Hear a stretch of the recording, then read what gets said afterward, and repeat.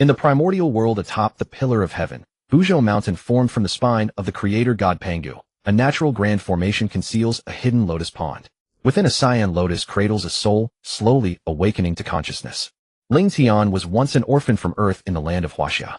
Sustained by charitable donations and his own part-time work, he completed university and eventually secured a position at a major corporation, settling into a routine of 9-to-5 life. One evening after work, he walked home, wearing earphones listening to music. At a crossroads, an out-of-control electric car, traveling over 80 kilometers per hour, hurtled toward him.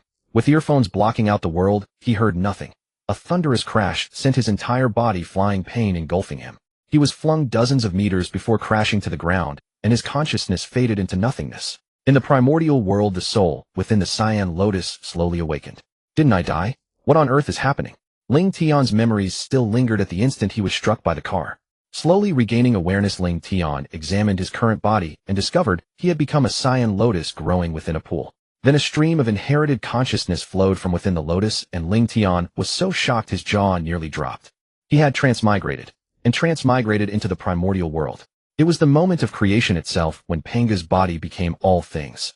Against all odds, Ling Tian's soul had attached itself to a single lotus seed born from the just dissolved chaos cyan lotus. Ling Tian was speechless. He had arrived in the primordial world and somehow become one with the future 24-petal creation lotus, an innate supreme treasure. Having read primordial novels before, he knew the fate of this supreme treasure. In the future, it would be split into 3 top-grade, innate spiritual treasures beneath the Heavenly Dao's tribulation lightning, becoming the enlightenment treasures of the 3 pure ones. After calming his heart, Ling Tian gradually accepted reality.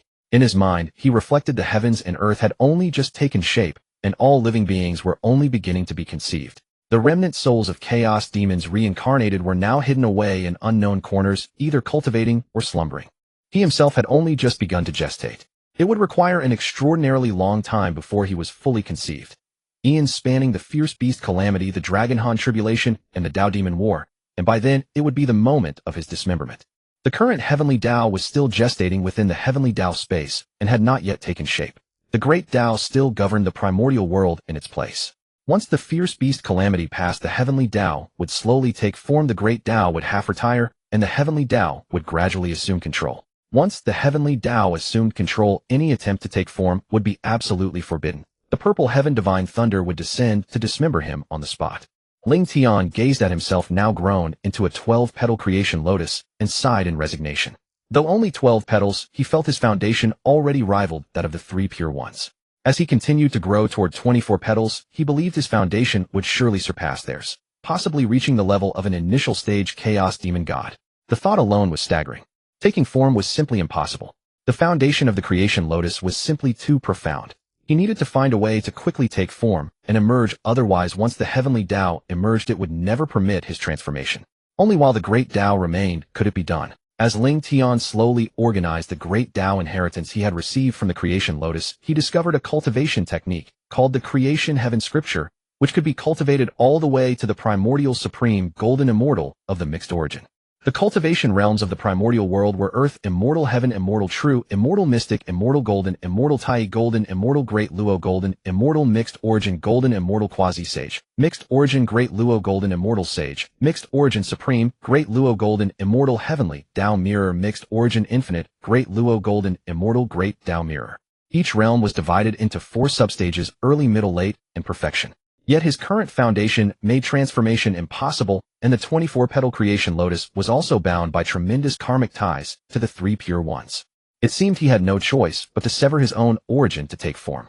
Once transformed, he could later seek out spiritual treasures derived from the chaos cyan lotus to replenish his foundation. Having thought of this as his only option, Ling Tian began cultivating the creation heaven scripture in earnest. Time flew by. 10 yuan hui passed, and he raised his cultivation to the early stage of golden immortal. He sighed at how precious time was in the primordial world, over 1,000,000 years to merely reach golden immortal. Fortunately, before golden immortal, one only needed to accumulate sufficient magical power. Upon breaking through to Tai golden immortal, one would need to gather the energies of the 5 elements. He decided not to think too far ahead for now. It was time to put his plan into action. Ling Tian gazed at his own profound foundation with a sense of speechless resignation. A foundation too strong was not necessarily a blessing. Ling Tian slowly channeled his magical power to transfer his origin toward the lotus seed on the seed pod. At first the pain was so intense that his entire primordial spirit and true soul trembled, as if he were cutting his own flesh. Of course it hurt. But Ling Tian thought of the future scene of being dismembered by the Heavenly Dao and gritted his teeth to persevere. If anyone had been watching at that moment, they would have seen the entire Creation Lotus trembling ceaselessly. Time flew by, another yuan hui passed. Enduring the pain, Ling Tian had transferred roughly 20% of his origin onto that lotus seed. Now that lotus seed possessed the origin of the most powerful top-grade innate spiritual treasure. The primordial world's spiritual treasures were graded as follows: lower grade innate spiritual treasure, 1 to 12 restrictions; mid-grade innate spiritual treasure, 13 to 24 upper grade innate spiritual treasure, 25 to 36 top grade innate spiritual treasure, 37 to 48 innate supreme treasure, 49 restrictions. Chaos spiritual treasures followed the same restriction system, but with chaos restrictions. Ling Tian dared not transfer more, fearing that if too much was transferred, he would be unable to take form. That would be laughable. Insufficient origin could always be replenished later. The priority now was to take form quickly. Soon those reincarnated chaos demons would take form, and the primordial world was filled with fierce, killing energy, At this moment Ling Tian began using his primordial spirit to wrap his true soul, slowly separating from the creation lotus and merging toward the lotus seed on the seed pod. In the primordial world, time was worthless. 10,000 years passed, and Ling Tian had now completely merged with the lotus seed of the creation lotus. He could freely control his own body and now was able to separate from the creation lotus and grow independently in the pond to better absorb the spiritual energy of heaven and earth. Ling Tian reflected that from transmigration until now over 1,000,000 years had passed, and he had finally broken free of his shackles. The thought alone was exhilarating. Ling Tian controlled his body and slowly flew down from the seed pod, gently landing on the surface of the lotus pond. Only then did he discover the pond's water was actually 3 light divine water, namely sunlight divine water, moonlight divine water, and starlight divine water. Each kind alone was a deadly poison that corroded the primordial spirit and soul, ground away bones and blood, and dissolved true soul consciousness. Even great Luo immortals would not dare touch them lightly. Combined together, they became the finest healing sacred medicine beneath the heavens. Ling Tian landed upon the 3 light divine water and immediately began cultivating the creation heaven canon, swiftly drawing in the innate spiritual energy within the great formation. Nourished by the sacred waters, the lotus seeds slowly took root in the lotus pond. 1,000,000 years of transformation have passed over the primordial world. Verdant life now spreads across the land, while mountains, seas, and lakes teem with vibrant vitality. Beings reborn from the bodies of chaos demons and the first innate divine demons of the primordial world began assuming human form one after another.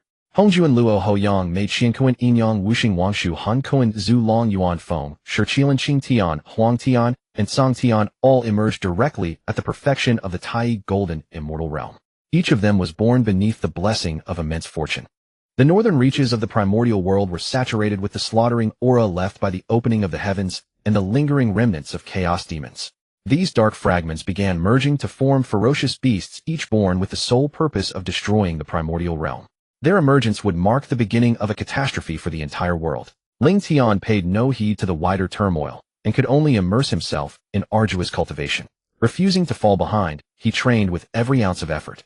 Fortunately, his inheritance contained the creation heaven canon. Without it, he would have known nothing and been forced to await his fate. The mere thought made his blood run cold. Ling Tian cultivated while simultaneously studying the protective great formation. Fortunately, the creation heaven canon encompassed all things, including alchemy, formations, and artifact crafting. After 1,000 years of tireless effort, Ling Tian finally comprehended a single restriction of the great formation, the creation annihilation formation. Its power lay in defense. In defense, it could absorb the magical power of an enemy's attack and transform it into spiritual energy. It could also conceal the workings of heaven. No wonder the Creation Green Lotus had waited for Laozi Yuanshi and Tongtian to emerge before allowing itself to be found by them. Otherwise, throughout the period from the Beast Calamity to the Dao Demon War, someone surely would have discovered it. The formation had concealed the heavenly secret all along. At his current early golden immortal cultivation, Ling Tian could only study it little by little. He had to enter seclusion and resume cultivation at once. The primordial world did not count the years. In the blink of an eye, 3 great kalpas had passed. Ling Tian's cultivation had now reached the perfection of the golden immortal realm, and he was nearly ready to assume human form. After tens of thousands of years of study, he had finally comprehended the entire formation. He now looked upon his own body. A 9-grade creation green lotus had already grown in the lotus pond. Guided by the image of his former life preserved in his memories, Ling Tian slowly condensed a body resembling the one he had once possessed. The great formation isolated him from the scrutiny of heaven, and his transformation unfolded with astonishing calm. There was no celebration from heaven and earth, no tribulation, and scarcely any disturbance at all. Only the spiritual energy from all around surged toward Ling Tian, forming a vast vortex. When the convergence of spiritual energy came to an end, a human figure slowly solidified from within the vortex. Moments later, a man dressed in a cyan Taoist robe walked calmly out of the lotus pond. Ling Tian examined his reflection in the three-light divine water. Compared with his former life, his features had become sharper and more defined, giving him an exceptionally handsome appearance. He looked to be just over 20 years old, much like the youthful idol he might once have seen in a Xinxia drama. The instant Ling Tian assumed human form, he possessed the strength of an early Tai golden immortal. His original body was the 9-grade Creation Green Lotus, and his physical body was already comparable to that of a great Luo golden immortal. Yet his magical power had not yet caught up with the strength of his body. With roots tracing back to an upper-grade innate demon god, he was only a single step away from beings such as the future Three Pure Ones. Ling Tian raised his head and looked at the Creation Green Lotus before him, which was close to evolving into 24 grades. Several of its petals appeared partly transparent and partly solid, for he had drawn away 1/5 of its primordial essence to assume human form. It could only replenish what it had lost slowly on its own. Ling Tian's heart was filled with longing and profound regret. Had he transformed the entire Green Lotus into primordial essence and merged it into his own body, he would immediately have acquired a body comparable to a supreme innate treasure, making him nearly unmatched once he emerged. But he could only imagine it, for the karmic burden was too great. If he did so, the Tao-proving treasures of the future Three Pure Ones would cease to exist. Not to mention whether the Heavenly Dao would demand an explanation. Even the will of Pangu upon Buzhou Mountain would not spare him. At present, the Panga's oppressive will still lingered throughout the primordial world, suppressing everyone's cultivation to the peak of the Tai golden immortal realm. Once Shun Ni emerged and established his clan, all beings reborn from chaos demons would quickly break through to the great Luo golden immortal realm. Recalling the legends of later ages, Ling Tian became even more certain that he had to immerse himself in diligent cultivation. In the primordial world, remaining hidden until one possessed sufficient strength was the most important rule. Even with strength, one could not be overly conspicuous. The primordial world created by the great Pangu was so vast that it stood at the threshold of an eternal world. Yet before the Earth Dao's cycle of reincarnation had been completed, Pangu exhausted himself and died, transforming his body into all things. When he thought of the future calamities of heaven and earth, he wondered whether they might all be orchestrated by the Heavenly Dao. The very thought sent a chill through him. Clearly, the Heavenly Dao of the primordial world could have prevented the future calamities. Once it had found a spokesperson, it could easily have stopped the conflict between the witch and demon clans. Even the investiture of the god's calamity could have been restrained, yet the battle of saints was still permitted to unfold within the primordial world. Ling Tian suspected that the Heavenly Dao and Hongjun were plotting together. Considering the myths he had heard in his former life and the countless tales of conspiracy, he grew increasingly anxious. He had to reach the primordial realm of Hunyuan and attain the Dao before Hongjun merged with the Heavenly Dao. Only then could he escape the Heavenly Dao's chessboard. He was only at the early stage of the Tai golden immortal realm now, while Hongjun, Luo, Hoyang Mei, and the others had already reached perfection in the same realm. He had to enter seclusion and cultivate at once. The Panga's oppressive will upon Buzhou Mountain remained extremely powerful, and no one could reach his secluded place. Moreover, he was perfectly safe within the protective Great Formation. With nothing else to worry about, he flew onto the 24-grade Creation Green Lotus, sat cross-legged, and began cultivating. Tai is the cultivation of drawing upon the innate energies of the 5 elements, metal, wood, water, fire, and earth, to nurture the self and advance further. Once the 5 energies reach perfection, they nurture the 3 flowers. When the flowers bloom, one becomes a great Luo golden immortal. Alternatively, one may use innate objects of the 5 elements to quickly reach perfection. The 5 innate spirit pearls, for example, are each superior grade innate spiritual treasures. When combined, they form a supreme grade innate spiritual treasure with 48 restrictions. There were also the innate 5 directions flags formed from the leaves of the Chaos Green Lotus, and each was a supreme grade innate spiritual treasure. The primordial world was far too vast. Gathering so many 5 elements spiritual treasures was incredibly difficult. Some already had owners, and even locating the rest would consume an unknown amount of time. Such an undertaking would never be worth the cost. Most Tai golden immortals of the current primordial world relied on absorbing innate elemental energy to condense the 5 innate energies within themselves. Ling Tian had originated from the 9-grade Creation Green Lotus, so he was naturally close to the energy of wood.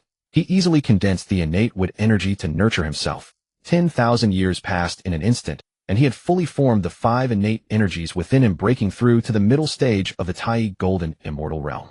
Unlike others who first condensed one type of innate energy to perfection before beginning the next, Ling Tian began refining all 5 energies at once. Ling Tian understood the principle that the 5 elements generate and overcome one another, so he refined all 5 directly.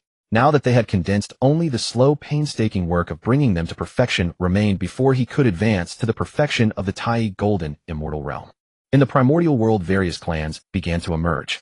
Major clans included the Dragon Clan of the East Sea, the Phoenix Clan of the Undying Volcano, and the Qilin Clan at the periphery of Buzhou Mountain.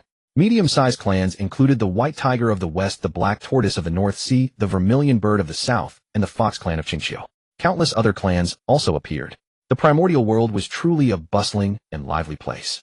In the northern part of the primordial continent, a host of ferocious beasts, after a long gestation, also emerged, led by the Beast Emperor Shun Ni with the 4 great ferocious beasts, Hundun Taoye Taowu and Xiongqi. As their lieutenants, they appeared in vast numbers. The number of these ferocious beasts was beyond measure.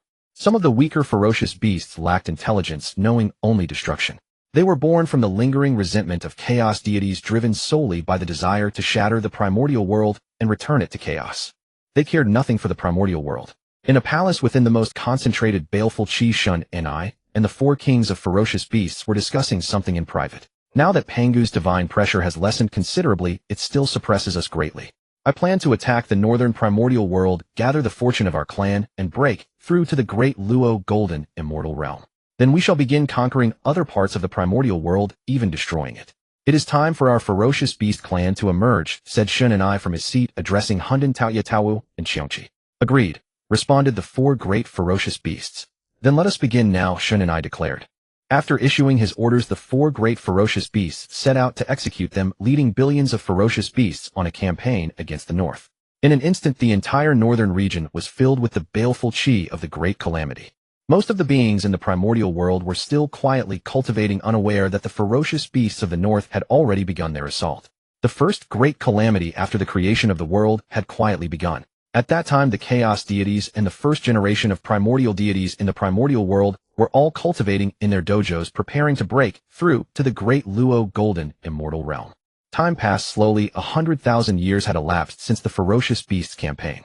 The northern continent of the primordial world was now a scene of devastation. Wherever the ferocious beasts passed, the land was filled with baleful Qi and a hint of calamity Qi. The beings of the northern continent began to flee in panic. The entire primordial world started to become turbulent. The primordial deities of the primordial world all turned their gaze toward the northern continent and sent out scouts to gather information. A single stone stirred 1,000 waves. When the scouts returned and described what they had seen along with the accounts of the beings fleeing from the north, all the inhabitants of the primordial world realized that chaos was about to engulf the land. Just as the ferocious beasts finished conquering the northern primordial world, they suddenly halted. All the great powers of the primordial world watched intently to see what the ferocious beast clan would do next. Inside the Beast Emperor's palace, Shun Ni listened to the reports of the victories achieved by the 4 great ferocious beasts below him and could not help but burst into laughter. His plan had already begun to take effect. Our current fortune is sufficient for me to break through to the great Luo Golden Immortal Realm. Hundun Taoye Xiongqi Taowu. You are all at the late Tai Golden Immortal stage. Now instruct your subordinates to begin their closed-door cultivation and break through to the peak of the Tai Golden Immortal Realm. When you emerge, we shall begin our conquest of the primordial world, he said to his subordinates. Now all the great powers of the primordial world were watching the north. Everyone noticed that the ferocious beast clan suddenly fell silent. After 100 years of this calm, everyone assumed the situation had settled and prepared to resume their cultivation. Suddenly one day, Shun Ni broke through to the great Luo Golden Immortal Realm and emerged from seclusion. Seeing that the 4 great ferocious beasts had also broken through to the peak of the Tai Golden Immortal Realm, he said with satisfaction, "Not bad." He then directly ordered the 4 great ferocious beasts, "Now we can begin the conquest of the primordial continent. Each of you lead your ferocious beasts and start the campaign. We must bring the entire primordial world under the control of our ferocious beast clan." Pangu never imagined that the world he created would fall into our hands. Go. The 4 beast kings immediately led their ferocious beasts toward all directions of the primordial world, beginning their conquest. Soon news spread throughout the primordial world that the ferocious beasts were on the move again. Now as the baleful Qi and calamity Qi in the primordial world increased day by day, the divine pressure of heaven and earth began to gradually diminish. All the primordial deities who were stuck at the peak of the Tai Golden Immortal Realm felt the pressure on them vanish, and they knew they could break through to the great Luo Golden Immortal Realm at any moment. One by one they entered seclusion. After breaking through to the great Luo Golden Immortal Realm Shun, he sensed his opportunity. With a flash he arrived at the place with the most concentrated baleful chi. A faint intuition guided him there. He channeled his magic power and punched toward the spot, revealing a forbidden seal. He then increased his power to break the seal. After a furious barrage, the seal shattered. In the center lay a pitch-black spear. Shin and I picked it up and found it to be a primordial slaughter treasure, the Godslayer spear.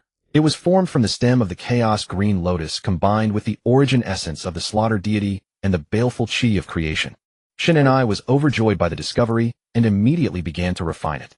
He believed that with this treasure his combat power could be enhanced by at least a third. At this time, as the ferocious beast clan launched another campaign, the beings living near the ferocious beasts began to flee in all directions.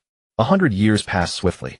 The primordial deities with deep origins had all broken through to the great Luo Golden Immortal Realm, such as Zhu Long Shiqilin and Yuan Feng. The beings reincarnated from chaos deities also broke through to the great Luo Golden Immortal Realm one after another. The entire primordial world had officially entered the era of the great Luo Golden Immortal. With the ferocious beasts' relentless conquest, the northern primordial world had become a barren wasteland filled with baleful chi everywhere. Ling Tian was now nearing the completion of condensing the primordial 5 elements chi. His cultivation base had reached the late Tai Golden Immortal stage, just one step away from the peak. Then he could break through to the peak of Tai Golden Immortal. Ling Tian continuously operated the creation heavenly scripture, absorbing the spiritual energy of heaven and earth to nourish himself. Suddenly he reached the critical point. Ling Tian accelerated the operation of the technique, gritting his teeth to persevere. Then with a soft pop, Ling Tian broke through to the peak of the Tai Golden Immortal Realm. Ling Tian's consciousness gradually awakened, and he realized he had reached the peak of Tai Golden Immortal. He recalled the countless hardships of his journey. From the time he had transmigrated to the dawn of the primordial world through millions of years of cultivation, a path that words could not describe. With a flash he descended from the 24th grade Creation Green Lotus and began searching for his belongings within the Grand Formation. He found only some post-celestial spirit herbs and a few trees, but no innate spirit treasures or divine roots. But then he thought it was only natural that the formation contained the 24th grade Creation Green Lotus. Ling Tian had intended to absorb some of the origin essence of the 24th grade Creation Green Lotus, but he sensed that if he did so the lotus might not be able to condense into 24 grades. A faint warning like an admonition arose in his mind, so he withdrew his hand. Now it seemed that only the 3 light divine water was available for him to collect. Ling Tian's main body was the 9-grade Creation Azure Lotus. He no longer intended to continue cultivating as his innate origin was insufficient. If he continued to train and break through to the Luo Golden Immortal Realm, his 3 flowers would certainly be of low grade. At most 8 blooms, perhaps even less than 8. He now had to seek the spiritual treasures that had split from the Chaos Azure Lotus to replenish his origin. Ling Tian recalled that the spiritual treasures which had split from the Chaos Azure Lotus included the 5 small lotus leaves had transformed into the 5 directional banners, the 3 large leaves had become the heavenly book, the earthly book, and the human book. The lotus seed pod had turned into the Qiankuan tripod. The lotus stem had become the god-slaying spear. A single lotus seed of complete origin had transformed into the 24-grade Creation Azure Lotus and 4-half origin. Seeds had transformed into the 12-grade Annihilation Black Lotus, the 12-grade Merit Golden Lotus, the 12-grade Karmic Fire Red Lotus, and the 12-grade Purifying White Lotus. The precious lotus lamp, which was also passed down in later generations, he did not know about. Now the only ones Ling Tian could think of were the Purifying White Lotus and the Karmic Fire Red Lotus. It was rumored that the Purifying White Lotus was on Yingzhou Island or Fangzhong Island, while the Karmic Fire Red Lotus was in the Blood Sea, serving as the accompanying spiritual treasure of Mingi. He had no choice but to go out and search for them himself. This place could not be stayed in for long. He needed to find a new location to establish his Taoist sanctuary. Acting on his thoughts, Ling Tian took out his main body, the 9-grade Creation Azure Lotus, filled it with half a pond of 3 light divine water, then opened the barrier and left. No sooner had he stepped out of the barrier than Ling Tian felt an immense oppressive pressure. He stumbled, nearly losing his footing. Fortunately, as the transformation of the 9-grade Creation Azure Lotus, his physical body was comparable to the late Luo Golden Immortal Realm, so he was not crushed by the panga pressure of Mount Buzhou. He turned to look at the place where he had stayed for millions of years, feeling a bit reluctant. Yet he had to leave. Mount Buzhou would become turbulent during the era of the Wu and Yao. He only wished to quietly cultivate, keeping a low profile. Once he had perfected the creation heavenly scripture, he could challenge the Heavenly Dao. By then, no matter the demons, monsters, or ferocious beasts, he could suppress them with a single hand. Ling Tian glanced around, and then left. Looking up at Mount Buzhou, even with his current peak Tai Golden Immortal cultivation, he could not see its summit. It was truly too tall. Ascending to the top of Mount Buzhou was impossible, as the panga pressure on the mountain was too great to endure. After all, Ling Tian was the transformation of a superior grade, innate spiritual treasure. His current physical limit was the late Deluo Golden Immortal realm. Once he replenished his origin and evolved into a top-grade supreme, innate spiritual treasure, his physical body would then be comparable to the peak Honghuang Golden Immortal realm. Or if he advanced further to become a primordial treasure, his physical body would be comparable to the Honghuang Deluo Golden Immortal realm. At that time, he could climb up again and see if there was any opportunity. The current Mount Buzhou appeared desolate with nothing at all. Under such pressure, spiritual herbs and roots could not possibly grow. Even the place where he was now at about 1/3 of the way up Mount Buzhou was like this, let alone the higher parts. Ling Tian shook his head helplessly and had to quickly descend the mountain. Ling Tian recalled a saying from his past life: "It's easier to go up than to go down." However, on Mount Buzhou in the Primordial World, this saying simply did not apply. As he descended, the pressure grew weaker. Ling Tian's speed increased so much that he felt like flying. In this manner, he traveled down the mountain for 100 years until he reached the outskirts of Mount Buzhou, where the pressure of Grand God Pangu could no longer be felt. Ling Tian gazed at Mount Buzhou, which supported the entire sky, and only then did he truly appreciate the greatness of Grand God Pangu. After bowing 3 times to Mount Buzhou, Ling Tian flew rapidly toward the East Sea. To avoid drawing attention, he deliberately flew at a very high altitude. His goal was clear the 3 overseas islands, Penglai, Yingzhou, and Fangzhou. As long as he found one, he could sense the location of the other 2 through it. After 500 years of nonstop flight from Mount Buzhou, he finally saw the East Sea. Thinking about how vast the primordial world truly was, he sighed, and then flew deeper into the East Sea. Once inside, Ling Tian kept himself hidden and was not discovered by the East Sea Dragon Clan. The Dragon Clan had already regarded the entire East Sea as their territory. Although Ling Tian, with his late Deluo Golden Immortal physical body and peak Tai Golden Immortal mana and divine soul, could certainly fight head-on against the ancestor dragon, in the end, he would not be able to search for anything on their turf. Therefore, keeping a low profile was the best choice. Ling Tian knew that finding the 3 islands would be extremely difficult. He could only search slowly in the East Sea. In the primordial world, time was truly worthless. In the blink of an eye, he had been searching for 10,000 years, yet still found nothing. Nevertheless, Ling Tian did not give up. This was his way to replenish his origin, so he would persevere. Another 3,000 years passed.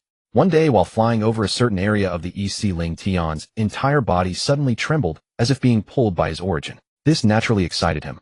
Anything that could cause a stir in his origin must be something transformed from the Chaos Azure Lotus. How could he not be excited? Following the pull of his origin, Ling Tian arrived at a patch of sea surface, but there was nothing there. He recalled that the 3 immortal islands were all protected by innate grand formations. Otherwise, during the Wuyao Tribulation, Prolai Island would not have been revealed and found by Dong Wanggong, who later established the Immortal Court with Penglai Island as its foundation. So it was most likely Yingzhou Island or Fangzhou Island. Ling Tian raised his hand and sent a gentle stream of mana forward. The mana struck a barrier ahead, causing ripples, and then the barrier returned to its original state. Finally found you after more than 13,000 years. Indeed, perseverance truly does not betray oneself, Ling Tian murmured. He stepped forward and sat cross-legged before the barrier concealing his body. He began to slowly extend his divine sense into the great formation to comprehend it.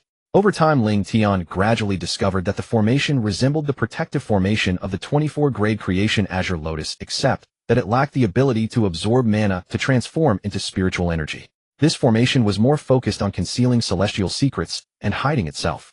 Its defensive power could only withstand Deluo Golden Immortals at the middle stage. After more than 1,300 years of cracking and comprehending, Ling Tian finally understood the formation. Ling Tian now swept his divine sense over an area of millions of li and found no living creatures. He quickly opened a crack, slipped in, and immediately closed the crack. Just now, when he opened the island's barrier, the entire island had been revealed, startling him. Fortunately, he had swept the area with his divine sense beforehand. If he had been discovered, it would have been difficult to hide. As soon as he entered, Ling Tian felt revitalized. The innate spiritual energy here was so dense it had begun to fog. Ling Tian flew straight toward the center of the island. The island was many times larger than the earth of his past life. Soon he arrived at the center, where he saw a stone tablet in front of a pond inscribed with the words, Yingzhou Immortal Island. In the middle of the pond grew a 12-grade purifying white lotus. Seeing it, Ling Tian's body could not help but tremble. Fortunately, Ling Tian quickly suppressed his excitement and gradually calmed down. He then stepped forward to examine the 12-grade purifying white lotus. He saw 3 mature lotus seeds on the seed pod, and the pond beneath was also filled with 3 light divine water. Seeing the 3 light divine water no longer stirred him as much since his main body still had half a pond of it. Ling Tian now returned to the stone tablet and began to refine it. When he had broken the formation from outside, he had already known that there was a control hub here that could allow him to completely take control of Yingzhou Island. It took Ling Tian 100 years to refine the steel of Yingzhou Island, becoming its master. Now all the spiritual roots and treasures on the entire island were sensed by him through the steel. On Yingzhou Island there were the top-grade innate spiritual root purple grape and the top-grade innate spiritual root purple gold peach. The purple grape could restore magical power, while the purple gold peach made it easier to comprehend the law of metal. They were still somewhat useful to Ling Tian. There were also 12 mid and low-grade innate spiritual roots along with some acquired spiritual roots. However, these were of little use to Ling Tian, who had reached the perfection of the Tai Golden Immortal Realm, so he did not bother to collect them. After all, the entire Yingzhou Island was his. What surprised Ling Tian the most was that beneath the 3 light divine water in the lotus pond there was a top-grade innate spiritual treasure in the form of a pearl. Ling Tian walked to the edge of the lotus pond, wrapped the top-grade innate spiritual treasure with his magical power, and lifted it from the bottom. When he held it in his hand, he learned the information of this treasure, the 12 Dinghai pearls. According to legend, there were 36 Dinghai pearls in total. In later ages, it was said that Tong Tian had obtained 24 Dinghai pearls at the dividing treasure cliff and bestowed them upon Zhao Gongming. As for those 24, their whereabouts were unknown. Ling Tian also discovered from the steel of Yingzhou Island that there was a passage leading to the other 2 islands. He immediately stepped into one of the passages. In a daze, he appeared beside a stele on another island. Reading the Dao script on the stele that read Penglai Island, he learned the information of this immortal island. Then he began to refine the stele of Penglai Island. With the experience from Yingzhou Island, it took him only 10 years to finish. The external Great Formation was the same as the Guardian Formation of Yingzhou Island. After taking control of Penglai Island, Ling Tian gained mastery over all the spiritual roots and treasures on it. Only then did Ling Tian begin to examine his surroundings. He found himself in a small space. Extending his divine sense outward, he realized he was inside a small space beneath a tree on a mountain at the center of Penglai Island. Ling Tian used a teleportation technique to emerge outside. Looking up, he saw that this tree was actually one of the 10 supreme grade spiritual roots, the Huangjun Li. The entire tree was enveloped in a primordial Dao rhyme with chaotic light shimmering. 9 fruits hung from the branches shaped like pearl stamens, each inscribed with the characters Huangjun. According to legend, the Huangjun Li takes 1 yuan hui to bloom, 1 yuan hui to bear fruit, and 1 yuan hui to ripen. Thus only 9 fruits are obtained in 3 yuan hui. The fruits were all ripe. He quickly made some jade boxes to pick and seal the Huangjun Li. 1 Huangjun Li fruit could allow a mortal to break through to the Daluo Golden Immortal Realm. Truly formidable. However, such a breakthrough had great drawbacks. The Huangjun Li could elevate a mortal to the power of a Daluo Golden Immortal, but it would leave their foundation unstable, making it difficult to advance further in the future. For those with shallow roots, it could be used directly to enhance cultivation. Not far from the Huangjun Li tree, there was a much smaller tree. Its leaves seemed to be filled with Dao rhyme. Ling Tian instantly appeared beside the tree. Then he exclaimed in surprise, "This time I've really struck it rich. It's the supreme grade innate spiritual root, the enlightenment tea tree." In Ling Tian's eyes, the enlightenment tea was extraordinary. Though not among the 10 supreme grade innate spiritual roots, its usefulness was no less than theirs. According to the records of the Zhaohua Tianjin creation heavenly scripture, after breaking through to the Daluo Golden Immortal Realm, one must begin to comprehend the laws. Comprehending 1/10 of a law allows a breakthrough to the mid-stage of Daluo Golden Immortal, 2/10 to the late stage, and 3/10 to the perfection stage. Comprehending 4/10 allows a breakthrough to the Hunyuan Golden Immortal Realm, and fully comprehending a law leads to the Hunyuan Daluo Golden Immortal Realm. Thus the enlightenment tea was truly significant to Ling Tian. Through the resonance of the Penglai Stele, Ling Tian also found 2 top-grade innate spiritual treasures, the 36 restriction Hunyuan Spear and the 32 restriction Golden Light Sword, along with several mid and low-grade innate spiritual treasures. He also retrieved the mid and low-grade innate spiritual roots and planted them next to the Huangjun Li and the enlightenment tea tree. Afterward, Ling Tian went to Fangzhong Island through the stele. Emerging from the stele, he saw a place glowing with golden light mixed with murderous aura and purple hues. Seeing this, Ling Tian did not bother to refine the stele first, but hurried over to see what had caused it. He soon arrived and saw a ruler. Even Ling Tian couldn't help but draw a sharp breath. In the center of the small ruler were 2 Dao divine characters, Liang Tian, measuring heaven. The ruler's body was imprinted with the primordial heaven and earth. This was the postnatal merit supreme treasure. the Hongming, Ling Tian ruler. After Pangu created the heavens and earth, he died from exhaustion. The Dao bestowed the merit of creation. Pangu's primordial spirit split into 3, so the 3 pure ones received 3/10. His 12 drops of essence blood, later the 12 ancestral witches, also received 3/10. 1/10 of the merit of creation, and the primordial qi transformed into this Hongming, Ling Tian ruler. Another 1/10 of the merit of creation and the profound yellow qi formed the Xianhuang exquisite pagoda. The rest scattered across the primordial world. How could this not stir Ling Tian's heart? Though it was a postnatal treasure, its offensive power was no less than that of a primordial supreme treasure. Moreover, as a merit treasure, killing with it incurred no karmic consequences. In the primordial world, karma was the most feared thing. Consider Hongjun attaining sainthood and preaching at Zixiao Palace. Hongyun gave up his seat to Zhuanti and Jane, causing Kuanping's seat to be taken. It seemed unrelated to Hongyun, but Kuanping might not think so. After the third sermon, Hongjun took those sitting on the cattail mats as his disciples, granting them treasures and even the opportunity to become saints, the primordial purple qi. Later, Hongyun also received a wisp of the primordial purple qi. This made Kuanping even more determined to kill Hongyun. Zhuanti and Jane also wanted to kill Hongyun. How could they repay such a great karmic debt of attaining sainthood? Later, when Kuanping and others besieged Hongyun, they helped obscure the heavenly secrets to prevent Xinyuanzi from noticing. In the primordial world, one should avoid karma as much as possible. If you offend someone, their elders come after you, and you can't even flee. They follow the karmic thread to find you. It was truly like in the modern world, where someone comes after you through the internet. With this treasure, if anyone provoked him, he could kill them without fear of being traced through karma. Ling Tian stepped forward and felt the murderous aura released by the Hongming, Ling Tian ruler, which even stung him. His physical body was already at the late Duo golden immortal stage, yet it still stung. This showed the ruler's might. Ling Tian picked up the Ling Tian ruler, sat cross-legged, and began to refine its restrictions. Although the Ling Tian ruler was a postnatal supreme treasure, it contained 49 restrictions. Refining it required the water-grinding method of imprinting one's divine sense on each restriction. After over 1,000 years of refinement, Ling Tian had exhausted his perfected Tai golden immortal magical power and had only refined 24 restrictions. With his current cultivation, he could not refine further. He had to stop. Ling Tian returned to the steel of Fangzhong Island and began to refine it. With the experience of the previous 2 steels, he refined this one in 10 years. Having refined the 3 island-suppressing stone tablets, Ling Tian learned through them that these 3 islands were originally a single fragment of chaos that had fallen upon the Eastern Sea. The 3 islands could be merged, but with his current cultivation realm, it was impossible to draw the 3 immortal islands into unity. One needed to at least reach the Hunyuan golden immortal stage. Moreover, once the 3 islands were merged, the great formations on each island could fuse into the Chaos Trinity formation, which could directly convert the raging chaotic energy of chaos into primal spiritual energy through the formation. This grand formation could at least block the probing of Hunyuan golden immortals, and if merged together, even the Heavenly Dao would find it difficult to detect, for it was a chaos-level formation.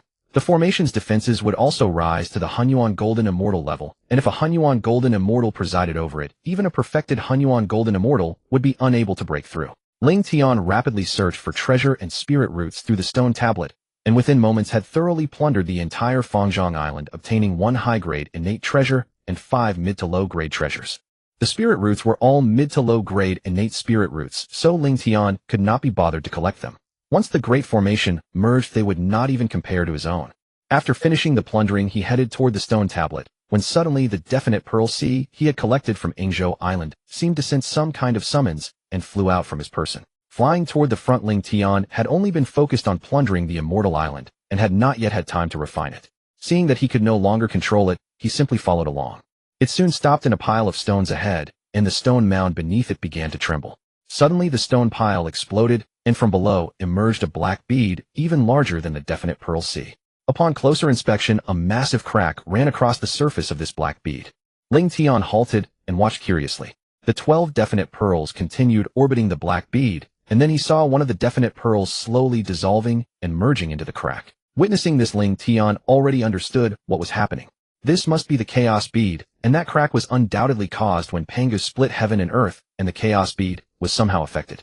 The definite pearl sea was actually formed from fragments that had broken off the chaos bead. Soon all 12 definite pearls had merged into the crack. After seeing that a third of the fissure had been restored, Ling Tian immediately retrieved the chaos bead into his hand and examined it closely. Ling Tian extended his divine sense into the chaos bead, but found it could not penetrate at all, as though a barrier prevented his probing. He realized that this was a supreme chaos treasure, Even damaged during the creation of heaven and earth, it was incomparable to any innate supreme treasure. Ling Tian's heart surged with excitement at possessing a chaos spiritual treasure. This would be his greatest asset for navigating the primordial world henceforth. From now on, he would keep an eye on those 24 definite pearls and ensure that treacherous Hongjun would not get his hands on them. Having obtained this supreme treasure, Ling Tian grew even more eager to strengthen himself. He immediately returned via the stone tablet to the lotus pond beside Yingzhou Island and claimed the 12-grade purifying white lotus. Then he plucked 3 mature seeds and placed them in the 3-light sacred pool to nurture, hoping they might someday bloom into 3 9-grade purifying white lotuses. Ling Tian felt a pang of reluctance gazing at the 12-grade purifying white lotus in his hand. It was after all a top-tier, innate supreme treasure. Yet Ling Tian refused to indulge in sentimentality. He promptly took out his original form, the 9-grade Creation Green Lotus, an upper-grade, innate supreme treasure, and placed it upon the 3 lights, sacred water, gradually absorbing the pure essence of the purifying white lotus to nourish himself. This was a lengthy process, and with it Ling Tian entered seclusion.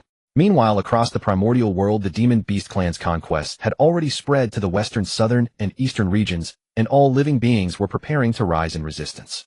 Wherever the demon beasts passed, devastation lay scattered across the land. As their territory expanded, Shun Ni's cultivation, fueled by the clan's fortune, had advanced to the late stage of Dao Jinxian, just one step away from perfection. Shen Ni understood that once his cultivation reached this realm, further advancement would be exceedingly difficult. The demon beast clan was not recognized by the primordial world itself, and since they were born from the resentment and killing intent of chaos gods, their progress in this world was severely hindered. They could only rely on the vast fortune of their clan to cultivate. Shen Ni then summoned the 4 great demon beasts back, discovering they had each broken through to the mid-stage of Dao Jinxian. They too had noticed their cultivation had slowed during this period. It seemed they would need to claim even greater territory. The 4 great demon beasts returned to the battlefield ahead, and with the 4 beast kings at the mid-Dao Jinxian stage joining the fray, the previously evenly matched forces quickly tipped in their favor. Loose cultivators and various clans lacked true unity, and witnessing the turning tide, they promptly withdrew. Upon Mount Yujing in the central primordial world, an old Taoist stood with the shattered creation jade disc upon his head, radiating terrifying pressure.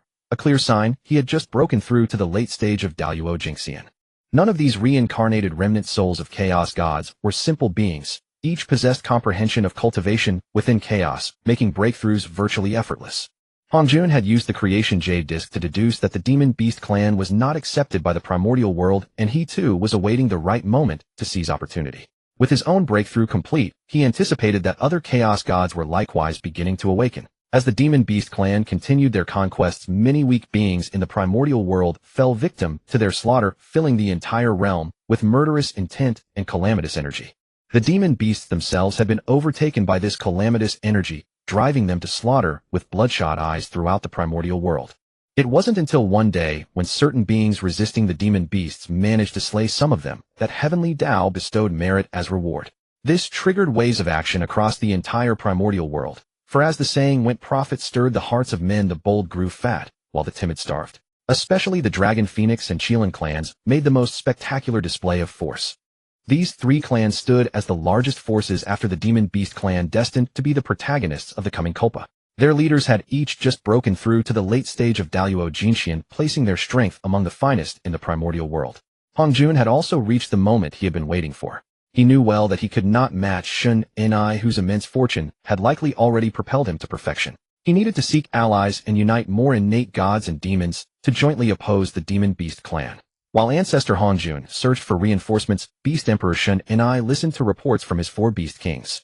Upon learning that all living beings in the primordial world had risen to eradicate the demon beast clan, Shun Ni understood this would be a harrowing trial. Success would fulfill the legacy of the chaos gods, while failure meant death and the dissolution of his Dao. As the saying went, victors became kings, and vanquished were reduced to nothing.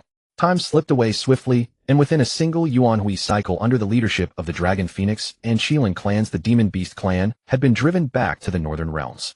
At that moment, the figure of Hongjun Laozu streaked across the void like a meteor, his speed so immense that it seemed to transcend the bounds of time and space. After a journey of great haste, he finally arrived at the primordial starry sky. Through diligent search, he located the 3 heavens, Qingtian, Songtian, and Huangtian, who were in seclusion on the Ziwei star. He then proceeded to state his purpose. Now the ferocious beasts of the primordial era are running rampant, plunging all living beings into misery and suffering. They are not acknowledged by the primordial heaven and earth, and the great Dao bestows karma merits upon those who slay them. Hongjun spoke thus to the three heavens. Previously the three heavens had been immersed in cultivation, and the primordial starry sky was desolate with few living beings visiting. Now upon hearing that the primordial heaven and earth were being ravaged by the ferocious beasts, a tremor ran through their hearts. Yet what mattered most was the prospect of gaining karma merits by slaying the beasts. All three of them were only at the mid-stage of the primordial golden immortal realm. Though individually at mid-stage when they joined forces, even a late-stage primordial golden immortal would be forced to flee. They understood that karma merits were a precious commodity, capable of elevating cultivation, refining magical treasures, and condensing a golden wheel of merits to protect oneself. The three heavens exchanged glances, their minds in perfect sync, instantly grasping each other's intentions. Thereupon the three heavens made an agreement with Hongjun to launch an assault on the tribe of ferocious beasts 1,000 years hence. Hongjun, having achieved his objective hastily, took his leave, stating that he still needed to recruit allies. Before long, Hongjun returned to the battlefield, convened the various tribes, and explained that he had united the great powers of the primordial era to exterminate the ferocious beasts together in 1,000 years. Upon hearing that many hidden great powers would also join the cause, the tribes all agreed. In an instant, preparations for the impending Great War began across the entire primordial era. When the Beast King Shun Ni learned of this news, he let out a cold sneer. Secretly, he gathered the elite of the ferocious beast tribe and began to lay out his plans in secrecy. He was well aware that this battle would determine the survival of the ferocious beast tribe. Meanwhile, Ling Tian, who had been hiding on Yingzhou Island absorbing the essence of the 12-pin pure world White Lotus, had nearly completed his absorption after this period of time. Ling Tian believed that in another 100 years he would be able to fully absorb the pure world White Lotus. 100 years in the primordial era was but a fleeting moment for its living beings. After another century, the pure world White Lotus before Ling Tian had vanished, having completely merged into his true form. Now Ling Tian's true form had evolved from the original 9-pin Creation Green Lotus into a 12-pin Creation Green Lotus, a top-grade, innate spiritual treasure with 48 prohibitions. Ling Tian felt an unprecedented sense of power. As long as his magical power was sufficient, any living being below the primordial golden immortal realm posed no threat to him. However, a primordial golden immortal wielded immense magical power, and if his own power fell short, he might ultimately be slain. Ling Tian compared his current essence to that of the 24-pin Creation Green Lotus that had once nurtured him, finding it to be only about 6/10 of the original. When he finally evolved into a true innate treasure of the highest order, he would be exceedingly formidable. After replenishing his essence, Ling Tian's cultivation realm could barely be suppressed. He recalled that he had already reached the pinnacle of the Tai Golden Immortal stage while cultivating at Buzhou Mountain. Now that his essence had been so greatly restored, the time had come to break through. He immediately began to circulate the creation heavenly scripture, focusing all his energy on breaking through the bottleneck. Radiance blazed around him, and countless mysterious runes flickered and danced, as if proclaiming the mysteries of the great Dao. The spiritual energy of Yingzhou Island surged toward him like a frenzy, forming a colossal vortex of qi. Ling Tian was using his immense magical power to condense his own 3 flowers of heaven, earth, and man. With unwavering will and formidable strength, he furiously charged forward. The petals began to bloom, 1 grade, 2 grades, 3 grades, until they reached the peak of 8 grades. Ling Tian gritted his teeth and persisted, driving toward the 9th grade. Just as his magical power was nearly exhausted, his flowers bloomed to the 9th grade. The limit permitted by the Heavenly Dao for the perfect 3 flowers were 12 grades. Ling Tian was dissatisfied with only 9 grades for his 3 flowers. He quickly recalled the 9 yellow middle plums he had collected on Panlai Island, each containing the magical power of a primordial golden immortal. He immediately took one out and used its power to further condense his 3 flowers. As the yellow middle plum slowly dissolved, its magical power poured directly into his 3 flowers. Finding this method effective, Ling Tian accelerated the infusion of the yellow middle plums into his 3 flowers. In an instant, the 3 flowers blazed with unprecedented radiance, surpassing the limit set by the Heavenly Dao and emitting a light never seen before. After expending 8 yellow middle plums, Ling Tian successfully broke through to the 10-grade 3 flowers, exuding an awe-inspiring aura. He had now advanced to the early stage of the primordial golden immortal realm. Currently, the Great Dao was governing the primordial era, and the Great Dao was impartial. At this time, neither transformation nor breakthrough invited any heavenly tribulation. It was only after the Heavenly Dao emerged that various trials would appear. Gazing at his 10-grade 3 flowers, Ling Tian wondered whether any reincarnated Chaos Demon gods had achieved this grade or surpassed it. After all, which Chaos Demon god did not possess a profound foundation? Otherwise, how could they have survived the calamity of creation? Once the Heavenly Dao emerged, it would generally not permit any existence above the 9 grade 3 flowers to remain in the world, as they would threaten its dominion over the primordial era. Ling Tian then took inventory of his possessions, a chaos spiritual treasure of unknown grade, a post-heavenly karma supreme treasure, the primordial ruler, his true form, the 12-pin Creation Green Lotus, 3 top grade, innate spiritual treasures, and over a dozen mid and low grade innate spiritual treasures. He also possessed 2 top grade innate spiritual roots, the yellow middle plum and the enlightenment tea tree, 2 mid-grade innate spiritual roots, and dozens of low and mid-grade innate spiritual roots. There was also a pond of 3 light divine water with 3 lotus seeds floating on its surface. The seeds had begun to sprout, and over time, they might grow into 9-grade pure world white lotuses. Seeing such abundant wealth, Ling Tian could not help but feel delighted. He then collected all the spiritual roots on the island, and the entire lotus pond, transported them through the stone steel to Palai Island, and planted them there. Subsequently, Ling Tian gathered some of the island's innate spiritual materials and refined them into a set of mid-grade post-heavenly spiritual treasures, a quadrangle courtyard. He transplanted the yellow middle plum and the enlightenment tea tree along with the underlying innate spiritual soil into the courtyard. He placed the lotus pond in the center and watered the yellow middle plum and the enlightenment tea tree with some 3 light divine water. With the nourishment of the 3 light divine water, the vitality of the yellow middle plum and the enlightenment tea tree flourished even more than before. The main gate of the courtyard bore the 3 Dao characters, Ling Tian Mansion. The main hall was used by Ling Tian for cultivation and rest, the eastern wing for receiving guests, and the western wing as a storage room, serving as a treasury. Ling Tian sighed with emotion. In his past life, he had been an orphan, never daring to dream of owning a house. Little did he expect that after crossing into the primordial era, he would achieve such a thing so effortlessly. Moreover, the 3 immortal islands he occupied were even larger than the solar system of his past life. Ling Tian also refined a set of low-grade post-heavenly spiritual tea utensils. He filled a pot with 3 light divine water from the pond, then plucked a few leaves from the enlightenment tea tree to brew tea. If the living beings of the primordial era had witnessed this, they would have cursed him loudly for his outrageous extravagance. After brewing the enlightenment tea, Ling Tian poured a cup and drank it. In an instant, his entire sea of consciousness became brilliantly clear. He then began to comprehend the laws according to the creation heavenly scripture. As his original form was the 12-petal Creation Green Lotus, he was naturally attuned to the laws of creation, and it did not take long for him to achieve initial mastery. Ling Tian also diverted some of his mental focus to refine the Chaos Pearl, his foundation for survival in the primordial wilderness. Previously, with his strength at the Golden Immortal level, he could not break through the Chaos Pearl's restrictions. Now that he had reached the Great Luo Golden Immortal stage, he began to unravel them. As Ling Tian continuously channeled his mana, the light on the Chaos Pearl flickered unpredictably and mysterious runes emerged and dissipated. After a strenuous effort, he finally broke through one of its restrictions. In that instant, a vast surge of chaotic power erupted from the Chaos Pearl, causing Ling Tian's mana to tremble. He discovered with delight that this Chaos Pearl was actually a top-grade Chaos Sacred Artifact. Before Ling Tian could fully savor the mysteries of this top-grade Chaos Sacred Artifact, a fragment of shattered memory surfaced within the Chaos Pearl. In the vision, there was nothing but chaos. A heaven-shaking, earth-shattering axe strike violently slammed into the Chaos Pearl, instantly splitting it open with a massive gash, damaging its primordial essence. Subsequently, it fell toward the primordial wilderness along with fragments of chaos. Startled, Ling Tian realized that the Chaos Pearl had endured such a tragic past.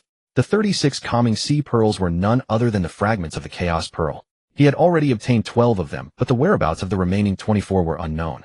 According to the information transmitted from the Chaos Pearl, even if he found the remaining 24, it could not be restored to the level of a Chaos Supreme Artifact. At most, it would become an ultimate Chaos Sacred Artifact. This was because the Chaos Pearl was originally born from the Dao's primordial essence, and now that its essence was damaged, restoring it to a Chaos Supreme Artifact would require the primordial essence of the Dao itself. However, the Chaos Pearl's functions remained intact. It could conceal the workings of heaven, and within it lay a small chaotic world where the 3,000 great laws of the Dao manifested. Its offensive power was also formidable. In battle, being struck by a small chaotic world would leave even an opponent either dead or severely injured. Ling Tian was truly focusing on 3 things at once. While comprehending the laws and refining the Chaos Pearl, he simultaneously frantically absorbed the primordial spiritual energy of Panglai Immortal Island to strengthen his primordial spirit and mana.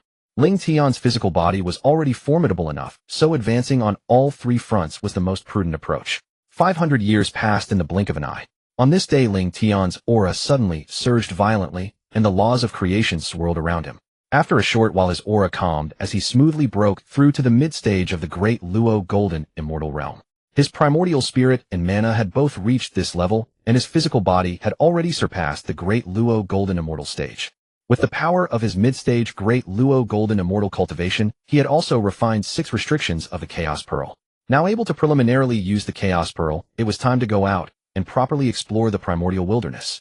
Ling Tian then exited the courtyard, retracted the 4 surrounding yards, and summoned his original form, the 12-petal Creation Green Lotus, to absorb all the surrounding spiritual roots into the lotus's space. Ling Tian had no choice but to bring all his belongings with him, otherwise it would be ridiculous if he returned from his journey only to find his home gone. Only when he had the strength to merge the 3 islands together would he no longer have to be so cautious. Then he opened a passage in Penglai and appeared directly over the Eastern Sea. Upon emerging, Ling Tian sensed that the world's baleful and calamitous qi was extremely dense. He then activated the Chaos Pearl to conceal both his cultivation level and origin, hiding his true strength at around the mid-stage of the Golden Immortal. He then flew toward the mainland of the primordial wilderness. During the journey, he saw few sea creatures. After flying for over 10 years, he finally reached the continent. Through inquiries, he learned that the living beings of the primordial wilderness had all gone to the northern region to besiege the Beast clan. He also learned that Hongjun had united with Yangmei Lo Qianquan Inyang Wuxing, the 3 heavens, the Dragon clan, the Phoenix clan, the Qilin clan, and other great powers to march toward the northern primordial wilderness, preparing to launch a campaign against the Beast clan. Ling Tian did not hesitate. Seizing the opportunity to witness the great powers of the primordial wilderness, he also flew directly toward the north. It took him 300 years to reach the northern lands. He looked upon the northern continent, which was shrouded in baleful energy and utterly devoid of life. Ling Tian felt a pang of regret. How many years would it take for this land to recover? He concealed himself in the shadows using the Chaos Pearl to hide his entire presence. He would wait for the grand spectacle to unfold, playing the role of the hidden opportunist without needing to fight to the death. Shen Ni's cultivation had already reached the threshold of the chaotic golden immortal realm.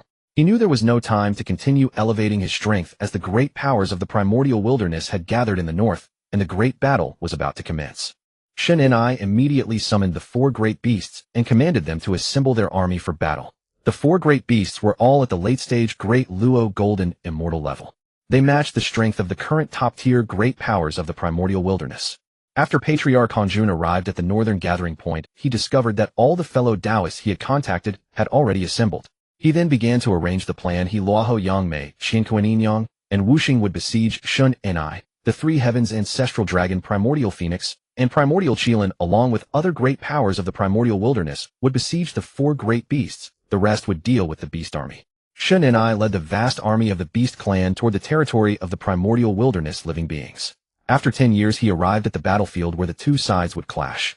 From the ranks of the primordial wilderness living beings opposite him, Shen Ni sensed the presence of 8 late-stage great Luo golden immortals, as well as 3 mid-stage great Luo golden immortals. Shen Ni gazed at them from afar without the slightest trace of fear. He was already half a step into the chaotic golden immortal realm, and he had the 4 great beasts, Taoye Tao Qiongqi and Hundan, all at the late-stage great Luo golden immortal level. Yangmei Leho Qianquan Inyang Wuxing ancestral dragon, primordial phoenix, primordial Qilin, and all the primordial wilderness living beings present stood in strict formation. The decisive battle of the first great calamity since the opening of heaven was about to begin. When Shen Ni led his army to the battlefield, they faced off against the host of primordial wilderness living beings from afar. As the 2 sides locked eyes, they immediately began to engage in combat. With overwhelming momentum, they charged toward the Beast clan. Beast Emperor Shen Ni and the 4 Beast Kings stood ready, and a brutal, bloody battle was about to erupt. The moment the 2 sides clashed, the battle turned into a chaotic melee. The great powers of the primordial wilderness, relying on their numerical advantage and powerful artifacts, initially gained the upper hand. However, the beasts were not to be outdone. They fought with reckless abandon, counterattacking ferociously. Just as the 2 sides were locked in a stalemate, Shen Ni and the 4 great beasts prepared to join the fray. As planned, Hongjun and the others descended to block the Beast Emperor and the 4 great beasts. Shen Ni, your Beast clan is detested by the heavens and earth of the primordial wilderness. It would be best for you to dissolve your own existence and return to the world, Hongjun said to Shen Ni. Shen Ni laughed scornfully at these chaos devils and retorted sarcastically, "You have all lost the pride you once had as chaos devils. Instead of avenging yourselves against Pangu for your deaths, you turn against me. Let's see what you are capable of." He then produced the god-slaying spear, holding it with both hands and pointing it at the assembled crowd. The crowd gasped sharply upon seeing the divine weapon in Shun Ni's hand, its killing intent and baleful aura reaching an extreme intensity. It was undoubtedly a supreme, innate treasure of slaughter. When Luo, who laid eyes on the god-slaying spear, his gaze locked onto it. He sensed that this supreme treasure was perfectly suited for him and resolved to seize it at all costs. Ling Tian, hidden within the chaos pearl, watched the fierce battle below, the beings of the primordial world clashing with the ferocious beast race. Though the number of primordial world combatants was far fewer than the beasts. However, most ferocious beasts were of low cultivation and devoid of intelligence, so the primordial beings felt no pressure. On the battlefield, the cries of battle intertwined. The radiance of artifacts mingled with splattering blood, and lives fell at every moment. Both beasts and primordial beings, now bloodshot-eyed, relentlessly attacked each other. Now most primordial beings had been infected by calamity energy, losing their reason. Ling Tian felt his blood boil. This was far more thrilling than any sci-fi or fantasy film from his past life. Any single attack here could obliterate the earth of his former life, truly a river of blood. Ling Tian watched the blood flowing like a stream toward the southwest, guessing that was the Blood Sea. Shun Ni, facing the figures before him, swept his spear directly at Hongjun Luo, Huyang Meiyin, Yang Qian Kuan Wu Xing, and the others. At that time, Hongjun and the others were at the late Deluo stage, just one step away from perfection. But Shun Ni had already half a foot into the threshold of Hunyuan Golden Immortal. None dared to be careless, each summoning their spiritual treasures to block the sweeping spear light. Hongjun summoned the supreme innate spiritual treasure, the 12-pin Merit Golden Lotus, shielding himself firmly. Luo, who also used the 12-pin Annihilation Black Lotus.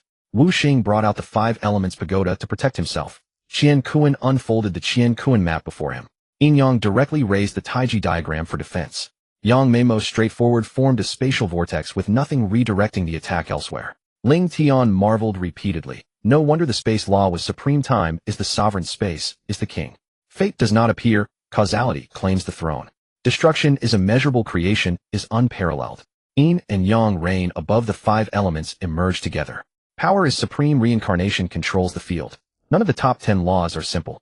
As Shun Ni and the Chaos Gods began their battle, the 4 great ferocious beasts also turned their gaze toward Ancestral Dragon, Primordial Phoenix, Primordial Kirin, and the 3 heavens. Ancestral Dragon, Primordial Kirin, Primordial Phoenix, Azure, Heaven, Gray Heaven, and Yellow Heaven.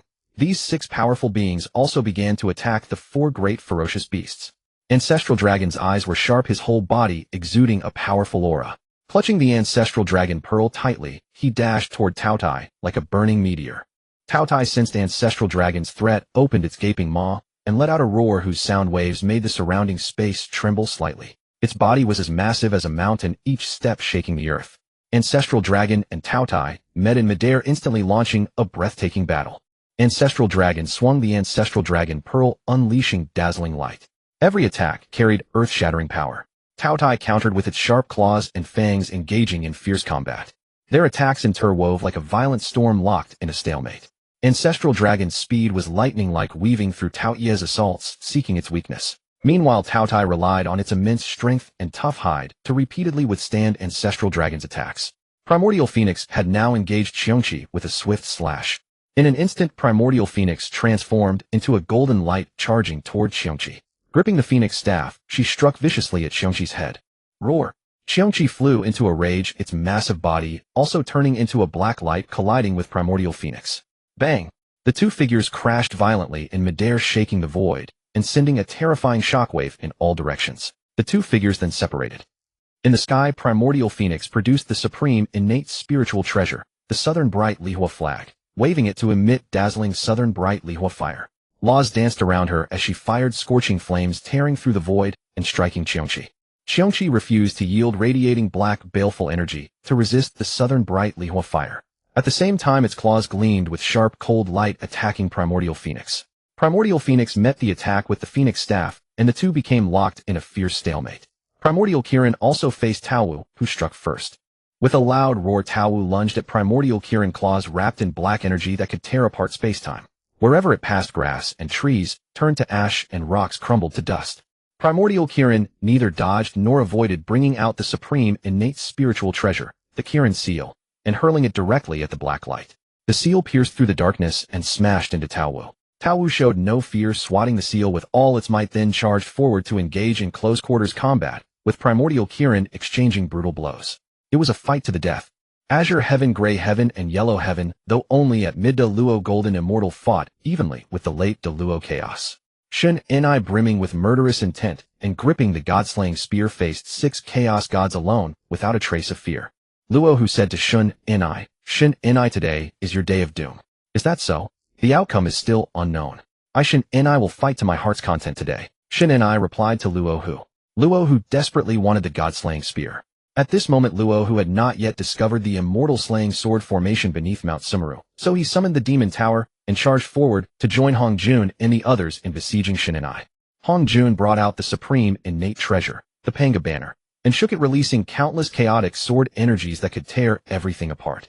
Before such a multitude of energies, everything seemed helpless. Qian Kuan also summoned the supreme innate treasure, the Qian Kuan cauldron, to suppress Shun Ni. Shun Ni, formed from the remnant thought of the slaughter god and the energies of the primordial chaos, possessed an incredibly tough body. He directly withstood the cauldron's suppression, using the god-slaying spear to shatter the sword energies from the Panga banner. Then with a flash he appeared before Yin Yang and thrust his spear at him. Yin Yang hastily pushed the supreme innate treasure, the Taiji diagram, before him to block, but was sent flying by the spear. Yang Mei, seeing Shun Ni's ferocity, created a spatial barrier around himself to prevent a sneak attack, then manipulated space to compress Shun Ni into a confined space. Shun Ni, seeing Yang Mei's attempt to trap him, grew wary. If trapped, even for a moment, it would give others a chance to strike. Shun Ni did not hesitate, instantly flashing out of that space. He then charged toward Wu Xing to kill him. When Wu Xing saw Shun Ni coming with the god-slaying spear, he summoned the supreme innate spiritual treasure, the 5 elements pagoda, to shield himself. Seeing this, Shun Ni used all his strength to slam Wu Xing into the ground with the god-slaying spear. With a deafening crash, Wu Xing was smashed into the earth. Wu Xing's body convulsed as he spat out a mouthful of blood, his aura weakening, clearly severely injured. Seeing Wu Xing wounded, Shun Ni pressed on to annihilate him. Luo Hu immediately activated the demon suppression tower to suppress Shun Ni. Seeing no chance to kill Wu Xing, Shun Ni turned and thrust the god-slaying spear toward Luo Hu. Luo Hu quickly summoned the Extinction Black Lotus for defense, channeling demonic energy onto it. Just as Shun Ni's god-slaying spear struck the lotus, Luo Hu infused a wisp of demonic qi into the spear. Then Luo Hu was sent flying backward. Ling Tian, watching from outside the battlefield, felt his blood boil as Shun Ni battled the others. Though Ling Tian possessed a body at the level of a mixed Yuan Golden Immortal, his magical power was insufficient, leaving him vulnerable to passive beating. Ancestral Dragon, Primordial Phoenix, and Primordial Qilin all revealed their true forms to fight. In the fierce battle, Ancestral Dragon gradually gained the upper hand. Seizing the moment, he hurled the Ancestral Dragon Pearl with all his might. Like a blazing sun, it flew straight toward Tao Ye's chest. Tao Tai tried to dodge, but was too late. The Ancestral Dragon Pearl struck its chest with a thunderous roar. Tao Tai was sent flying backward, defiance in its eyes. Ancestral Dragon gave it no respite, charging again with his massive body. Stung by the pearl, Tao Tai steadied itself midair, and seeing Ancestral Dragon's charge, met him with claws raised. They locked in combat again. The setting sun bled across half the sky. Primordial Phoenix soared high, her 7-colored feathers gleaming in the twilight.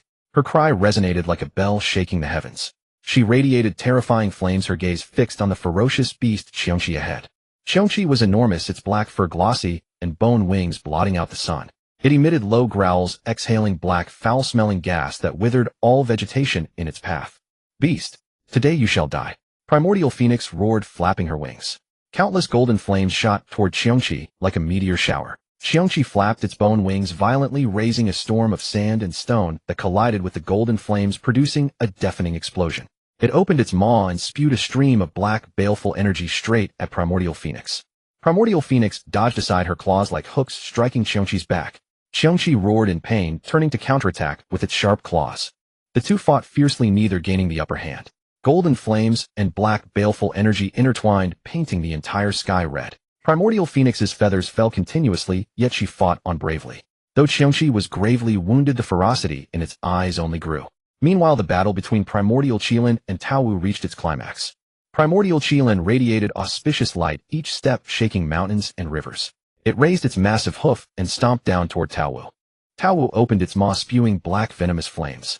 The flames clashed with the auspicious light, sizzling. As Primordial Qilin attacked again, Tao Wu flashed behind it. Tao Wu lunged to bite Primordial Qilin's neck. The Qilin reacted swiftly, whipping its tail and sending Tao Wu flying. After landing, Tao Wu quickly adjusted and pounced again.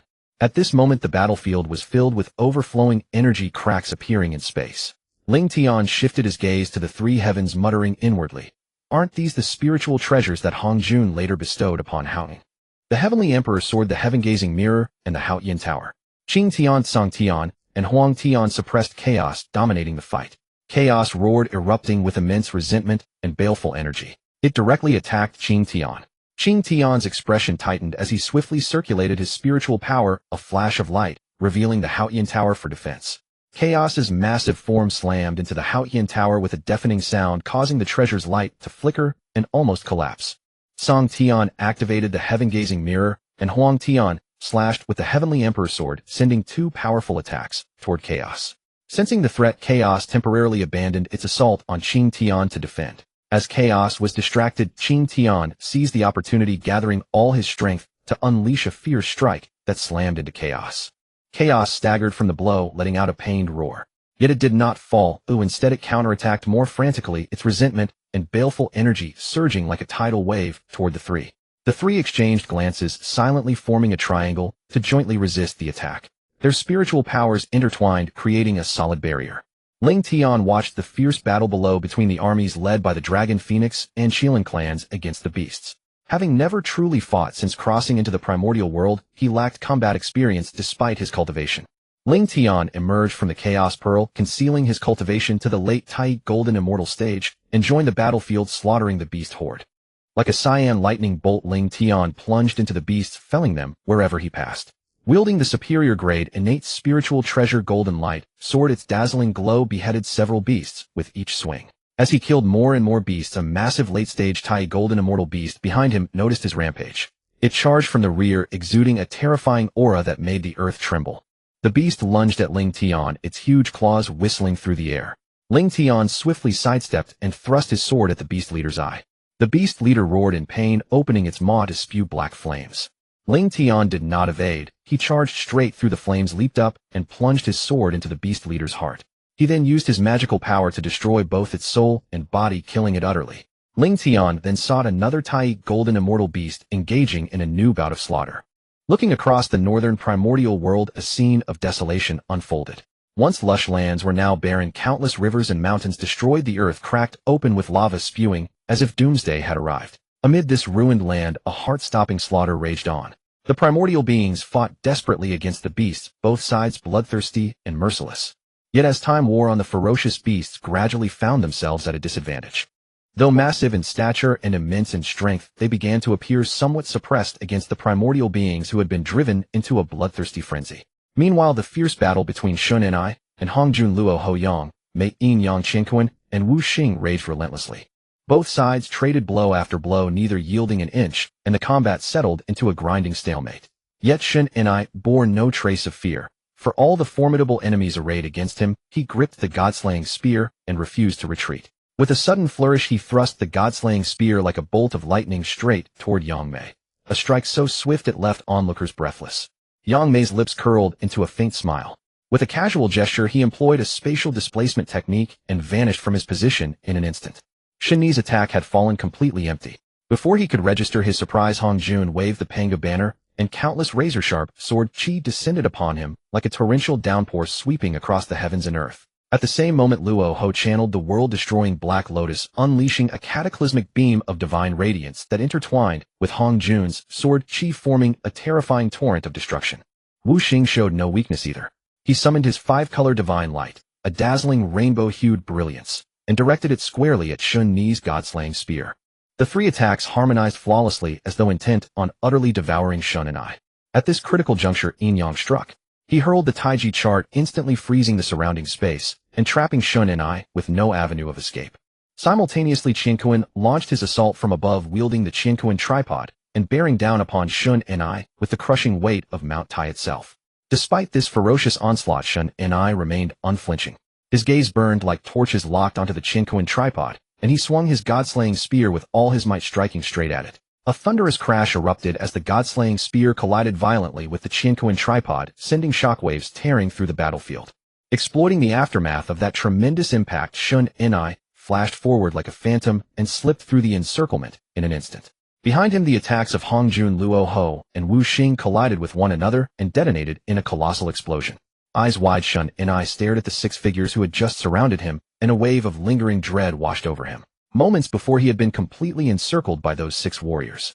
Their assault had crashed upon him like a tempest. Without gritting his teeth and enduring the crushing pressure of the Qianquan tripod before forcing his way out, he would surely lie grievously wounded now. Shun and drew a deep breath, steeled his composure, and flashed forward like a shadow, instantly reappearing beside Hongjun. The god-slaying spear gleamed with cold light as it thrust straight for Hongjun's heart. Recognizing the imminent danger, Hongjun dared not hesitate. He immediately activated the Panga banner, unleashing a blade of chaotic energy that surged towards Shun and like a mighty dragon breaking from the sea. Yet Shen Ni's reflexes were extraordinarily swift. In one fluid motion, he parried aside the chaotic sword chi of the Panga banner and continued his merciless assault toward Hongjun. Hongjun's face paled with alarm. He hastily activated his other defensive artifact, the Clouds of Heavenly Celebration. Instantly, the magnificent phenomenon unfurled like a vast radiant cloud canopy, enveloping Hongjun in its protective embrace. The god-slaying spear slammed against the Clouds of Heavenly Celebration with earth-shattering force, yet it failed to pierce through the barrier. Frowning, Shen and realized he could not break Hongjun's defense anytime soon. Decisively, he wrenched his head around, condensed all his spiritual energy into the god-slaying spear, and formed a devastating lance of power to forcefully repel the attacks of Yang Mei and the others. Eyes blazing with fury, Shun and glared fixedly at the six warriors before him, silently cursing his dire predicament. He knew clearly that facing six opponents alone left him no realistic chance of victory.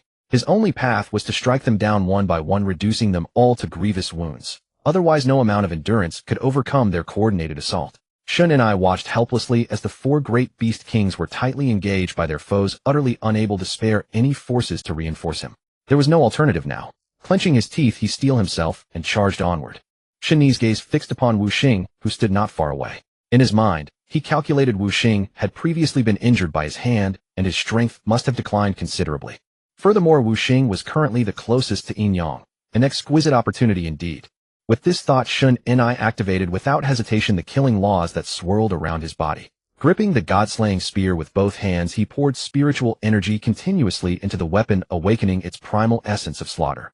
In an instant, Shun and shot forward like a bolt of lightning, charging straight toward Yin Yang. Sensing the danger, Yin Yang was startled and immediately unfurled the Taiji chart, one of the supreme artifacts of the primordial era, expanding it into a colossal barrier of light to shield himself. At the same time, Yang Mei swiftly erected a spatial barrier before Yin Yang, further reinforcing the defense to halt Shen Ni's attack. However, Shen Ni's assault was exceptionally ferocious. The god-slaying spear in his hand gleamed with chilling light, wreathed in endless killing intent. Just then, Hongjun's Panga banner suddenly unleashed countless razor-sharp blades of chaotic energy, and Luo Ho activated the world-destroying Black Lotus, releasing endless rays of annihilation. The combined attacks of Hongjun and Luo Ho wove themselves into an impenetrable net of light, sweeping towards Shun and like a violent tempest. The power contained within these sword blades was abysmally terrifying, as though intent on tearing Shun and limb from limb. Upon witnessing this, Qianquan did not hesitate for a moment. He swiftly withdrew from his robe the top-grade primeval spirit treasure, the Qianquan ruler. The Qianquan ruler radiated dazzling brilliance, exuding an overwhelmingly powerful aura. Gripping the ruler with both hands, Qianquan's eyes sharpened with lethal intent as he fixed upon Shen and he brought it down with ruthless force. This Qianquan ruler was a treasure of cataclysmic power. If it struck true, the consequences would be utterly devastating. Meanwhile, Wu Xing, standing beside Yin Yang, watched in alarm as Shun and hurtled toward his companion like living lightning. Panicking, he hastily unleashed his five-color divine light, attempting to deflect the god-slaying spear from Shen Ni's grasp. However, what Wu Xing could never have imagined was that Shen Ni's true target was not Yin Yang, but himself. At the very instant before Shen and was about to make contact with Yin Yang, he executed a sudden and sharp maneuver, evading both Hongjun and Luo Ho's attacks with astonishing speed. Shen Ni's cunning change of tactics caught everyone completely off guard, and in the very moment he dodged Hongjun and Luo Ho's assault, he unhesitatingly activated the killing laws with all his might, instantly unleashing the formidable power of a half-step Honghuang Golden Immortal. His pressing aura surged forward like a mountain-toppling tide, radiating an oppressive might that no one could hope to resist. His figure flickered like a wraith, and in the blink of an eye he appeared before Wu Xing. The god-slaying spear in his hand flashed like a bolt of black lightning, thrusting straight for Wu Xing's heart. Upon witnessing this scene, Wu Xing's face turned deathly pale. He had never anticipated such a turn of events, leaving him utterly unable to react in time. In his panic, he hastily retrieved his 5 elements pagoda from within his robes, one of his most formidable treasures, hoping to use it for protection. However, Shun and I showed no sign of fear. Confronting the five-colored divine light emitted by the pagoda, he charged directly at Wuxing undaunted. The god-slaying spear in Shun Ni's hand gleamed with cold light brimming with boundless murderous intent as it thrust straight toward Wuxing. Qian Kuan's assault came like a raging storm, striking Shun Ni fiercely. Shun Ni grunted, clearly suffering considerable damage, yet he showed no intention of retreating. Instead, he attacked Wuxing with even greater ferocity. Channeling all his strength, Shun Ni unleashed the full power of the god-slaying spear, driving it fiercely into the five elements pagoda. Though the pagoda's defenses were formidable, they could not withstand such a relentless assault. With a sharp crack, the pagoda's defense shattered. The god-slaying spear like a viper pierced straight into Wuxing's chest. In that instant, Wuxing found no escape, and the spear plunged into him without hindrance. Shun Ni followed with a vicious kick, sending Wuxing flying. Wuxing, grievously wounded with the spear through his chest, spewed blood profusely. What was worse, the spear's essence of slaughter and primordial chaos energy invaded his primordial spirit, causing him unbearable agony and continuous wails. Wuxing's primordial spirit was severely damaged, unlikely to recover soon. Meanwhile, a trace of blood seeped from the corner of Shun Ni's mouth. The blow from the Qian Kuan ruler had also taken its toll on him. Hongjun, Yang Mei, Luo Ho Yin Yang, and Qian Kuan all drew in sharp breaths at Shun Ni's ferocious demeanor. After the assault, Shun Ni glared bitterly at his opponents. He had hoped his attack would finish Wuxing in one strike, but unexpectedly the five elements pagoda's defense was so strong, only managing to severely wound him. Immediately, Shun Ni raised the god-slaying spear and charged at the gravely injured Wuxing. Yang Mei saw this and instantly deployed the space law to construct a spatial barrier attempting to block Shun Ni. He then performed a spatial shift, arriving beside Wuxing and teleporting him away. No sooner had Yang Mei moved Wuxing than Shun Ni's attack landed. Wuxing, realizing Yang Mei had saved him, said, "Thank you, fellow Taoist, for saving my life." Yang Mei replied, "No need for formalities, if first deal with the enemy before us." Wuxing understood that Shun Ni would not give him time to recover. Hongjun already felt overwhelmed. He had thought that with Shun Ni at the half-step mixed Yuan Golden Immortal level, their party of 6 could handle him easily, but the opponent proved far more troublesome. Seeing Wuxing rescued, Shun Ni's eyes blazed with fury. He turned and charged at Hongjun and the others. Hongjun gritted his teeth and swung the Panga banner again, its shadow howling and stirring up chaotic storms. Luo Ho, controlling the Annihilation Black Lotus and the Demon Tower, flanked Shun Ni. With a cold snort, Shun Ni swung the god-slaying spear, deflecting the Black Lotus's attack. Yin Yang seized the moment to unfold the Taiji diagram, attempting to trap Shun Ni within. Sensing the danger, Shun Ni channeled his spiritual energy, unleashing a powerful aura that shook off part of the diagram's binding force. Qian Kuan was not to be outdone, attacking with both the Qian Kuan cauldron and the Qian Kuan ruler from above and below. Shun Ni fended off the attacks while keeping an eye on Wuxing, ready to strike him dead at any opportunity.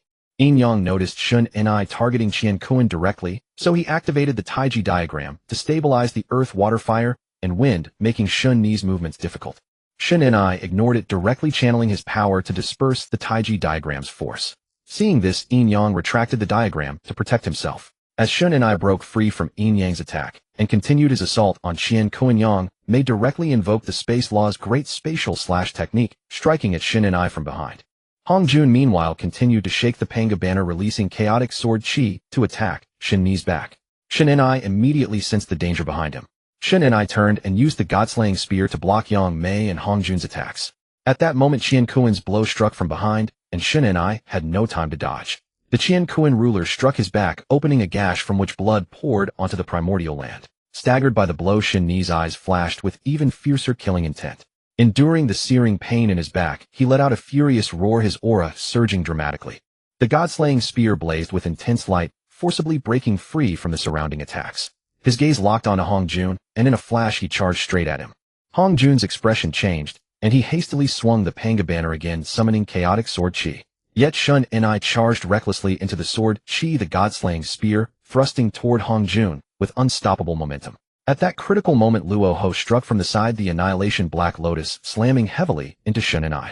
Forced to retract his spear to block, Shun Ni clashed with Luo Ho, their powers colliding and sending ripples of energy through the air.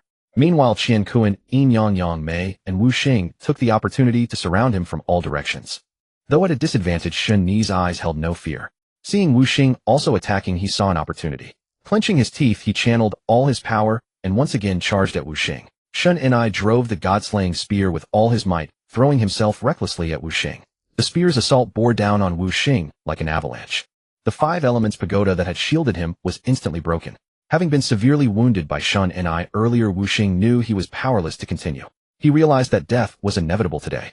In this desperate situation, a look of resolve flashed in his eyes. Suddenly, he erupted with a surge of immense power. He chose to self-destruct. The explosion of Wuxing's self-destruction unleashed a massive shockwave, spreading immense energy in all directions. Shin Ni, caught in the blast, was struck hard and sent flying backward. His injuries intensified instantly, blood gushing from his mouth like a fountain. Qian Kuan, Yin Yang Yang, Mei Hongjun, and Luo Ho were also affected by the energy, retreating to stabilize themselves. Their faces pale, they had evidently suffered varying degrees of shock. As the energy fluctuations gradually subsided, all eyes turned to where Shun Ni stood. There stood Shun Ni leaning on the god-slaying spear, his breath faint, covered in blood. In this battle, Wuxing's self-destruction had severely wounded Shun Ni, and all had paid a heavy price. Shun Ni stood at the edge of the battlefield, leaning on his divine slaying spear, observing the brutal slaughter from afar. He saw that the ferocious beasts under his command, under the siege of the primordial beings, had gradually lost their advantage and were beginning to fall into disarray. He himself knew well that he could not escape the encirclement of Hongjun and the others.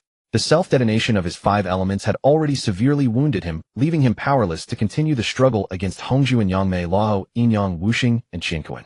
Shin Ni understood in his heart that they were likely to lose this battle.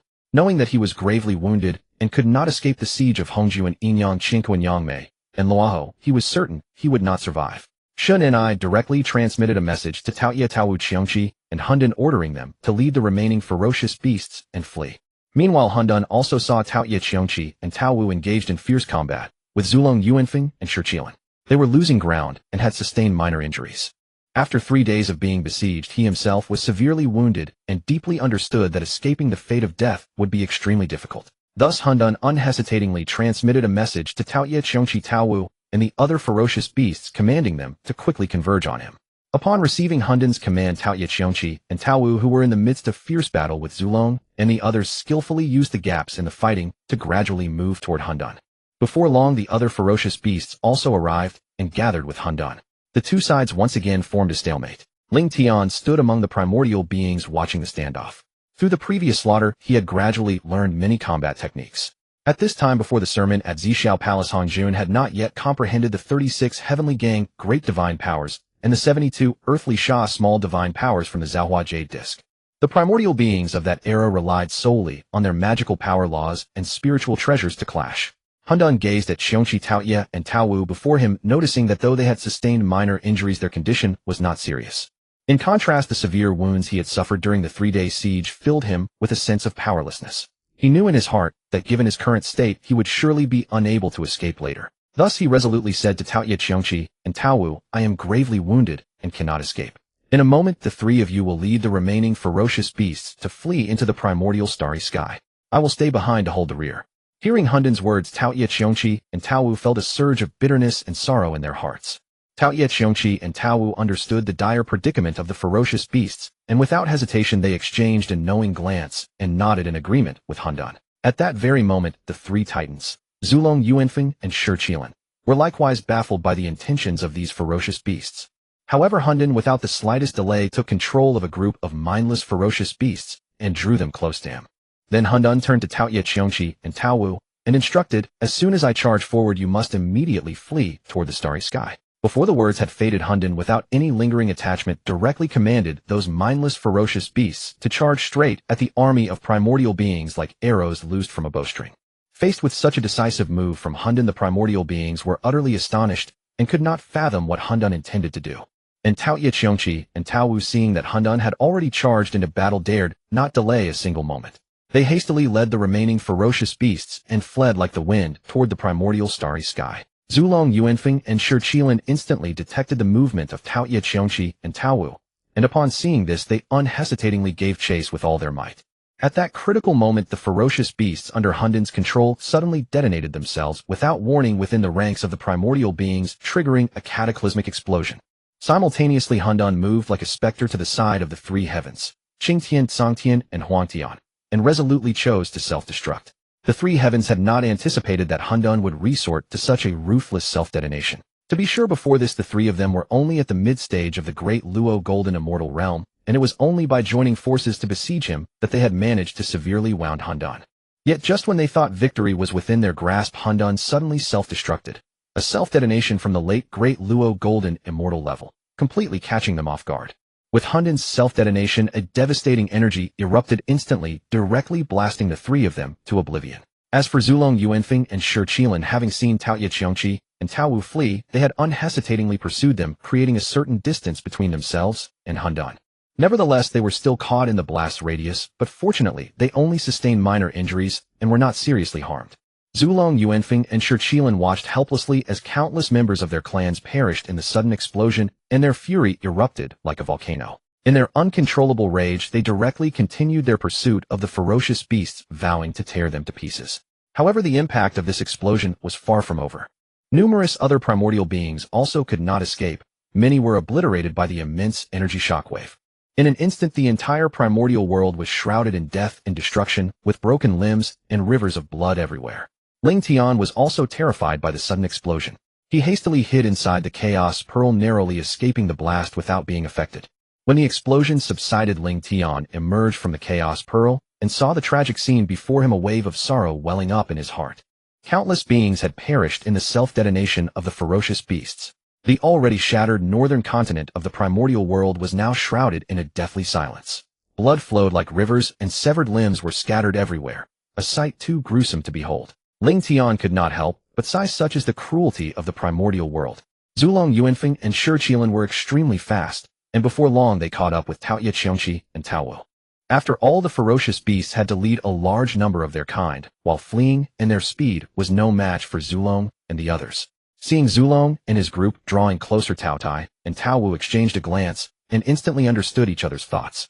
Thus, without hesitation, they pushed all the remaining ferocious beasts on Qiongqi, then abruptly turned and charged straight at Zulong Yuanfeng and Shi Qilin, like hungry tigers pouncing on their prey. Qiongqi immediately understood. He knew full well what Tao Tai and Tao Wu intended. Without a word, he led the ferocious beasts and sped toward the starry sky like a meteor. Seeing this, Zulong Yuanfeng and Shi Qilin felt a pang of alarm. They feared that Tao Tai and Tao Wu might, like Hongjun before them, recklessly drag them into a self-detonation. Therefore, they quickly made a decision. They halted and confronted the two great ferocious beasts in a standoff. Just as both sides were at a standoff, Zulong suddenly summoned his Zu Dragon Pearl. Yuan Feng raised the Phoenix Scepter, while Shi Qilin unleashed the Qilin Seal to attack Tao Tai and Tao Wu. Tao Tai and Tao Wu showed no fear at all in the face of those magical treasures' attacks. They directly used their massive claws to forcefully block the assaults from Zulong Yuan Feng and Shi Qilin. Then, with no hint of fear, Tao Tai and Tao Wu furiously hammered at their magical treasures, rapidly closing in on the three of them. Zulong Yuan Feng and Shi Qilin naturally dared not let these two great ferocious beasts get close, for the consequences would be dire. Thus, they desperately activated their top-grade innate spiritual treasures to strike from a distance. Tao Tai and Tao Wu, to buy more escape time for Qiongqi and the other ferocious beast clans, fearlessly launched a frenzied assault on Zulong Yuan Feng and Shi Qilin. Yet with their formidable power, Zulong Yuan Feng and Shi Qilin relentlessly activated their respective spiritual treasures to unleash devastating blows against Tao Tai and Tao Wu, never allowing the beasts a chance to close in. As time elapsed, Tao Tai and Tao Wu's magical power gradually waned, while the attacks from Zulong Yuan Feng and Shi Qilin grew increasingly ferocious. Despite their utmost efforts, Tao Tai and Tao Wu could never draw near those three.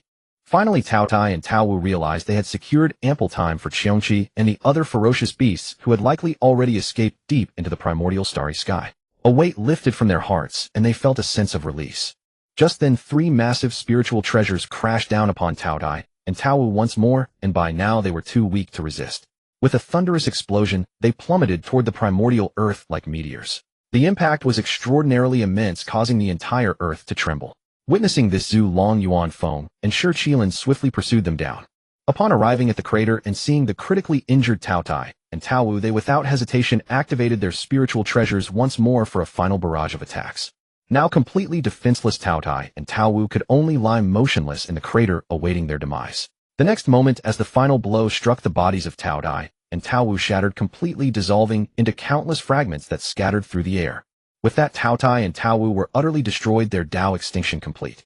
As the ferocious beasts fled toward the primordial starry sky, Ling Tian chose not to give chase, instead turning his gaze toward the battle unfolding between the divine Hongjun Luo Ho Yang, Mei Yin Yang Qianquan, and Shun and I.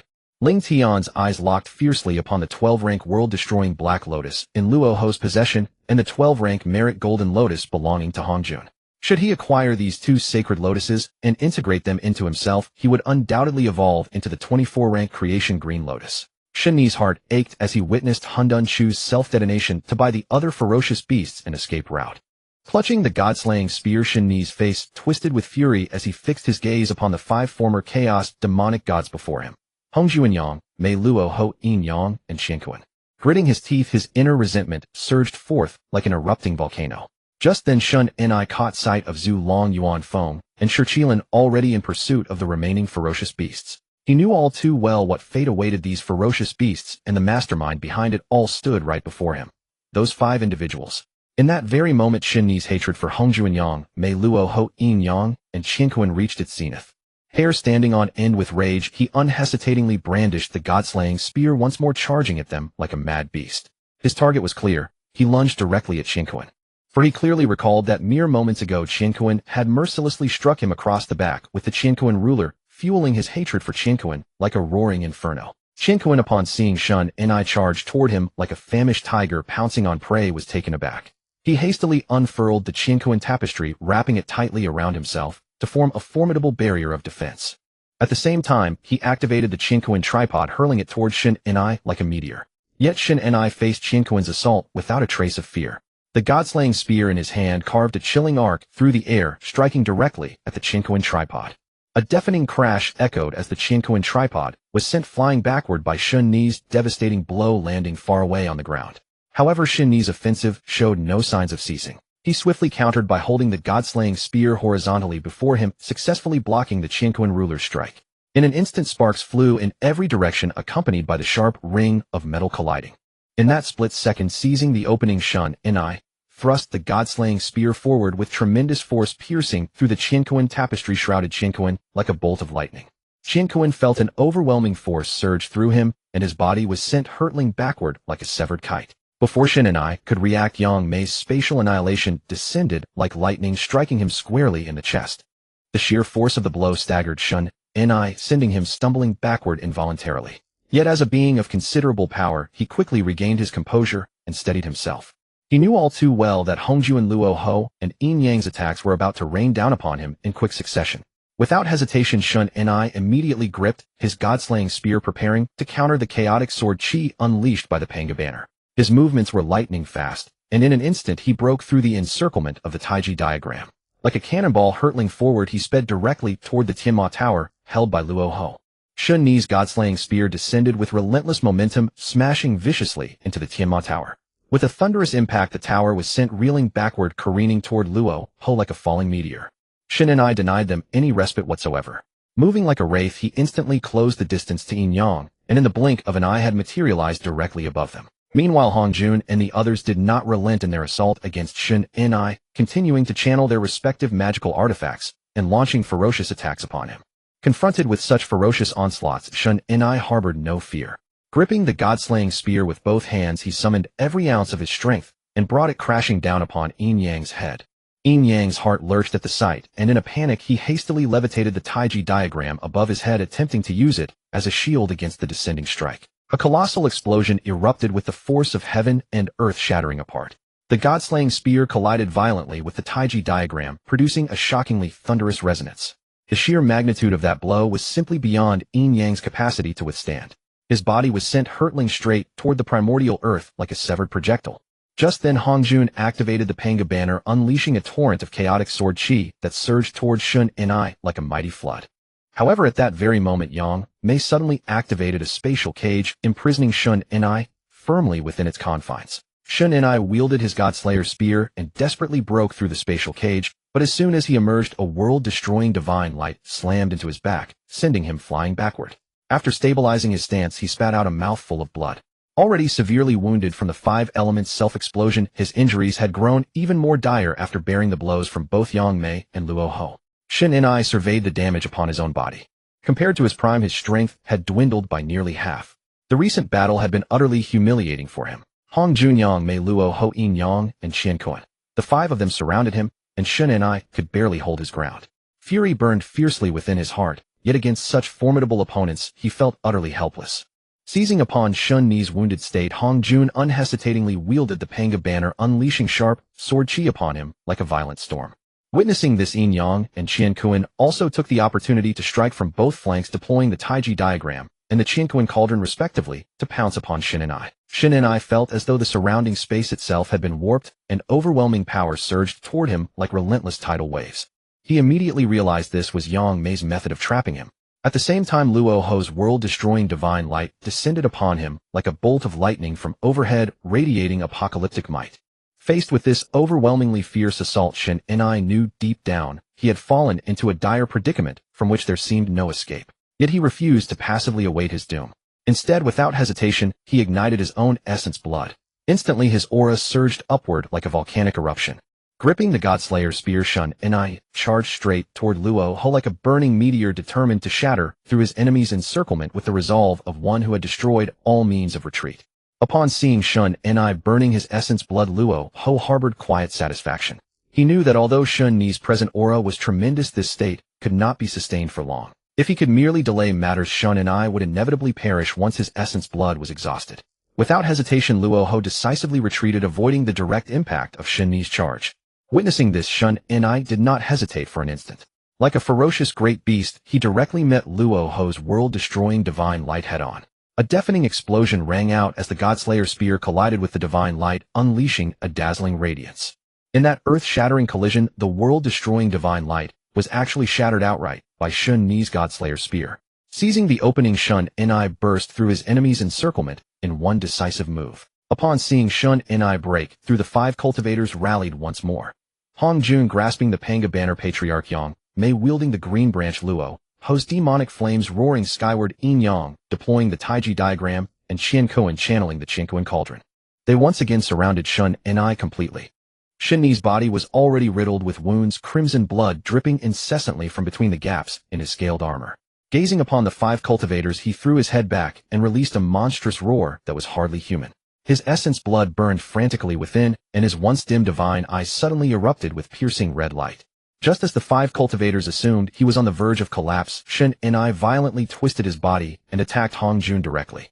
Yang Mei's expression shifted slightly. He swept the green branch horizontally to intercept, but was repelled by the raging blood aura surrounding Shin and I. No one had expected that Shin and I, on the brink of destruction, still possessed such explosive power. Carrying an aura of terror that seemed capable of consuming all things, Shin and I surged straight toward Hongjun. Hongjun's pupils contracted slightly. Though Shun Ni's attack appeared ferocious, his foundation was already hollow. With each step he took, a trail of burning blood marks remained behind, a clear sign that his primordial life force was being rapidly consumed. He saw it clearly. Shun and I was already a spent arrow, and this counterattack was nothing more than final madness bought with the burning of his essence blood. A cold smile curved Hongjun's lips as he unleashed chaotic sword chi from the Panga banner, striking directly at Shin and I. Shun and I thrust the Godslayer spear straight toward Hongjun, but Hongjun remained utterly composed, summoning the auspicious clouds of the myriad heavens to block the strike. By now, Shun Ni's magical power had been entirely exhausted, nearly reaching the point of total depletion. Given his current condition, it seemed unlikely he could sustain himself for much longer. He knew that with his fall, the divine beast race would be completely extinguished. Yet Shin and I chose not to wait passively for death. Instead, he resolved to stake everything on one final gamble. Even in death, he would grievously wound or slay all 5 of them. With no hesitation, he ignited his primal essence. Instantly, his entire body was shrouded in crimson light, and tremendous energy erupted from within him like a volcano in full eruption. This move completely caught Hongjun, Yang Mei, Luo Ho, Yin Yang, Qian Kuan, and the others off guard. They never would have imagined that Shun and I would be so resolute as to burn his primordial essence and detonate himself. Facing such terrifying power, they had no time to react. Frantically, they activated their respective defensive spiritual treasures, enveloping themselves tightly before scrambling desperately to flee far away. However, the destructive force of Shun Ni's self-explosion was far too immense. Even as they poured all their strength into fleeing, they had barely covered a short distance before that overwhelming energy struck them mercilessly. In an instant, they suffered grievous injuries, spitting up blood and collapsing under the force. Shun Ni's self-destruction carved out a crater spanning hundreds of millions of li, its terrifying power absolutely astonishing to behold.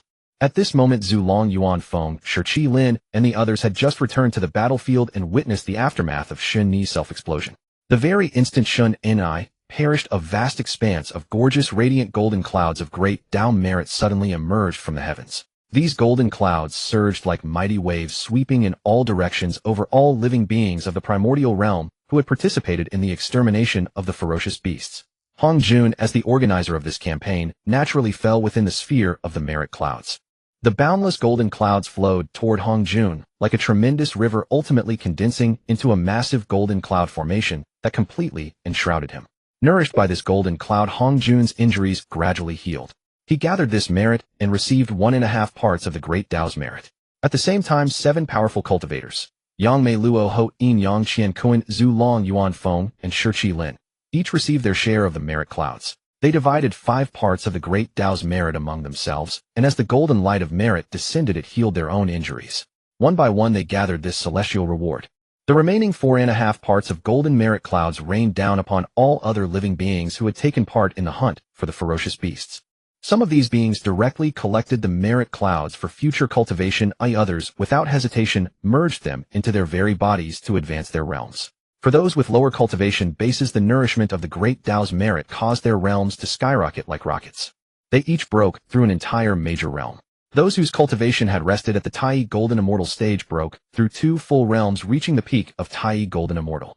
And those who had already attained the perfected state of Tai Golden Immortal broke directly into the Daoyuo Golden Immortal realm, saving themselves 1,000,000 years of arduous cultivation.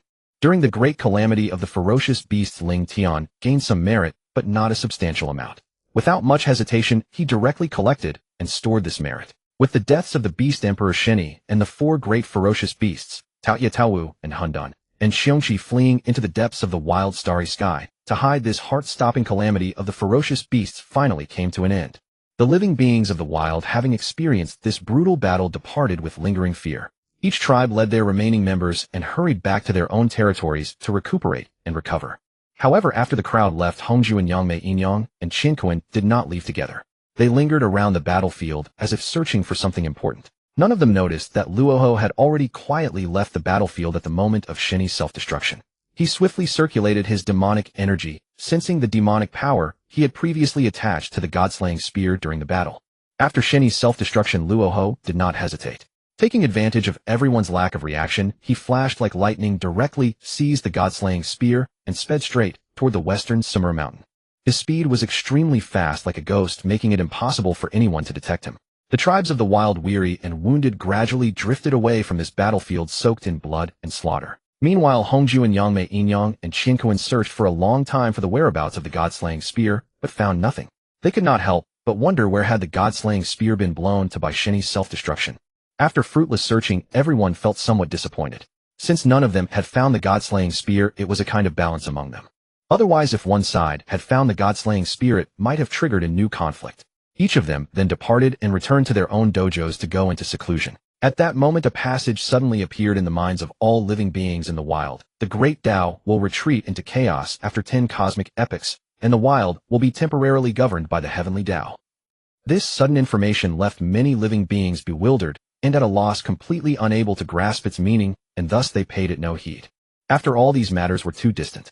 However, some hidden reincarnations of chaos demon gods, Hongju and Yangmei Laho Inyang Qinkuan, and others, knew exactly what this meant. They were deeply aware that after the Great Dao retreated into chaos, the laws of the Great Dao would also become hidden, and once the Heavenly Dao emerged, living beings could only comprehend the laws of the Heavenly Dao. After all, they were reincarnations of chaos demon gods, and were thoroughly familiar with these matters. The laws of the Great Dao were certainly stronger than the laws of the Heavenly Dao. Those reincarnations of chaos demon gods did not pay much attention either, since they were merely recultivating with prior experience, which was certainly easier than cultivating from scratch. However, Ling Tian remained quite calm about this news. He thought to himself, I have the Chaos Pearl in hand, so I can take advantage of it to comprehend the laws of the Great Dao. This has little impact on me. Thus he did not take it to heart, and continued to leisurely leave the battlefield with the other living beings, flying toward the eastern direction of the wild. With the end of the wild's tribulation, the calamitous energy in the heavens and earth, as well as the baleful energy in various regions, gradually dissipated. However, due to the previous rampage of ferocious beasts, the baleful energy in the northern part of the wild was too dense to recover quickly, which later led to the scarcity of living beings in the north. After the tribulation, the wild ushered in new opportunities for development and could once again progress rapidly. Ling Tian also unhurriedly separated from the other living beings and slowly traveled while enjoying the scenery, his destination being the eastern part of the wild continent. He was not in a hurry to travel, as this time he had come with the intention of journeying through the wild. After 10,000 years, Ling Tian finally arrived at the eastern wild. During this long journey, he witnessed many living beings of the wild fighting fiercely over cultivation resources. Ling Tian's heart could not bear it, so he secretly intervened to stop these conflicts. For resources that could be directly divided, he unhesitatingly split them into two portions, upholding the principle of fairness. However, for resources that could not be fairly distributed, Ling Tian chose to take them directly to prevent them from causing further slaughter and strife. Ling Tian deeply understood the principle of survival of the fittest, but he could not bear to see these living beings fight to the death over resources. Therefore, he decided to subtly intervene in the shadows to reduce conflicts in the wild. During his journey, Ling Tian also encountered some who killed indiscriminately. For these villains, he showed no mercy and directly struck them down with the Hongmeng measuring ruler. This Hongmeng measuring ruler was truly effective. However, killing the small ones sometimes attracted the trouble of the big ones. But Ling Tian was not worried because he knew that these fellows could not deduce his whereabouts. After all, he had the Hongmeng measuring ruler, a weapon that killed without karmic consequences, and the Chaos Pearl to shield heavenly secrets. Moreover, his strength was among the top tier in the wild. Along the way, Ling Tian also encountered many spiritual roots and treasures. Unfortunately, most of these were of acquired grade, and the best quality was merely a lower grade, innate spiritual treasure, the Genjin Spear. Although somewhat disappointed, Ling Tian did not waste them, and directly collected them into the Chaos Pearl. Time flowed like a river, and the years passed like a shuttle. Ling Tian traveled through the wild, continuously comprehending the mysteries of the law of creation. During these 10,000 years, Ling Tian was like a solitary wanderer, silently standing on a cliff for 1,000 years. He gazed quietly at the lush forest below, where the spiritual herbs and saplings on the cliff grew tenaciously interdependent with their surroundings. Ling Tian's eyes fell upon this land spanning 10,000 li.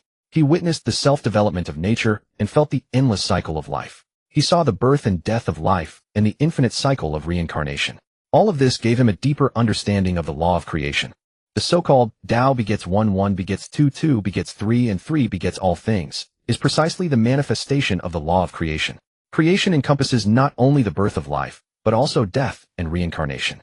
All things in the world originate from creation, and the power of the law of creation lies in its ability to nurture such a rich and colorful world. When Ling Tian comprehended this, his aura suddenly surged like a volcanic eruption. The radiant light of the law of creation around him gleamed brilliantly, as if merging with heaven and earth.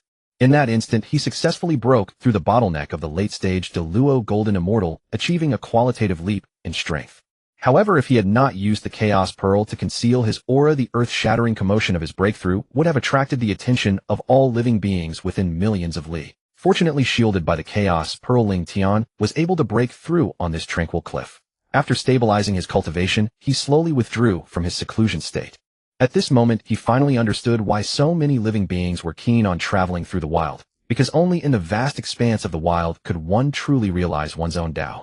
After pausing for a moment, Ling Tian continued his journey of exploration through the primordial world. That day, he glanced up at the boundless cosmic expanse, his gaze drawn to the radiant stars of sun and moon. These two celestial bodies were said to have been born from the eyes of Pangu, the great creator god, brimming with endless mysteries and power. Within them lay hidden the Fusang tree and the moon laurel, two of the 10 supreme innate spirit roots. A thought stirred within Ling Tian's heart, and without a moment's hesitation, he surged forward toward the primordial cosmos. The flight lasted for 500 years. At last, after an arduous journey, he arrived at this mysterious expanse of the primordial cosmos. In the distance, the sun star and moon star resembled two colossal pearls, one radiating and the other yang, facing each other across the void in perfect harmony. Surrounding them, billions of stars shimmered like brilliant gems, continuously pouring their stellar energy toward the primordial lands for all beings to harness and cultivate upon. Ling Tian knew that Wangshu, the primordial demon god of the Yin moon, was likely residing within the moon star, cultivating in deep seclusion. As for the sun star, there may be no living beings there yet. Dijun and Dongwang Tai were probably still mere primal essences, not yet having taken form. Their births would likely not occur until after the soul-stirring war between Dao and demons. After a brief moment of contemplation, Ling Tian decided to make his way to the sun star first. Thus, he once more summoned his strength and sped toward the sun star like a meteor. This flight lasted another 100 years. As he drew near the sun star, a scorching surge of heat assaulted him, as if it would ignite the of the void itself.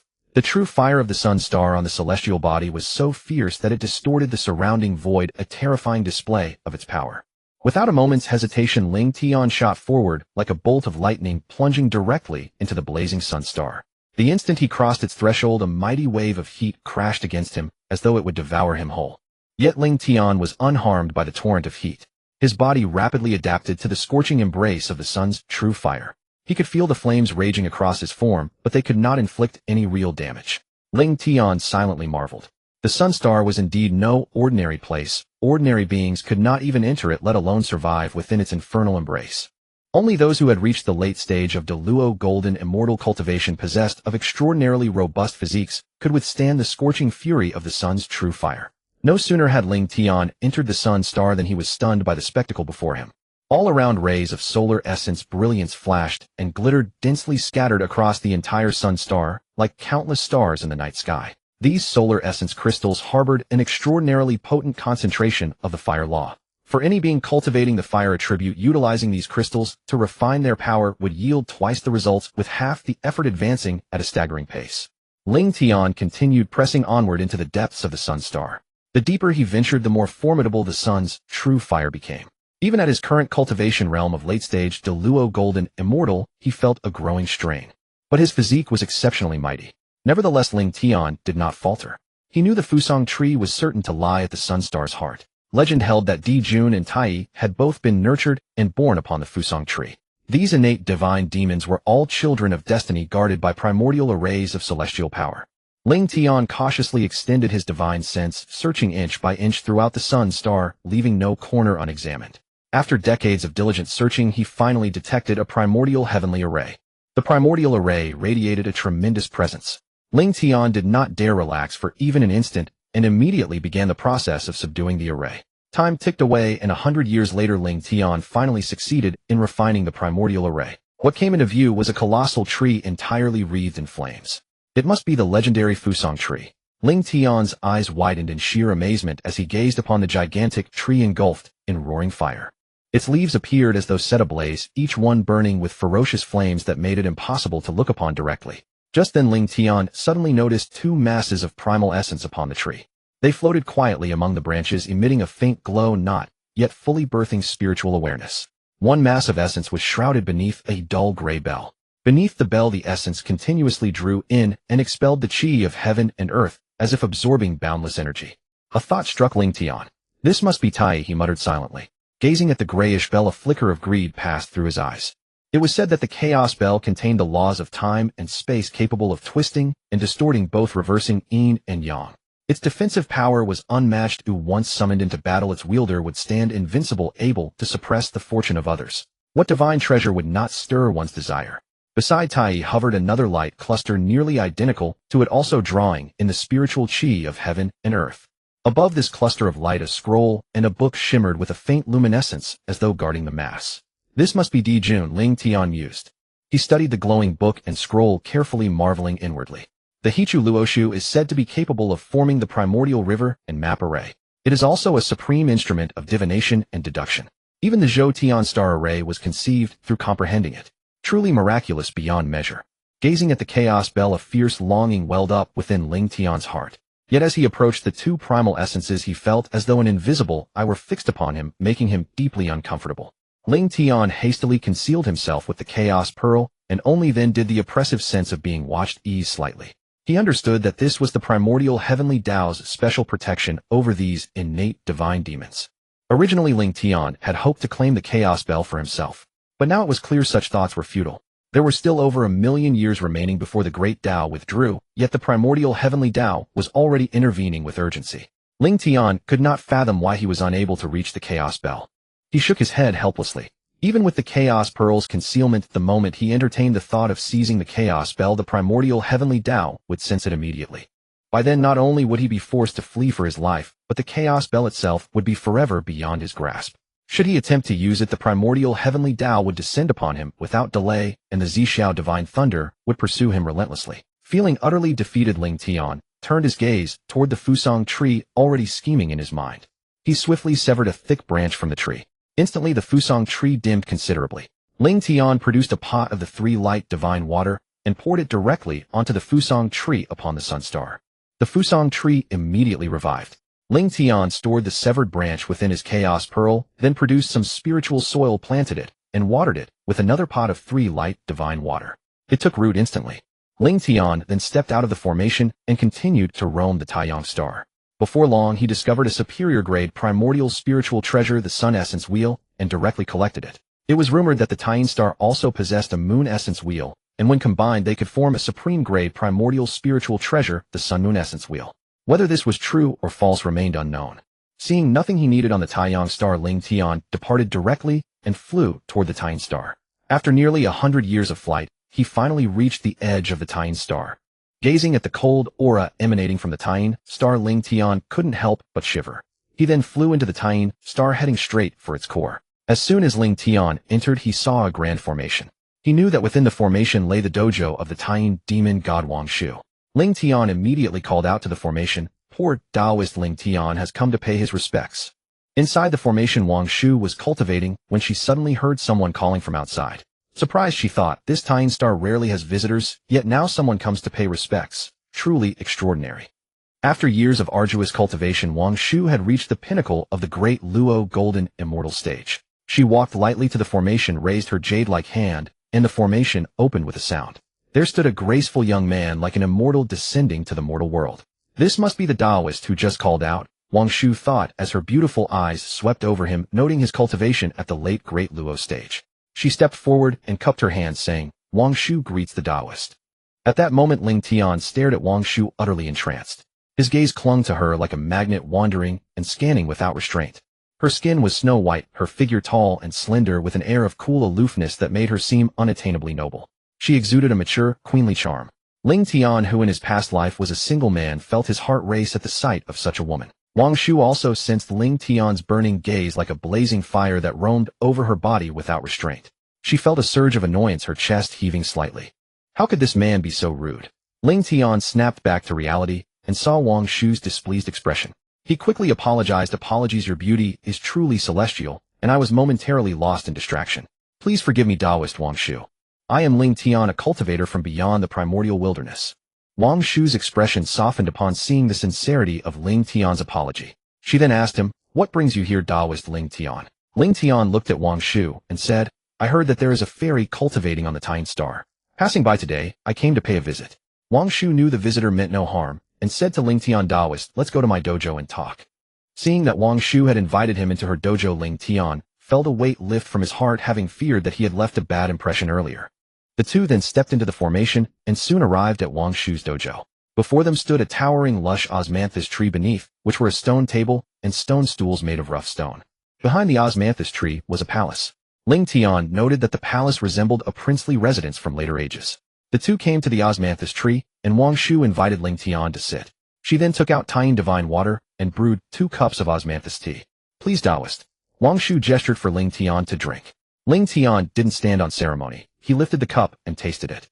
Immediately he felt a lingering fragrance in his mouth, and even his primordial spirit seemed to have improved. "Truly extraordinary," Ling Tian exclaimed.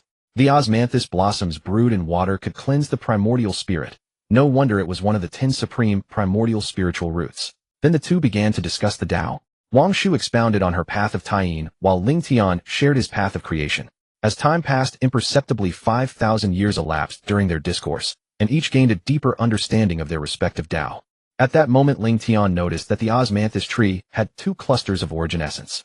Could these be Shiha and Changshi? But that wasn't right. Weren't Shiha and Changshi supposed to be the 2 clusters of Tian origin essence formed after Wang Shu's death? This seemed incorrect. The 2 clusters of origin essence were already present here, so why were there no legends of Wang Shu in later ages?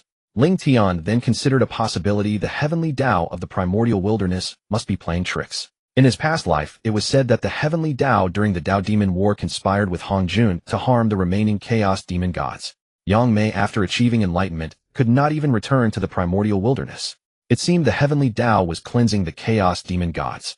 Either they were killed by the alliance with Hongjun, or they were expelled from the primordial wilderness. It appeared that Wang Shu would either perish or be driven out of the primordial wilderness in the end. Ling Tian could not think of any way to help Wang Shu escape this calamity. Just then an idea occurred to Ling Tian: have Wang Shu condense an avatar to refine the origin essence of the Tian Star. The abundant Tian origin essence could directly allow her to achieve the Hunyuan Great Luo Golden Immortal Realm. If the Heavenly Dao of the primordial wilderness tried to expel or kill Wang Shu, it would be impossible. The Heavenly Dao would be helpless, for the Tian Star was too crucial to the primordial wilderness. No one would dare to provoke Wang Shu. This was essentially moral coercion. Ling Tian thought it feasible. Gazing at Wang Shu, whose beauty was beyond compare, his ulterior motives began to stir once more. Wang Shu noticed Ling Tian staring at her again and blushed slightly. With a mix of shyness and annoyance, she said to him, "Is it beautiful? Have you seen enough?" "Beautiful? I haven't seen enough," Ling Tian answered instinctively. Only after saying this did he realize the gravity of the situation. He then lowered his head in embarrassment, not daring to look at Wang Shu. It was a truly mortifying scene. After a while, Ling Tian saw that Wang Shu said nothing, so he raised his head and said to her with a sheepish laugh, "Sorry. I was just thinking about some problems too deeply." Wang Shu wore an expression that clearly said, "I don't believe you." Ling Tian then told her the plan he had just conceived. Having the avatar refine the entire Tian star to achieve the Honghuang realm, while the main body cultivated slowly would allow her to merge with the avatar and become a Honghuang Great Luo Golden Immortal if anyone attacked. This idea seemed feasible. Wang Shu thought the plan was viable. After refining the origin essence, she would have the power of a Honghuang Great Luo on the Tian star. Since it was only an avatar, it would not harm the main body. On the Tian star, under the moonlight like water, Wang Shu focused her mind, and the cold moonlight power around her began to gather, slowly condensing into the form of an avatar. The process did not require much effort. In just a moment, a figure identical to her in form and appearance, equally cold and ethereal, took shape. Wang Shu directly split a wisp of her primordial spirit and merged it into the newly formed body. At the moment of splitting her primordial spirit, Wang Shu felt a pang of pain and her face turned pale. Seeing this, Ling Tian directly took out a flask of 3 light divine water to heal her. Soon Wang Shu recovered completely. Wang Shu's eyes flickered and the avatar understood. It transformed into a streak of light, flying straight toward the core of the Tian star to begin refining the vast Tian origin essence. Wang Shu herself quietly sensed the avatar's condition. She saw that the avatar had established a close connection with the Tian star's origin essence, and the refining process proceeded smoothly, without any obstruction. Wang Shu understood in her heart that this method was feasible. In this way, she could more efficiently control the power of this star. Ling Tian gazed at Wang Shu as his avatar, who had already entered the core of the Tian star, began to refine the star's origin. Once Wang Shu's avatar successfully refined the origin of Tian star, even Hongjun and the Heavenly Dao would be powerless against her. By then, if Hongjun and the Heavenly Dao wished to kill Wang Shu, they would have to destroy the Tian star.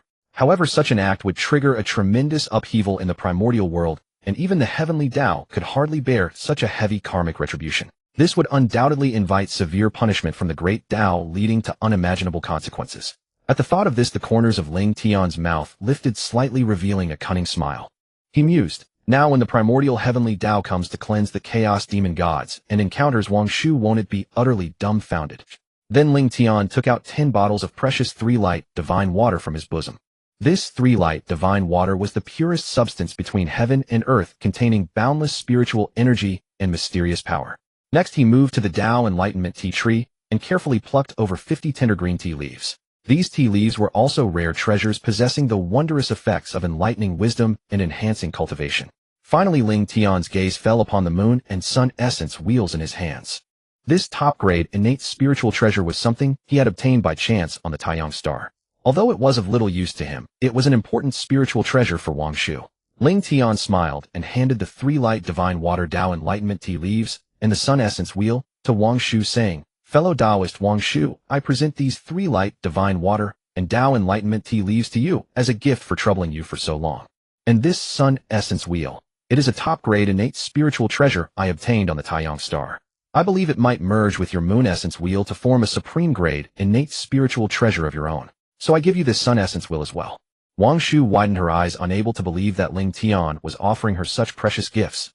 The 3 light divine water was the ultimate healing elixir in the primordial world. A single drop could swiftly restore a severely injured person to health, and now there were 10 full bottles of it.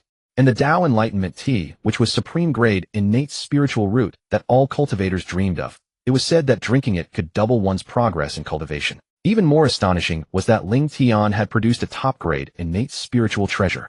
This was an extremely rare treasure possessing immense power. Wang Shu was completely overwhelmed by these gifts, momentarily at a loss. She stood there dazed, gazing at Ling Tian, uncertain how to respond.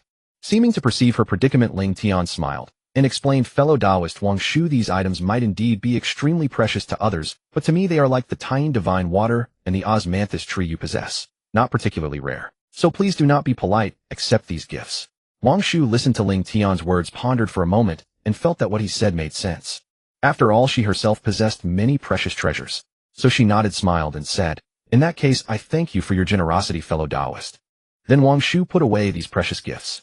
However, at that moment Ling Tian suddenly spoke again. Fellow Taoist Wang Shu, might I ask you to cut a branch from the osmanthus tree for me? Hearing this, Wang Shu did not hesitate. She walked to the osmanthus tree, waved her hand lightly, and a branch of the osmanthus tree was severed. Then she handed the branch to Ling Tian. Ling Tian took the branch of the osmanthus tree, his heart filled with joy.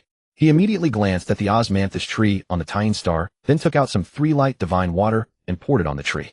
The osmanthus tree, which had suffered some damage to its origin, was directly restored. After doing this, Ling Tian put away the branch of the osmanthus tree and planted it in the chaos pearl, just as he had done with the Fusang tree. Although it was a planted cutting with the 3 light divine water, he believed it could grow into a top-grade innate spiritual root. Ling Tian had stayed on the Tian star for over 5,000 years. Gazing at the elegant, cool beauty of the star, he felt reluctant to leave. Then he said to Wang Shu, I have troubled you for so long, fellow Taoist. It is time for me to depart and continue my journey through the primordial world. Thank you for your hospitality. Wang Shu, seeing that Ling Tian was about to leave, opened the formation and said to him, Then I welcome you to visit again next time, fellow Taoist. Then Ling Tian flew directly toward the formation's exit. Once outside, he turned back to glance at Wang Shu, then flew out of the Tian star. He flew out of the Tian star and continued his journey through the primordial starry sky. This journey lasted 10,000 years. He had visited 364 stars in the starry sky, but he had not seen any of the ferocious beasts that had fled from the primordial world into the starry expanse. Ling Tian did not care much about the ferocious beasts or not. With his strength, he had no fear of any beast. Finally, he landed on the Ziwei star. This was the 365th star. Ling Tian gazed at the immense Ziwei star before him, a surge of curiosity welling up in his heart. In his later life, he had never heard of any Ziwei star deity existing. It was only after the investiture of the gods when Bo Yikao died that he was infeft as the Ziwei emperor. Yet this Ziwei star was as renowned as the Tian and Taiyang stars. Why had no life been born on such an important star? Full of questions, Ling Tian stepped into the Ziwei emperor star. As soon as he entered, he immediately felt the uniqueness of the star. Here the power of all stars converged, as if the energy of the entire starry sky gathered here, surrounding and protecting the Ziwei star. Continuing deeper, Ling Tian arrived at the core region of the Ziwei emperor star. The scene there astonished him greatly. Everywhere were essence of stars shining with dazzling radiance like a dreamlike starry expanse. Ling Tian reached the core and sensed a powerful formation. Without hesitation, he began to decipher it. After 100 years of arduous effort, he finally succeeded in breaking the great formation. With the formation shattered, Ling Tian stepped into a mysterious space. Inside, he saw a gigantic tree laden with starry power like the countless stars in the night sky. Counting carefully, the tree bore 365 fruits, each exuding a dense starry power. Ling Tian recognized the tree's origin at a single glance. It was the supreme grade, innate spiritual root, the starfruit tree. A thought stirred in Ling Tian's mind. He wanted to claim the starfruit tree for himself. However, when he tried, he found that the tree was deeply connected to the entire Ziwei star and could not be moved. Helpless, Ling Tian had to abandon the idea of taking the tree. But he did not leave empty-handed. He quickly plucked the 365 star fruits from the tree and cut off a branch, planting it in his chaos pearl. After finishing these tasks, Ling Tian swept his divine sense over the formation, once more ensuring he had missed nothing of value. He then collected some essence of stars and unhesitatingly departed from the Ziwei star. After stepping out of the Ziwei star, Ling Tian gazed up at the boundless starry expanse, a surge of indescribable emotion welling within him. He had spent a long time in this primordial starry void, and now he felt somewhat weary of it. Drawing a deep breath, he unhesitatingly flew toward the primordial continent below. During his flight, he looked down at Buzhou Mountain, which directly supported the entire firmament, and the awe within him grew ever stronger. This towering mountain range seemed like a pillar connecting heaven and earth, exuding an overwhelming sense of pressure. Ling Tian continued at great speed toward the southwest of the primordial world, his destination being the Sea of Blood, a place filled with the aura of slaughter and brutality. After a long millennium of flight, he finally arrived at this hair-raising location. Within the Sea of Blood, all was a crimson expanse dyed by the filthy blood of the great god Pangu. This was the place that received all the negative energy of the entire primordial world, where no birds alighted and no fish approached, leaving only endless slaughter and brutality to rage within. Ling Tian stared at the Sea of Blood, inwardly marveling at the wonder and terror of the primordial world. Since the great calamity of the ferocious beasts had passed only tens of thousands of years ago, the blood drawn to the primordial continent had all converged here, making the Sea of Blood even more turbulent and surging. at the bottom of the Sea of Blood because the cycle of reincarnation in the primordial world had not yet been fully established. The souls of many living beings were drawn to this place. These souls churned within the sea, seemingly struggling in agony. Ling Tian looked at the countless souls of the deceased writhing in the Sea of Blood, feeling a sense of helplessness in his heart. He knew that this was because the earthly reincarnation of the primordial world had not yet been established. Without the normal functioning of the cycle, all souls gathered in the Sea of Blood. However, faced with this situation, Ling Tian could do nothing. These souls could only silently await the arrival of Houtu to create the Six Paths of Reincarnation. Ling Tian had come to the Sea of Blood with a clear goal: the legendary 12-petaled karmic fire red lotus. He came precisely for the seeds of that lotus. He unhesitatingly used his magical power to wrap himself tightly, shielding against the corrosive nature of the sea. Then, without any delay, he sped toward the depths of the Sea of Blood. Upon reaching the depths, Ling Tian immediately felt a powerful force drawing him. He knew in his heart that this force must come from the 12-petaled karmic fire red lotus. Thus he followed the pull without hesitation, soon arriving before the defensive formation of the karmic fire red lotus. Ling Tian was well experienced in breaking such guardian formations. After all, he had undergone several such experiences before. He then began to dismantle the great formation. A decade passed swiftly, and he successfully broke through this defensive array. Immediately after he entered the formation, once inside, Ling Tian found himself as if in another world. A scene completely different from the Sea of Blood. He did not linger long, but headed straight toward the karmic fire red lotus. Before long he arrived near the lotus. When he looked closely, he saw that upon the red lotus 2 swords were circling a mass of primordial essence. Ling Tian instantly realized that this mass was the river Styx. How favored by heaven this river Styx was. Born with 3 supreme grade innate spiritual treasures, such a formidable foundation was truly enviable. It was said that later the northern black mysterious water control banner also fell into his hands. Ling Tian's gaze fell upon the karmic fire red lotus, and he saw that upon it there were actually 6 lotus seeds. 4 of them were already mature, emitting a faint luster. Ling Tian did not stand on ceremony. He collected the 4 mature seeds of the karmic fire red lotus and placed them in the lotus pond of the courtyard refined within the chaos pearl, allowing them to grow slowly. It was not that Ling Tian did not wish to take the karmic fire red lotus itself, but the karma involved in doing so was far too immense. Ling Tian deeply understood the principle of cause and effect. He did not want to burden himself with so much karma, as it would greatly hinder his future path to enlightenment. Just look at Hongjun. His earth-shattering battle with Luoho not only destroyed the West, but also caused both the Heavenly Dao and Hongjun to bear endless karmic consequences. The subsequent war of investiture and the journey to the West were essentially compensations made to the West. With such a lesson in mind, Ling Tian naturally would not casually touch the karmic fire red lotus. Thus he made a prompt decision and directly left the formation. After emerging, Ling Tian unleashed his powerful divine sense, which like a probing beam shot straight into the depths of the primordial Sea of Blood. This probing lasted a full millennium.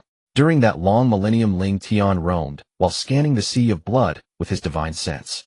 Finally, at one point, he sensed a trace of unusual aura in a part of the sea. The aura was incongruous with the surrounding environment, as if deliberately concealed. A surge of joy welled in Ling Tian's heart. He quickly followed the trace of that aura, and eventually found a dark pitch-black cave mouth in a gloomy area. Dense, baleful qi surrounded the cave mouth like a layer of black mist, daunting to all who saw it. Yet Ling Tian showed no fear. A slight smile curled at the corner of his mouth, revealing a delighted expression. Then, with a flicker of his form like a bolt of lightning, he charged straight into the dark cave. After a moment of disorientation, Ling Tian felt the scene before him suddenly change. He had arrived in a dim world. The primordial spiritual energy here was dense, but mixed with a strong aura of baleful qi, making it somewhat oppressive. Standing on a high vantage point, Ling Tian surveyed this world, secretly marveling. He found that this world was immense, roughly estimated to be about a quarter of the primordial world. Such a vast region would make finding what he sought no easy task. However, Ling Tian was not discouraged. He took a deep breath, landed on the ground, and once again unhesitatingly released his divine sense like a massive net, beginning his search. In the reckoning of the primordial era, 100,000 years passed in an instant. Just as Ling Tian was about to give up, his divine sense swept over 2 unusual places. Ling Tian knew that these might be what he was looking for. Stepping forward, Ling Tian directly summoned the Hongmeng measuring ruler. With a single strike, he cleaved the formation. The entire formation shook violently, and finally, unable to withstand the attack of the Hongmeng measuring ruler, a crack appeared.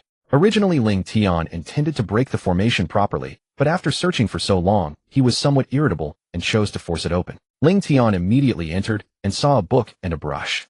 He knew that these were what he sought, the supreme grade innate spiritual treasures, the judge's brush, and the Book of Life and Death, the Book of Humanity. These two treasures later somehow fell into the hands of Houtu, enabling her to comprehend and transform into the cycle of reincarnation. This was undoubtedly a scheme of the Heavenly Dao. Seeing this, Ling Tian pondered the far-reaching layout of the Heavenly Dao. He then collected these two supreme-grade, innate spiritual treasures. After stowing the spiritual treasure in his pouch, Ling Tian turned and departed without a second thought, gliding through the colossal formation with the lightness of a bird speeding toward the site of another grand array. Upon reaching his destination, his gaze was as piercing as a torch locking onto the formation before him. Without hesitation, he summoned his divine artifact, the Hongmeng sky-measuring ruler. Ling Tian struck the grand formation ruthlessly with the ruler, yet to his astonishment, although the blow caused a slight tremor, it did not shatter the array as he had hoped. Ling Tian's eyes widened in utter disbelief. Refusing to accept defeat, he immediately channeled his entire cultivation base, pouring an endless stream of mana into the Hongmeng sky-measuring ruler. As his mana intensified, the radiance of the Hongmeng sky-measuring ruler grew blindingly brilliant, as if it were about to combust. Then Ling Tian swung the ruler once more, striking the grand formation with the force of a thunderbolt. A thunderous roar erupted as if heaven and earth were splitting apart, deafening all. Yet the grand formation remained as steadfast as a rock, merely quaking more violently than before, showing no sign of breaking. A surge of frustration welled up within Ling Tian, but he did not lose heart. Drawing a deep breath to steady himself, he stepped forward and began to meticulously study the grand formation. This contemplation lasted an entire cosmic epoch. Throughout that vast span of time, Ling Tian remained utterly focused, immersing himself wholly in the study of the formation. Finally, after countless attempts and explorations, Ling Tian discovered the key to unraveling the grand formation. On that day, he successfully breached the defensive array. The moment Ling Tian stepped into the formation, the sight before him left him stunned.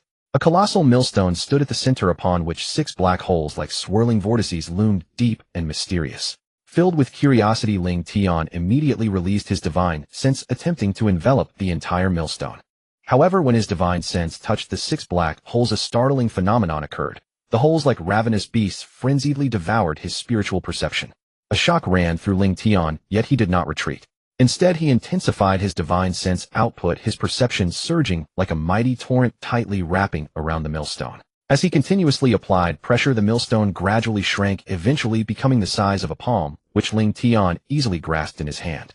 Only then did Ling Tian see the true form of this treasure. It was none other than the legendary supreme innate treasure, the 6 Paths of Reincarnation plate.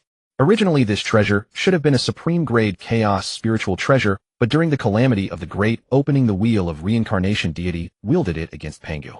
Pangu's heaven-opening axe severely damaged its essence, causing it to degrade from a supreme-grade chaos spiritual treasure to a supreme innate treasure. Ling Tian could not help but marvel that he would discover this supreme innate treasure here.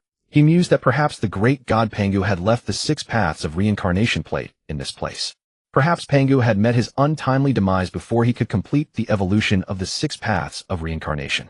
At this thought, Ling Tian realized that this supreme treasure bore the entire karmic burden of the primordial world.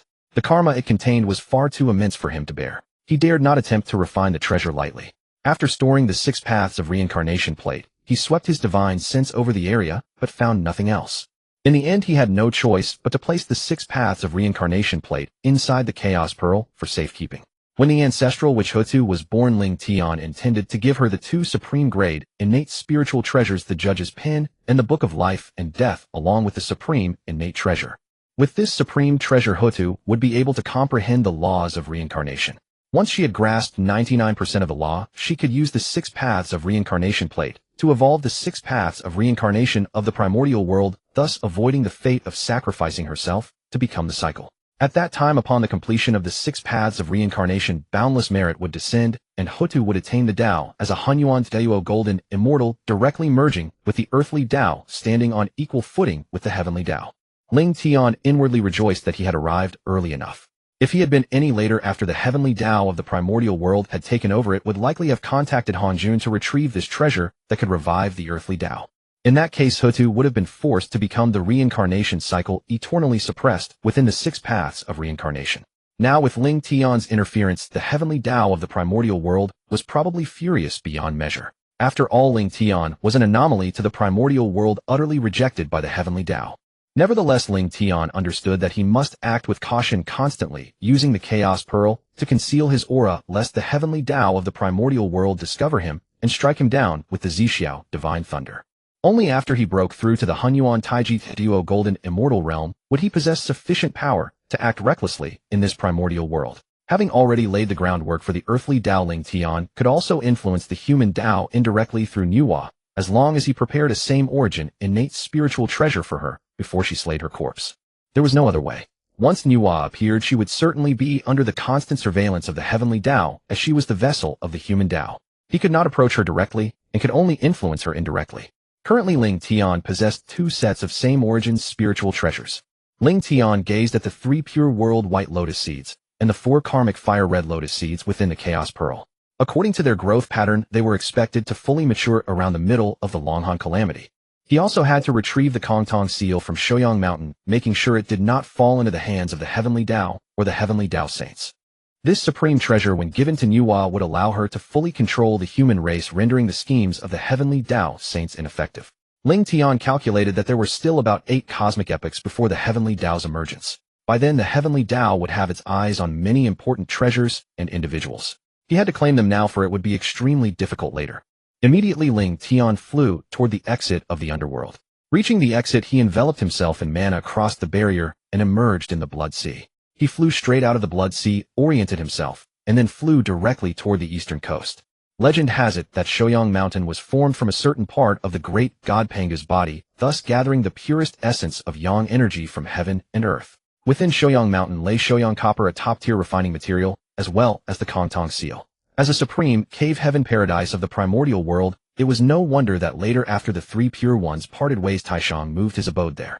On his journey to the eastern coast, Ling Tian saw more and more living beings in the primordial world, presenting a thriving scene. He wondered how long this prosperity could last. Thus, Ling Tian flew all the way to the eastern coast. After a millennium of arduous travel, Ling Tian finally arrived at the shores of the eastern sea. Without any delay, he immediately began his search for Mount Shouyang. As one of the premier cultivation grounds in Honghuang, this place must be guarded by powerful formations. Relying on his keen perception, Ling Tian began to explore the unique characteristics of this region. In the end, he successfully sensed an anomaly where threads of yang energy were seeping out. As expected, when Ling Tian approached that location, he felt the presence of a massive formation. This formation was clearly designed to protect something significant. Ling Tian did not wish to force his way through with violence, for he feared such an approach might destroy the paradise hidden within. He decided to patiently and methodically unravel the formation's mysteries. Time slipped away, a century passing like a fleeting moment, until Ling Tian finally succeeded in comprehending its secrets. The moment he entered the formation, Ling Tian was immediately struck by the spectacle before him. The yang energy here was intensely concentrated, and the innate spiritual qi far surpassed that of the outside world by several times. Along the way, immortal herbs and spiritual roots dotted the landscape like stars, with auspicious clouds and mists swirling about, and countless spirit springs and immortal pools came into view. Yet Ling Tian remained undistracted by these wonders, his sole focus fixed on the center of Mount Shouyang.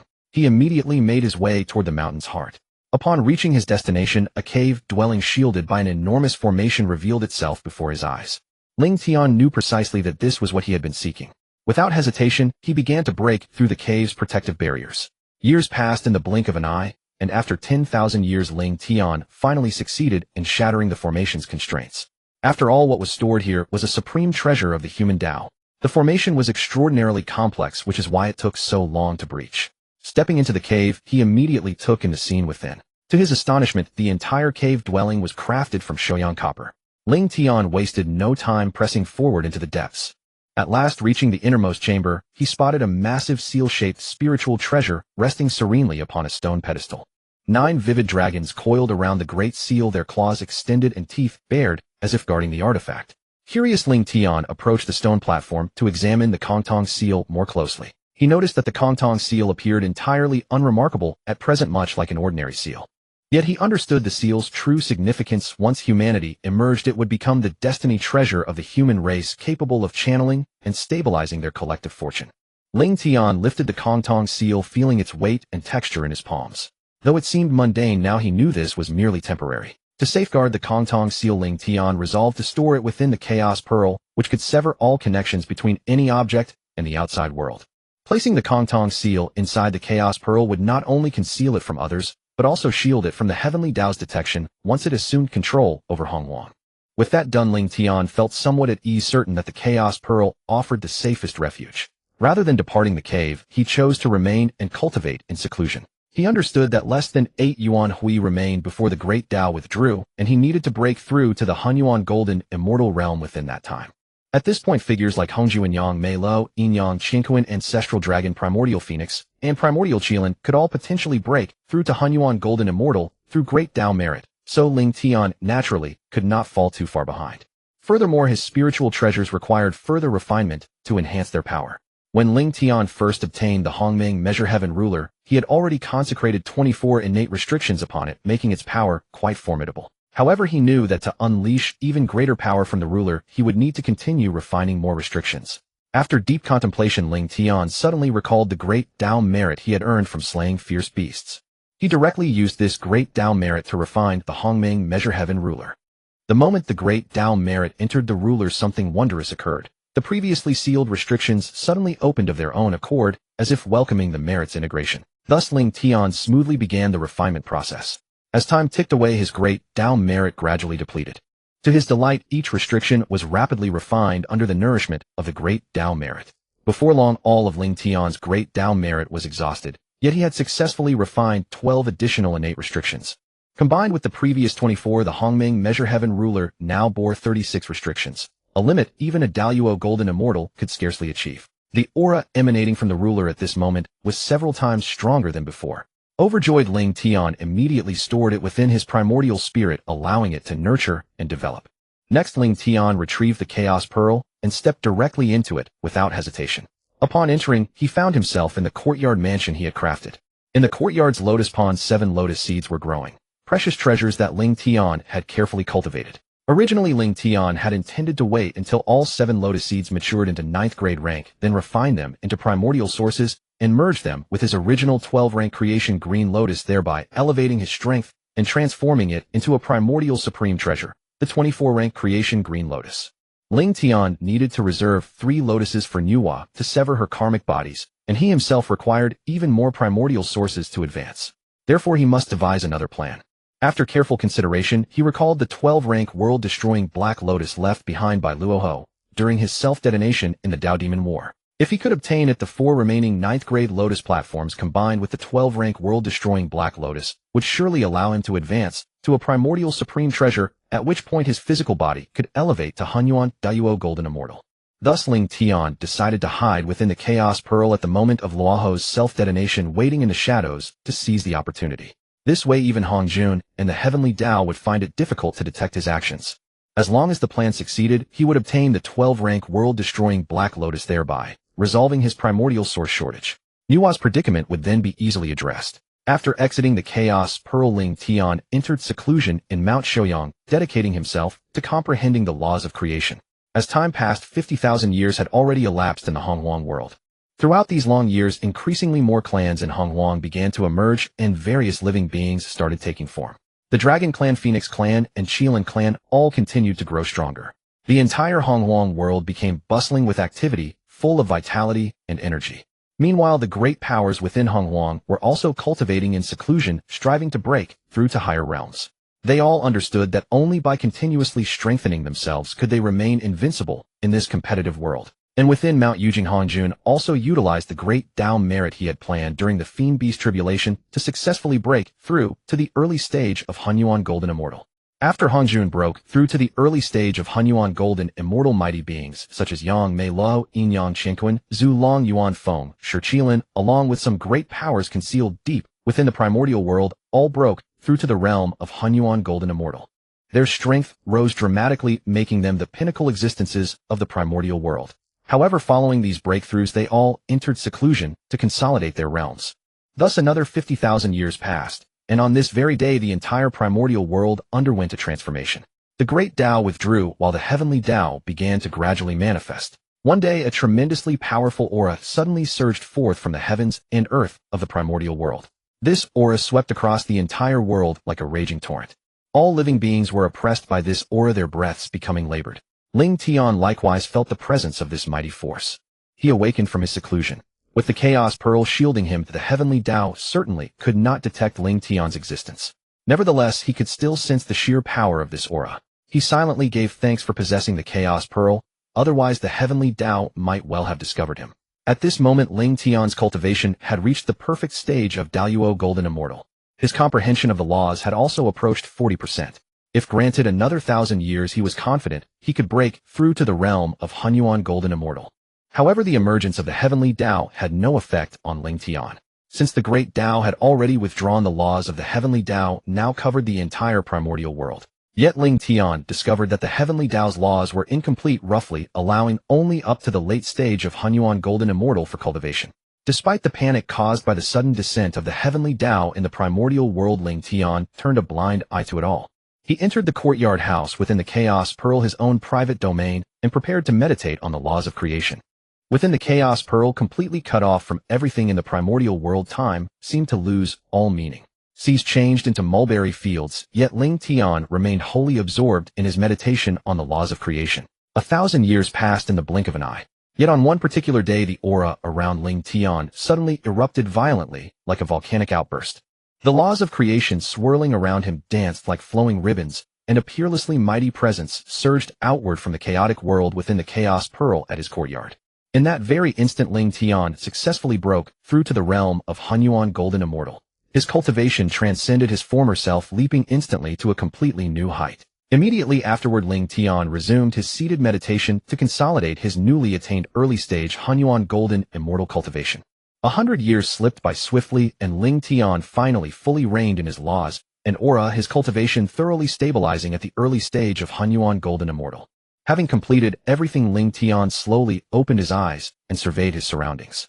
He saw the Huangzhong plums in his courtyard had ripened, their precious fruits exuding an alluring fragrance. A faint smile graced Ling Tian's lips as he carefully gathered them one by one. From the day he obtained these Huangzhong plums on Penglai Island, 10 yuan hui had passed. This was already the second harvest of Huangzhong plums. Ling Tian had collected each fruit brimming with boundless essence and energy. Then his gaze fell upon the lotus pond. To his delight, 7 third-rate divine lotuses had already blossomed in the pond, each one exquisitely radiant. After admiring the breathtaking scenery, Ling Tian stepped out of the Chaos Pearl and took out the Hongmeng measuring ruler, beginning to refine it alongside the Chaos Pearl, a chaos spiritual treasure. After 5,000 years of tireless effort, he had already melted away 40 seals from the Hongmeng measuring ruler and 16 chaos seals from the Chaos Pearl. Ling Tian strolled through his cave abode, his gaze sweeping over the mountains of Shouyang copper piled about. He silently marveled at the preciousness of these resources. However, he harbored no greed and merely collected a modest portion. For him, these resources were more than sufficient. Ling Tian had no intention of taking disciples, nor did he need excessive resources. He felt his cultivation path should be free and unrestrained, unburdened by too many attachments or obligations. Otherwise, he risked falling into the calculations of the Heavenly Dao. After leaving his cave abode, Ling Tian stood atop the peak of Shouyang Mountain, gazing down at this premier heavenly locale. He knew well that while Shouyang Mountain was an exceptional place for cultivation, it still fell somewhat short compared to his own Penglai Fangzhong and Yingzhou. Without hesitation, Ling Tian activated the Great Formation and departed Shouyang Mountain directly. He concealed his aura and cultivation level to appear as a low-stage Daoyuo Golden Immortal, thereby avoiding unnecessary trouble.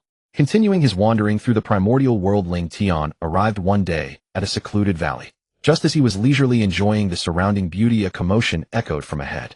Curiosity piqued. Ling Tian looked toward the source of the noise.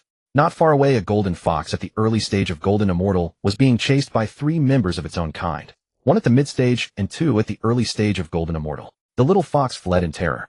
Witnessing this, Ling Tian sighed inwardly at the law of the strong preying upon the weak that governed this world. Having little interest in such infighting among kin, he turned to walk away. At that moment, the little fox suddenly spotted Ling Tian. A flicker of hope flashed in its eyes as though it had glimpsed a saving straw, and without hesitation it darted straight toward him. To the little fox, this Taoist emanated an aura both mysterious and profoundly powerful, one it could not fathom at all. It was certain that this Taoist must be a great master who could rescue it from its predicament. Like a gust of wind, the little fox darted swiftly behind Ling Tian. In the blink of an eye, it transformed into a little girl of about 4 or 5 years old and clung tightly to Ling Tian's leg as though it were her safest harbor. Completely caught off guard, Ling Tian stood frozen in astonishment, at a loss for what to do. The 3 pursuing foxes, seeing Bailing take refuge behind a Taoist, halted their chase. They exchanged glances, reaching some unspoken understanding, and simultaneously transformed into 3 children of about 11 or 12 years old, 2 boys and 1 girl. Standing together, all three children kept their gazes fixed intently on Ling Tian and Bei Ling. Among them, the golden fox at the mid-stage of Golden Immortal was clearly the leader. He regarded Ling Tian with a mixture of suspicion and wariness in his eyes, for he found he could not perceive Ling Tian's cultivation level, which sent a chill through his heart. Nevertheless, he soon composed himself and addressed Ling Tian. Esteemed senior, I am Bai Hao of the Fox clan. Beside me stands Bai Cheng, and this is Bai Mei. Earlier, the four of us happened upon a lower grade, innate spiritual treasure. Just as we were about to claim it, Bei Ling suddenly seized it and made off with it. That is why we have been in pursuit. We never expected to encounter you, esteemed senior, here. Listening to Bai Hao's explanation, Ling Tian roughly understood the situation. However, before he could speak, Bai Ling, who was hiding behind him, suddenly seemed provoked. Her small face flushed red and her cheeks puffed up with anger. She abruptly poked her head out from behind Ling Tian and shouted at Bai Hao in a childish loud voice. No, that's not true. That treasure flew to me on its own. I didn't take it. Ling Tian, gazing at the little one clinging tightly to his leg, couldn't help recalling the adorable mixed-race babies from his past life. Ling Tian also understood the reason behind the scene. The spiritual treasures they had found together were limited in number, and the soul treasure had chosen the youngest among them, this little girl. Thus the other children naturally felt dissatisfied, leading to this commotion. Ling Tian sighed inwardly, thinking that if it were in the past, he would have unhesitatingly taken the treasure for himself. However, facing this seemingly 4- or 5-year-old child, he simply couldn't bring himself to snatch it away. After all, if he did, even the Dao might find it unacceptable and strike him down with several bolts of chaos divine thunder. Just then a stroke of inspiration struck Ling Tian.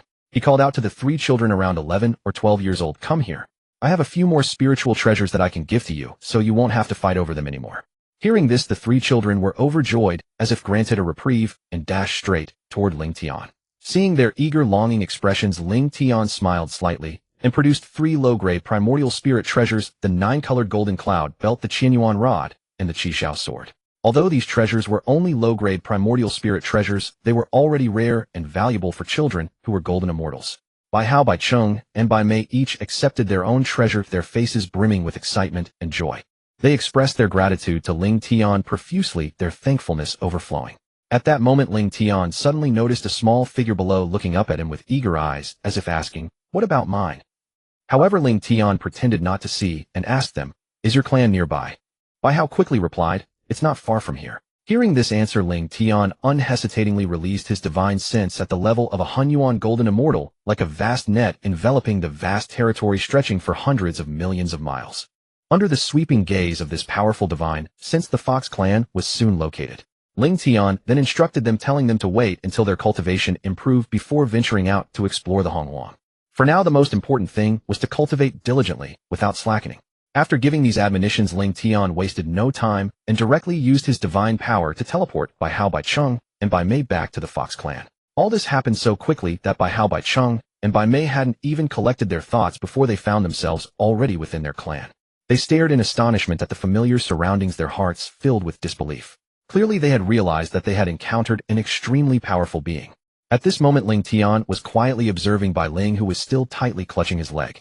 Bai Ling's face was also filled with a dazed expression, as if she hadn't quite grasped what had just happened. She blinked her big eyes, staring blankly at Bai Hao, Bai Cheng, and Bai Mei, who had been right in front of her a moment ago, bewildered at how they had suddenly vanished. Bai Ling turned her head slowly, gazed at Ling Tian, and asked in confusion, "Where did they go? Why are they gone?" Ling Tian channeled his spiritual power to lift Bai Ling up and said softly to her, "I have sent them back to the clan." Then, as if performing a magic trick, he produced a mid-grade primordial spirit treasure, the illusion spirit bell, and handed it to Bai Ling, instructing her to cultivate well. Unexpectedly, Bai Ling accepted the treasure directly. At that moment, as if sensing that she was about to be sent back to the clan, she landed and once again clung tightly to Ling Tian's leg, looking up at him with pitiful autumn water-like eyes. Ling Tian naturally understood the little girl's intention. She was trying to latch onto him. Helplessly, he lifted her up and said to Bai Ling, "All right, let me take you back." However, Bai Ling only looked at him pitifully and said, "I don't want to go back. They'll bully me again if I go back." Seeing this, Ling Tian realized that the little girl was not well treated in the clan and often suffered bullying. So he took her and appeared directly in the Fox clan as if by teleportation. Bai Hao, Bai Cheng, and Bai Mei, who had just been sent back by Ling Tian, saw him appear and rushed over, as if seeing a savior, bowing and exclaiming, "Greetings, senior." At this moment, Bai Ling, seeing that she was back in the clan, clung even tighter to Ling Tian's leg. Ling Tian then said to them, "Please go and inform your clan leader to come here." Bai Hao immediately went to notify the clan leader. Before long, Bai Hao returned following behind an old man at the late Duo Golden Immortal stage. Ling Tian knew at once that this was the Fox Clan's leader. He stepped forward with a solemn expression and said to the Fox Clan leader, "I am Ling Tian. I have come today to inquire about Bai Ling's situation." The Fox Clan leader Bai Yong clasped his hands in greeting and said in a deep voice, "Bai Yong greets Taoist Ling Tian." Then Bai Yong continued, "Our Fox Clan originally resided in the northern continent, but previously the northern region was invaded by the ferocious beasts. With no other choice, we left the north and migrated to the eastern Honghuang. Bai Ling was born during the time when the ferocious beasts attacked our clan and her parents died in that conflict. Since then, Bai Ling has followed us in the migration to the east." Ling Tian already understood the subsequent course of events and said to Bai Yong, "Thank you for informing me, Taoist Yong. Now I have a clear picture." Then he said to Bai Yong, "Bai Ling wishes to follow me. Taking her along is not much trouble. I hope you will grant permission, Taoist Bai Yong." Bai Yong quickly nodded in agreement. Usually everyone was immersed in cultivation and had little time to teach these little ones, did they? Seeing that they had agreed, Ling Tian looked at Bai Ling, who was clinging to his leg, with a pitiful expression. He then said to Bai Yong, "Taoist Bai Yong, I still have to travel through the Honghuang, so I will not disturb you further." Then he took Bai Ling and left the Fox Clan. After leaving the Fox Clan, Bai Ling, like a lively little deer, seeing that Ling Tian had taken her out of the clan, immediately let go of his leg and pouted her cherry-like lips, saying in a sweet voice, "Senior, where are we going now?" Ling Tian looked at Bai Ling like a kind elder brother and said softly, "All right, from now on you will stay by my side. Just call me Big Brother Ling Tian. Now we are going to the East Sea to find a spiritual treasure." Hearing that the senior was willing to let her follow him, and even allowed her to call him Big Brother Ling Tian, Bai Ling's heart blossomed like a flower, and she giggled happily. Ling Tian was speechless at Bai Ling's silly laughter. He wondered what would become of this girl in the future. Then he took Bai Ling and flew directly toward the East Sea. It was not long before Ling Tian arrived at the Eastern Sea. The sea was now occupied by the Dragon Clan, who claimed this vast expanse of water as their own territory. Along the way, Ling Tian witnessed many dragons patrolling the sea's surface, majestic and imposing. His purpose in coming to the Eastern Sea was to find the 24 Dinghai pearls. However, he did not know whether these pearls had already fallen into the hands of the Dragon Clan. Thus he pondered inwardly, since he was about to return to the 3 islands of Pengliangzhou and Fengzhong, he might as well take this opportunity to test his luck with the Dragon Clan and see if the 24 Dinghai pearls were in their possession. If they were, he could try to exchange for them. If not, he would have to wait for the opening of the treasure cliff to compete for them. Unwilling to endure such a long wait, Ling Tian made an immediate decision to venture into the Dragon Clan's territory. He took Bai Ling, cast a spell to conceal their presence, and sped like a ghost straight toward the Dragon Palace deep in the Eastern Sea. Before long, Ling Tian arrived at the gate of the Eastern Sea Dragon Palace. This time he did not hide his aura or strength as he had done before. After all, he had come to exchange treasures. If he appeared too weak, not only would he fail to achieve his goal, but he might even bring about his own death, let alone obtain the 24 Dinghai pearls. Standing before the Dragon Palace, Ling Tian ignored the guards and called out in a booming voice, "I am Ling Tian, here to pay a visit." His voice echoed like a great bell across the sea, lingering for a long time. The guards at the Dragon Palace, seeing the terrifying aura emanating from Ling Tian, dared not stop him. As soon as Ling Tian entered the Dragon Clan's territory, Zhu Long and Zhu Long sensed his presence. Soon 2 auras rushed toward Ling Tian and arrived before him. Ling Tian saw that Zhu Long's cultivation had reached the early peak of the Hunyuan Golden Immortal stage, just 1 step away from breaking through to the mid-Hunyuan Golden Immortal stage. Zhu Long was also close to breaking through to the early Hunyuan Golden Immortal stage. Bai Ling, standing beside Ling Tian, could not help but shrink closer to him, clutching his legs tightly with both hands as she faced the 2 formidable predecessors. Ling Tian looked down at her and gently patted her head. Zhu Long was surprised to find that Ling Tian was also at the early Hunyuan Golden Immortal stage, and sighed inwardly. The primordial world is truly unfathomable. Ling Tian slightly bowed and cupped his hands toward Zhu Long and Zhu Long, saying, "I, Ling Tian, pay my respects to fellow Taoist Zhu Long and fellow Taoist Zhu Long." Bai Ling, following Ling Tian's example, also bowed to Zhu Long and Zhu Long, saying, "Junior Bai Ling pays respects to Senior Zhu Long and Senior Zhu Long." Then she stepped back behind Ling Tian. Zhu Long then spoke to Ling Tian, "Greetings, fellow Taoist Ling Tian. Please come inside for a discussion." Ling Tian, accepting the invitation, said to Zhu Long and Zhu Long, "Thank you, fellow Taoists. Please lead the way." Then he took Bai Ling's small hand and followed Zhu Long and Zhu Long. Upon entering the Dragon Palace, he realized that the entire palace was built from colored glaze and some innate spiritual materials, and he could not help but marvel at the Dragon Clan's extravagance. It was said that the Dragon Clan loved to collect all kinds of treasures and spiritual materials, and this rumor seemed true. Seeing the Dragon Palace, Bai Ling's eyes widened in astonishment, her face full of shock. Soon Ling Tian followed Zhu Long and Zhu Long through the palace to the back courtyard. Then some maidservants brought in some innate spiritual fruits and placed them on the table before retreating. Zhu Long and Zhu Long invited Ling Tian to sit down, and Ling Tian, without ceremony, pulled by Ling to sit beside him. "May I ask what brings you here, fellow Taoist?" Zhu Long spoke first, his voice deep and imposing.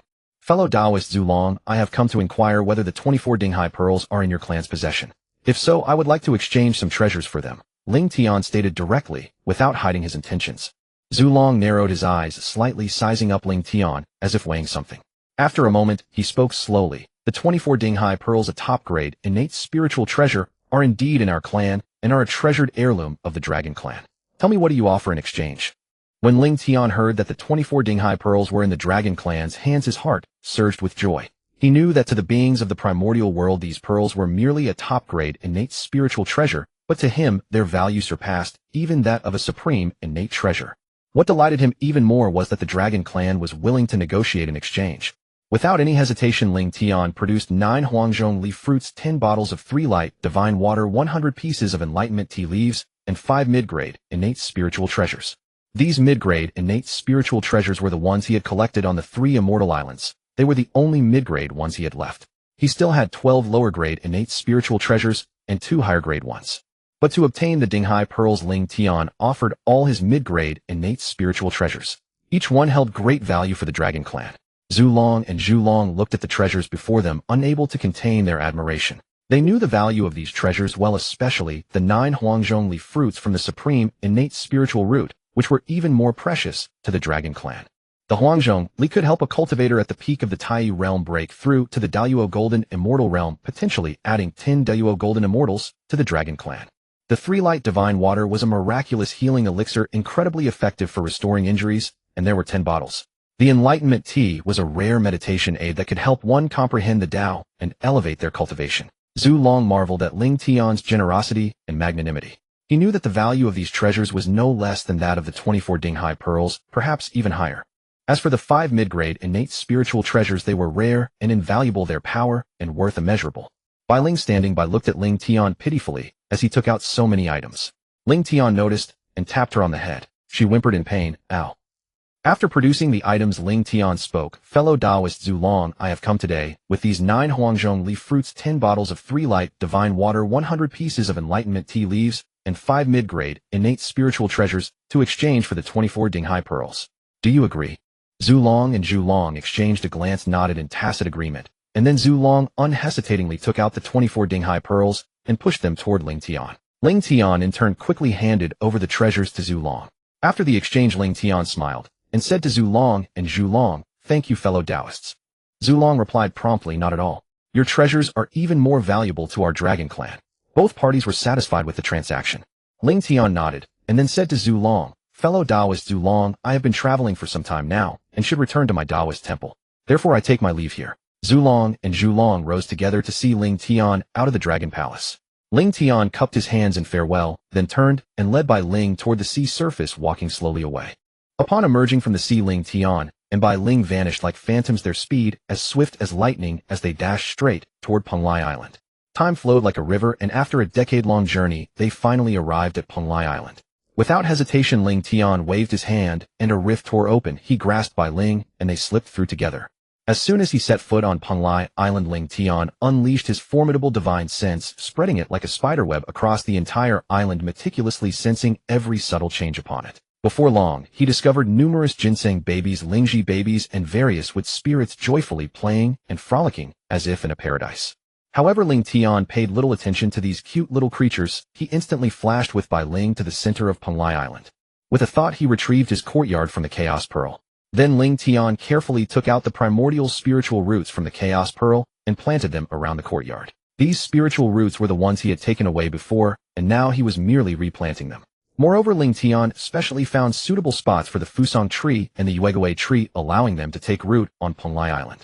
Bai Ling stood by, watching Ling Tian produce so many primordial spiritual roots, as if by magic, her jaw dropping in astonishment. She had never imagined that there could be so many primordial spiritual roots in the world, and that Ling Tian had collected them all. After planting all the spiritual roots, Ling Tian finally noticed Bai Ling, who stood there dumbfounded. Yet he paid no heed to her reaction and walked into the courtyard on his own. He placed his own 12-grade Creation Green Lotus into the 3-light divine water pool, allowing it to be nurtured in the divine water. With everything arranged, Ling Tian sat leisurely in the courtyard, fetched a flask of 3-light divine water, plucked a leaf of enlightenment tea, and brewed tea with tranquil ease. Just then Bai Ling finally snapped out of her shock. She walked in slowly, her face full of disbelief as she stared at Ling Tian. Entering the courtyard, Bai Ling was even more awestruck. Gazing at the yellow middle plum tree in full bloom, the enlightenment tea tree whose every leaf radiated boundless Dao rhythm, the pool of 3-light divine water shimmering with mysterious light, and the breathtaking 12-grade Creation Green Lotus and 7 3rd-grade lotuses, a surge of intense shock welled up within her. Bai Ling could not help but ask herself what kind of person had she latched onto. This patron was simply too mighty. She glided to the stool beside Ling Tian and sat down, her small eyes fixed on him as if drawn by a magnet. Ling Tian felt somewhat uncomfortable under her unwavering gaze. However, how could her little scheme escape his all-seeing eyes? Her petty calculations were utterly transparent before Ling Tian. Nevertheless, Ling Tian was straightforward and said, "You may pick the spiritual fruits from the trees for your cultivation, but do not touch anything else in the courtyard. At your current stage of early golden immortal, you cannot yet use the yellow middle plum or the enlightenment tea, understand?" As soon as he finished speaking, Ling Tian, as if performing a magic trick, pulled out a superior grade primordial spirit treasure. The golden light sword erased his divine sense and imprint from it, and handed it to Bai Ling without a second thought. Then he said earnestly, "Cultivate here well."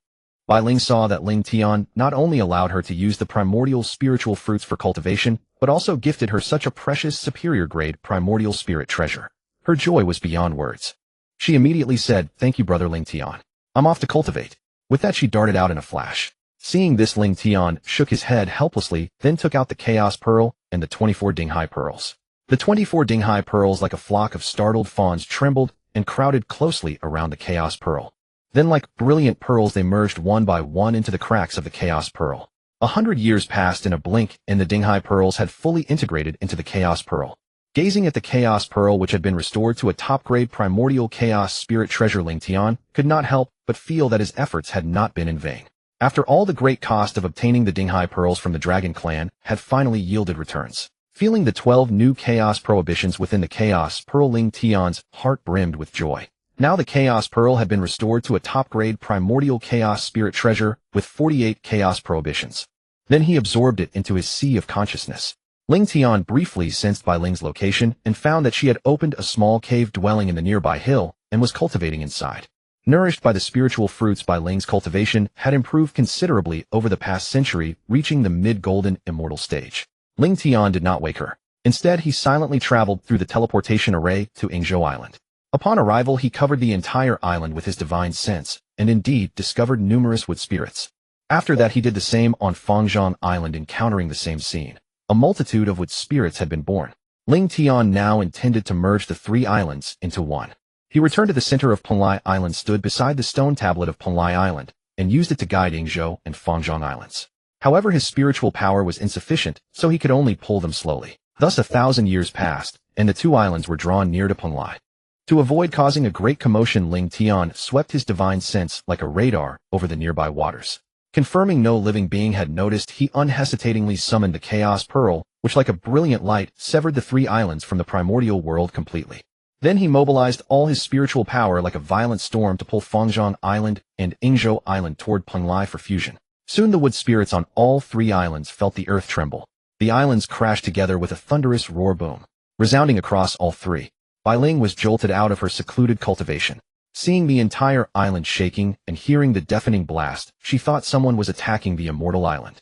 When she flew into the sky, she witnessed the collision of the islands, utterly stunned. As the 3 islands merged, the collision points like a winding dragon formed a mountain range. The spiritual veins beneath Penglai Island connected like streams with those of the other 2 islands. Subsequently, the great formations also merged, forming the Chaos 3 Talents formation. The formation began to operate, and the island was now completely isolated from the primordial world. Ling Tian then retrieved the Chaos Pearl. Had it not been for the Chaos Pearl's isolation, the earth-shattering commotion would certainly have been detected by the creatures of the East Sea. It would inevitably have attracted the Dragon Clan. The 3 island stone tablets also fused into one gigantic stele. The characters on it now read Penglai 3 Immortal Islands in Dao script. At that moment, Ling Tian observed that the Chaos 3 Talents formation covering the island had activated on its own, its array patterns flowing with profound mystery, as if connecting to the very essence of the universe. The great formation slowly revolved, forming a massive vortex that reached directly into the boundless chaos. The furious chaotic energy capable of shredding a Tai golden immortal was drawn endlessly into the formation. Under the mystical power of the array, the violent energies were swiftly tamed, purified, and refined. In the blink of an eye, the once dangerous chaotic energy transformed into pure primordial spiritual energy, diffusing like sweet rain across every corner of the island. Ling Tian then controlled the formation to conceal the celestial phenomenon above. He spoke directly. I am Ling Tian, the island lord of the Penglai, 3 immortal islands. I have just merged the 3 islands into one, so there is no need for alarm. Ling Tian's voice covered the entire Penglai, 3 immortal islands. All the plants and spirits on the island heard his words and felt relieved, fearing they might have died inexplicably.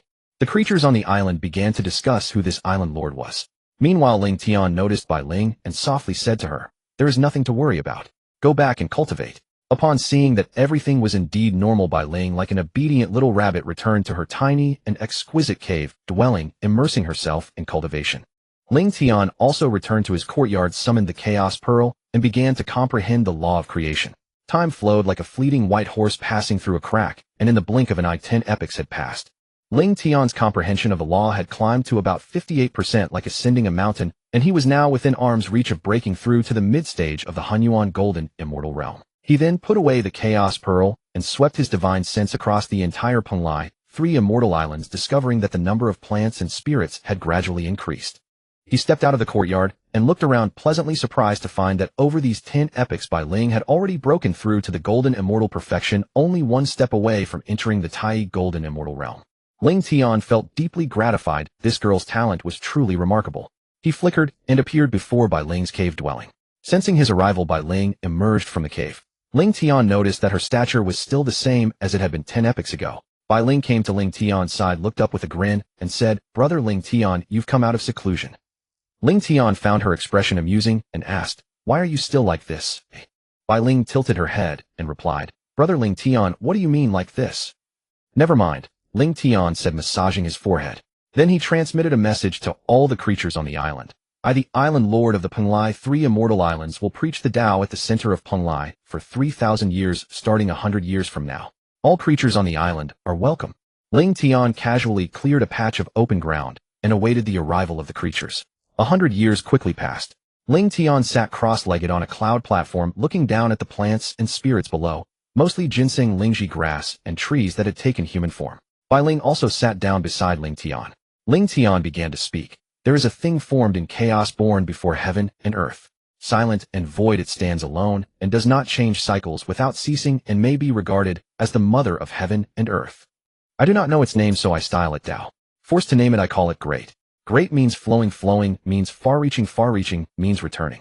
Thus Dao is great, heaven is great, earth is great, and humanity is also great.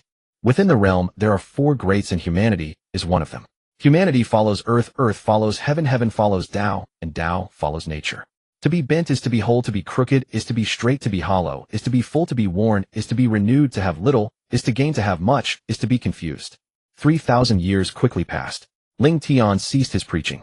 Over these 3 millennia, he had taught from the Earth Immortal level all the way up to the Tai Golden Immortal level. Continuing further would be beyond the comprehension of the creatures below. Some of them might never be able to break through to the Daoyuo Golden Immortal realm in their entire lives. Ling Tian then waited for the creatures to awaken. After a while, all of them had regained consciousness. Ling Tian then addressed the creatures. "Remember, you must not engage in frivolous disputes, bully the weak with your cultivation, or recklessly destroy this world. Do you all remember?" "Yes, Island Lord." All the creatures replied in unison. Ling Tian continued, "You may disperse. Go back and cultivate diligently." After a while, all the creatures had left, leaving only Bai Ling beside Ling Tian. Bai Ling looked at Ling Tian and said directly, "Brother Ling Tian, I am going into seclusion to break through to the Tai Golden Immortal Realm. I'll be going now." She then skipped happily back to her small cave dwelling. Ling Tian felt that he himself was on the verge of a breakthrough, so he returned to his courtyard to enter seclusion and break through to the mid-stage of the Honghuang Golden Immortal Realm. While Ling Tian was in seclusion, the Dragon Clan of the Primordial World, due to their growing numbers and insufficient resources, began their conquest of the foresees. The East Sea Dragon Clan, under the leadership of the Ancestral Dragon, had completely occupied the East Sea, becoming its overlord.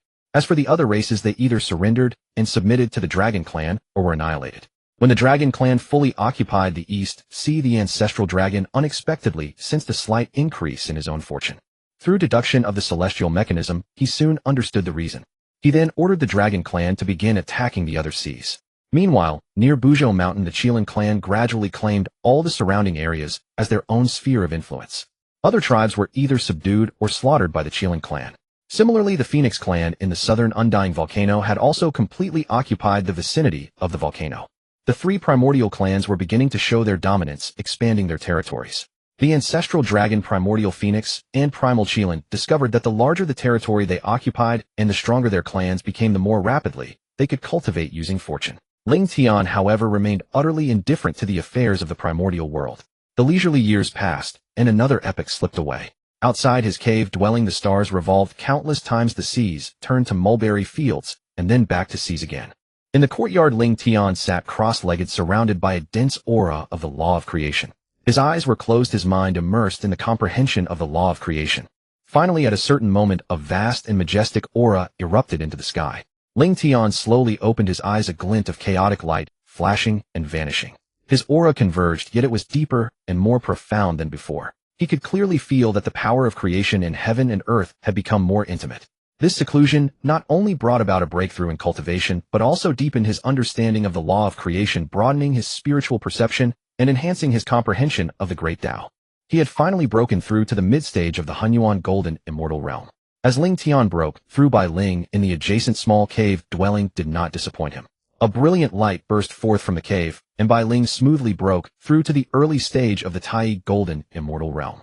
She bounded out of her cave dwelling, joyfully hopping and skipping, and threw herself before Ling Tian, grinning. "Brother Ling Tian, I've broken through too." Ling Tian looked at Bai Ling, his eyes full of satisfaction. "Good. Go back and consolidate your cultivation immediately." Then Bai Ling returned to her own small cave dwelling. After breaking through to the mid-stage of the Honghuang Golden Immortal Realm, Ling Tian began to deduce the celestial mechanism and discovered that the Dragon Clan, Phoenix Clan, and Qilin Clan had already started developing their influence. Ling Tian knew that this was the beginning of another primordial tribulation. He then returned to his courtyard to stabilize his newly attained cultivation realm. Ling Tian solidified his laws, having just stabilized his mid-stage Honghuang Golden Immortal cultivation. He gazed at the 7 lotus flowers on the pond, which had now bloomed into 6-petal forms, and knew that in time they would grow into 9-petal ones. He withdrew his original body, the 12-grade Creation Green Lotus. Then Ling Tian emerged from the courtyard. Outside, beneath the top-grade Innate Spiritual Root Tree, the purple gold peach, stood a figure in pure white Bai Ling. She had also just emerged from seclusion. At that moment she was on tiptoes, her jade fingers gently plucking a purple gold peach from a branch, then placing it into her mouth and eating it directly. She then reached for another. "Have you stabilized your early-stage Tai Golden Immortal Realm?" Ling Tian asked Bai Ling. Bai Ling turned at the sound of his voice, seeing that Ling Tian had come out of seclusion. She said to him, "I just came out of seclusion and saw these purple gold peaches perfectly ripe. Brother Ling Tian, you've arrived just in time. Would you like to try one?" She tossed the crimson cloud fruit to him. Ling Tian caught it and ate it directly. Its flavor was incomparably superior to the peaches of his past life, and the metal-attributed spiritual energy within entered his body. However, it had no effect on Ling Tian, though it was satisfying for his palate. After finishing the purple gold peach, Ling Tian looked at Bai Ling and said, "I need to go outside the primordial world. You stay on the island and take care of the Penglai 3 Immortal Islands." Bai Ling nodded obediently. "Brother Ling Tian, I will guard the Penglai 3 Immortal Islands for you." Ling Tian gently patted her head. "Don't neglect your cultivation either." With that, Ling Tian activated the island's protective formation and with a flash appeared directly in the East Sea. The moment he stepped out of the Penglai 3 Immortal Islands, a formidable soul-shaking consciousness surged toward him like a torrential flood. This consciousness seemed to emanate from the very core of the entire world, carrying boundless pressure and power. Ling Tian was startled. He instantly realized the terror of that consciousness.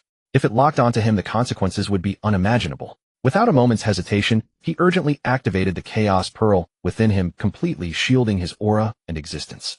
As the power of the Chaos Pearl was released, Ling Tian felt as if he had become isolated from the entire world. The powerful consciousness lost its target in an instant and dissipated like a gentle breeze. Ling Tian felt a lingering fear. He knew that the consciousness just now was the legendary Heavenly Dao of the primordial world. He hadn't expected that the moment he left the Penglai 3 Immortal Islands, the Heavenly Dao would sense him so keenly. This made him deeply realize that before he had sufficient strength to contend with the Heavenly Dao, he must remain constantly vigilant while traveling in the primordial world relying on the power of the Chaos Pearl to conceal his aura. After catching his breath, Ling Tian steadied himself and began to fly slowly toward Buzhou Mountain, the center of the primordial world. Along the way, he discovered that the East Sea was now completely under the rule of the Dragon Clan. Everywhere patrols of dragons meticulously monitored the waters. Ling Tian sighed inwardly, knowing that this situation would only worsen. Now the Dragon Clan, Phoenix Clan, and Qilin Clan had not yet dominated the primordial world. But when they truly began their struggle for supremacy, the living beings of the entire primordial world would likely be plunged into even greater suffering. Fortunately, although Ling Tian's domain was located in the East Sea, it was isolated from the primordial heaven and earth, and no living being could discover this place. Otherwise, given the Dragon Clan's tyranny and greed, his territory would often be coveted and threatened. Time passed like a fleeting horse glimpsed through a crack, vanishing in an instant. 100 years quietly flowed by in the river of time. During these 100 years, Ling Tian finally reached the outer perimeter of the legendary Buzhou Mountain.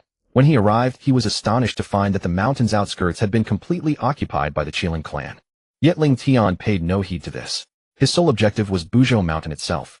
The panga pressure compared to when Ling Tian first emerged had already weakened considerably. This allowed Ling Tian to approach Buzhou Mountain more easily. Before long, he arrived at his old home, the place that had once nurtured him. Without hesitation, he opened a gap in the Great Formation and slipped directly inside. Once inside the formation, Ling Tian went straight to the 24-grade Creation Green Lotus. He looked closely and saw that the Green Lotus had grown to full maturity like an exquisite work of art.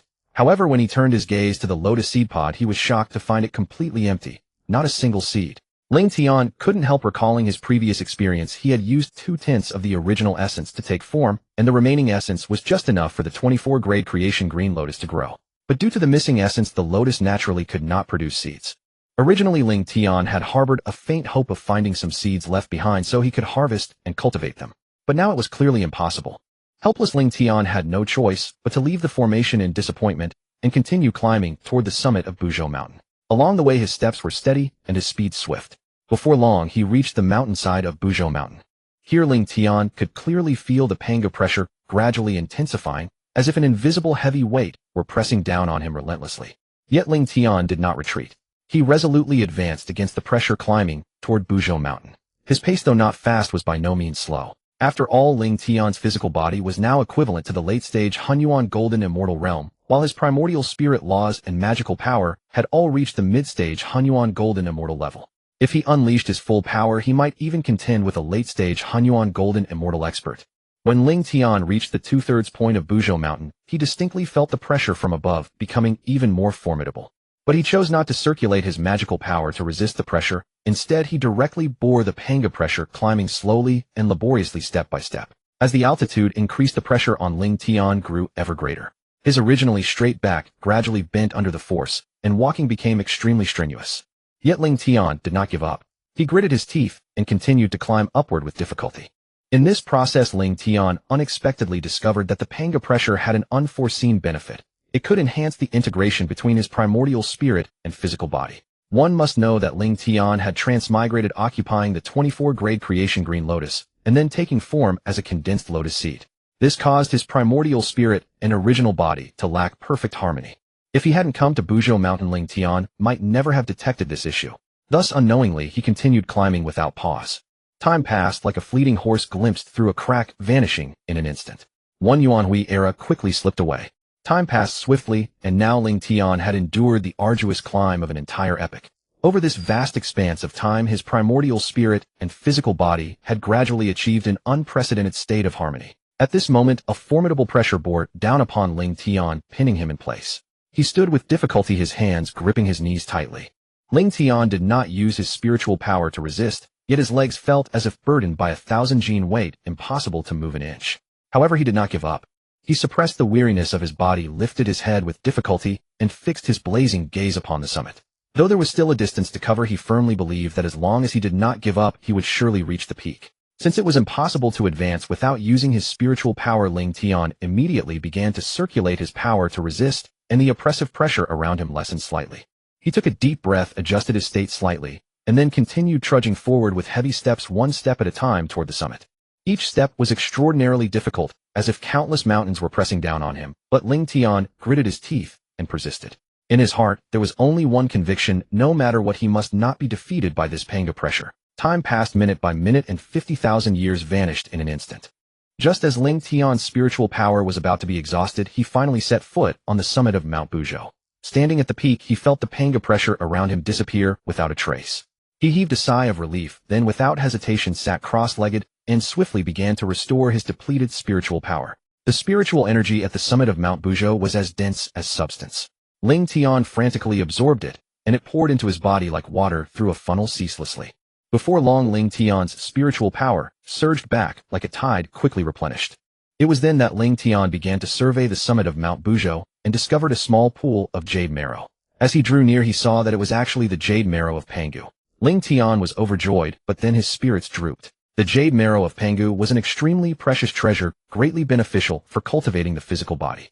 However, it was of little use to him, as he was originally a spiritual treasure incarnated. His body could only be strengthened by devouring homologous spiritual treasures. Ling Tian did not dwell on the discouragement. He immediately summoned the Hongjun Pearl, intending to directly collect the pool of Pangu jade marrow. Just then ripples suddenly appeared on the surface of the pool, and a phantom figure emerged from within. This figure emanated an ancient and mysterious aura. Seeing this, how could Ling Tian not understand what it was? He had never imagined that the jade marrow would contain a remnant will of the great god Pangu. Ling Tian immediately bowed with cupped hands and said, "Ling Tian pays respects to the great god Pangu. Little one, you have some skill to have climbed the summit of Mount Buzhou. This Pangu jade marrow was left behind when I transformed my body into the primordial chaos. It is of little use to you. You are the incarnation of the 12-pin Creation Green Lotus. Once you advance to the Innate Supreme Treasure, the 24-pin Creation Green Lotus, you will attain the foundation of a low-grade chaos demon god. If you need this jade marrow, take it." The will of Pangu spoke to Ling Tian. Ling Tian knew that his own situation was not like that of the primordial chaos beings. He was currently a supreme, innate spiritual treasure. Ling Tian cupped his hands again. "Thank you, great god Pangu. I will accept this jade marrow. Perhaps in the future it may assist the Wu tribe." Ling Tian then stored the Pangu jade marrow into the Hongjun Pearl. The will of Pangu nodded. "The Wu tribe was formed from my essence blood. If you can aid them, it will be their fortune." Then the will of Pangu produced a severely damaged primordial spirit and handed it directly to Ling Tian, saying, "Please, young friend, give this primordial spirit to the Wu tribe when they emerge into the world." After that, the will of Pangu slowly dissipated on the summit. Ling Tian watched and also put away the shattered primordial spirit. "Great god Pangu, rest assured this junior will certainly deliver it to the Wu tribe," Ling Tian said firmly. After finishing his words, he gazed deeply at the spot where the will of Pangu had dissipated, as if he could still see the once immeasurably powerful being. With reverence, he bowed 3 times in the direction where the will of Pangu had vanished. After bowing, Ling Tian turned and walked toward the foot of Mount Buzhou. His steps were steady and powerful. However, when he began to descend the mountain, he was surprised to find that this time he did not feel the presence of the panga pressure. Ling Tian mused inwardly, could this be a special favor arranged by the will of Pangu? Without further hesitation, he accelerated and sped down the mountain like a bird in flight. However, just after he had flown a short distance, he suddenly felt a mysterious inducement pulling at him. This aura was like an invisible hand gently tugging at his soul, impossible to ignore. Without any hesitation, Ling Tian immediately flew in the direction of this aura. In an instant, he arrived at the source of the aura. Upon arriving, Ling Tian looked closely and saw a great formation emitting a faint glow, clearly protecting something inside. Ling Tian looked and could not help but feel joy. However, this time, he did not spend time comprehending the formation as before. He directly summoned his measuring heaven ruler and struck the formation fiercely. With a crisp crack, the formation shattered as if made of paper. Ling Tian stepped into the formation and immediately saw what was inside, a fragment of a jade disc. He carefully picked up the jade disc fragment and examined it closely. This fragment looked very ordinary, but Ling Tian could feel that it contained boundless power and mysteries. He immediately probed it with his divine sense. This was actually a fragment of the creation jade disc, which recorded the top 10 great Dao laws: power, time, space, destiny, cause, and effect, destruction, creation, yin-yang, 5 elements, and reincarnation. However, for Ling Tian, this fragment was valuable, but somewhat useless. Because he possessed the Hongjun Pearl, which contained the 3,000 great Daos, far more comprehensive than this fragment. Nevertheless, Ling Tian decided to keep the fragment. Even if he could not use it, others might. After storing the jade disc fragment, he did not linger and flew directly toward the foot of the mountain. Ling Tian traveled like a streak of lightning, extremely fast. He reached the foot of the mountain in less than 10 years. The reason naturally was the absence of the panga pressure, allowing him to descend so quickly. Just as Ling Tian was about to turn and leave, a fire chilin suddenly sprang out from the side, blocking his path. This fire Qilin was a member of the Qilin tribe with a cultivation level at the peak of the Tai Golden Immortal Realm. The fire Qilin glared at Ling Tian, its eyes fixed on him, and let out a roar. Where did this wild Taoist come from? Don't you know this is the territory of the Qilin tribe? Ling Tian's heart sank at the sight. He had been discovered by this member of the Qilin clan. Fortunately, the chaos bead had concealed his presence, yet it appeared they had spotted his figure. Ling Tian paid it no mind, and replied calmly, "This Taoist is Ling Tian. I have just come down from Buzhou Mountain, and shall be on my way." Upon hearing this, the Tai Golden Immortal of the Qilin clan was momentarily taken aback before realization dawned upon him. If this Taoist could descend from Buzhou Mountain, he must have stumbled upon some profound opportunity. But this was Qilin clan territory. How dare this stranger come to steal what belonged to them? Such audacity was simply intolerable. Moreover, he sensed no formidable aura emanating from Ling Tian, which further convinced him that this Taoist would be an easy target. He wasted no time in speaking to Ling Tian. "This is Buzhou Mountain, the domain of our Qilin clan. Hand over the spiritual treasures and spirit roots you acquired here." Upon hearing the fiery Qilin's brazen demand, Ling Tian's expression darkened instantly. He never anticipated that a fire Qilin at the peak of Tai Golden Immortal cultivation would be so shamelessly oppressive, daring to prey upon him. Ling Tian truly could not fathom where the Qilin clan drew such audacity. Seeing no response from Ling Tian, the fire Qilin's temper flared. It raised its voice once more and roared, "Did I not tell you to surrender the spiritual treasures and roots? Are you deaf?" Ling Tian, however, ignored the fire Qilin's outbursts entirely. He pondered within. How could someone at merely the peak of Tai Golden Immortal reach such arrogant heights? It was truly unbearable. Ling Tian decided no longer to waste words with this fire Qilin. He directly activated the spiritual energy within his body, instantly manifesting it into an enormous palm. Like a towering mountain carrying inexhaustible pressure, it swept down fiercely toward the fire Qilin. The fire Qilin was startled. It could clearly feel that the spiritual energy released by Ling Tian far exceeded the bounds of Tai Golden Immortal. It finally realized that it had kicked against an impenetrable iron plate this time. The fire Qilin was about to beg for mercy, but Ling Tian gave it no such opportunity. That colossal palm moved as swiftly as lightning, and in the blink of an eye it struck the fire Qilin with full force. With a thunderous crash, the fire Qilin was blasted away by a single slap. It arced through the sky, and like a cannonball flew straight toward a distant mountain. With a tremendous boom, the fire Qilin slammed into the mountainside, its entire body deeply embedded into the rock, as if merging with the mountain itself. No amount of effort could dislodge it from the mountainside. Ling Tian watched the fire Qilin he had swatted away, his heart largely unmoved. He felt he had already taught this fire Qilin a lesson and saw no need to take its life. He gently shook his head and continued flying toward the eastern sea as though everything that had just occurred had nothing to do with him. After Ling Tian had swatted the fire Qilin away, it returned to the Qilin clan severely wounded and barely alive. When the elders of the Qilin clan saw its grievous state, they were startled and rushed forward to inquire about what had happened. Panting heavily, the fire Qilin recounted everything in exaggerated detail, making it sound as though it had survived a life-and-death battle of extraordinary ferocity. Upon hearing this, the elders' expressions grew grave. They realized that someone had dared to take a supreme treasure from within their territory. This was a grave matter indeed. They immediately launched an investigation to track down this audacious culprit. However, after thorough divination and scrutiny, the progenitor Qilin could not discern any useful leads. This left the Qilin clan elders deeply puzzled and helpless.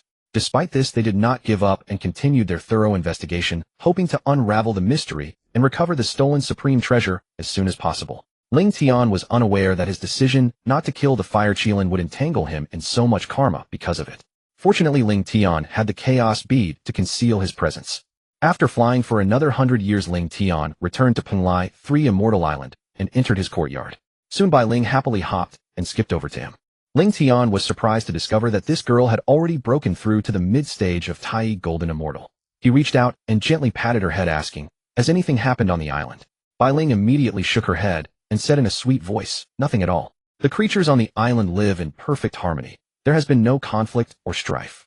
Ling Tian nodded. He then asked about various cultivation resources on the island, to which Bai Ling answered each question in detail. Afterward, Ling Tian decided to continue his secluded meditation on the laws of heaven and earth. At Jade Capital Mountain in the Primordial World, Hongjun was at that moment like a sculpture, silently comprehending the jade disk of creation. He seemed to have already merged with the jade disk of creation.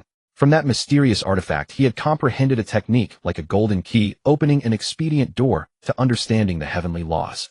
This technique involved severing one's 3 corpses and anchoring them with primordial magical treasures. The 3 corpses, white, red, and yellow, represent goodwill, malice, and self-obsession.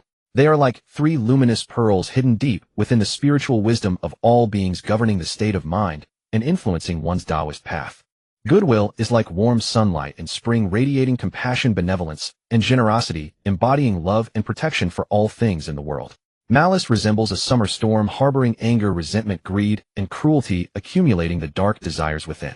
Self-obsession is akin to winter plum blossoms, representing attachment to one's own existence and steadfastness of self-awareness, the unique identifier of all sentient beings. When all three corpses are severed, it is like parting the clouds to reveal the sun, making it far easier to perceive the laws of the Heavenly Dao. Once the comprehension of laws reaches perfection, the three corpses are returned to the original body, achieving unity in Honghuang. Only then can one break through to Honghuang Daoyuo Jinxian, like a phoenix rising from its ashes in rebirth. Hongjun pondered within his heart, the severed three corpses must be anchored using primordial magical treasures of the same origin, and he happened to possess fragments of the jade disc of creation. Was this not a perfect match? He could absolutely use it to anchor the three corpses. Moreover, by anchoring the three corpses within fragments of the jade disc of creation, the three corpses would also be able to comprehend the laws within the jade disc, allowing them to cultivate as well. In that case, he would have three clones with the same combat prowess as his original self. Having grasped this profound secret, Hongjun did not hesitate and immediately entered seclusion to prepare for severing his three corpses. On Mount Sumeru in the western realm, Luo Ho, since slyly taking the god-slaying spear during the calamitous Beast Tribulation, had remained hidden like a turtle withdrawing into its shell within Mount Sumeru. After all this was his opportunistic gain without lifting a finger. Luo Ho naturally feared that Hongju Yang, Mei Inyang Qianquan, and others would come seeking trouble over this supreme killing treasure. Thus he remained concealed like an ostrich on Mount Sumeru. However, one day Luo Ho keenly detected traces of venomous, malevolent aura emanating from Sumeru. Had he not become extraordinarily sensitive to malevolent energy after refining the god-slaying spear, he might never have discovered how sinister an aura lurked beneath Mount Sumeru. Luo Ho made a swift decision and descended upon Mount Sumeru like a soaring bird. Indeed, he found a massive formation as impregnable as bronze walls and iron ramparts, firmly suppressing four swords and a battle formation chart.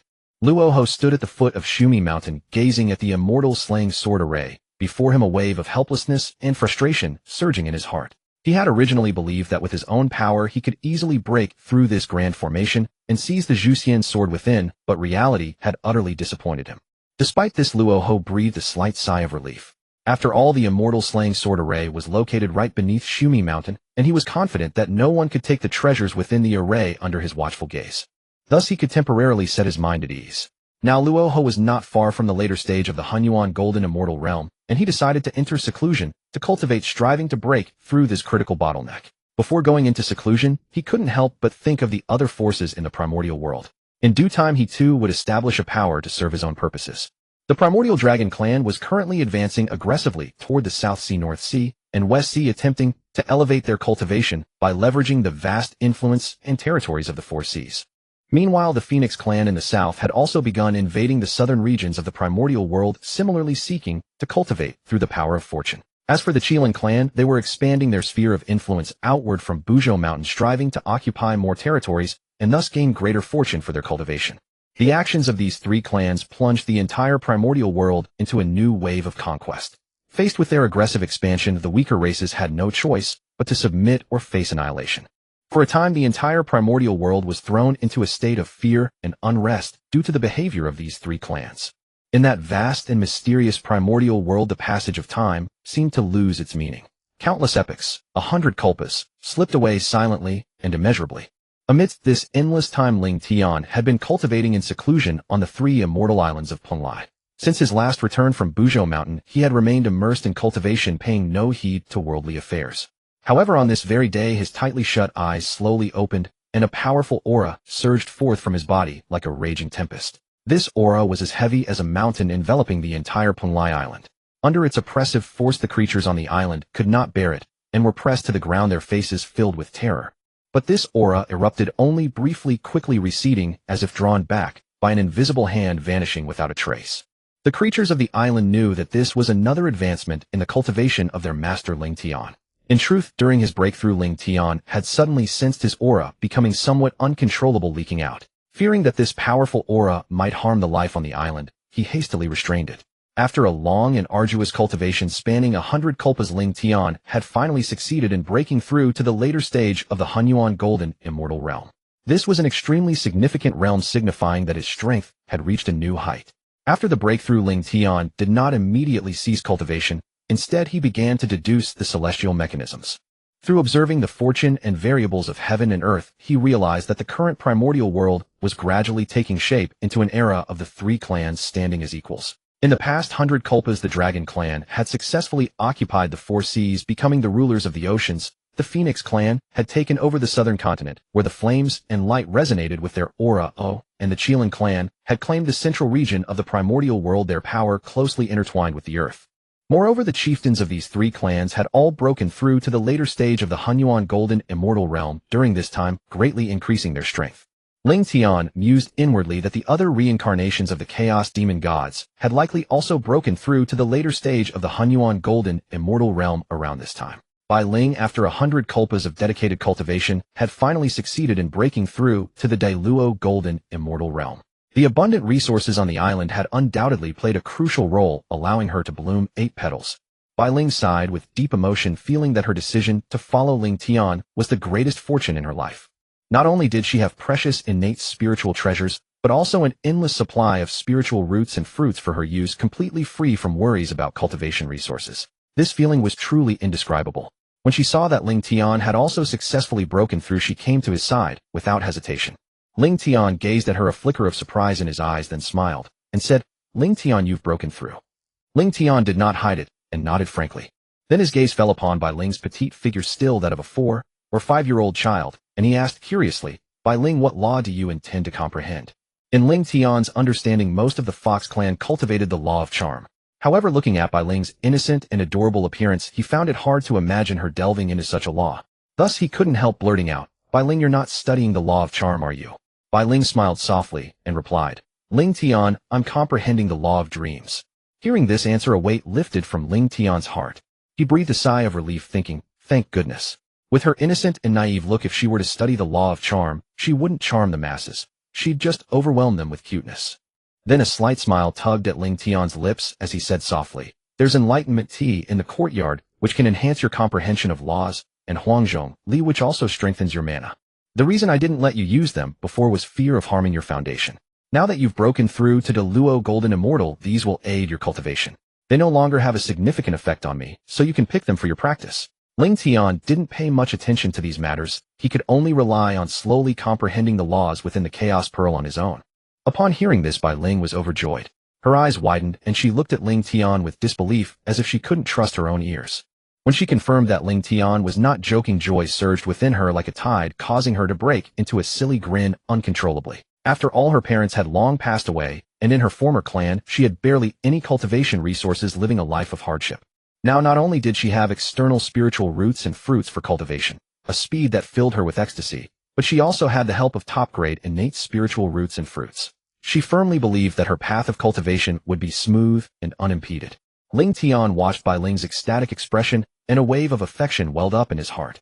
He smiled, reached out, and gently patted her hair, then paid her no further attention. He then walked to the lotus pond, where he saw the purifying world white lotus, which had nearly grown to 9 petals, and the karmic fire red lotus also at 9 petals, and felt a surge of joy. When this karmic fire red lotus matures to the 9th grade, Ling Tian will be able to use it to enhance his own origin. At this moment, Ling Tian was scheming on how to obtain the 12-rank world-destroying black lotus from Luo Ho. If he could incorporate this treasure into his collection, his path to ascending to a primordial treasure would become much smoother. While Ling Tian was pondering these matters, Bai Ling had already plucked dozens of enlightenment tea leaves and yellow center plums, and also filled a bottle with 3 light divine water. She was gleefully preparing to return to her small cave dwelling. Seeing this, Ling Tian quickly called out to her, asking her to wait a moment. Bai Ling stopped and looked at him curiously. Ling Tian smiled faintly, took out about 10 drops of Pangamero from the Chaos Pearl, and handed it to Bai Ling, saying, "This is Pangamero, a precious treasure left by Grand God Pangu when his body transformed into the desolate world and his spine became Mount Buzhou. It is invaluable for enhancing the physical body. It will greatly benefit the improvement of your physical strength enough to elevate your physical body to the realm of great Luo Golden Immortal Perfection.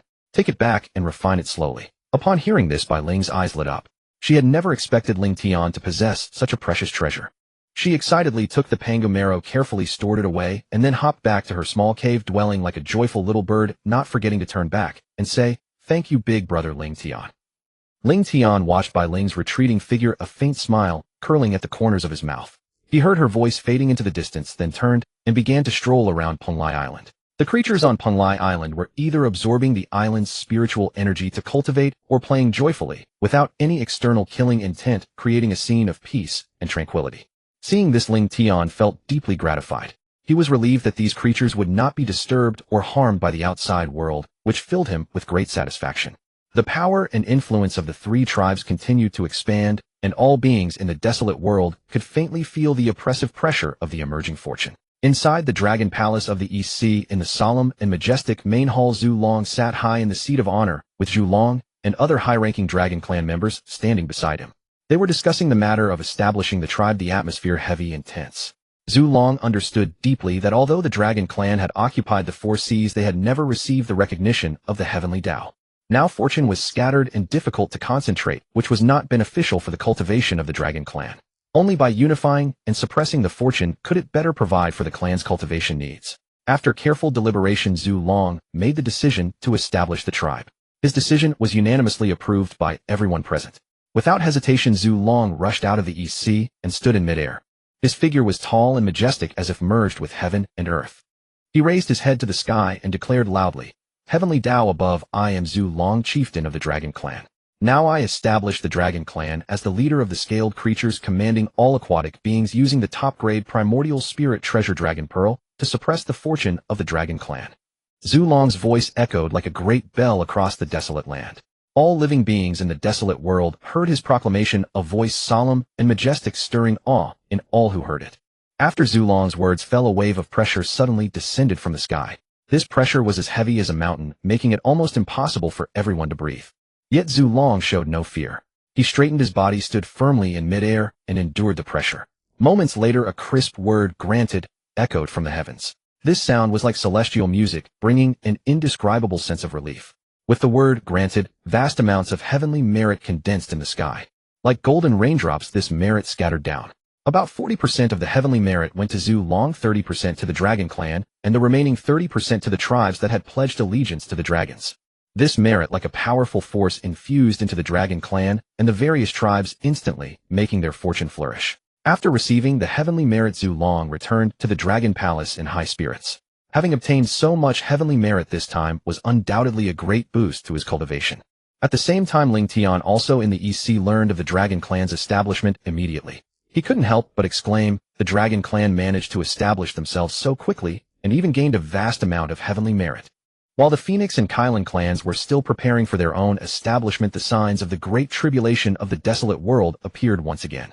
As if driven by some force, the Phoenix and Kylan clans accelerated their pace of subjugating other races. Time passed swiftly, 1,000 years slipping by. On this day, Yuan Feng suddenly soared from the undying volcano like a blazing flame, cutting through the sky of the desolate world. Her figure circled in the sky, exuding a powerful aura. Yuan Feng declared loudly to the Heavenly Dao, "Heavenly Dao above, I am Yuan Feng, chieftain of the Phoenix Clan. Now I establish the Phoenix Clan as the leader of the feathered creatures, commanding all birds of the air. The Phoenix Clan is established." As her words fell, a top-grade Primordial Spirit Treasure, the Phoenix Scepter, appeared in her hand. The treasure shone with dazzling light, seemingly containing boundless power. Yuan Feng raised the Phoenix Scepter high, and its emanating pressure immediately enveloped the entire Phoenix Clan. The members of the Phoenix Clan, feeling this immense power, broke into cheers. At that moment, the familiar pressure appeared in the sky, once more followed by the word "granted." Then streams of heavenly merit fell like rain, with 40% landing on Yuan Feng, 30% on the Phoenix Clan members, and the remaining 30% scattering over the other bird races. Yuan Feng accepted the merit and returned to the undying volcano with joy. Meanwhile, the Kylan clan also hastened the pace of their establishment. Shi Qilan, the founding Kylan, led a group of Kylan elites to the central region of the desolate world. This was the core area of the Beast Clan, where all beasts gathered. Standing on a high platform, the Kylan patriarch declared to the Heavenly Dao in a voice like a great bell, "Heavenly Dao above, I am Shi Qilan, chieftain of the Kylan clan. Now I establish the Kylan clan as the leader of the walking beasts, commanding all beasts of the desolate world.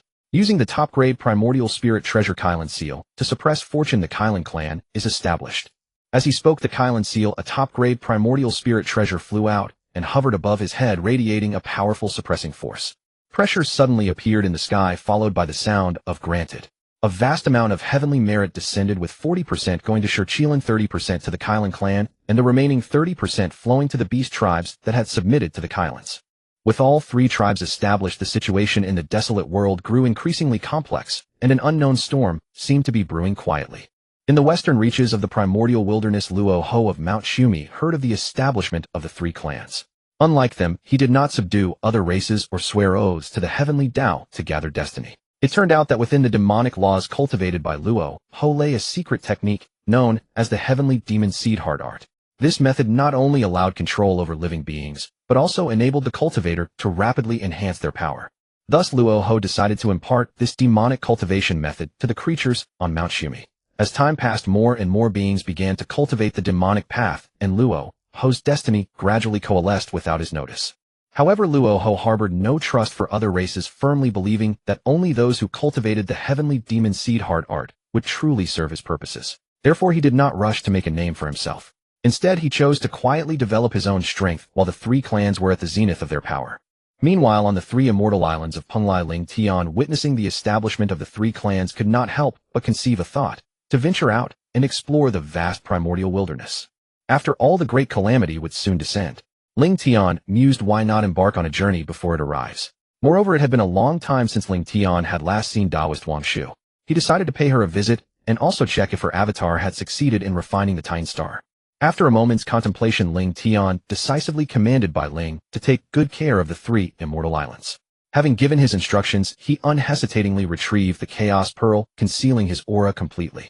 He had no desire to repeat the mistake of last time, when he was immediately locked onto by the Heavenly Dao upon leaving the island. With all preparations complete, Ling Tian activated the island's protective array without hesitation, then shot toward the primordial starry sky like a meteor.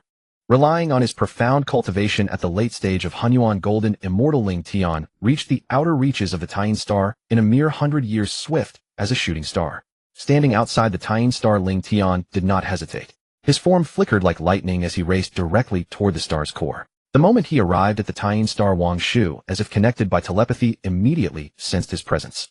Wang Shu smiled softly and swiftly opened the star's grand array, clearly intending to welcome Ling Tian.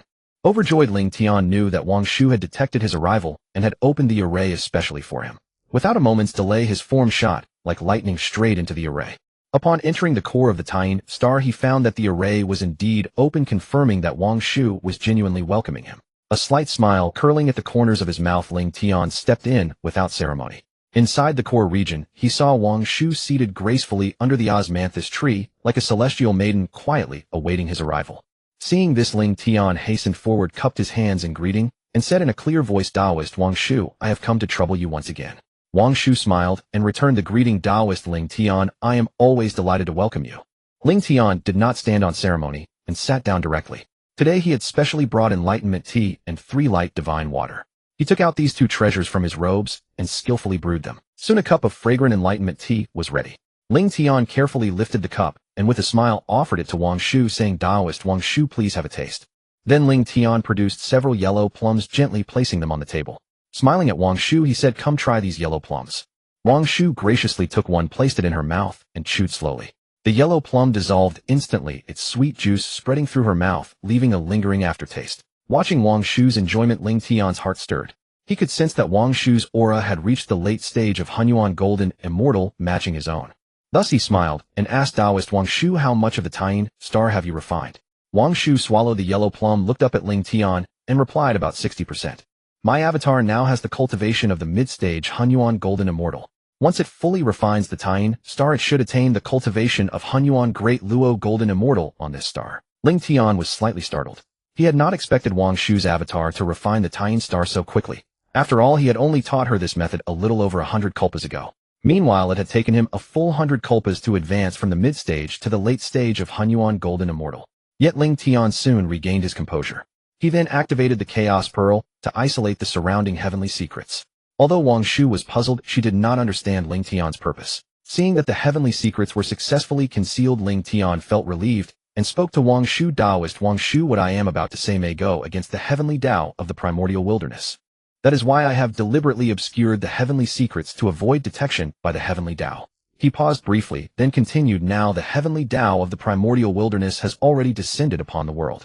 This heavenly Dao holds immense power enough to control the entire primordial wilderness. However, it will never tolerate any potential threats. Wang Shu gazed at Ling Tian with a puzzled expression, clearly not understanding his intention. She asked, potential threats? What does that refer to? Ling Tian smiled and explained the potential threats refer to beings who have reached the realm of Honghuang Great Luo Golden Immortal. You see, the power of a Honghuang Great Luo Golden Immortal is already transcendent, completely beyond the control of the heavenly Dao. If a great war were to break out among them, the consequences would be unimaginable, even leading to the destruction of the entire primordial wilderness. And if the primordial wilderness were destroyed, the heavenly Dao would cease to exist as well. Stunned, Wang Shu stared at Ling Tian in disbelief, pressing further, then what if someone breaks through to the realm of Honghuang Great Luo Golden Immortal? Surely the heavenly Dao cannot simply strike them down with heavenly punishment. Ling Tian pondered for a moment, then replied, at that time the heavenly Dao will choose a spokesperson. The Dao will then possess this spokesperson. Thus, when someone attempts to break through to the Honghuang Great Luo Golden Immortal Realm, the heavenly Dao spokesperson will come to stop them. They must either flee the primordial wilderness, be directly annihilated by the heavenly Dao, or leave the primordial wilderness for the chaos and never attempt to enter again. As soon as you approach the primordial wilderness, the heavenly Dao will detect you. Then you will have to face the heavenly Dao of the primordial wilderness. Wang Shu was struck dumb as if by lightning, unable to utter a single word for a long time. She had never expected that the Honghuang heavenly Dao would select a spokesperson to take control of the entire Honghuang world. Ling Tian looked at Wang Shu, who was utterly shocked and could not help sighing inwardly. He decided to let her calm down a little, and after she regained her composure, he would continue to reveal this astonishing secret. Feeling a bit parched from speaking, Ling Tian casually picked up the freshly brewed enlightenment tea and took a gentle sip. The tea exuded a fragrant aroma, refreshing his mind and spirit. After Wang Shu had somewhat recovered her composure, Ling Tian said to her with a smile, "Come have some tea to calm your nerves." Hearing this, Wang Shu, as if waking from a dream, picked up the teacup and drained it in one go. Once Wang Shu had fully regained her senses, Ling Tian continued, "The Honghuang world created by Pangu the great god originally had three Daos, the heavenly Dao, the earthly Dao, and the human Dao. However, before Pangu could perfect these three Daos, he perished from exhaustion. Thus the great Dao temporarily took over the Honghuang world." Ling Tian paused, and then added, "Now the great Dao has retreated, and the heavenly Dao has emerged first. This Honghuang heavenly Dao is ambitious, seeking to dominate alone, suppressing the earthly Dao and the human Dao, and taking complete control into its own hands. Once successful, it could devour the earthly Dao and the human Dao to strengthen itself. By then, the entire Honghuang world would be firmly under the control of the heavenly Dao." After finishing, Ling Tian gazed at Wang Shu, who was now completely stunned with fear, clearly shocked by this series of revelations. She had never imagined that there were so many twists and schemes hidden within. Ling Tian continued, "Now the Honghuang heavenly Dao has already chosen its spokesperson. When the time is ripe, the heavenly Dao will use this person's hand to drive the development of Honghuang and eliminate all things that might pose a threat to its existence." Ling Tian shifted the topic, not delving further, but giving Wang Shu some time to compose herself. After a moment, seeing that Wang Shu had regained her composure, Ling Tian spoke again. "After peering into the river of time and witnessing the deeds of the Honghuang heavenly Dao, I began to lay my plans in secret. And you, fellow Taoist Wang Shu, are the key link in this plan. The reason I suggested that you refine the entire Tying Star when I last visited was precisely because of this. Thus, if the heavenly Dao wishes to eliminate you, it must first destroy the Tying Star. However, the importance of the Tying Star to Honghuang is self-evident. If the Honghuang heavenly Dao dares to destroy the Tying Star, it will inevitably incur severe punishment from the great Dao. Therefore, I advised you to refine the entire Tying Star, so that in the future you need not worry about the heavenly Dao." Hearing this, Wang Shu was somewhat astonished. She had never expected that Ling Tian had already planned a retreat for her. After a moment's thought, Wang Shu quickly stood up, bowed slightly to Ling Tian, and said sincerely, "Thank you, fellow Taoist Ling Tian, for your thoughtful care." Wang Shu was deeply grateful. Ling Tian had not expected Wang Shu to be so courteous. He was a bit surprised, but quickly regained his composure and said with a smile, "Fellow Taoist Wang Shu, there is no need for such politeness. I did this both for myself and for the entire Honghuang world. If I am to attain the Dao of Honghuang Daoyuo, I will inevitably come into conflict with the Honghuang heavenly Dao. Moreover, I am also planning to revive the earthly Dao and the human Dao, which will undoubtedly oppose the Honghuang heavenly Dao. Therefore, helping you is also a way to create some check on the heavenly Dao in the future." Hearing Ling Tian's words, Wang Shu understood immediately. She clasped her hands in a salute to Ling Tian and said, "Fellow Taoist Ling Tian, your farsightedness is truly admirable. If there is any need for my help in the future, please do not hesitate to command." Seeing this, Ling Tian quickly returned the salute and said, "Then I thank you, fellow Taoist." With that, his gaze turned to the 2 clusters of Taiyin essence on the moon laurel tree. These 2 clusters were about to give birth to spiritual intelligence, as if they could give rise to 2 new lives at any moment. Ling Tian gazed at them, a glimmer of expectation in his eyes. He turned to Wang Shu and said, "These 2 beings will surely face many tribulations in the future. With the protection of fellow Taoist Wang Shu, they will surely survive safely." After hearing Ling Tian's words, Wang Shu revealed a sly smile.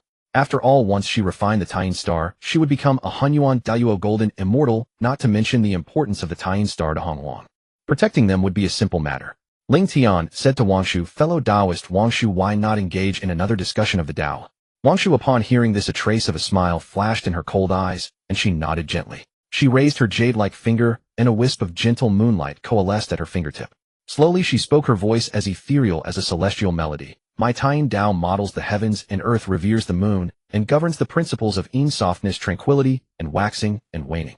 As she spoke, faint star-like halos gradually appeared around her, and a thin layer of frost condensed on the grass and trees around the stone platform, yet exuded an aura of endless vitality, fully displaying the profound mysteries of the Taiyin Tao. After Wang Shu finished, she looked at Ling Tian. Ling Tian closed his eyes in contemplation for a moment, and when he opened them again, a sharp light flashed in his gaze, and a completely different aura emanated from him. He said in a clear voice, "Your Taiyin Tao is profound and extensive, and it has opened my mind. As for me, I cultivate the Tao of creation." Before he finished speaking, he pointed with 2 fingers, and countless tiny points of light flew from his fingertip, coalescing into a miniature star in the air. Within the star, mountains, rivers, plants, and animals seemed to be slowly evolving, as if a new world was being born at his fingertip. The so-called creation is to bring forth existence from nothing, to transform the void into reality, to shape the laws of heaven and earth with my divine will, and to create the forms of all things. Wang Shu listened quietly, a brilliant light in her eyes.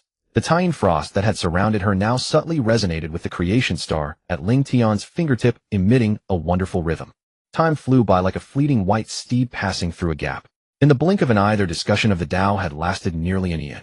During this long period, both gained immensely, and their respective Tao attainments were significantly enhanced. Ling Tian gazed at Wang Shu, a trace of concern in his eyes, and said slowly, "Fellow Taoist Wang Shu, you must refine the Taiyin star as soon as possible, so that you can be free from worries." Wang Shu nodded, slightly indicating that she understood Ling Tian's meaning. Through Ling Tian's guidance and the schemes of the Honghuang Heavenly Dao, she deeply realized the importance of the Taiyin star to herself, and understood that time was pressing and there could be no delay. Seeing this, Ling Tian smiled, and continued, "This visit has been a great pleasure in exchanging ideas with you, but it has also been quite an intrusion. Now I should take my leave." With that, he gently waved his hand, and a flash of light appeared, a jade slip materializing in his hand. Ling Tian handed the jade slip to Wang Shu, attaching a trace of his divine sense to it. He explained, "This jade slip contains a trace of my divine sense. If you have the opportunity to go to the Eastern Sea in the future, just crush this jade slip, and I will sense your arrival." Wang Shu examined the jade slip in her hand, gave it a brief glance, and then tucked it into her bosom. Turning to Ling Tian, she said with a smile, "I will certainly pay you a visit when I have time." Ling Tian, seeing this, replied with a smile, "Excellent, I look forward to your arrival." Understanding the situation, he clasped his hands in a polite salute, and said, "Then I, the humble Taoist, shall take my leave now." With these words, Ling Tian's form flickered, and he dashed out like a bolt of lightning, vanishing beyond the great formation in an instant. He streaked across the sky like a meteor, speeding toward the direction of Hong. On this day, Ling Tian finally arrived at the junction of the east and west. Standing atop the clouds, he gazed into the distance, and saw a colossal formation looming faintly not far ahead. Without a word, Ling Tian immediately exerted all his skills to break through the great formation. Time slipped by, and over a decade passed in the blink of an eye. He formed hand seals with both hands, muttering incantations under his breath, and a dazzling beam of light suddenly shot from his palm, striking the great formation directly. With a crisp crack, a fissure opened in the formation. Without hesitation, Ling Tian flew into it. Once inside, the scene before him suddenly opened up. He discovered that within the formation stood a massive ginseng fruit tree. The tree towered into the clouds, its branches lush and leaves dense, laden with translucent ginseng fruits that exuded an enticing fragrance. Ling Tian recognized the tree at a glance, and marveled inwardly, this must undoubtedly be Zhen Yuanzi's Dao field. But the Five Zhuang Temple had not yet been built, and Zhen Yuanzi had not yet been born. Only this solitary tree stood alone in the center of the town. Ling Tian strolled around the ginseng fruit tree. Suddenly he noticed a cluster of earth origin essence beside it. The essence shimmered like a bright pearl, radiating a faint glow, and atop this essence lay an ancient tome. gazing at the earth origin essence. In the book Ling Tian pondered, so this is Zhen Yuanzi. But he did not delve too deeply. Instead, he collected all the fruits from the ginseng tree. After finishing, Ling Tian turned and left, darting through the formation like a ghost and vanishing into the distance. On the primordial jade capital mountain, Hongjun had previously comprehended the method of severing the three corpses. He first severed his good corpse and evil corpse, which represented his inner benevolence and desires.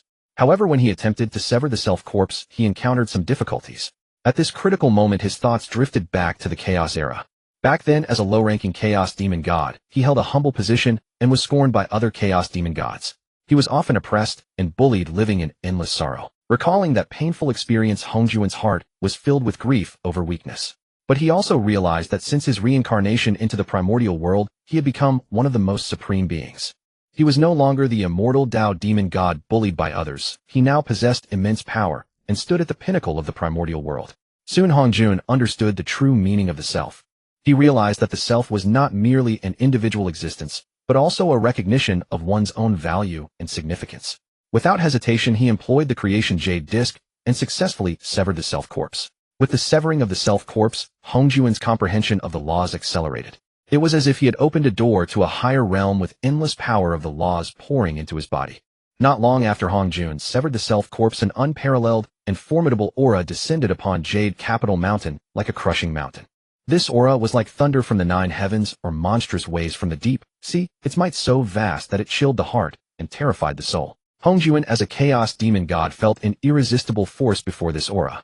Yet he was Hongjun after all. He quickly steadied his mind, mobilized his mana, and resisted the aura. At the same time, a powerful intuition surged in Hongjun's heart, and he immediately realized that the source of this aura was none other than the Heavenly Dao of the primordial world. Why had the Heavenly Dao descended upon Jade Capital Mountain? Hongjun pondered, but could not find an answer. As he was lost in thought, a mysterious voice suddenly echoed in his mind. The voice seemed to come from the depths of the universe, yet was as clear as if it were right beside him. Hongjun, I am the Heavenly Dao. I wish to make you my spokesperson. What is your will? Hongjun was startled. He had never expected the Heavenly Dao to choose him as its spokesperson. However, faced with such a momentous matter, he did not immediately agree.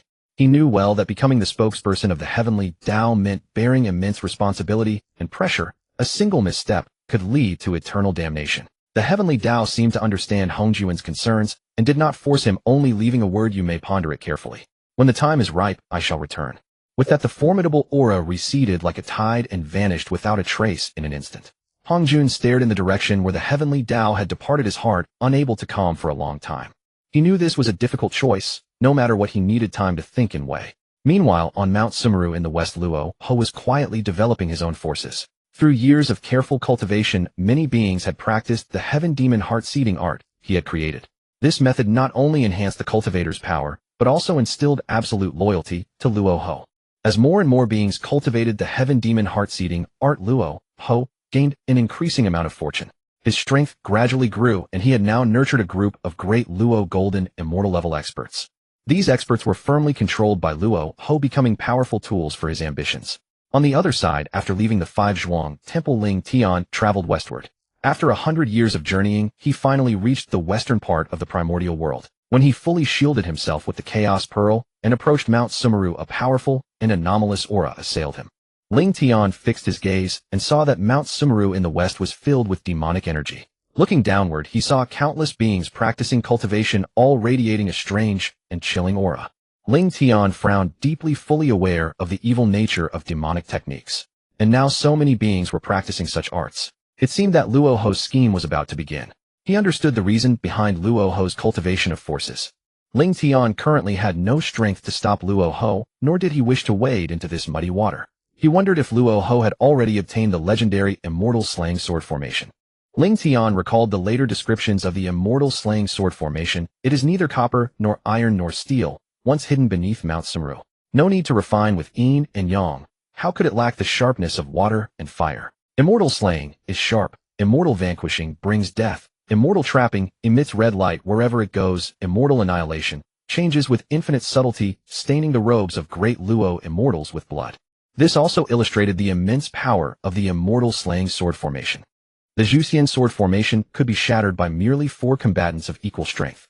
Such troubles brought by Luo Ho should be left for Hongjun and the Heavenly Dao to resolve. Standing at a distance, Ling Tian gazed upon Shumi Mountain, which had been corrupted by demonic energy, into a hellish landscape. A wave of emotion stirred within his heart. This once majestic and magnificent mountain range was now shrouded in darkness, eerie and terrifying beneath the demonic aura of Luoho. However, Ling Tian did not linger at Shimi Mountain. Knowing this place was ill-suited for prolonged stays, he turned resolutely and departed, continuing his journey of exploration in the western regions. Along the way, Ling Tian discovered that the western lands bore little difference from the eastern ones. Both had suffered terribly at the hands of Luoho. In the struggle between the Dao and the demons, Luoho detonated the spiritual veins of the western regions. What should have been a vibrant, flourishing land ultimately became a desolate wasteland, its living creatures reduced to suffering.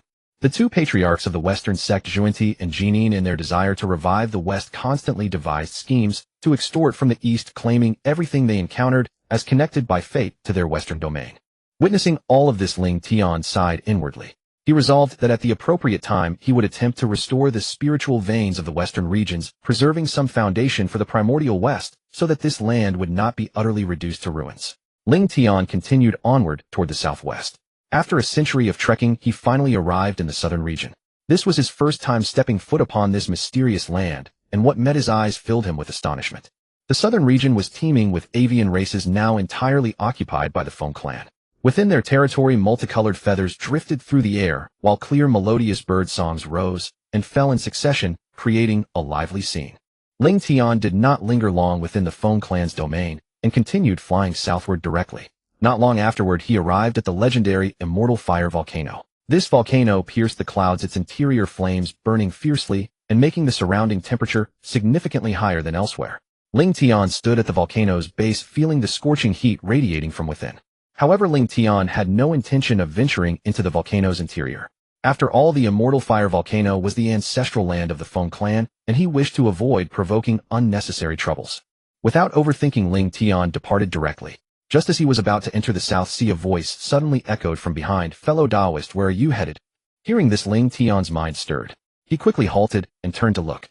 Not far away stood a figure, none other than Yang Mei. It appeared Yang Mei had called out to him upon noticing Ling Tian about to enter the South Sea. In truth, Ling Tian was no stranger to Yang Mei. Ever since the great calamity of the fierce beasts, he had once observed from afar the earth-shattering battle between Yang Mei and Shun and I. The scene remained vivid in his memory to this day, so naturally Ling Tian recognized Yang Mei. Ling Tian turned around, raised his hands in a respectful gesture, and said, "This humble one is Ling Tian, paying respects to fellow Taoist Yang Mei." He then added, "This humble one is traveling through the primordial world and happened to pass through this area, which is why I continue toward the South Sea."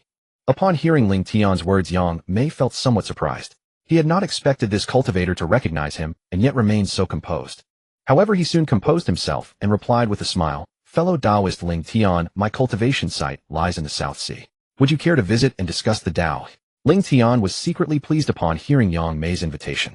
Having always been curious about Yang Mei's cultivation site, he certainly would not let this opportunity slip away.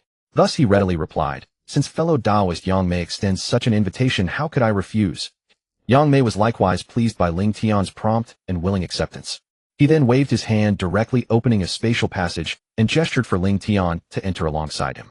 Seeing this, Ling Tian did not hesitate and stepped forward, following Yang Mei into the spatial passage. In the blink of an eye, they had traversed through space and arrived on an island. Ling Tian looked closely and saw that the island was picturesque, with lush trees providing ample shade. At the island's center stood a colossal willow tree, its branches and leaves so dense and flourishing that it resembled a vast green umbrella covering the entire island. A realization struck Ling Tian. He knew this willow tree was Yang Mei's true form.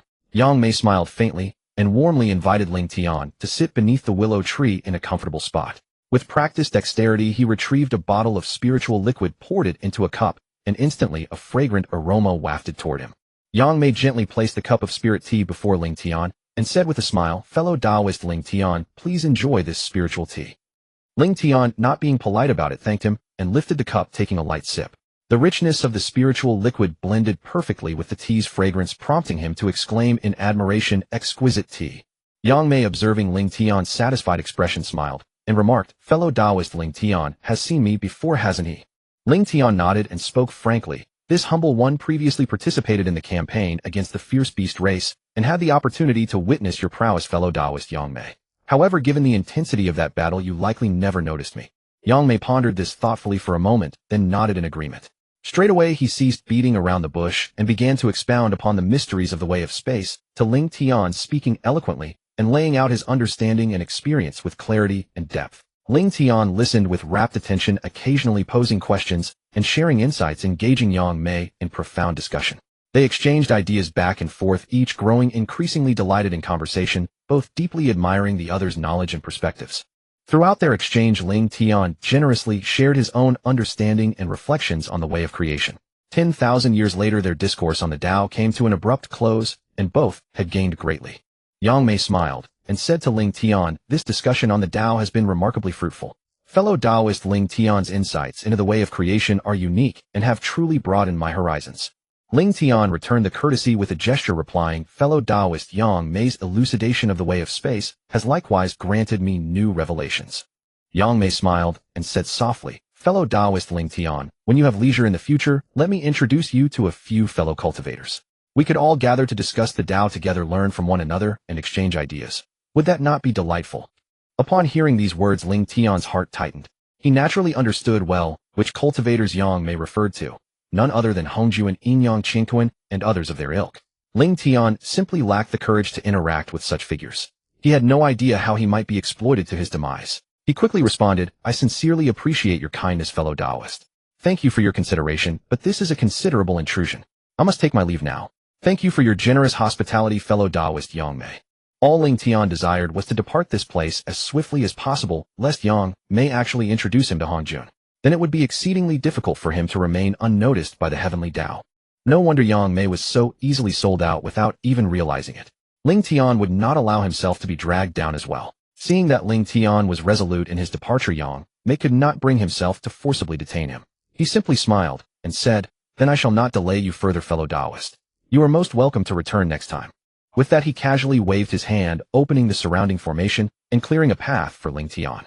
Ling Tian then stepped out of the formation, emerging upon the South Sea, and immediately accelerated toward the East Sea, intending to return to the Penglai, 3 immortal islands, to lie low for now. 100 years passed in the blink of an eye, and Ling Tian finally returned to the Penglai, immortal island. The moment he set foot on the island, Bai Ling, that little girl, sensed his presence. Bai Ling, like a joyful fawn, bounced and skipped straight toward Ling Tian, reaching him in the blink of an eye. "Brother Ling Tian, you're finally back." Bai Ling looked at him with eager anticipation, her big eyes blinking as if they could speak. "When will you take me out? I haven't been out for so long." Her voice carried a hint of grievance, stirring pity in anyone who heard it. Ling Tian smiled, gently patted her head, and comforted her. "All right, little girl, don't be impatient. The primordial world is now in utter chaos. Soon a great calamity of quantums will descend. The outside is far too dangerous. You should focus on your cultivation on the island. Once the calamity passes, I will definitely take you out to have fun." Though Bai Ling felt a little disappointed at his words, she understood that the outside world was indeed fraught with unknown dangers. She recalled the terrifying catastrophe of the ferocious beasts she had experienced just after her birth, and still shuddered at the memory. So she nodded obediently and said to Ling Tian, "All right, brother Ling Tian, I'll listen to you. I'll go into seclusion right now to refine the Pangamero essence you gave me before." It turned out that Ling Tian had once gifted Bai Ling some precious Pangamero essence to help strengthen her physique. However, because the Pangamero essence was too potent, Bai Ling had only managed to refine half of it so far. Ling Tian watched her retreating figure, smiled softly, and then turned back to the courtyard.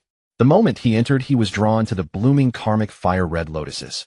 The karmic fire-red lotuses and the world-purifying white lotuses had all reached 9 grades.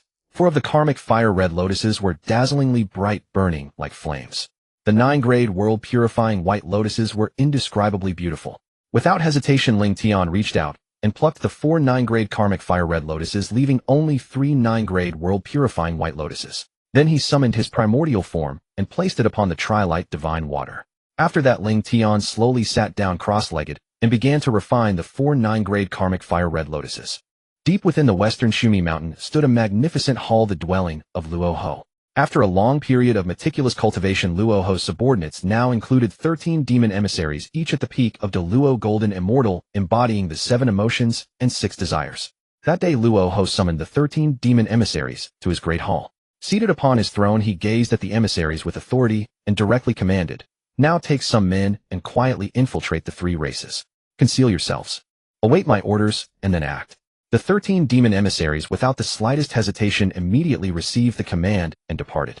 Luoho was well aware of the vast disparity in strength between the demon race and the three races, leaving no chance of victory in a direct confrontation. Therefore, he resolved to adopt a roundabout strategy and patiently bide his time. At present, the three races were formidable. If he forced a confrontation, the demon race would surely suffer heavy losses. Luoho wisely chose to let the three races destroy each other while he watched from behind the scenes, reaping the benefits. Time was not a pressing matter for Luoho. He had plenty of it to scheme slowly. Moreover, he had conceived a brilliant idea to collect the overwhelming killing intent generated by the war among the three races. The amount of killing intent from the three-race war would be staggering. Luoho calculated that if he could gather this killing intent, it might help him break the great formation beneath Shumi Mountain. He only needed to use this killing intent to gradually erode the formation, and then he could obtain that supreme treasure. Even better, Luoho believed that the killing intent from the three-race war could very well help him attain enlightenment through slaughter, achieving the realm of Hunyuan de Luo Golden Immortal. After all, such a scale of slaughter would produce a staggering amount of killing intent. Of course, Luoho was in no hurry. He could first let the three races exhaust each other in fierce combat, and when they were finally spent and gravely wounded, he would step in to clean up the mess. In this way, he would not only easily defeat the remnants of the three races, but also gather more fortune, laying a solid foundation for his own enlightenment. Thus, the demon race would dominate the primordial world, completely ruling this vast realm. And so Luoho began to slowly lay his plans. At the East Sea Dragon Palace in the primordial world, Zhu Long sat on the dragon throne, his brows furrowed and his heart anxious. He knew well that the current fortune could no longer support his breakthrough to the peak of Hunyuan Golden Immortal. In this vast primordial world, the fortune of the Scaled Clan was considerable, but that was all. Now almost all the forces in the primordial world had been unified under the three races. The remaining ununified forces were either too weak or too remote, having little impact on the overall situation. Zhu Long pondered in secret if he rashly started a war with the Phoenix or Qilin clan, the other clan would surely seize the opportunity to reap the benefits. In this stalemate, the three races were wary of each other, and none dared to act rashly, forming a delicate balance. Far away at the immortal volcano Yuanfeng and at Buzhou Mountain, Qilin faced similar dilemmas to Zhu Long. They too realized that the tripartite balance made it difficult for any side to break the status quo easily. A single misstep could plunge them into a passive position. While the three leaders were each harboring their own concerns and suspicions, Luoho, through the heavenly demon heart-seeding art, directed his planted demon emissaries and demons to control the members of the three races. Upon receiving the orders, the 13 demon emissaries and the demons stealthily infiltrated the three races without leaving a trace. These emissaries possessed demonic secret arts that allowed them to exert control over the members of the three races undetected. Like ghosts, they silently moved among the three races, seeking out those with weak willpower who were easy to manipulate. Once a suitable target was found, the emissaries would employ their secret arts to bring the thoughts and actions of these clan members under their control. As time passed, the number of people controlled by the demon race grew, and all of this was under Luoho's control. He waited quietly, waiting for the perfect moment, a moment that would make the three races turn on each other. At this time, none of the three races realized that a sinister schemer was plotting behind the scenes. They were still contending for their own interests, unaware that they had become pawns in someone else's hands, toyed with at will. Luoho believed that given just a little more time, once the demons had fully infiltrated the three races, would surely destroy each other and be severely weakened. Then he could reap the benefits, effortlessly eliminating the Dragon Phoenix and Qilin clans. In the boundless epochs of primordial times, time flowed swiftly, and 10 kalpas passed in the blink of an eye. During this period, Ling Tian finally integrated the 4 9-petal karmic fire red lotuses as his origin into his own main body, the 12-petal Creation Green Lotus. When Ling Tian gazed upon his main body, he was astonished to discover that the original 12-petal Creation Green Lotus had begun to manifest the outline of a 24-petal Creation Green Lotus. This signified another qualitative leap in his power, yet regrettably, due to insufficient origin essence, the outline remained unconsolidated. Ling Tian's eyes fell upon the 3 9-petal world-purifying white lotuses in the lotus pond, and an overwhelming impulse surged within him. He yearned to merge them into his main body immediately. However, he was deeply aware of the importance of these world-purifying white lotuses, as they were crucial to his scheme involving Nüwa. After much deliberation, Ling Tian ultimately decided to restrain himself for the time being. Despite his intense longing for the 3 9-petal world-purifying white lotuses, he understood that to achieve a greater goal, he must await the opportune moment. For now, he could only place his hopes on Luoho's world-destroying black lotus, hoping to obtain sufficient origin essence from it to perfect his 24-petal Creation Green Lotus.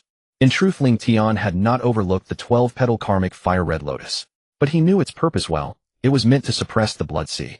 If the 12-petal karmic fire red lotus remained away from the blood sea for too long, the blood sea would surely erupt in turmoil. He was unwilling to bear the karmic consequences of that, so he had previously taken the lotus seeds to cultivate them himself. Now he should already be in a state of half-step primordial treasure. Thereupon Ling Tian entered seclusion to refine his supreme treasure. He had not had the chance to consecrate it after his previous breakthrough. In the Yujing mountain of the Primordial World, Hongjun was in closed-door meditation, comprehending the laws of the Heavenly Dao. Just as he was immersed in cultivation, the Heavenly Dao sought him out once again, hoping that Hongjun would become its avatar. This time the Primordial Heavenly Dao made a tempting promise to Hongjun. If he agreed to be its avatar, he would be allowed to enter the Heavenly Dao space and comprehend the laws of the Heavenly Dao.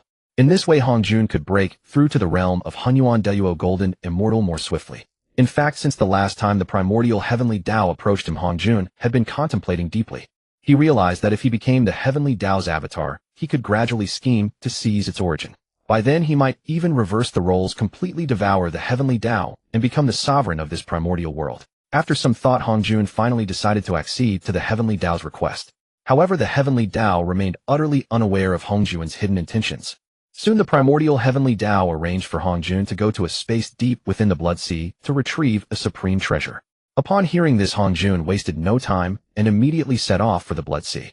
In less than 100 years, Hongjun arrived at the Blood Sea. He entered without hesitation, relying on his formidable power to swiftly traverse the sea and reach the cave leading to the netherworld that Ling Tian had visited before. Hongjun showed no fear. Since the Heavenly Dao had sent him, there was naturally no need to worry about safety. He stepped into the netherworld without a second thought, and the moment he entered the Primordial Heavenly Dao, sensed his departure for Hongjun had moved beyond its perception. The Heavenly Dao knew that Hongjun had entered the netherworld, a domain governed by the earthly path beyond the jurisdiction of the Primordial Heavenly Dao.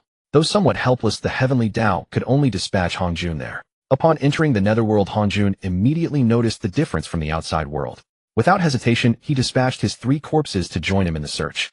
After a long search spanning 10,000 years, Hongjun still found nothing. However, one day, he suddenly discovered a place with clear signs of damage. His heart immediately understood that someone had been there before and the item had already been taken. Hongjun gazed at the damaged area, did not linger, and turned to leave directly. He retraced his steps smoothly, leaving the netherworld and returning to the Blood Sea. The Heavenly Dao sensed Hongjun's return and immediately asked if he had found anything. Hongjun replied without concealment, "Someone has beaten me to it." Upon hearing this, the Heavenly Dao frowned, deeply enraged. But it also knew that whoever could conceal the heavenly secrets and take the earthly path treasure under its nose must be extraordinarily powerful. So it once again used the Heavenly Dao wheel to carefully deduce, yet still found only a fog of confusion. Hongjun stood by silently speculating that the one capable of such a feat might be that mysterious existence. He remained outwardly composed. Then he spoke, "Since it has been taken, the person will surely use it eventually. As soon as it is used, you can immediately sense it and seize it from him." After a moment of thought, the Heavenly Dao deemed Hongjun's words reasonable and asked him to set the matter aside for now. The Heavenly Dao then gave Hongjun another location and instructed him to go there again. Hongjun did not hesitate and resolutely set off. Meanwhile, Ling Tian, who was in seclusion refining his supreme treasure, faintly sensed a prying force like a needle pricking his back. Alarmed, he immediately summoned the Chaos Pearl and exerted its power to its fullest, completely shielding himself. 100 years later, Hongjun arrived at the location given by the Heavenly Dao and began breaking the grand formation without hesitation. After 1,000 years, he finally cracked the formation and entered directly. Once inside, Hongjun strode straight into the depths, only to find that someone had already taken the prize. He immediately reported the situation truthfully to the Heavenly Dao. The Heavenly Dao was caught off guard, never expecting to be beaten to it again. The Heavenly Dao then deduced once more, but the result remained as elusive as a fog. Subsequently, the Heavenly Dao's consciousness spread like a vast net covering the entire primordial world, conducting a thorough investigation. For a moment, all living beings in the primordial world felt a powerful consciousness sweeping over them like a violent storm. The Primordial Heavenly Dao scanned repeatedly, yet found nothing. Thereupon the Heavenly Dao directly said to Hongjun, "These 2 items are of utmost importance. You must find out who took them." Hongjun listened and nodded solemnly. Then the Heavenly Dao quietly departed. Back in the Heavenly Dao space, the Primordial Heavenly Dao roared like an enraged lion, "Damn it! Who took the earthly path treasure and the human path treasure? I hope you never let me find out who you are."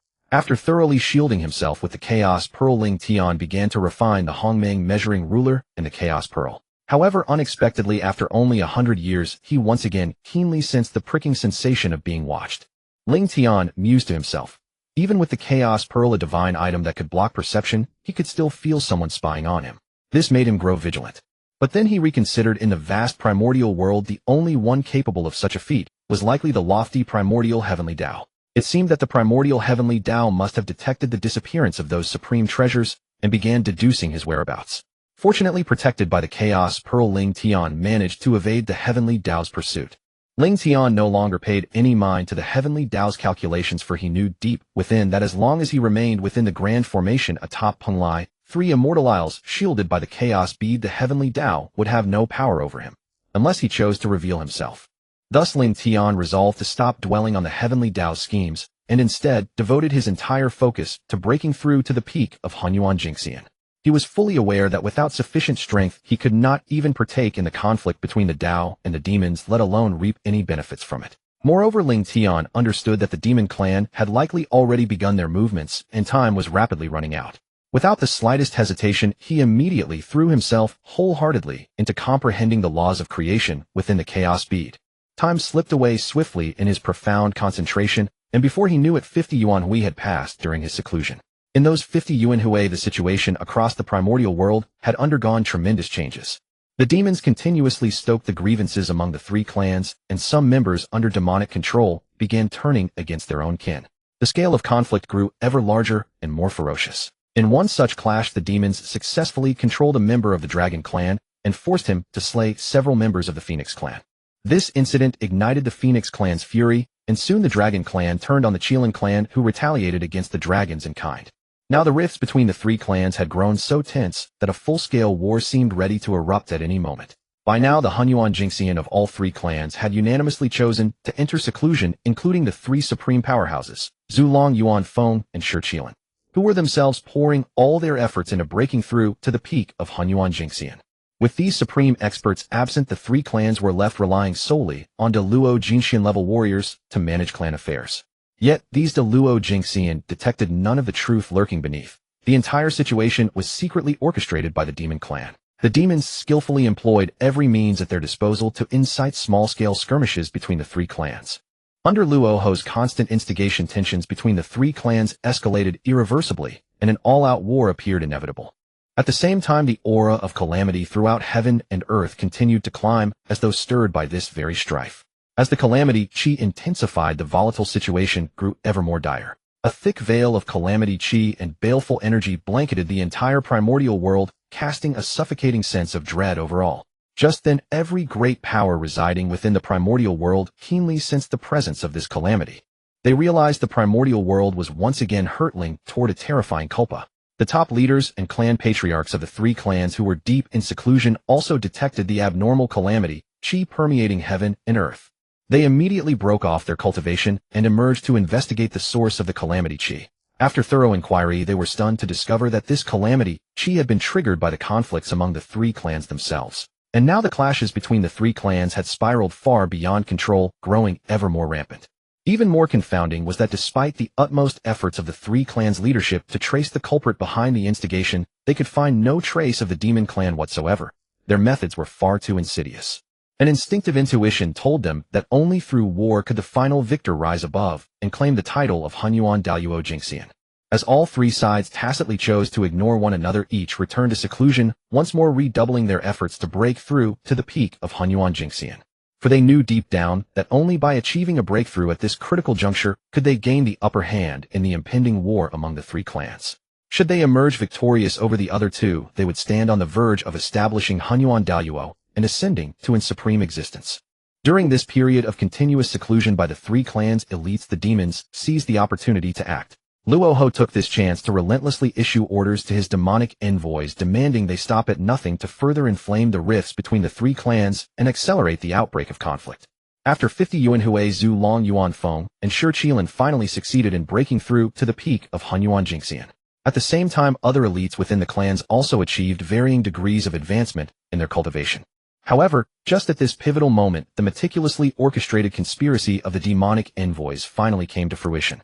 The envoys mercilessly manipulated members of the Dragon clan, driving them forth from their homes without a second thought. These demonic envoys possessed not only formidable demonic power, but also masterful disguising abilities, enabling them to effortlessly impersonate members of the other 2 clans. The demonic envoys would strike without hesitation, killing their targets dead, and then cleverly frame the Phoenix and Qilin clans for these murders, burdening them with undeserved accusations. The same fate befell the Phoenix and Qilin clans as the demons dispatched envoys disguised as members of the other clans to sow carnage and shift blame. Thus a horrifying cycle of mutual destruction unfolded among the three clans, plunging what had once been harmonious coexistence into instant suspicion and hostility. All along, the mastermind behind it all, Luo Ho, had been silently pulling the strings from the shadows, constantly instructing his demonic envoys to spare no effort in fanning the flames of war among the three clans. Yet Luo Ho himself dared not reveal himself so easily. He knew full well that Zhu Long, Yuan Feng, and Shi Qilin were powerhouses of unfathomable depth. Should they detect his presence, his carefully laid schemes could easily be undone. Hence Luo Ho chose to lurk in hiding within Mount Shumi, watching the three clans' movements from the shadows while planning his next move. He knew the great war among the three clans was now unavoidable, and all he needed to do was stir the waters at the right moment, intensifying the brutality of the conflict. As members of the Dragon Phoenix and Qilin clans continued to fall, the chasm between the three clans became irreconcilable. The hatred between them blazed ever fiercer, like an inferno consuming all, with only a life-and-death struggle capable of settling the score. Among the three clans, a vast number of demons had infiltrated. They were constantly provoking incidents and igniting conflicts, their purpose being to drive the animosity between the three clans ever higher, escalating the scale and ferocity of the struggle. As the conflicts among the three clans grew ever more fierce, countless lives were lost in this brutal war. Every battle brought bloodshed and death, and the calamity chi accumulated relentlessly, growing denser and more oppressive. The baleful energy followed like a shadow, intensifying with every clash. Amidst this chaos, Luo Ho lurked in the darkness. Through cunningly arranged formations, he quietly siphoned this baleful energy, using it to gradually dissolve the seals binding the Zhuxian sword array. The seals had already weakened considerably. Before long, he would obtain the supreme treasure sealed within. Meanwhile, within Penglai, three immortal isles, Ling Tian remained in deep seclusion. Mighty aura of laws emanated from his body, and scenes of birth, death, and reincarnation unfolded around him one after another. As time passed, Ling Tian gradually retracted his aura. His cultivation had finally achieved a breakthrough. He had reached the peak of Hunyuan Jingxian. After his breakthrough, Ling Tian's strength had greatly increased. He immediately turned his attention to the current situation, wanting to understand the progress of the tribulation. Thus he began to divine the secrets of heaven. Before long, Ling Tian obtained the result he desired. To his astonishment, he discovered that they were now approaching the critical moment of the decisive battle between the three clans. All three clans were gathering their strongest experts, preparing for the final confrontation. Realizing this, Ling Tian knew it was time to emerge from his seclusion. He could no longer continue his secluded cultivation. He needed to begin planning how to protect the Western Earth vein. At that moment, Ling Tian stepped out of the courtyard without hesitation and swiftly opened the grand formation, preparing to leave the island. However, just as he was about to take flight, a small white figure rushed toward him like lightning. Ling Tian focused his gaze and saw that it was Bai Ling, that little girl. Bai Ling dashed forward with astonishing speed. Ling Tian noticed that her cultivation had reached the later stage of the Daluo realm, and her physical body seemed to have fully refined the Pangu Jade Marrow, attaining the peak of Daluo perfection. Approaching Ling Tian, her face full of expectation, Bai Ling said, "Brother Ling Tian, may I accompany you out? I wish to return to the Fox clan and see how they are. Is that acceptable?" Her eyes sparkled with both longing and apprehension. Ling Tian pondered for a moment, thinking that having Bai Ling by his side would hardly pose any danger. He looked at Bai Ling, smiled, and nodded. "Very well." Upon receiving Ling Tian's permission, Bai Ling was so overjoyed that she nearly jumped for delight.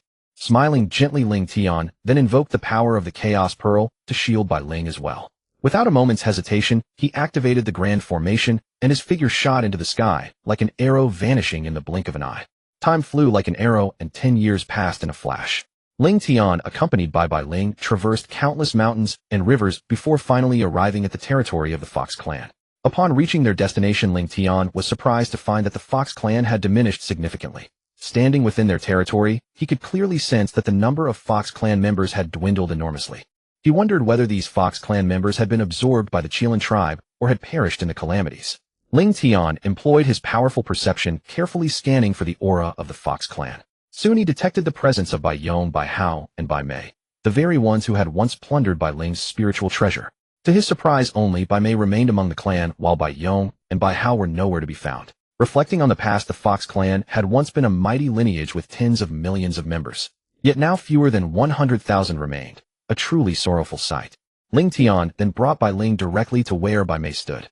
Still lost in her thoughts, Bai Mei suddenly sensed a formidable presence materializing beside her. She started in alarm and turned around to see a figure appearing like a phantom before her. As she recognized the newcomer, her fear was instantly replaced by astonishment. To her disbelief, it was the venerable elder who had once gifted her the spiritual treasure. Beside him stood a lovely little girl, none other than Bai Ling. Bai Mei hastily bowed deeply to Ling Tian and said reverently, "This humble one Bai Mei pays respects to the venerable elder." Ling Tian gave a slight nod in acknowledgement of her greeting. Then Ling Tian's gaze fell upon the Fox clan members behind Bai Mei, his brows furrowing slightly as he asked, "How has the Fox clan dwindled to so few?"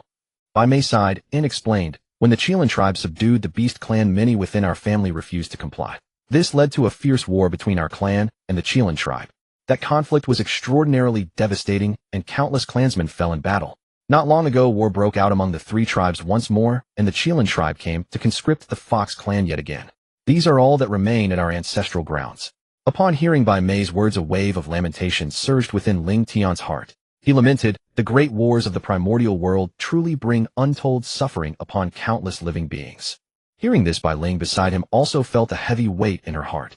Although the Fox clan had not treated her kindly in the past, she still shared their bloodline. Gazing upon the Fox clan members before her, an overwhelming sense of compassion welled up within her heart.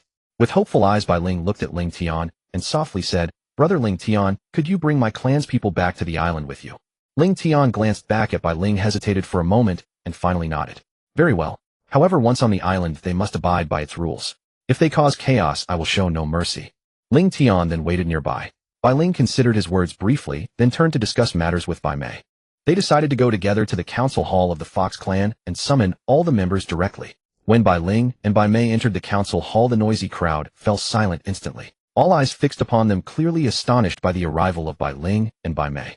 Standing at the center of the hall, Bai Mei surveyed the assembled crowd and spoke in a clear, resolute voice. "Fellow clanspeople, I have come to announce an important decision. I hope to lead you all away from here to a new place and begin a new life." Hardly had her words echoed through the hall when murmurs erupted among the assembly. Some Fox clan members supported the proposal, believing that leaving might offer better prospects. Yet others remained hesitant, having lived there for so long that many were unwilling to depart. Amidst the clamor, Bai Mei continued, "I know some may hold differing opinions on this decision, but I urge everyone to think calmly. The Fox clan has dwelt upon this land for generations. Though it is our homeland, it is not our only choice." Then Bai Ling proceeded to describe in detail the mysterious new place she knew, a hidden island. She told the clan's people that the island was rich in resources, beautiful in scenery, and free from the interference of any powerful factions, making it an ideal location for the Fox clan to survive and thrive. Bai Ling's description stirred the hearts of many Fox clan members, especially those who shunned conflict and yearned for a peaceful existence. They expressed their willingness to follow Bai Ling to the island and begin anew. After thorough discussion and deliberation, approximately 10,000 Fox clan members ultimately decided to follow Bai Ling. Bai Mei was among them.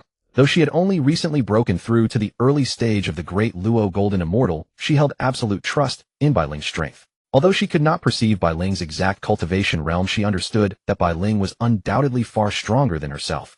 Previously, Bai Mei had been unable to follow the Venerable One away due to certain circumstances, but this time she resolved to stay by Bai Ling's side and never miss this opportunity again. Seeing that everyone had made their decision, Bai Ling led the willing clansfolk directly toward where Ling Tian awaited.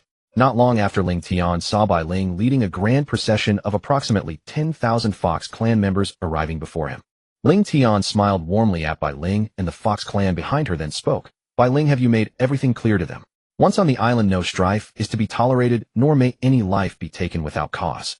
Whoever cannot abide by this may withdraw now." His voice was not loud, yet it rang clearly in the ears of every Fox clan member. The 10,000 Fox clan members responded in unison, "We can all abide by these conditions." Without the slightest hesitation, Ling Tian collected the Fox clan into the Chaos Pearl, then shot away like lightning alongside Bai Ling, racing toward the Penglai, 3 immortal islands. 10 years had passed in the blink of an eye. Thanks to Ling Tian's breakthrough to the peak of Honghuang Golden Immortal, his speed was now far beyond what it once was. When he returned to the island, he released the Fox clan without a moment's delay. Gazing at the assembled Fox clan, he said to Bai Ling, "I still have some matters to attend to. Take them first and find a suitable place for them to settle down." Bai Ling nodded in acknowledgement and immediately led the 10,000 Fox clan members to search for a habitable location on the island. After a brief pause, Ling Tian departed without rest. Along the way, he witnessed the bloody clashes among the 3 clans, and the gruesome scenes stirred a pang of regret within him. Ling Tian could only sigh helplessly at the devastation wrought upon the primordial continent. He then dismissed it and concealed himself in the Chaos Pearl, awaiting the great war of the three clans. The ancestral dragon Primordial Phoenix and original Qilin, after deep deliberation and under the persuasion of their respective clansmen, decided to contend for supremacy over the primordial world, annihilate the other two clans, and gather providence to attain the realm of Honghuang the Luo Golden Immortal. Thus the three clans swung into action. They distributed spiritual treasures and elixirs, mustered their forces, and made thorough preparations for all-out war. As the three clans mobilized, the aura of the Great Tribulation over the primordial earth erupted like a volcanic blast. Those beings with insufficient cultivation or entangled in karmic debts gradually had their minds clouded by the overwhelming force of this aura. After a flurry of intense preparations, the war for dominance among the three clans finally began. On Mount Shumi in the west, Luo Ho stood atop the summit, gazing down at the boundless, baleful aura below. A faint, uncontrollable smile of excitement curled at the corners of his mouth. Not long ago, he had received crucial intelligence from his subordinates. The three clans had begun organizing their final decisive battle. This news stoked Luo Ho's excitement even further, for it meant the long-cherished scheme he had nurtured was about to become reality. He muttered to himself, "Fight, fight. The more ferociously the better. The more they die the better. That way I can reap the spoils without lifting a finger." Greed and cunning gleamed in his eyes, as if he could already see the dawn of victory. To achieve his goal, Luo Ho unhesitatingly deployed a powerful formation, drawing the boundless baleful aura down beneath Mount Shumi. Under his control, the baleful aura converged like a surging torrent, flowing ceaselessly. As time passed, the immense baleful aura relentlessly pounded against the seal beneath Mount Shumi. Under the fierce erosion of the baleful aura, the originally unyielding grand formation finally could not withstand the strain. With a deafening, earth-shattering roar, it shattered. The moment the seal broke, Luo Ho immediately reached out and retrieved the immortal slaying sword formation. Yet he was not satisfied. He felt the formation was still not powerful enough. Thus he continued to drive the formation, channeling even more baleful aura into the immortal slaying sword formation to temper this peerless, deadly array. Nourished by the baleful aura, the immortal slaying sword formation gradually emitted a chilling, heart-stopping gleam, and its power steadily increased. Seeing this, Luo Ho felt a smug satisfaction, believing that after such tempering, the immortal slaying sword formation would become even more formidable and utterly unstoppable. However, while Luo Ho was immersed in his plans, Hongjun, far away on Mount Yujing in the primordial world, also sensed the anomaly in heaven and earth. He felt the thick aura of calamity, and his heart tightened. Soon after, the Heavenly Dao approached Hongjun and directly told him it is Luo Ho who is instigating the war among the three clans, reaping the benefits from behind the scenes. The Heavenly Dao of the primordial world, with a grave expression, said to Hongjun, "Once the war among the three clans reaches a certain point, Luo Ho will emerge and exterminate all three clans in one fell swoop. In this way, Luo Ho can either attain enlightenment through slaughter to become a Honghuang de Luo Golden Immortal, or gather the entire primordial world's providence to achieve enlightenment." Hongjun mused inwardly, having thought Luo Ho would show some restraint, but he never expected him to be so ruthless as to choose the path of slaughter for enlightenment. The Heavenly Dao continued. "Now beneath Mount Shumi in the west, a set of the immortal slaying sword formation is sealed. Luo Ho has surely already obtained it. This sword formation possesses infinite power. Only 4 experts of equal cultivation joining forces can possibly break it. Once Luo Ho wields the immortal slaying sword formation, he will dominate the primordial world, and none will be able to oppose him. Therefore, someone must step forward now to prevent this from happening." Hearing these words, Hongjun's heart tightened as he realized the urgency of the situation. The Heavenly Dao continued, "Hongjun, you may gather your fellow Taoists and discuss a countermeasure. When you slay Luo Ho, the Heavenly Dao will surely bestow a vast amount of merit as a reward. When the war among the three clans draws to a close, you step in to thwart Luo Ho's scheme completely." Hongjun nodded in agreement, knowing it was a formidable task, but for the sake of the primordial world's peace, he could not shirk his duty. Hongjun then began to ponder which fellow Taoists he could summon. After some thought, he thought of the 3 Yangmei, Yin Yang, and Qinquan. These 3 were immensely powerful and had deep friendships with him. If they joined forces, perhaps they could truly break the immortal slaying sword formation and slay Luo Ho. Hongjun secretly rejoiced, never expecting such a stroke of fortune. His thoughts raced and countless ideas flashed through his mind. Suddenly another possibility occurred to him, making his eyes light up. Perhaps I can use Luo Ho's hand to eliminate the 3 fellow Taoists, Yangmei, Yin Yang, and Qinquan. Hongjun mused inwardly. This thought filled him with excitement. If it could be successfully executed, he would not only remove his hidden worries, but also gain the vast merit from the Heavenly Dao. This merit was crucial to him, for only with sufficient merit could he successfully attain enlightenment and become a true powerhouse. By then the entire primordial world will be under my command. Hongjun's heart brimmed with anticipation. Then I can slowly devour the Heavenly Dao, allowing myself to break through to the peak of Hunyuan Taiji Golden Immortal in one go. That would save me countless years of bitter cultivation. At the thought, Hongjuan's heartbeat quickened and his breathing became slightly ragged. He could no longer contain his excitement and immediately set to work.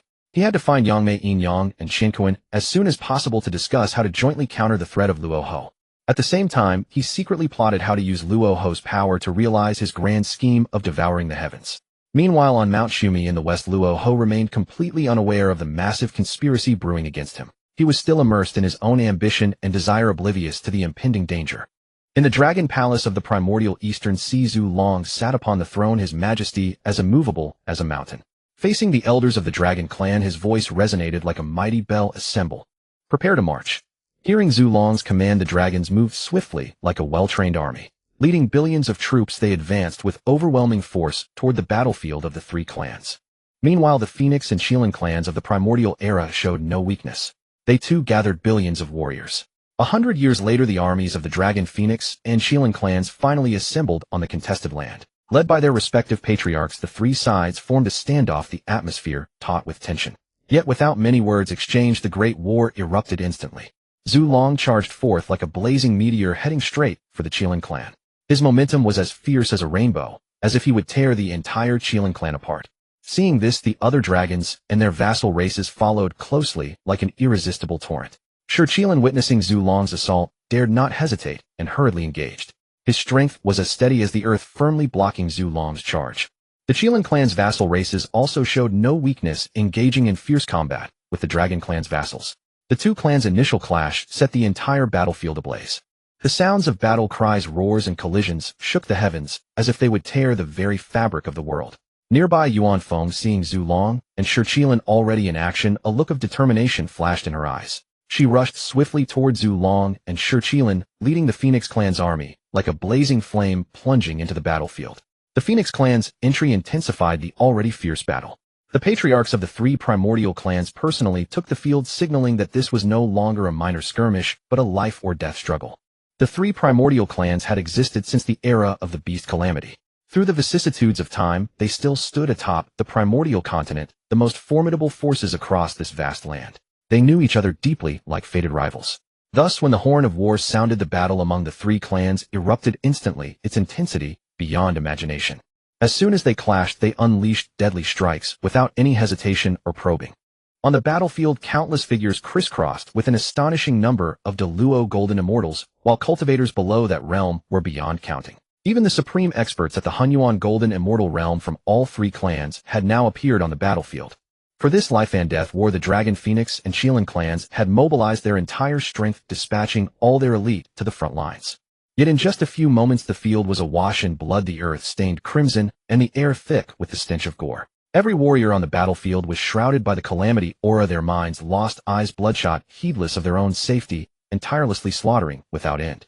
Amidst the brutal carnage, a distant and desolate dragon roar suddenly thundered across the battlefield like a thunderbolt. This roar seemed to come from an ancient era, carrying endless pressure, inspiring awe in all who heard it. Then a clear and crisp phoenix cry followed, melodious and lingering like an oriole's song, yet filled with boundless power, spreading rapidly across the battlefield. Finally, another earth-shattering Qilin roar pierced the skies, as if it would tear the entire world apart. These three great sounds were the furious roars of Zhu Long, Yuan Feng, and Shi Qilin as they transformed into their true forms. Zhu Long's dragon might surged like a tumultuous flood, sweeping across the land, as if the entire world trembled before him. His enormous dragon claw, imbued with terrifying destructive power, struck fiercely at Yuan Feng, shattering the very space it passed through. Yuan Feng, undaunted, ignited her Nanming Li fire, blazing like a blazing sun, illuminating the entire battlefield. This Nanming Li fire was Yuan Feng's primordial true flame. Each spark contained the power to annihilate heaven and earth. Under her exquisite control, it surged like a pack of ferocious fire beasts, claws outstretched, meeting Zhu Long, vowing to burn him to ashes. Shi Qilin did not miss this golden opportunity. He swiftly activated the earth law, causing the land to expand endlessly under his command, layering like waves upon Zhu Long. Zhu Long constantly shattered the earth with his immense power, but Shi Qilin's earth law was inexhaustible. No matter how Zhu Long struggled, the earth would cling to him again, determined to bind him in place, leaving him unable to dodge Yuan Feng's Nanming Li fire. For a time, dragon roars and phoenix cries, intertwined dragon claws clashed with flame, space was torn into countless fragments, and fire domains crisscrossed, forming a breathtaking scene. A dragon, a phoenix, and a Qilin engaged in a fierce duel amidst the chaos, trading blows relentlessly. Each collision unleashed tremendous energy fluctuations, as if the entire world would collapse under their battle. In a short span, they had clashed countless times. Each impact shattered space, creating devastating energy storms. Within a radius of millions of li aside from these violent energy storms, even their own clans dared not approach, fearing to be drawn into the terrible conflict. Zhu Long Yuan Feng and Shi Qilin engaged in a breathtaking battle. They exchanged moves like a storm, dazzling the eyes. Yuan Feng's fire law blazed fiercely as if it would reduce the entire world to ashes. Shi Qilin's earth law was as heavy as a mountain, indestructible. Zhu Long's water law surged endlessly like a vast and turbulent ocean.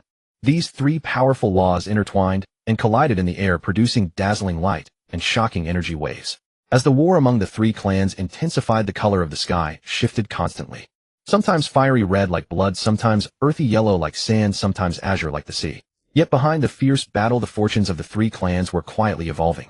The once glorious fortune gradually dimmed, eventually shrouded in darkness. Baleful aura spread and karma clung to them, as if foretelling endless disaster for the three clans. However, immersed in the frenzy, Yuan Feng, Zhu Long, Shi Qilin, and their clansmen were oblivious to this change. Their eyes were fixed only on their opponents, their hearts consumed by the desire for victory, completely ignoring the consequences of this war. At that moment, Ling Tian quietly entered the Chaos Pearl, silently observing the great battle of the three clans. He witnessed a scene of rivers of blood where billions of lives had been lost in this war. After this battle, how many would still be alive? Perhaps no one could give an exact answer. Compared to the beast calamity of that era, the brutality of this three-clan war was 100 times greater. The beast calamity, though devastating, was nothing but a minor storm next to the cataclysm of the three clans. The fierce battle between the Dragon, Phoenix, and Qilin clans was like the descent of doomsday, turning the once prosperous Honghuang continent upside down. Mountains and rivers, grotto heavens, and blessed lands. None were spared, all bearing grievous wounds. This earth-shattering war left the entire Honghuang continent in ruins. Countless primordial beings perished in this catastrophe, leaving fewer than 1 in 10 survivors. Ancestors Zhu Long Yuan Feng and Shi Qilin had long since killed until their eyes ran red. They fought madly without regard for anything, even if it meant paying with their own lives, each intent on delivering a fatal blow to the other. On the battlefield, sword glints and blade shadows crisscrossed, and deafening battle cries echoed through the air. Shockwaves from the combat continued to spread outward, as if devouring the entire three-clan battlefield whole. As time passed, massive fissures began splitting the Honghuang continent, chasms that seemed bottomless like abysses tearing through the world. Black karmic energy surged continuously from the primordial heavens and earth, spreading like a plague and rapidly devouring the fortune of the three clans. Under the corrosion of karmic energy, the fortune of the three clans was gradually depleted. Meanwhile, the beings of the three clans had long since lost their minds to the chi of calamity, stripped of all reason, left with only an endless desire to kill. They attacked each other in a frenzy, completely disregarding life and death. The karmic energy now clung to every member of the three clans. They simply had not yet perceived it, blinded by the chi of calamity. At this critical moment, Hongjun quietly retreated into the void beside him, silently observing the devastating war. As seconds ticked by, Hongjun watched Zhu Long Yuan Feng and Shi Qilin grow ever more bloodthirsty. He knew deep within that if this continued, the three clans would surely face destruction. If it came to that, Luo Ho would certainly emerge to annihilate the three clans, and might even succeed in proving his Dao through slaughter. At last, Hongjun resolved to no longer stand idle. With a flicker, he manifested from the void, descending upon the battlefield like a savior. Hongjun released a long sigh, one filled with boundless age and helplessness. That sigh rippled outward through the air, causing the surrounding space to tremble faintly. Just then, a colossal 12-grade merit golden lotus descended from the heavens, wrapping Zhu Long Yuan Feng and Shi Qilin tightly within its embrace. The lotus radiated dazzling light, with 10,000 rays of rosy clouds and 1,000 strands of auspicious colors blooming like a golden flower of surpassing beauty. The three clan leaders were startled. Immediately, they unleashed every technique at their disposal, attempting to break through what seemed an impregnable barrier. Yet no matter how ferociously they struck, the 12-grade merit golden lotus stood firm as Mount Tai unscathed. Just as desperation consumed the three clan leaders, Hongjun suddenly appeared beside them without warning. His figure moved like a phantom, instantly freezing Zhu Long Yuan Feng and Shi Qilin in place, rendering them completely motionless. Hongjun gazed quietly upon the three clan leaders. Their eyes, red with fury, blazed like raging flames. Seeing this, Hongjun sighed once more. Without hesitation, Hongjun activated the 12-grade Merit Golden Lotus, sending down beams of divine merit light. Like clear springs, these lights gently cleansed the killing aura from the three clan leaders.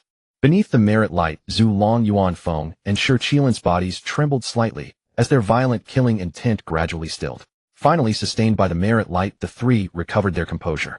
Their eyes widened as they beheld the devastation they had wrought, awe-stricken. The once flourishing world now lay in ruins, a scene too ghastly to behold. Seeing the three clan leaders restore their sanity, Hongjun nodded in satisfaction and slowly retracted the 12-grade Merit Golden Lotus. Yet even though the three clan leaders had regained their senses, their deep-seated grievances remained unresolved. Recovering their composure, Zhu Long, Yuan Feng, and Shi Qilan exchanged glances.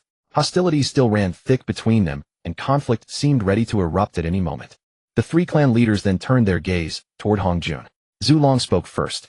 Daoist Hongjun, your sudden appearance raises a question. Do you intend to meddle in our clan's dispute?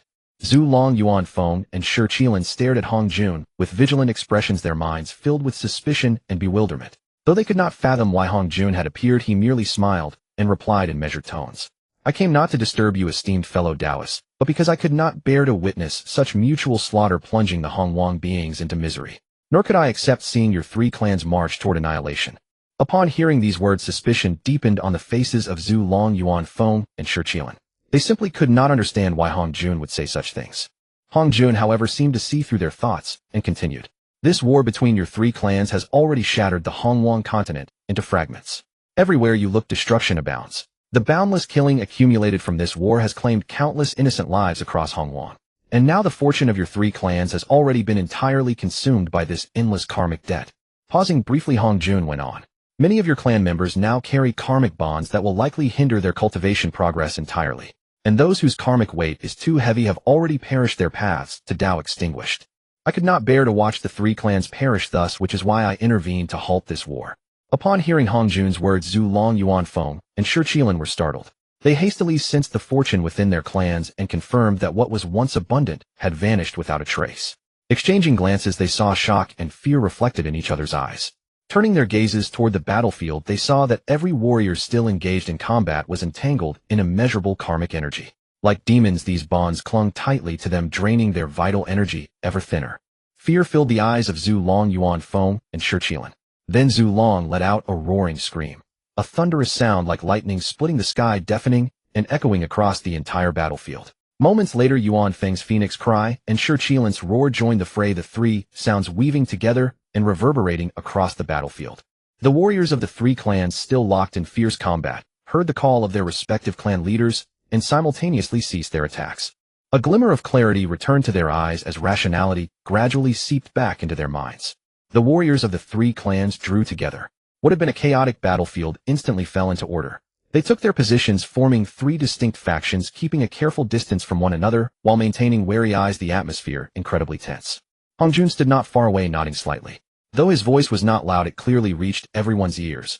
I truly cannot bear to see you three fellow Taoists so deceived by outsiders, allowing someone to reap the benefits of your conflict, which is why I stepped in to stop it.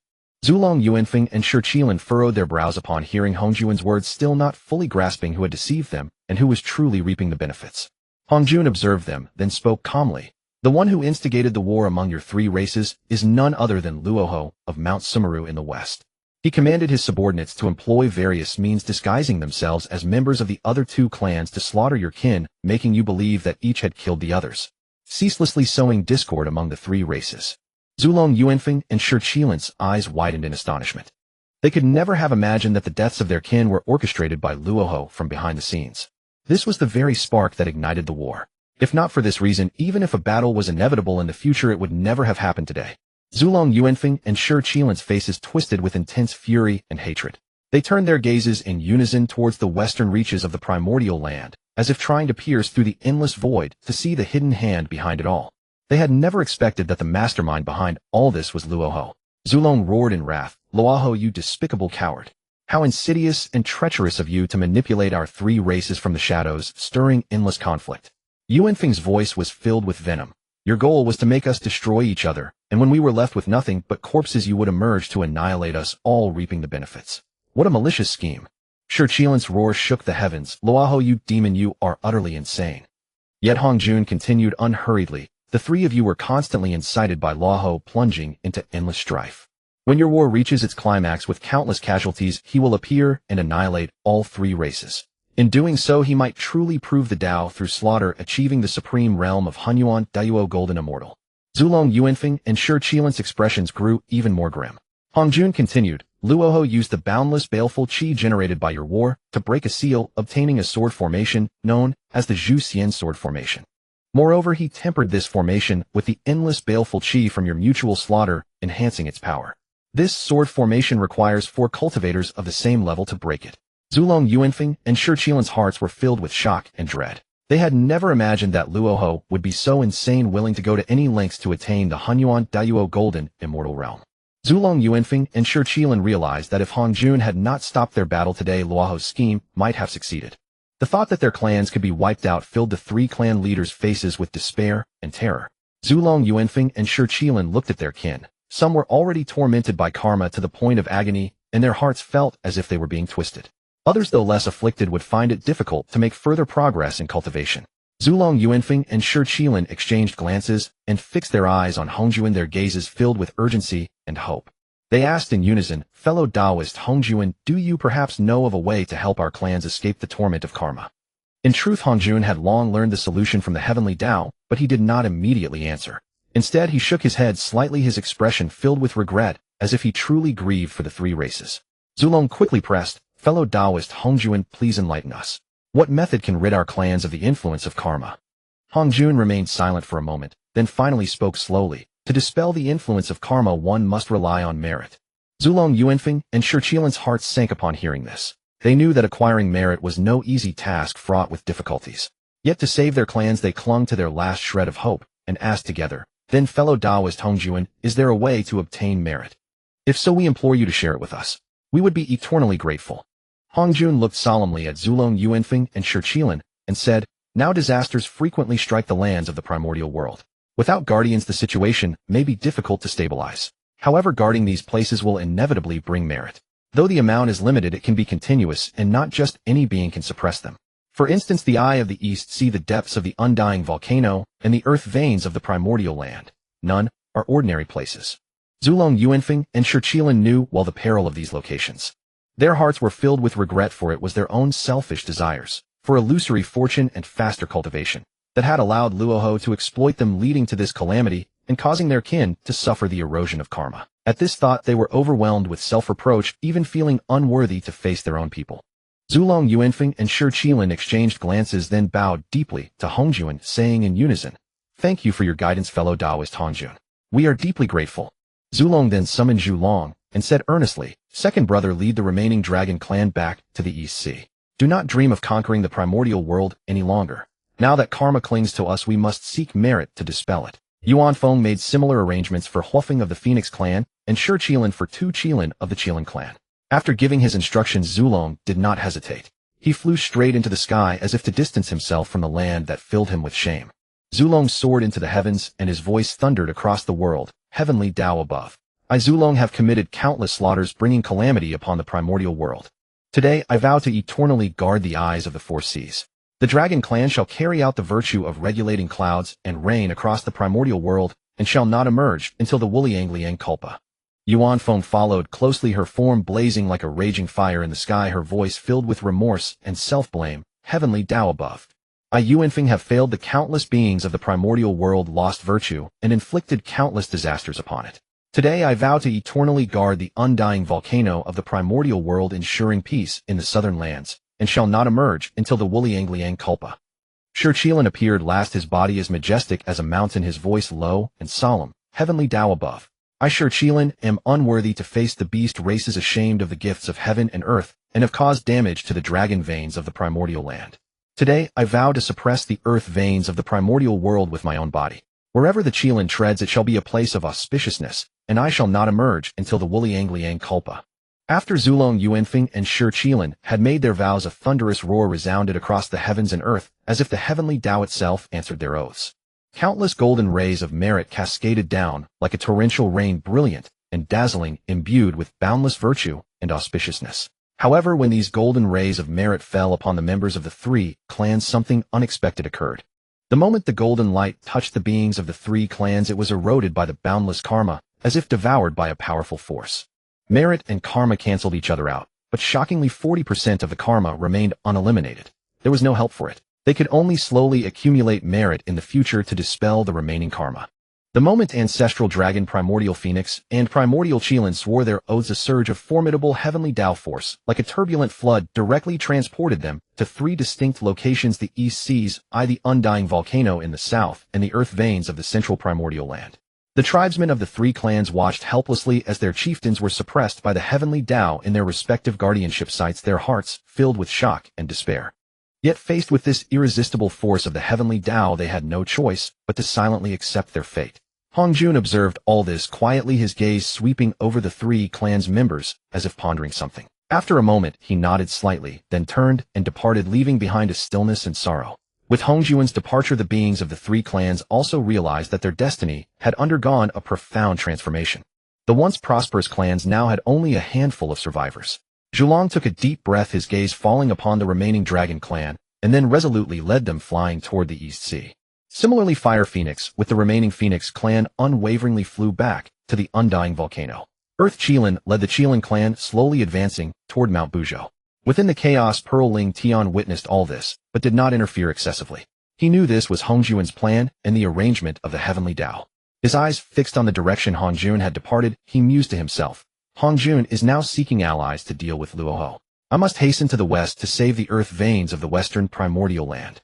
With this thought, Ling Tian wasted no time steering the Chaos Pearl like a meteor toward the western primordial land. He was acutely aware of the urgency and had to lay the groundwork in advance to counter the impending crisis. Meanwhile, in the west, Luoho had already received news that Hongjun had disrupted his plans, which enraged him. He could never have imagined that Hongjun would strike at this very moment, throwing his meticulously crafted schemes into disarray. Luoho understood that a life-and-death battle with Hongjun was inevitable, so he unhesitatingly began refining the newly completed immortal slaying sword formation. At this time, after leaving, Hongjun hurried without rest straight to the Taoist sanctuary of Yin and Yang.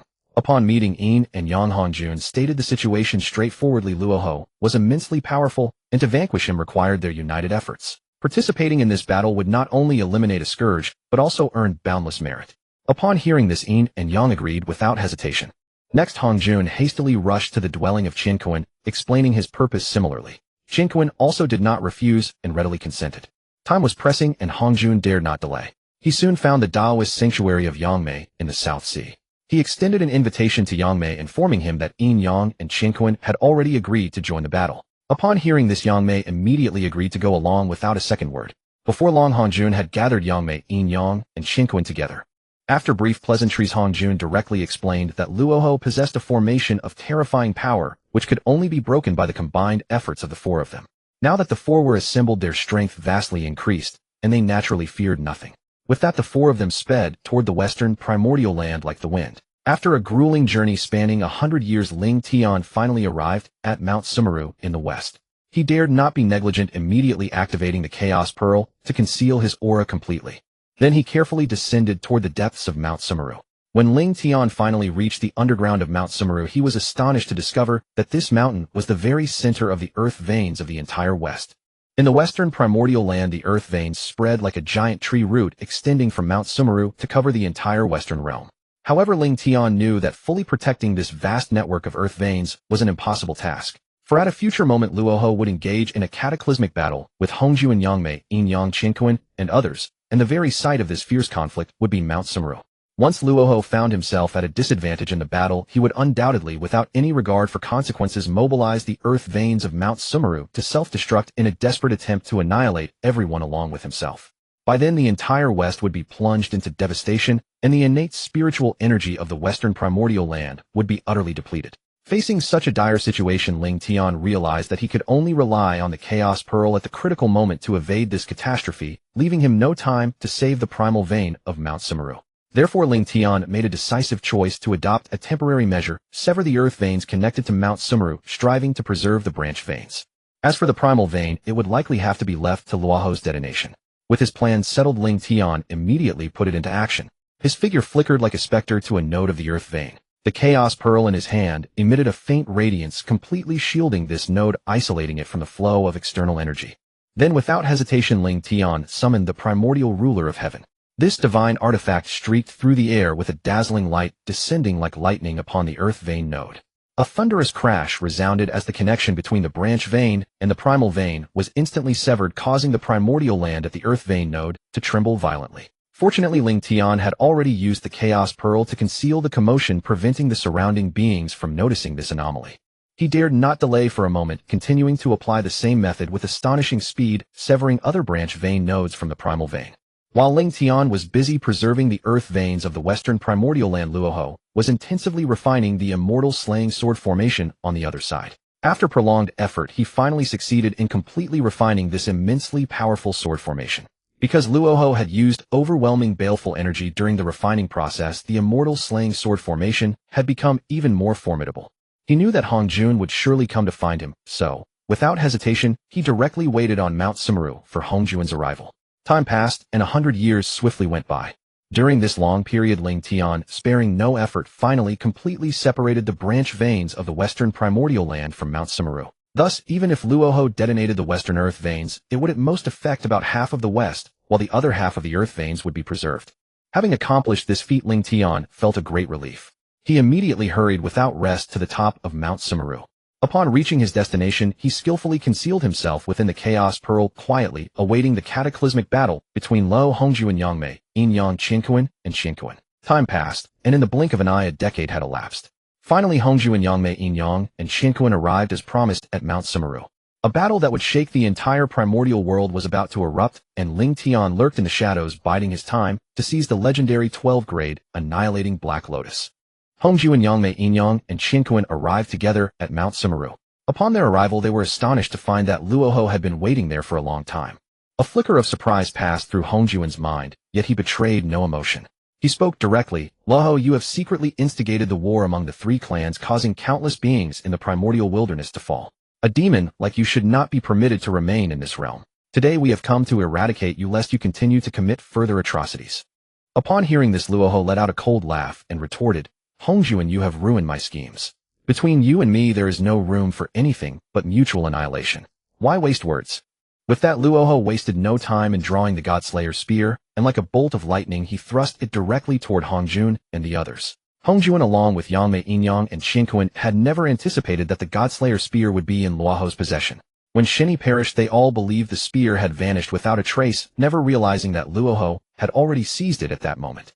They were all too familiar with the terrifying power of the Godslayer's spear, having witnessed its might in Shini's hands. Now Luoho charged forward with the spear, moving with astonishing speed like a gale. Seeing Luoho's onslaught, Hongjun dared not hesitate. He immediately activated the 12-grade Merit Golden Lotus within him, enveloping himself tightly in its protective radiance. Then a deafening roar erupted, as if the very heavens and earth trembled. It was the Merit Golden Lotus that had successfully blocked the fierce assault of the Godslayer's spear. Luoho, seeing his attack easily parried by Hongjuan, sensed imminent danger. Without a second thought, he dodged aside in a flash. Yet in the very instant he vacated his position, the strikes of Yangmei, Yin-Yang, and Qianquan came hurtling like lightning. Fortunately, he had evaded just in time. Luoho glared at Hongjuan, cursing inwardly. His hatred for Hongjun surged like a volcanic eruption. Had it not been for Hongjuan's interference with his carefully laid plans, he might have already attained the Dao through slaughter and become an unparalleled existence. This enmity over obstructing the path was as deep as the sea, a colossal karmic feud. Thus Luoho disregarded all others, his eyes fixed solely on Hongjuan, consumed by the single-minded desire to destroy him. Luoho then launched another swift assault against Hongjun. Facing this frenzied attack, Hongjun remained vigilant.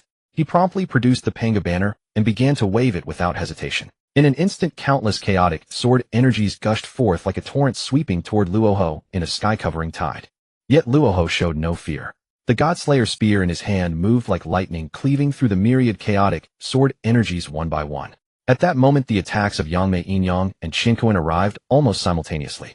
Seeing this, Luoho immediately activated the 12-grade Annihilation Black Lotus, wrapping himself tightly within its protective shroud. A tremendous crash resounded as the combined strikes of Yin-Yang, Qianquan, and Yangmei slammed into the Annihilation Black Lotus like a meteor striking the earth.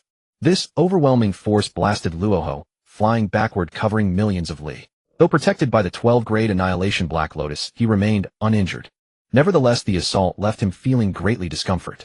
He thought to himself that now he must resort to his ultimate tactic. the immortal slaying sword formation. Thus he addressed Hongjun Yangmei Yinyang and Qianquan. Since this is the case, let you taste the power of this grand formation. Luoho directly produced the immortal slaying sword formation and the immortal slaying formation diagram, both of which he summoned forth. As Luoho cast his spell, the immortal slaying sword formation rapidly expanded. Centered on the formation, the heavens and earth within a range of billions of li were instantly enveloped by a formidable sword aura, turning the entire world into an ocean of sword energy. Hongjun, Qianquan, Yangmei, and Yinyang all felt a tightening in their hearts at this sight. They knew well the fearsome nature of the immortal slaying sword formation. Its unpredictable changes and boundless power meant that even a slight misstep could lead to their doom. However, Hongjun exhibited extraordinary composure, a faint, almost imperceptible smile gracing his lips, as if he had anticipated this all along. Hongjun looked at the other three and spoke slowly. Daoist, Yangmei Daoist, Yinyang Daoist, Qianquan, this formation is formidable, but it is not without its flaws. We need only enter the formation separately, withstand the sword energies, and pluck the 4 immortal swords to break it. Yangmei, Yinyang, and Qianquan nodded in agreement upon hearing Hongjun's words. Seeing this, Hongjun continued, "Very well, fellow Daoists, let us enter the formation together." In an instant, Hongjun, Yangmei, Yinyang, and Qianquan transformed into 4 streaks of light, each swiftly diving into the corresponding gates of the 4 swords. Zhu, Lu Xian, and Zhu. Luoho snorted coldly, a glint of anger flashing in his eyes. He cursed inwardly. "You fools, you dare to underestimate the power of my immortal slaying sword formation. Soon you shall suffer for it." With that, Luoho, gripping the Godslayer spear and radiating a black aura, transformed into a dark bolt of lightning and likewise plunged into the formation. The moment Luoho entered the immortal slaying sword formation, the entire array underwent a startling transformation.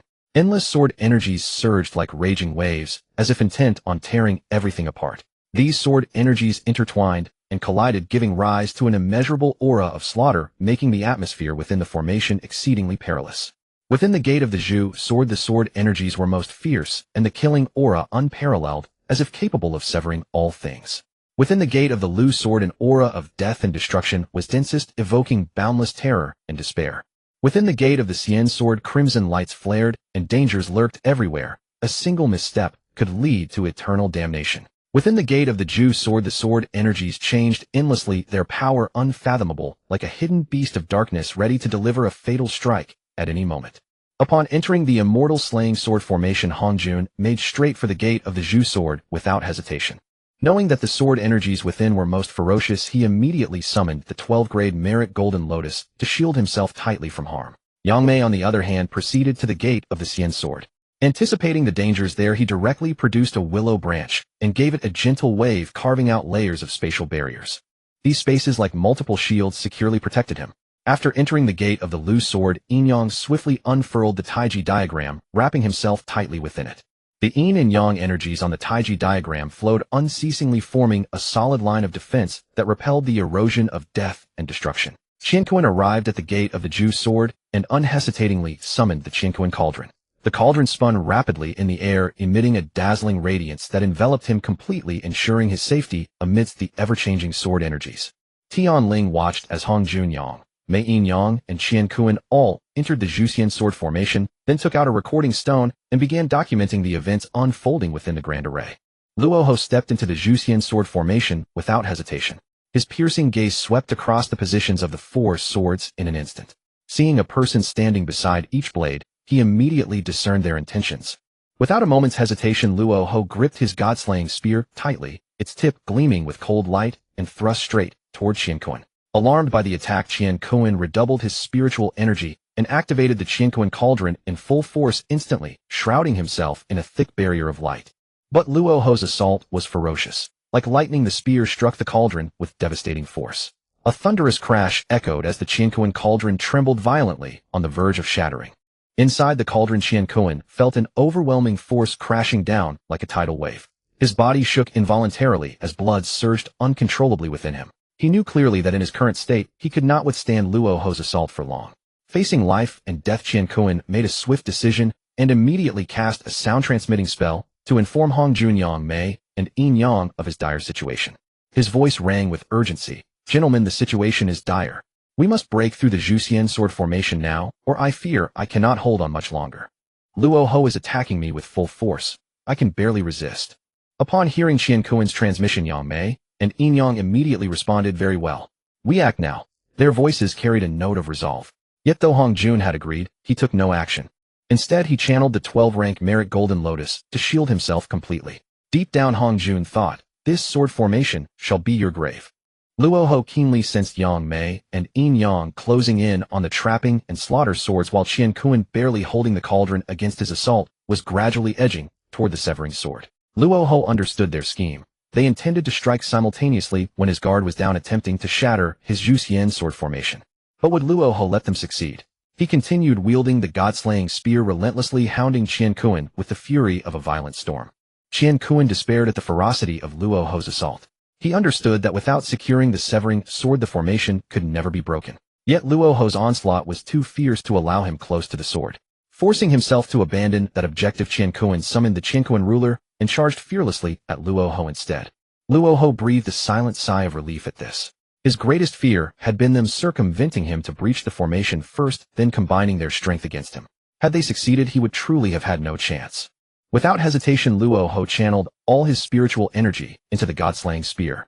Instantly, a dense aura of slaughter engulfed the weapon, as if ready to devour the entire world. Seeing the spear descend like a monstrous beast, Qian Kun did not hesitate. He brought down the Qian Kun ruler with all his might against it. The two weapons collided with earth-shattering force, but despite the Qian Kun ruler's immense power, it could not withstand the spear's devastating momentum. A sharp crack echoed as the ruler was shattered clean away. Shaken, Qian Kun immediately summoned the Qian Kun cauldron to shield himself. But it was too late. The spear's residual force crashed over him like a tidal wave, and with a tremendous boom, Qian Kun was sent flying like a severed kite. His body felt as though it had been scattered to pieces, agony coursing through every limb. Blood trickled from the corner of his mouth, a visible wound. Luoho showed no mercy, pressing his assault without respite. Qian Kun could only desperately defend himself with the cauldron and Qian Kun tapestry. Observing the ferocity of Luoho's attacks, Qian Kun realized that if he hoped to reach the severing sword, he would need to use his opponent's own power against him. Without hesitation, he launched himself directly at Luoho. The dark deity immediately raised the god-slaying spear and unleashed a crushing blow. Qian Kun swiftly encased himself within the cauldron as the spear struck. With a deafening crash, the cauldron was hurled away, and astonishingly it sailed directly toward where the severing sword rested. A hidden smile crossed Qian Kun's face. His stratagem had succeeded. Seizing the moment, he hastened toward the severing sword formation and soon stood before the blade. He transmitted word to Hongjun, Yang Mei, and Yin Yang that he had arrived. Upon receiving the message, the three immediately united their assaults on the severing sword without hesitation. They moved like lightning, soaring straight for the blade. Luoho watched in burning frustration as Qian Kun had used his own force to reach the sword so effortlessly, and now sought to shatter the formation. He sped toward Qian Kun in a desperate attempt to stop him. Sensing the threat, Qian Kun immediately transmitted again, confirming his position at the severing sword. Yang Mei and Yin Yang wasted no time reaching for the trapping and slaughter swords. But Hongjun remained motionless, indifferent to the unfolding crisis. Qian Kun urgently signaled the others that he too was attempting to seize the severing sword. Alas, the great formation refused to yield as they had hoped. Suddenly, Qian Kun felt a surge of murderous intent closing in. He looked up to see Luoho, spear in hand, charging at him with terrifying ferocity. Panic seized him as he transmitted to the others, asking if they had secured the swords. Yang Mei and Yin Yang quickly replied that though they had reached for theirs, they could not pull them free. As for Hongjun, he ignored Qian Kun's calls entirely. Worse still, he continued channeling the 12-rank merit Golden Lotus to shield himself from the Zhuxian sword's blade energy. Yang Mei, Yin Yang, and Qian Kun all received messages from each other, but Hongjun offered no response. They turned to him again, desperate to understand what was happening. Hongjun persisted in his silence, feigning deafness and blindness. Only then did the realization dawn on Yang Mei, Yin Yang, and Qian Kun. The problem lay with Hongjun himself. Qian Kun had no time to question Hongjun, for Luoho's god-slaying spear was already hurtling toward him like a meteor, wielding unparalleled might. Terrified of the slightest negligence, Qian Kun immediately channeled all his spiritual energy into the Qian Kun cauldron. A thunderous crash resounded as the cauldron collided violently with the god-slaying spear. The tremendous impact sent Qian Kun flying backward like a kite with a severed string. He barely stabilized his form midair, only to cough up a mouthful of blood. His entire being withered instantly, clearly bearing grievous injuries. Qian Kun sighed inwardly. Had he not been trapped within this grand formation, constantly defending against the sword chi within, he would never have allowed Luoho to injure him so severely. Yet at this moment, regret was useless. It was already too late. After striking Qian Kun, Luoho was surprised to discover that the sword array of purgatory remained unbroken, and a wave of joy surged through his heart. Fixing his gaze upon the grievously wounded Qinquan, he showed no mercy and continued his relentless assault, crushing down upon him like a beast beating a drowning dog. Luoho's god-slaying spear flashed forward like lightning, driving straight toward Qinquan. Though grievously wounded, Qinquan refused to yield. He swiftly unleashed the Qinquan diagram, enveloping himself within it, while simultaneously channeling the Qinquan cauldron to summon a torrential surge of Qinquan energy, forming a defense as impregnable as copper walls and iron ramparts. The Qinquan ruler also whistled forth at that moment, carrying a fierce momentum as it struck heavily against the god-slaying spear. However, due to Qinquan's severe injuries, the ruler's power was greatly diminished. Within moments, Luoho effortlessly deflected it with his god-slaying spear. Seeing this, Luoho pressed his advantage mercilessly. His spear darted forward like a venomous serpent, striking from its hole, targeting Qinquan's vital region. The blow carried astonishing power, and in the blink of an eye it crashed against both the Qinquan diagram and the Qinquan cauldron. Though both artifacts possessed formidable defensive strength, they could withstand the ferocious assault of the god-slaying spear for only a single instant before being shattered. The god-slaying spear pierced through like bamboo, splitting asunder, punching straight through Qinquan's chest. In that instant, Qinquan felt as though his primordial spirit were being torn apart, the pain almost unbearable. Yet he endured the excruciating agony, clenched his teeth, and desperately retreated backward, putting distance between himself and Luoho to evade further strikes. Filled with remorse, Qinquan finally grasped Hongjun's true intent. Hongjun had intended to use Luoho's hands to eliminate them all. Qinquan knew deep within that his fate was sealed. Yangmei and Yinyang were fully occupied confronting the sword Qi within the sword array of purgatory, with no chance to come to his aid. Though grievously wounded and incapable of further combat, Qinquan refused to wait passively for death. Without hesitation, he made a decisive move, tearing a wisp of his true spirit and primordial soul from his body before charging directly at Luoho. In that very instant, Qinquan cast the wisp of true spirit and primordial soul backward like a meteor, landing it precisely within a corner of the grand formation. Then, without the slightest pause, Qinquan flew straight toward Luoho. His body expanded dramatically in a heartbeat, as though he were gathering every ounce of his remaining strength into this final strike. Luoho, seeing this, realized the gravity of the situation and immediately retreated at great speed.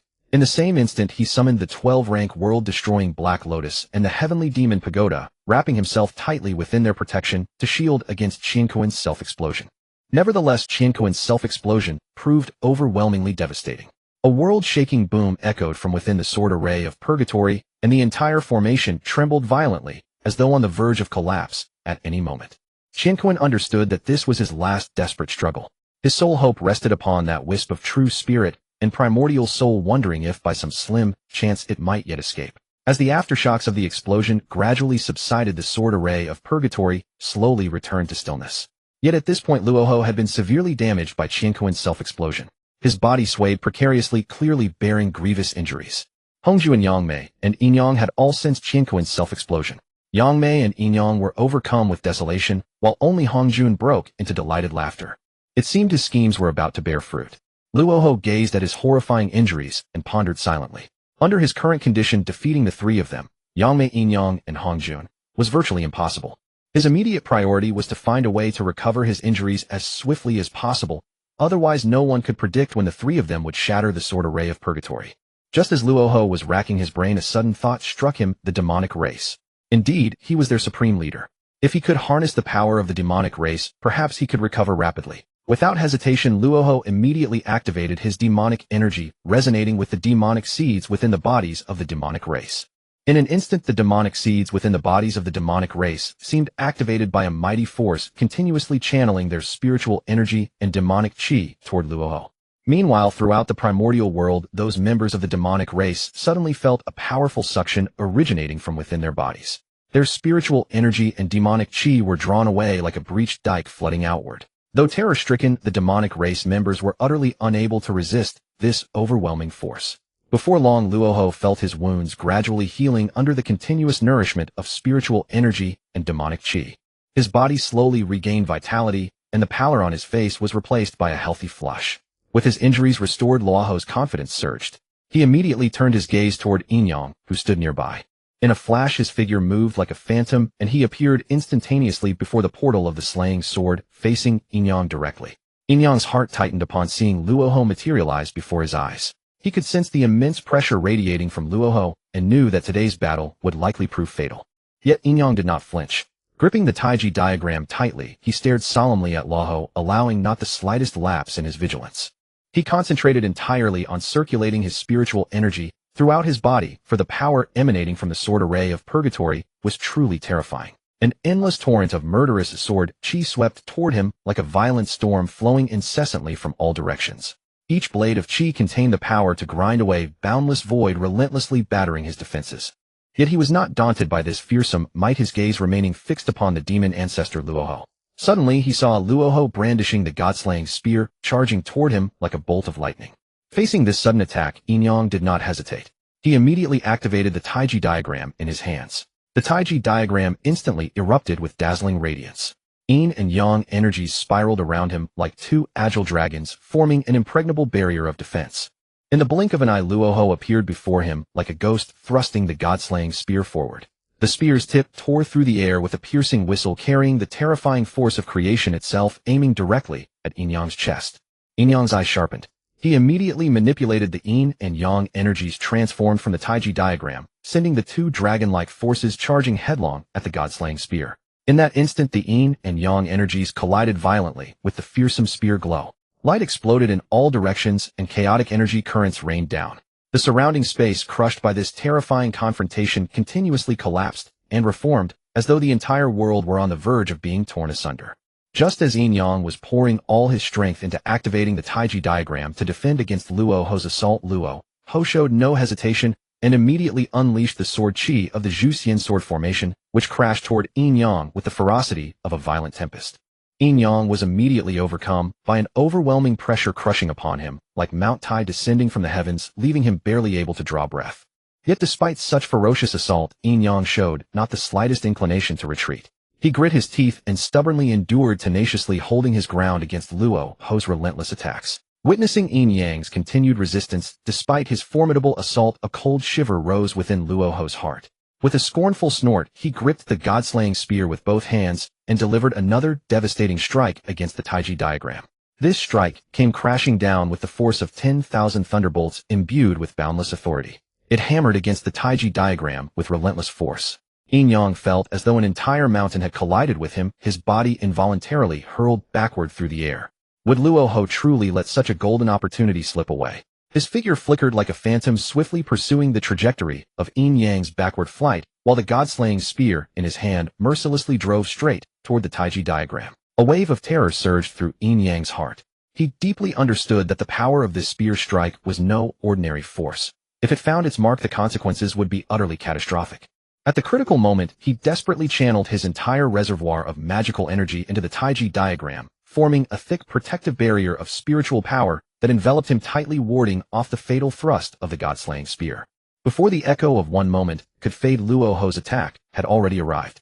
A thunderous explosion reverberated through the air as the god-slaying spear, like a fierce and raging dragon, crashed down upon the Taiji diagram with the force of 100 thunderbolts. In an instant, the Taiji diagram shuddered violently, as though on the verge of shattering apart at any moment. Yin Yang was flung away by the immense force like a kite whose string had been severed, arcing through the sky before crashing heavily to the ground. Although Yin Yang had successfully used the Taiji diagram to withstand the god-slaying spear strike, at the final moment, the tremendous backlash from the impact still inflicted grave injuries upon him. After regaining his footing, he felt a torrent of blood surging within his chest, a sweet tang rising in his throat, and a thin trickle of crimson blood escaping from the corner of his mouth.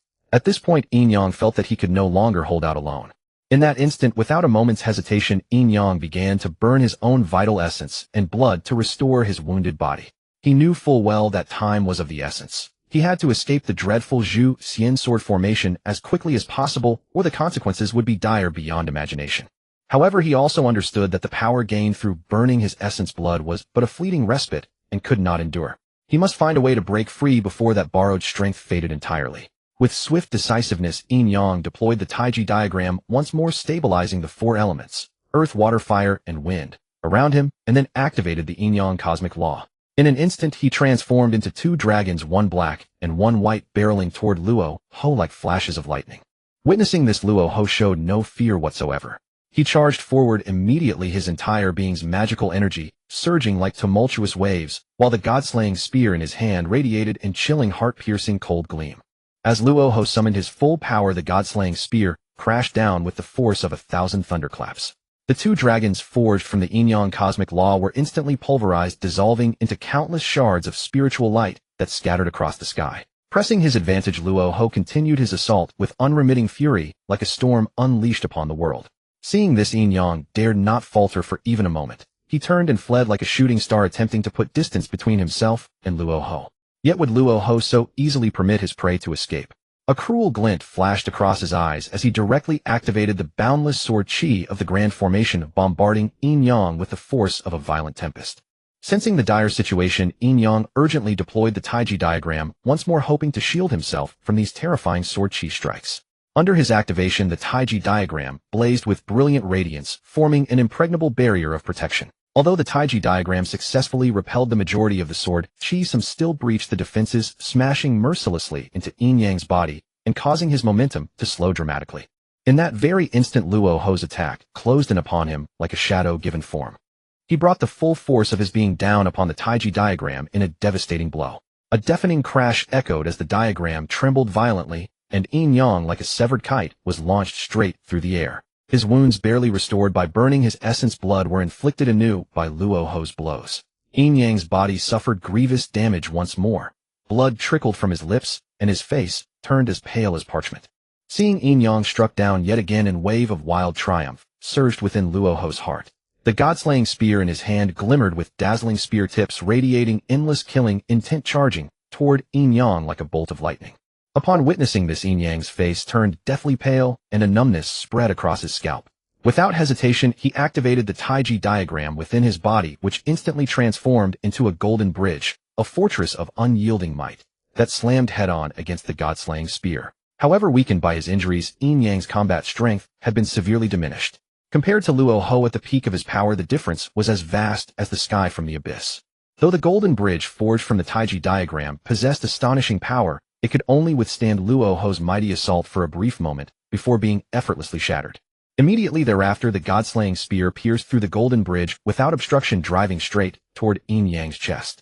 With a sickening thud, a gruesome bloody wound tore open on his torso, and blood gushed forth like a bursting spring. Yin-yang's primordial spirit also suffered devastating harm, at that very instant corrupted and tormented by the malignant aura of the god-slaying spear.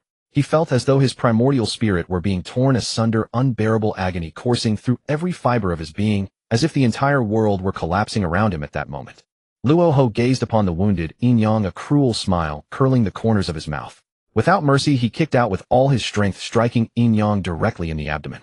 That kick carried the force of countless thunderbolts, sending yin-yang soaring backward like a cannonball, which then crashed heavily into the barrier of the Zhu Xian sword formation. The collision between yin-yang's body and the barrier produced a dull, thunderous crash. The barrier trembled violently, appearing ready to shatter at any moment. Yin-yang fell like a kite with a severed string, crashing heavily to the ground, as a great mouthful of blood erupted from his lips, splattering across the surrounding earth. At this point, yin-yang felt death drawing ever closer. His primordial spirit struggled desperately through excruciating pain, while the kick from Luo Ho had dealt such catastrophic damage to his body that his internal organs seemed to have shifted from their rightful places. Ling Tian, hidden within the Chaos Pearl, watched the ferocious battle within the Zhu Xian sword formation with great tension through the pearl's surface. A wave of dread ran down his spine, for the power of the Zhu Xian sword formation was simply too terrifying. Ling Tian had witnessed with his own eyes how the sword chi within the formation raged like a violent storm. Any who entered its domain would immediately be subjected to ferocious assaults from the formation's sword chi. Within such a terrifying grand formation, anyone had to remain perpetually vigilant, constantly defending against the relentless onslaught of sword chi. To breach this grand formation, there seemed to be only one recourse: simultaneously plucking away the four celestial swords, the Zhu Xian sword, the Xian sword, the Lu sword, and the Zhu sword, in a single instant. Yet such an endeavor was no trivial matter. Only one whose strength surpassed that of Luo Ho could hope to achieve it. As long as the Zhu Xian sword formation remained intact, those within would inevitably be worn down and slain by its razor-sharp sword chi.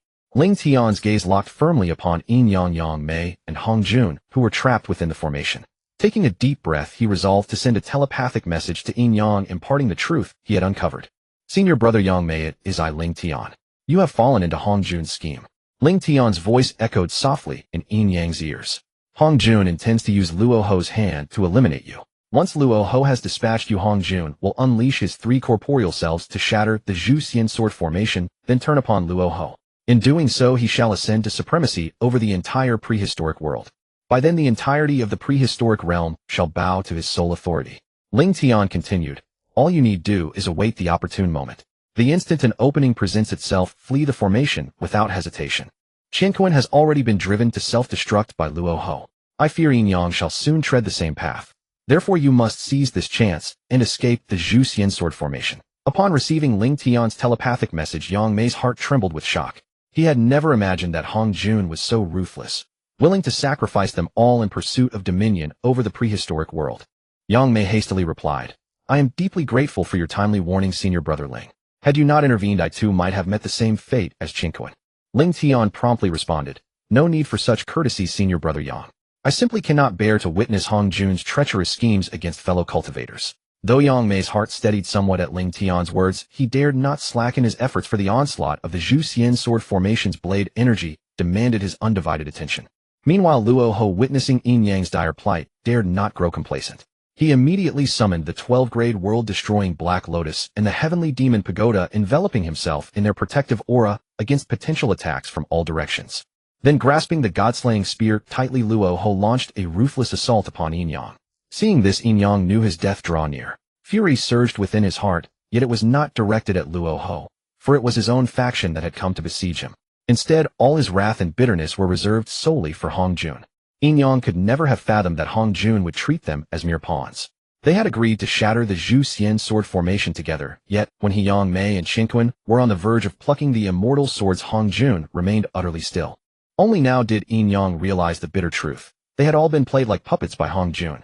With Qinquan already dead from self-destruction and Luo Ho about to strike him down, Yin Yang's despair and resentment only deepened. As Luo Ho charged toward him like a ravenous tiger, Yin Yang foresaw his grim destiny. Desiring a swift end rather than torture by the god-slaying spear, he summoned every ounce of his remaining vital essence and blood, channeling all his power into a final act of defiance. In an instant, Yin Yang's body swelled like a balloon being rapidly inflated.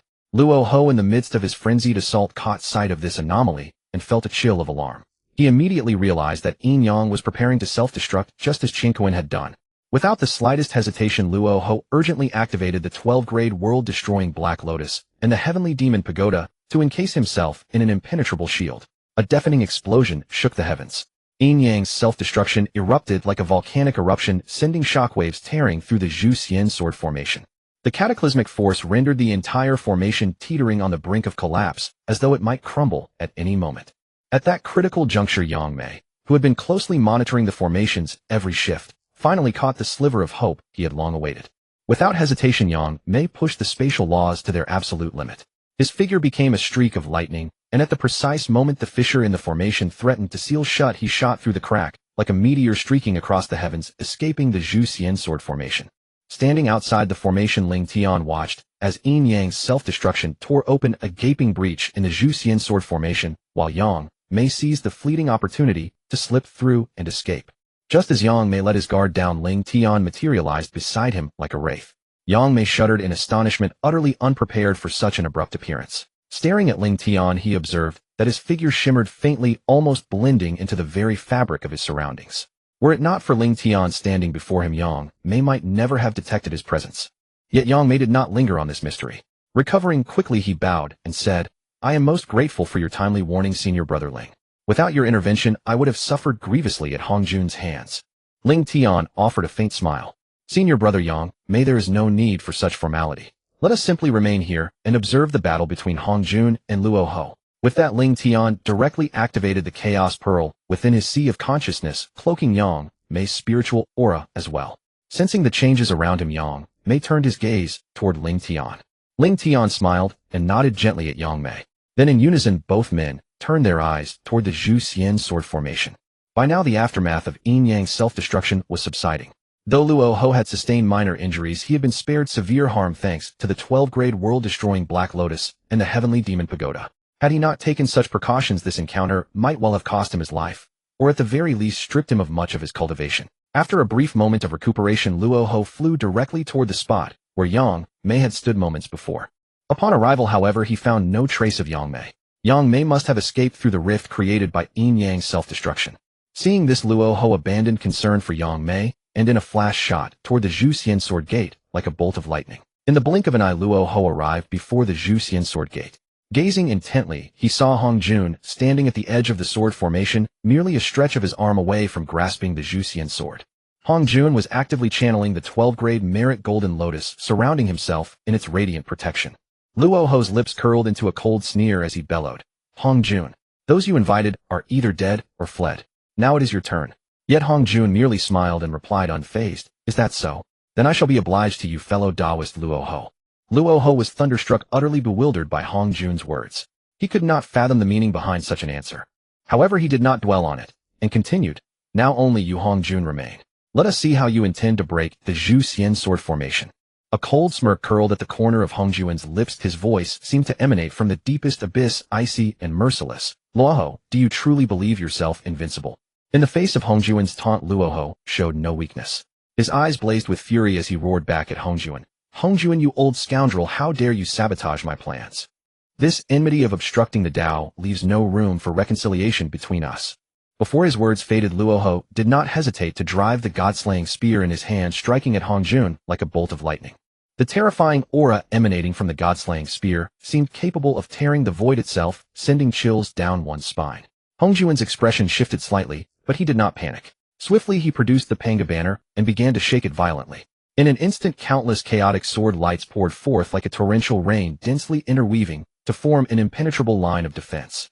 Luo Ho snorted coldly, his god-slaying spear weaving through the chaotic sword lights like a nimble, venomous serpent. Each swing effortlessly cleaved through Hongjun's sword lights, pressing straight toward Hongjun himself. Hongjun's heart sank as he realized Luo Ho's strength was greater than he had imagined. Yet he did not retreat. Instead, he intensified the shaking of the Panga banner, unleashing even more chaotic sword lights like surging tidal waves. Seeing Hongjun's chaotic sword lights grow fiercer, Luo Ho felt a hint of apprehension.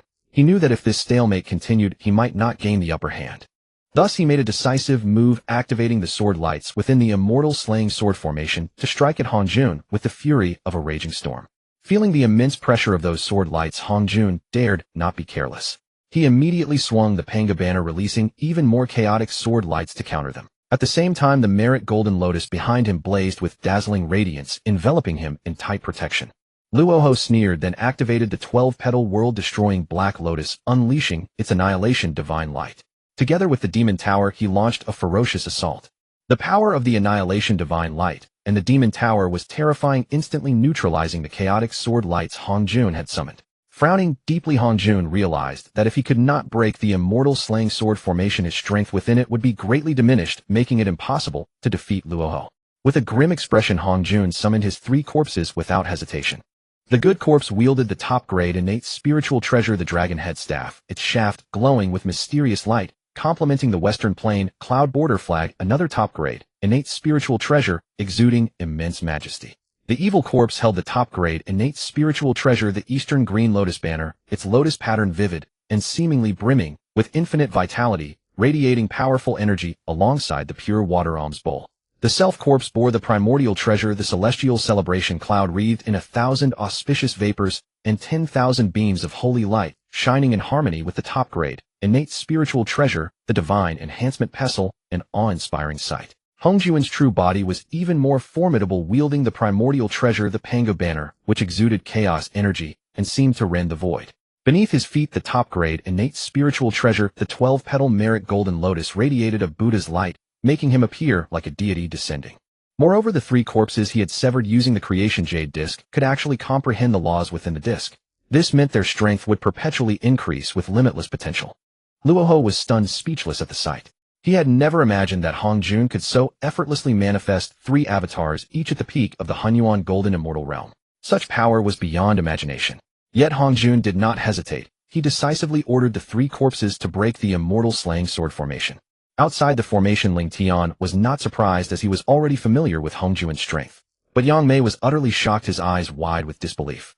Then turning to Ling Tian, he asked suspiciously, "How can Hongjun have 3 avatars of the same cultivation level? You know, when we create avatars, they are never as strong as the original, so we disdain to make them." Ling Tian raised the corner of his mouth, revealing a faint smile. He explained calmly, "This is the method of severing the 3 corpses that Hongjun created. He skillfully used the Creation Jade Disc to sever his good thoughts, evil thoughts, and self, and then entrusted them to the disc. In this way his true body can align more closely with the Heavenly Dao, making it easier to comprehend its laws. Ling Tian paused, then continued. Moreover, the good corpse, evil corpse, and self-corpse, severed by the Creation Jade Disc, can cultivate by comprehending the laws within the fragments of the disc. So now you see Hongjun with 3 avatars at the peak of the Honghuang Golden Immortal Realm. When the time comes for him to attain the Dao, he will merge the 3 corpses back into his true body, achieving the Honghuang Great Luo Golden Immortal Realm in one stroke. His gaze shifted to Yang Mei as he continued. Luoho is certainly no match for Hongjun. Soon Hongjun will effortlessly break through Luoho's immortal slaying sword formation. His voice lowered slightly. In truth, Hongjun always had the power to break the formation. The reason he used Luoho to eliminate you was merely to dominate the primordial world and make all obey his command. We should hide for now. Otherwise, once Hongjun breaks the formation and finds us, it will be troublesome. Yang Mei saw the logic and immediately opened a spatial rift, slipping inside. Ling Tian, on the other hand, directly retreated into the Chaos Pearl. Luoho's eyes widened as he stared at Hongjun's avatar, which shot like a meteor toward the entrapping sword, Slaughter Sword, and Extinction Sword. In the blink of an eye, Luoho understood Hongjun's intention and sensed trouble. Without a second thought, he blurred into motion, hurtling toward Hongjun like lightning. The god-slaying spear in his hand gleamed with cold light, exuding a chilling, murderous intent. Hongjun smiled faintly, his lips curling slightly. He gently shook the Pango banner, instantly unleashing a mighty surge of sword energy that rolled toward Luoho like a monstrous wave. Luoho snorted, thrusting his spear forward, colliding with Hongjun's sword energy with a thunderous impact. In that instant, light burst forth, shockwaves roiled, and the very space seemed to tremble. Yet despite Luoho's formidable power, he was slightly delayed by Hongjun's attack. In that fleeting moment, Hongjun's 3 corpses slipped into the sword gate like phantoms. Once inside, they reached out without hesitation to seize the 3 immortal swords. Simultaneously, Hongjun's true body appeared before the immortal slaying sword, as if by teleportation. Hongjun's main body moved like a phantom, his hands darting toward the immortal slaying sword with lightning speed. In an instant, the entire sword array trembled as if struck by an invisible force, teetering on the brink of collapse. Seeing the immortal slaying sword array on the verge of breaking, Hongjun's smile grew even brighter. Without hesitation, he and his 3 corpses poured in even more spiritual energy, and the sword array, unable to bear the immense pressure, shattered with a thunderous roar. With the array broken, the overwhelming sword aura vanished without a trace. Hongjun no longer had to remain constantly vigilant against the sword array's power. Now he could unleash his full strength against Luo. Seeing this, Luohu's heart tightened. He knew that Hongjun's power had been restored, and continuing the attack would yield little advantage. Thus he made a swift decision, halting his advance and ceasing his assault. At that moment, Hongjun's 3 corpses like specters returned to his side, with immortal swords in hand, moving as fast as the wind. Their eyes cold as stars fixed on Luo in the distance, as if trying to pierce through him. Hongjun, seeing this, curled his lips into a faint, contemptuous smile.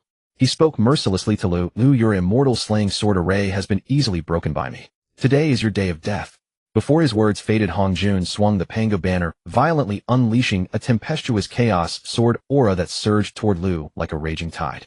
Simultaneously, Hongjun's 3 avatars sprang into action like hungry tigers. In an instant, 4 perfect Honghuang Golden Immortal level powerhouses besieged Luo, their momentum awe-inspiring and chilling. Facing such formidable foes, Luo knew his chances of victory were slim. Yet as the ancestor of the demonic path, how could he fear Hongjun? Even knowing he would surely die, he was determined to make Hongjun pay a grievous price. Luo did not flinch. He muttered incantations, immediately activating the 12-petal world-destroying Black Lotus and the Demon Tower, which radiated black light, tightly shielding him. Then, gripping the god-slaying spear, he charged like a frenzied lion, roaring as he rushed toward the surging chaos sword aura. With a thunderous crash, Luo's god-slaying spear struck the chaos sword aura, sending sparks flying in all directions. Yet in the moment he attacked the chaos sword aura, the assaults of Hongjun's 3 avatars descended like a storm. Although the 12-petal world-destroying Black Lotus and the Demon Tower were immensely sturdy, they could not withstand the combined strike of the 4 perfect Honghuang Golden Immortals. A deafening explosion echoed, and Luo, like a broken kite, flew backward, crashing violently into Mount Sumeru. On Mount Sumeru, Luo slowly rose. Suddenly he spat out a stream of blood, clearly severely injured. Yet he showed no sign of retreat. Glaring fiercely at Hongjun above, a cold smirk appeared on his face. "Hongjun, since you want to kill me, I won't let you off easy either." Luohu gritted his teeth, his voice filled with hatred and resolve. Before his words faded, he unhesitatingly began to circulate, his full spiritual power also mobilizing the ancestral vein of the western Mount Sumeru. His body gradually radiated a blinding light, as if about to be destroyed together with the world. As Luohu self-detonated his physical body, a cataclysmic roar resounded across the entire primordial world. The roar was like the arrival of doomsday, causing the entire primordial world to tremble violently. Hongjun was horrified. He had never anticipated Luohu's absolute resolve to self-destruct his body in the Western Earth vein. Faced with this sudden upheaval, Hongjun desperately employed every means, fully activating his spiritual treasures in an attempt to withstand the terrifying explosion. However, the power of Luohu's self-detonation of the Western Earth vein and his body was so immense that even Hongjun could not fully resist it.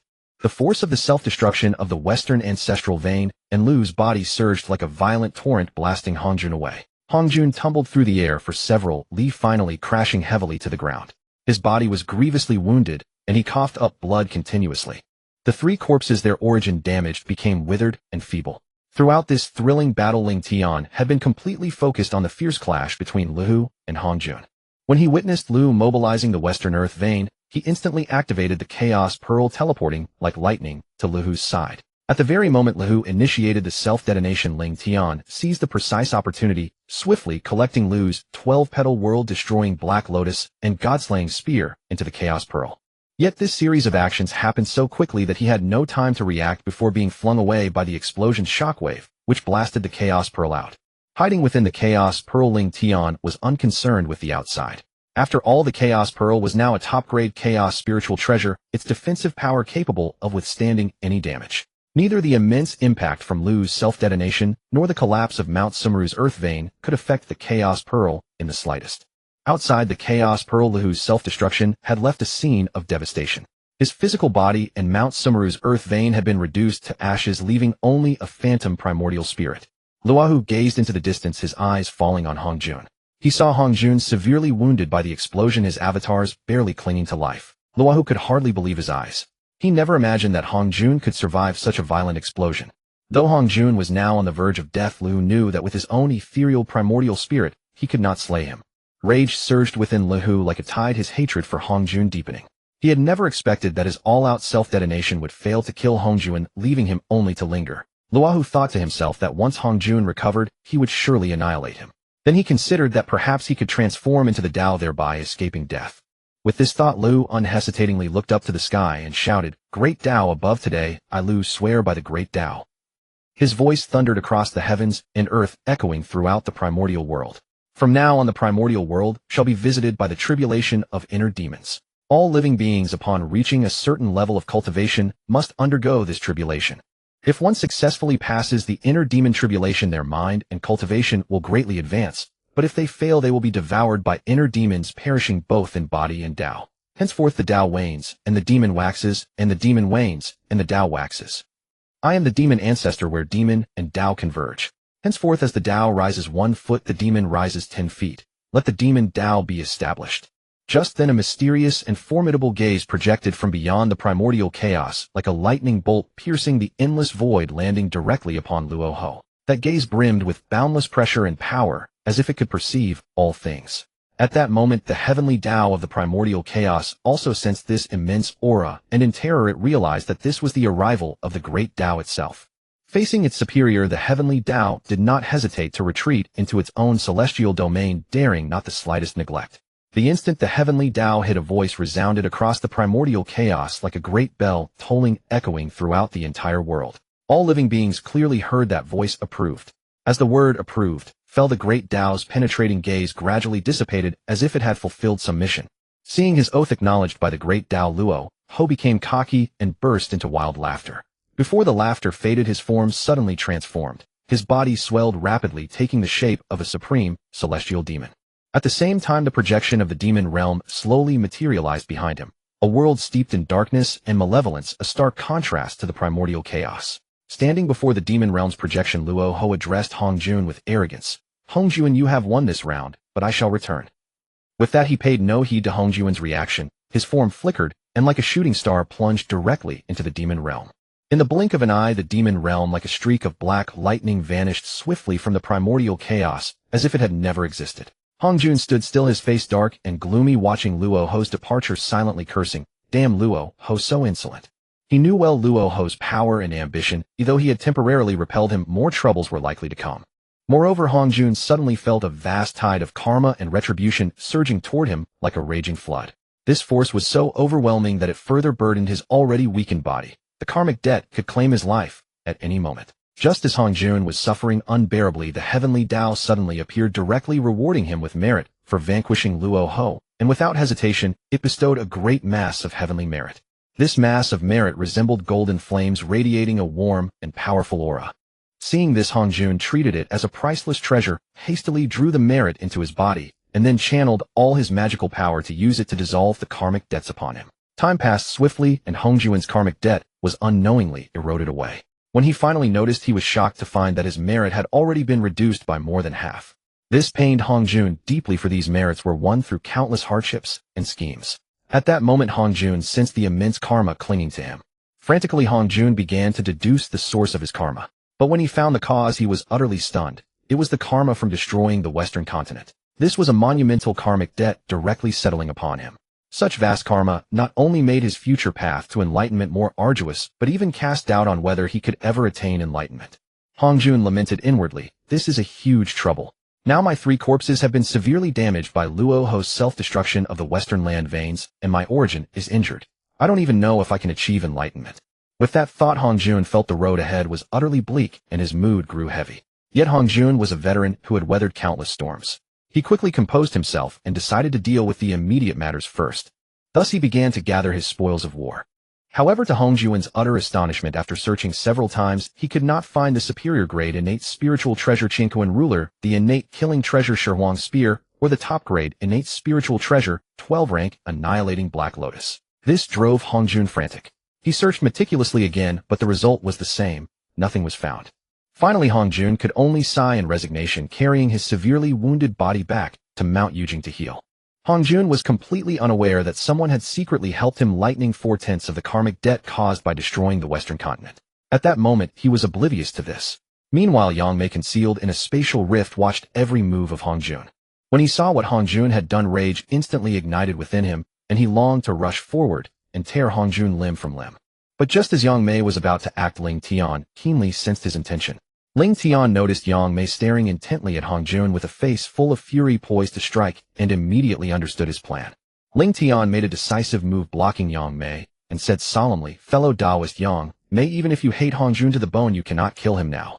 Yang Mei looked puzzled and asked, "Fellow Taoist Ling Tian, now that Hongjun is severely wounded, isn't this the perfect chance to slay him?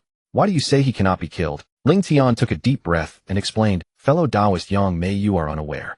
Hongjun is the spokesperson of the Heavenly Dao with countless connections to it. If you rashly attack, now not only will you fail to kill him, but you will also expose yourself directly to his sight. Then Hongjun will surely use the power of the Heavenly Dao to eliminate you by any means. After all, when he schemed to trap you in the immortal killing sword formation, he never intended to let you live. So going after Hongjun now would be walking straight into death." Yang Mei, startled by Ling Tian's words, was shocked to learn that Hongjun was actually the spokesperson of the Heavenly Dao. Without Ling Tian's warning, he would have rashly charged in to kill Hongjun, and then Hongjun would surely have used the Heavenly Dao's power to put him to death. The mere thought of it made him shudder. Ling Tian gazed at Yang Mei's terrified expression and said slowly, "Fellow Taoist Yang Mei, the most urgent task for you now is to attain enlightenment as a Hunyuan Taiyuo Golden Immortal. That is of paramount importance. Otherwise, when Hongjun successfully achieves enlightenment, you too may fall to his annihilation. Moreover, as long as you remain in the primordial chaos, Hongjun can perceive your existence through the Heavenly Dao. Therefore, you must first attain enlightenment. Then even if you cannot match Hongjun, you can retreat to the chaos and bide your time." Yang Mei pondered Ling Tian's words and found them increasingly compelling. After all, Hongjun harbored an intense hatred for him. Once he attained enlightenment, he would surely seek revenge. Thus the wiser course was to attain enlightenment without delay. With this thought, Yang Mei promptly cupped his hands in salute to Ling Tian and expressed his gratitude. "Many thanks for your reminder, fellow Taoist Ling Tian. You are absolutely right. Now the priority should indeed be enlightenment." Ling Tian nodded slightly upon hearing this, then said to Yang Mei, "However, fellow Taoist Yang Mei, in the current primordial world, it may be impossible to attain the realm of Hunyuan Primordial Golden Immortal. Heavenly Dao would never allow a powerhouse of the Hunyuan Primordial Golden Immortal level to emerge within the primordial world, as it would disrupt the balance of the entire world.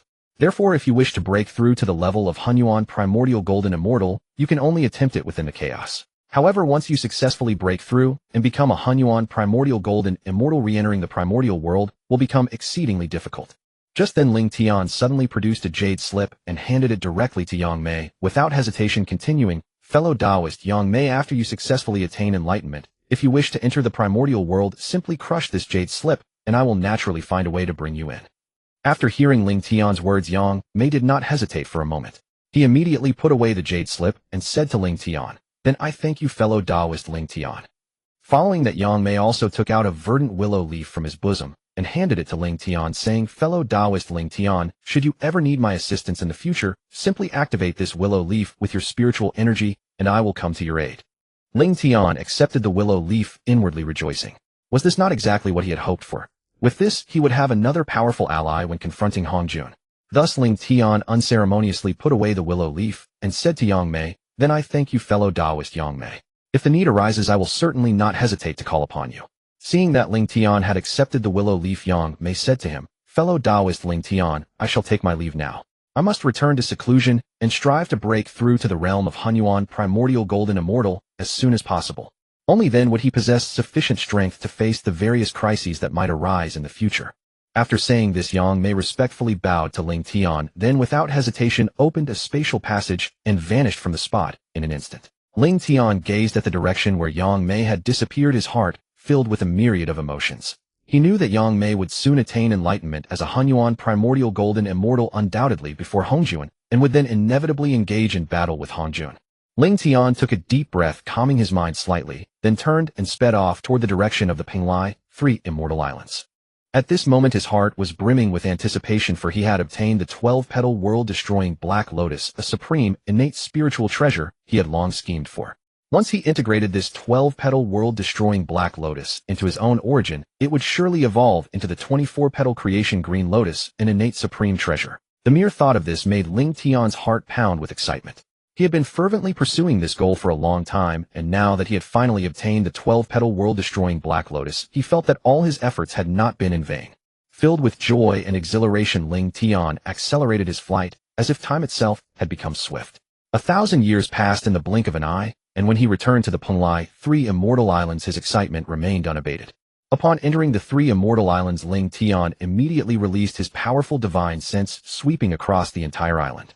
He quickly discovered that the Fox clan he had brought back had settled on the eastern side of the Penglai, 3 immortal islands, living in relative peace. Just as Ling Tian was about to return to the courtyard, Bai Ling suddenly sensed his arrival. Like a joyous little bird, she bounced over to Ling Tian, her face beaming with a smile, and said, "Brother Ling Tian, you're finally back. Has the great calamity outside come to an end now?" Ling Tian looked at Bai Ling's adorable expression, his mood lightening. He smiled and nodded, replying, "Yes, the great calamity has ended. Moreover, your cultivation has reached the great Luo golden immortal perfection stage. If you wish to travel and explore the primordial world, you are fully capable." Ling Tian strode into the courtyard without hesitation, with Bai Ling following closely behind. Once inside the courtyard, Ling Tian headed straight for the lotus pond. Holding a teapot, he gracefully scooped up some 3 light divine water and poured it into a teacup to brew enlightenment tea. After letting the tea steep for a moment, Ling Tian gently poured a cup and handed it to Bai Ling.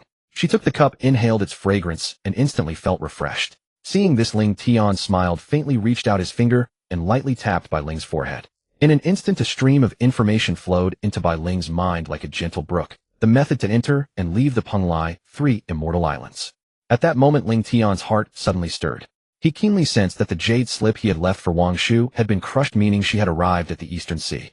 Without a moment's delay, his figure flickered and vanished from the courtyard. In the blink of an eye, Ling Tian appeared beside Wang Shu. Wang Shu was startled by Ling Tian's sudden appearance, but quickly smiled and said, "Fellow Taoist Ling Tian, I apologize for troubling you."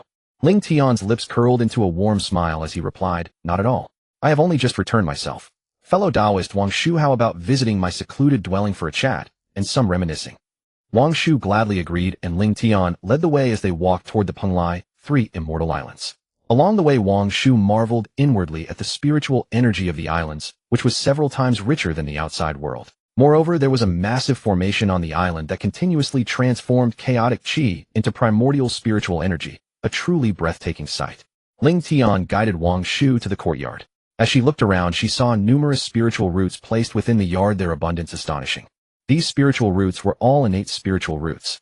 Ling Tian then led Wang Shu into the courtyard. As they entered, Bai Ling caught sight of Wang Shu beside Ling Tian, froze momentarily, and wore a look of surprise. However, Bai Ling quickly recovered. She dashed over to Ling Tian like a gust of wind tugging at his sleeve, and asked curiously, "Brother Ling Tian, who is this beautiful big sister?" Ling Tian smiled at Wang Shu, then patted Bai Ling's head, and said softly, "Bai Ling, this is a good friend of mine. You can call her Sister Wang Shu." Upon hearing this, Bai Ling's face lit up with a radiant smile. She sweetly called out, "Hello, Sister Wang Shu." Wang Shu smiled back and replied, "Hello, little sister Bai Ling."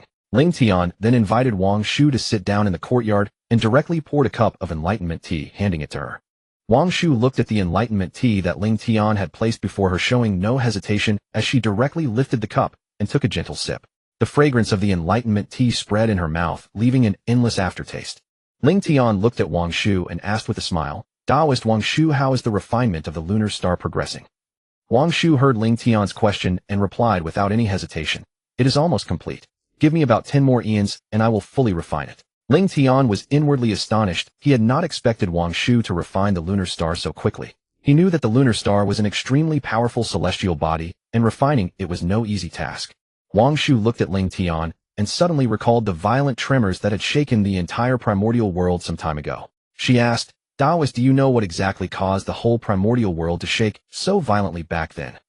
Upon hearing this, Ling Tian knew that Wang Shu was referring to the upheaval caused by Luo Ho's self-destruction of the Western Earth veins. He smiled slightly, then took out a memory stone from his bosom, saying, "Taoist, just look at the scenes in this memory stone, and you will understand the reason." With that, Ling Tian directly played the images from the memory stone. As Wang Shu watched the scenes unfold, a look of doubt appeared on her face. Seeing this, Ling Tian quickly explained, "Taoist Wang Shu, please continue watching. When it reaches the end, you will naturally find the answer and resolve your doubts." As the memory stone continued to play, the images soon reached the scene where Qiankuan Yinyang and Yangmei retrieved the immortal slaying sword formation. Within the massive sword formation, Hongjun remained motionless, as if completely detached from the events. Seeing this, Wang Shu understood in her heart that the root of all these problems was Hongjun. As the images progressed after Qiankuan self-destructed and died, Hongjun remained utterly still, as if none of this concerned him. The scenes continued to flow and soon reached the moment of Yinyang's self-destruction. At that instant, Yangmei seized the opportunity and escaped like a flash of lightning. However, right after that came the confrontation between Luo Ho and Hongjun. Hongjun unhesitatingly summoned his 3 corpses, a move that left Wang Shu dumbfounded. Beside her, Bai Ling seemed to grasp the conspiracy revealed in the images, her brows tightly furrowed. Wang Shu's eyes widened as she watched Luo Ho's immortal slaying sword formation being effortlessly shattered by Hongjun in an instant. Then Hongjun and his 3 corpses jointly suppressed Luo Ho, launching a fierce assault against him. In this breathtaking battle, Luo Ho was eventually driven to a dead end, and with no other choice chose to self-destruct the Western Earth veins and his own physical body. The memory stone continued to play, showing Hongjun severely wounded by the immense force of the explosion. Yet he did not follow. Instead, he swiftly collected the spoils of war, and then the images abruptly ended. Wang Shu's mind went blank, utterly stunned by the succession of events. She had never imagined that Hongjun could be so insidious and treacherous, not only plotting the deaths of Qiankuan and Yinyang, but also leaving Luo Ho unable to escape. If Yangmei had not seized that fleeting chance at the critical moment, he too would have ended up dead and his Dao extinguished. Ling Tian looked at Wang Shu's shocked expression and said slowly, "The trembling of the primordial world some time ago was caused by Luo Ho's self-destruction of the Western ancestral vein. Now the spiritual energy in the West has dropped by more than 60% compared to before." Wang Shu had previously heard Ling Tian explain the issues between the Heavenly Dao and Hongjun, and at that time, she had only about 80% trust in his words. But after witnessing Hongjun's actions, she was now fully convinced. Fortunately, she had heeded Ling Tian's advice back then, or else she might have ended up killed by Hongjun or driven out of the primordial world. Wang Shu looked at Ling Tian with lingering fear, a trace of gratitude in her eyes.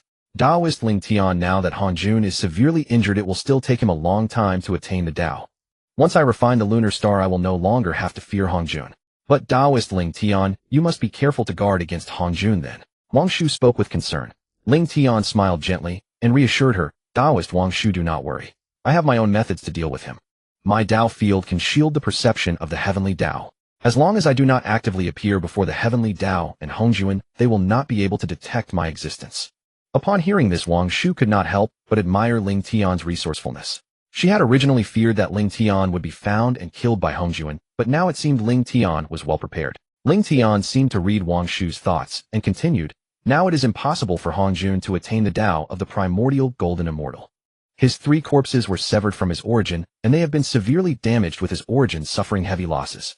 However, the Heavenly Dao will not allow Hongjun to remain unable to attain the Dao forever, for he is the chosen spokesperson of the Heavenly Dao. Therefore, the Heavenly Dao will surely find a way to let Hongjun attain the Dao and become a Heavenly Dao saint. Once Hongjun becomes a saint, he will possess the power of a primordial golden immortal in the primordial world. He can also mobilize the power of the Heavenly Dao to enhance himself. Wang Shu nodded in agreement.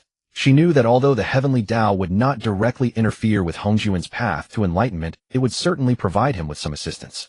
However, Taoist Wang Shu, you have the entire lunar star as your support, so you need not worry about the Heavenly Dao and Hongjun at all. Ling Tian said confidently. Once you refine the lunar star, your strength will greatly increase, and even Hongjun may not be able to do anything to you. Then the Heavenly Dao and Hongjun would surely suffer setbacks. Wang Shu said to Ling Tian.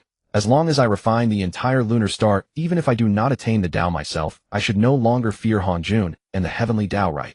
Ling Tian looked at Wang Shu and said slowly, Taoist Wang Shu, that may not necessarily be the case. Refining the lunar star can indeed protect your safety to a certain extent, but it is only temporary. Hongjun's ambition goes far beyond merely dominating the primordial world. Wang Shu frowned slightly upon hearing this and asked in confusion, oh, is there another reason? Ling Tian nodded and continued. What we have seen so far is only the tip of the iceberg of what Hongjun has revealed. His true goal is likely to become the spokesperson of the Heavenly Dao, then collect the primordial world's fortune by spreading the Dao and teaching throughout the land, thus rapidly enhancing his own strength. Wang Shu pondered thoughtfully and said, with Hongjun's strength and methods, dominating the primordial world would not be difficult. But why would he go through so much trouble? Ling Tian sneered and said, this is where Hongjun's cunning lies. He not only wants to dominate the primordial world, but also to completely devour the Heavenly Dao and become the Heavenly Dao itself. By then he can slowly devour the entire primordial world, ultimately reaching Panga's half-step, Great Dao realm, and perhaps even glimpse the mysteries of the Great Dao realm. Upon hearing Ling Tian's words, Wang Shu was startled, frozen in place, unable to speak for a long time. Wang Shu had never anticipated that Hongjun harbored such immense ambition. She deeply understood that once Hongjun's plan succeeded, she would likely have no choice but to flee into the chaos to barely preserve her life, yet even escaping into the chaos might not guarantee true safety. At this thought, a wave of panic surged within Wang Shu's heart. However, she quickly composed herself, fixing her gaze on Ling Tian, and said, since fellow Taoist Ling Tian has already discerned Hongjun's intentions, you must have a way to stop him, right? Ling Tian smiled faintly and replied, I do have some methods, but they can only be devised in secret, and we must never let the Heavenly Dao or Hongjun detect our intentions. Moreover, to execute this plan, I will require your assistance. Wang Shu nodded without hesitation. Very well, I agree. As long as my life is not in danger, I will certainly help. Then Wang Shu asked curiously, so how does fellow Taoist Ling Tian intend to thwart Hongjun's conspiracy?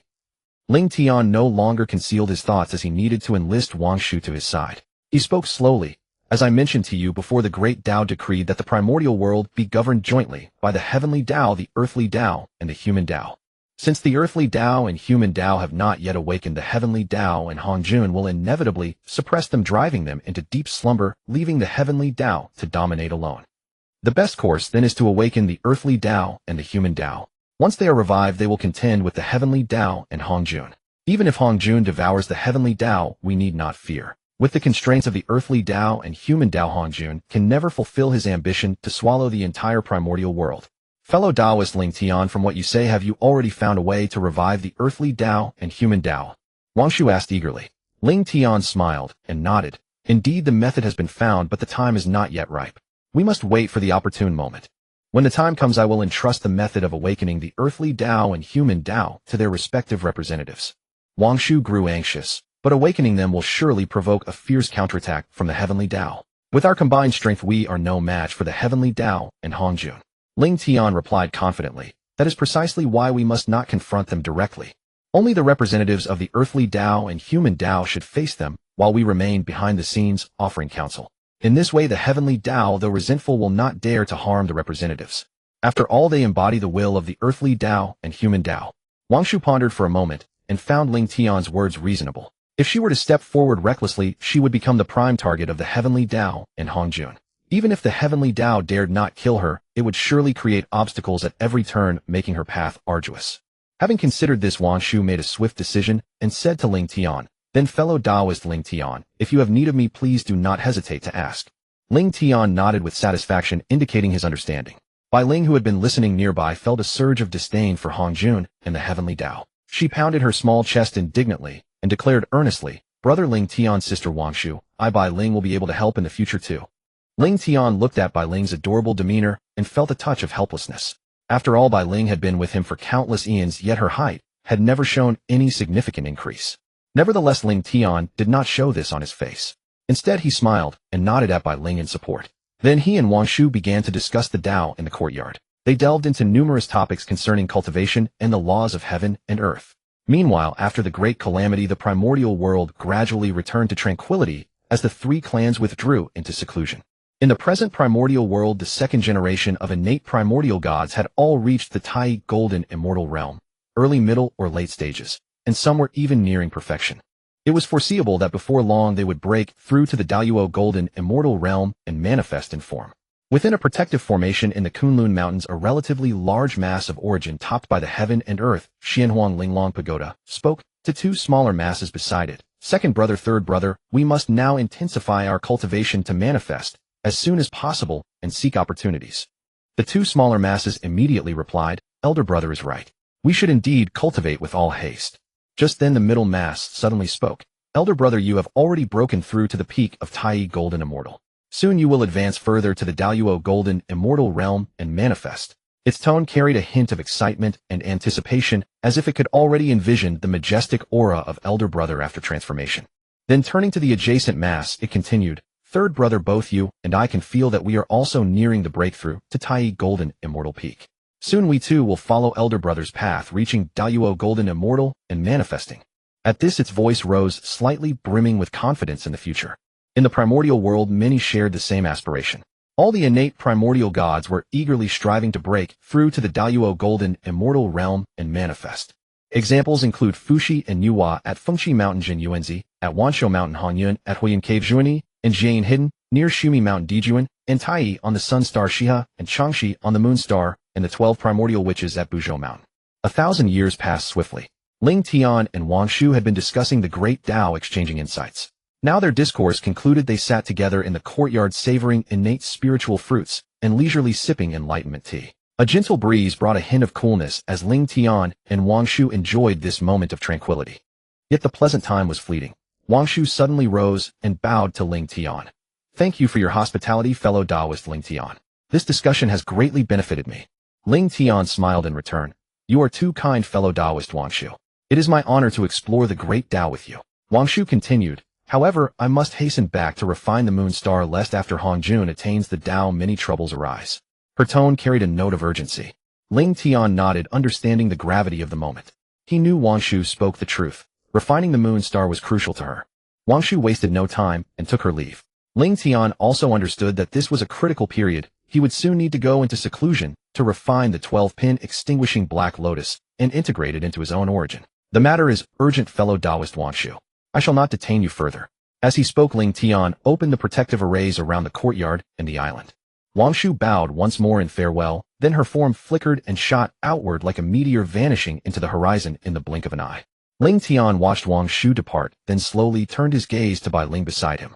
A faint smile curled at the corners of his mouth as he said softly, "Bai Ling, now that you have cultivated to the perfection of the Dao golden immortal realm, it is time for you to journey and explore the outside world."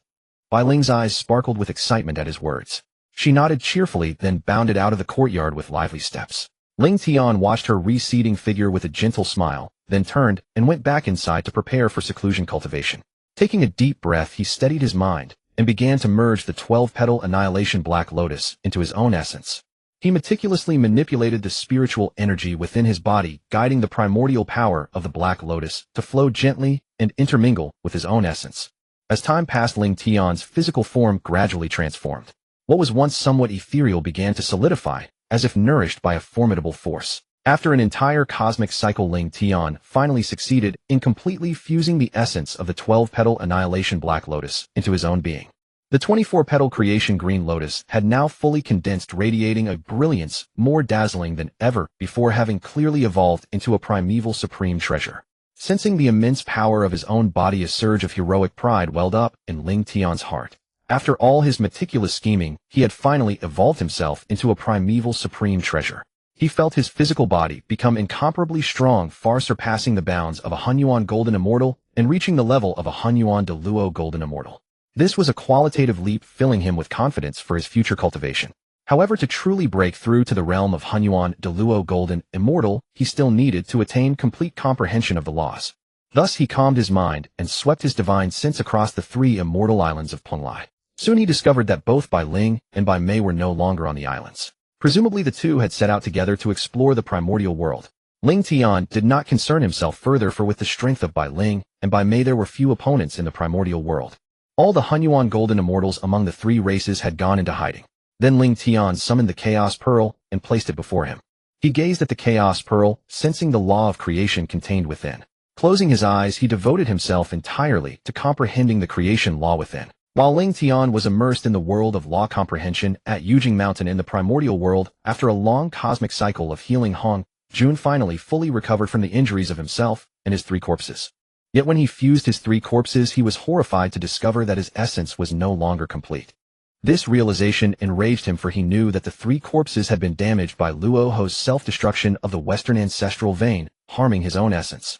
This meant that his hope of attaining the Dao as a Honghuang de Luo Golden Immortal had become exceedingly slim. In his fury, Hongjun suddenly thought of the Heavenly Dao. Perhaps the Heavenly Dao still had a way to help him restore his essence and fulfill his wish to attain the Dao. Without hesitation, he began to summon the Heavenly Dao. Before long, the Heavenly Dao appeared at Yujing Mountain as he had wished. Seeing this, Hongjun hastily asked, "Heavenly Dao, the battle with Luo Ho has already damaged my essence. Do you know of any method that can allow me to attain the Dao?" The Heavenly Dao was silent for a moment, as if contemplating something. In the end, it decided to reveal some information to Hongjun, for he was the chosen spokesperson. Thus, the Heavenly Dao slowly spoke. "Hongjun, since you have been chosen as my spokesperson, there are certain matters I can let you know." The Heavenly Dao continued. Under the Heavenly Dao, there are 9 Heavenly Dao saints who will act on behalf of the Heavenly Dao to govern the primordial world. In the primordial world, the status of a Heavenly Dao saint is equivalent to that of a Honghuang de Luo Golden Immortal, and they can also draw upon the power of the Heavenly Dao to confront their enemies. Having said this, the Heavenly Dao unhesitatingly produced a strand of Hongmeng Purple Qi and presented it to Hongjun, adding, "This is the Hongmeng Purple Qi. You can merge it into your primordial spirit. By doing so, you shall be able to embed a wisp of true spirit into the Heavenly Dao space, achieving an existence of immortality and indestructibility. Even if your physical body perishes, you can be resurrected through the power of the Heavenly Dao." Upon hearing the Heavenly Dao's words, Hongjun's heart stirred, but he immediately asked, "Then what is the price of resurrection?"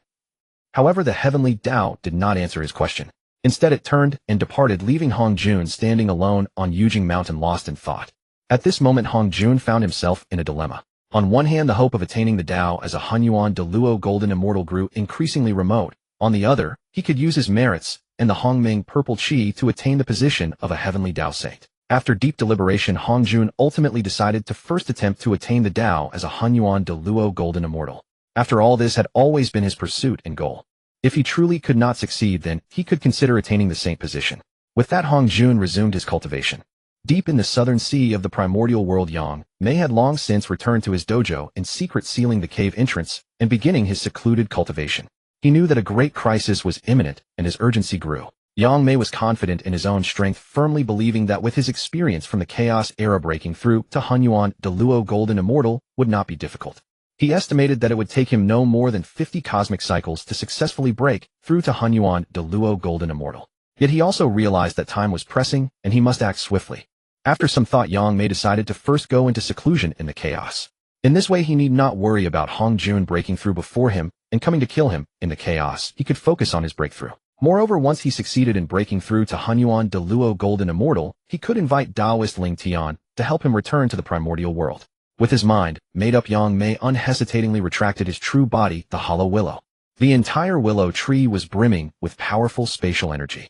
Yang Mei directly used spatial teleportation, darting like a meteor rushing straight toward the chaos beyond the heavens. Meanwhile, on Tying Star, after returning from Ling Tian, Wang Shu immediately began to refine the Tying Star together with her avatar. She was acutely aware of the urgency of time and had to accelerate her efforts. With the addition of her main body, the speed of refining Tying Star doubled. She believed that if she could persist for another 5 cosmic cycles, she would completely refine this Tying Star.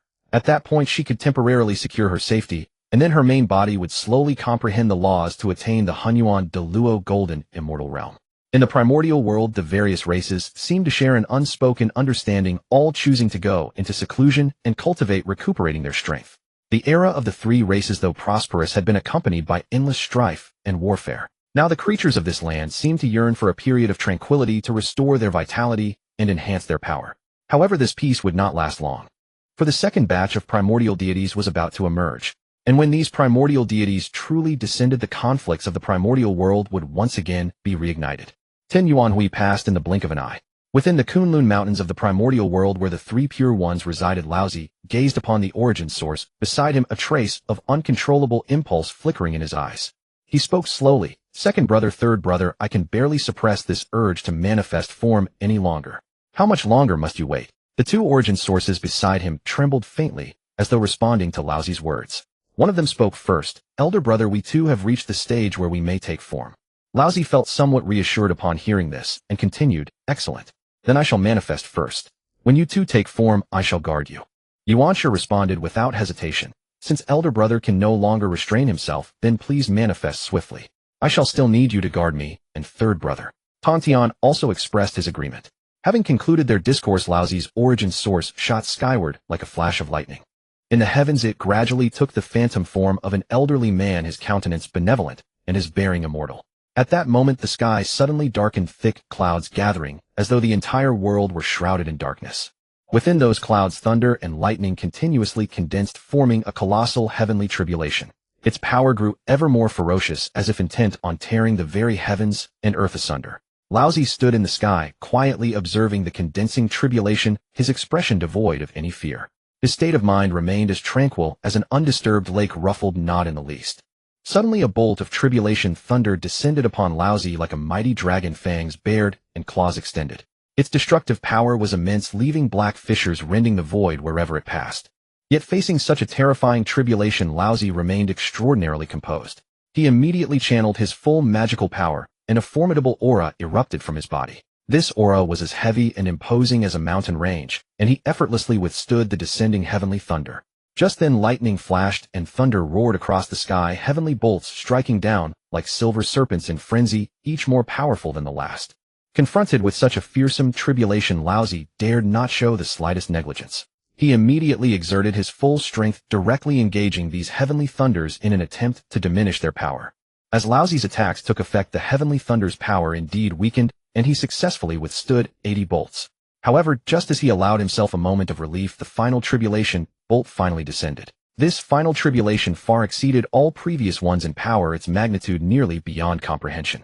Laozi's heart tightened. He knew well the severity of this last tribulation bolt and could not afford the slightest negligence. Thus he unhesitatingly activated his magical treasure, the Heaven and Earth Mystic Yellow Wondrous Pagoda. This pagoda was a supreme treasure of merit forged from the convergence of mystic yellow chi and the meritorious deeds of creation, its defensive power peerless and unrivaled even by innate supreme treasures. As the terrifying heavenly tribulation charged directly toward Laozi, the Heaven and Earth Mystic Yellow Wondrous Pagoda instantly radiated a dazzling light, completely blocking its assault. The pagoda's defensive prowess proved truly legendary. No matter how ferociously the tribulation thunder raged, it could not breach its protection. Before long, Laozi successfully survived this heart-stopping heavenly tribulation. He exhaled deeply, a look of relief spreading across his face. Then he directly flew back to Yuanshi and Tongtian's side. Laozi handed the Heaven and Earth Mystic Yellow Wondrous Pagoda to Yuanshi, saying, "Second brother, you should undergo the tribulation first. Take this pagoda. Should you sense any danger, activate it immediately to protect yourself. With this pagoda's protection, you will surely pass the heavenly tribulation safely." Yuanshi did not hesitate in the slightest. After receiving the pagoda, he too launched himself into the sky, like Laozi going to face the form manifestation tribulation that was his to endure. Ultimately, Yuanshi also used the Heaven and Earth Mystic Yellow Wondrous Pagoda to safely withstand the heavenly tribulation, eventually taking the form of a middle-aged man. Then Tongtian, following the same path, successfully survived his tribulation and transformed into the appearance of a young man. After successfully manifesting form, Laozi, Yuanshi, and Tongtian exchanged smiles and congratulated one another. Laozi spoke first. "Second brother, third brother, now that we have newly taken form and entered the world, we should first stabilize our cultivation. Once our strength has reached a higher level, we can travel through the primordial world to seek opportunities within it." Yuanshi and Tongtian deeply agreed upon hearing this, nodding repeatedly in assent. After all, they had only just manifested as early-stage Dao Golden Immortals, their realms not yet stabilized. Venturing out prematurely might lead to numerous difficulties.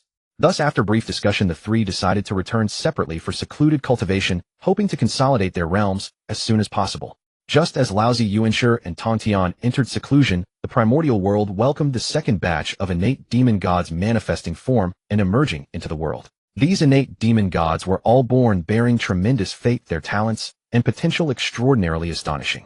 For them, heavenly tribulations could not inflict any substantial harm whatsoever.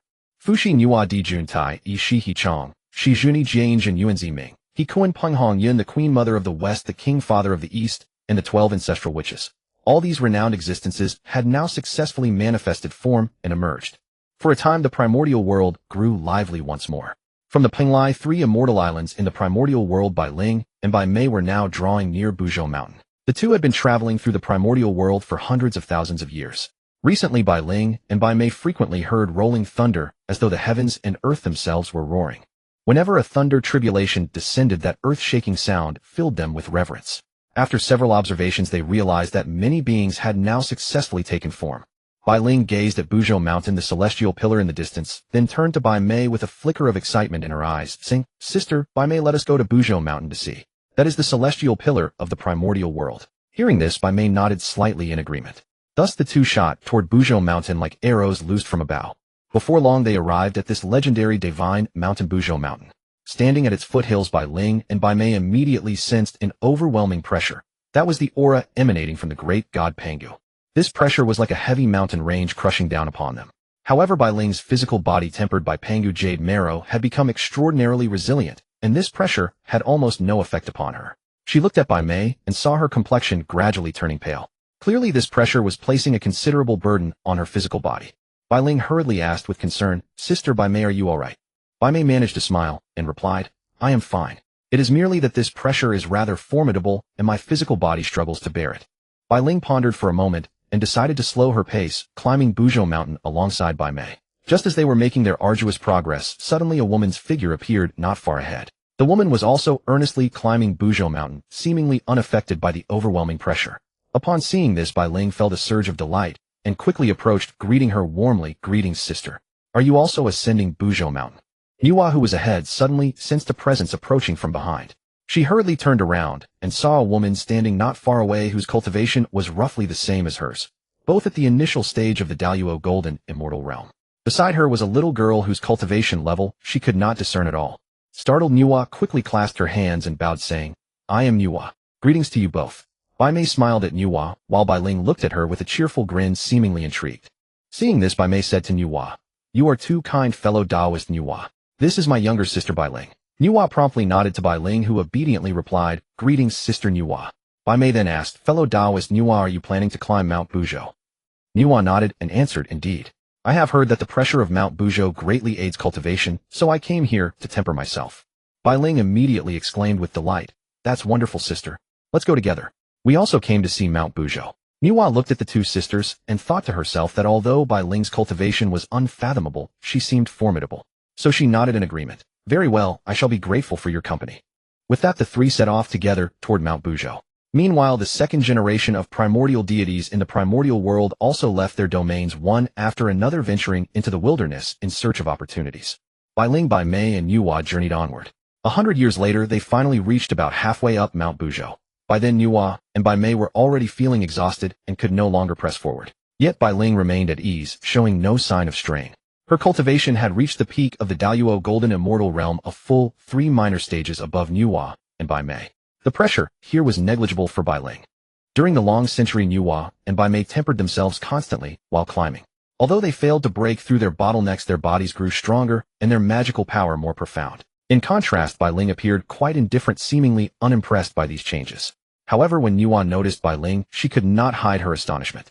Nüwa could barely move under the pressure of Pangu's might, yet Bai Ling seemed completely unaffected, which left Nüwa deeply perplexed.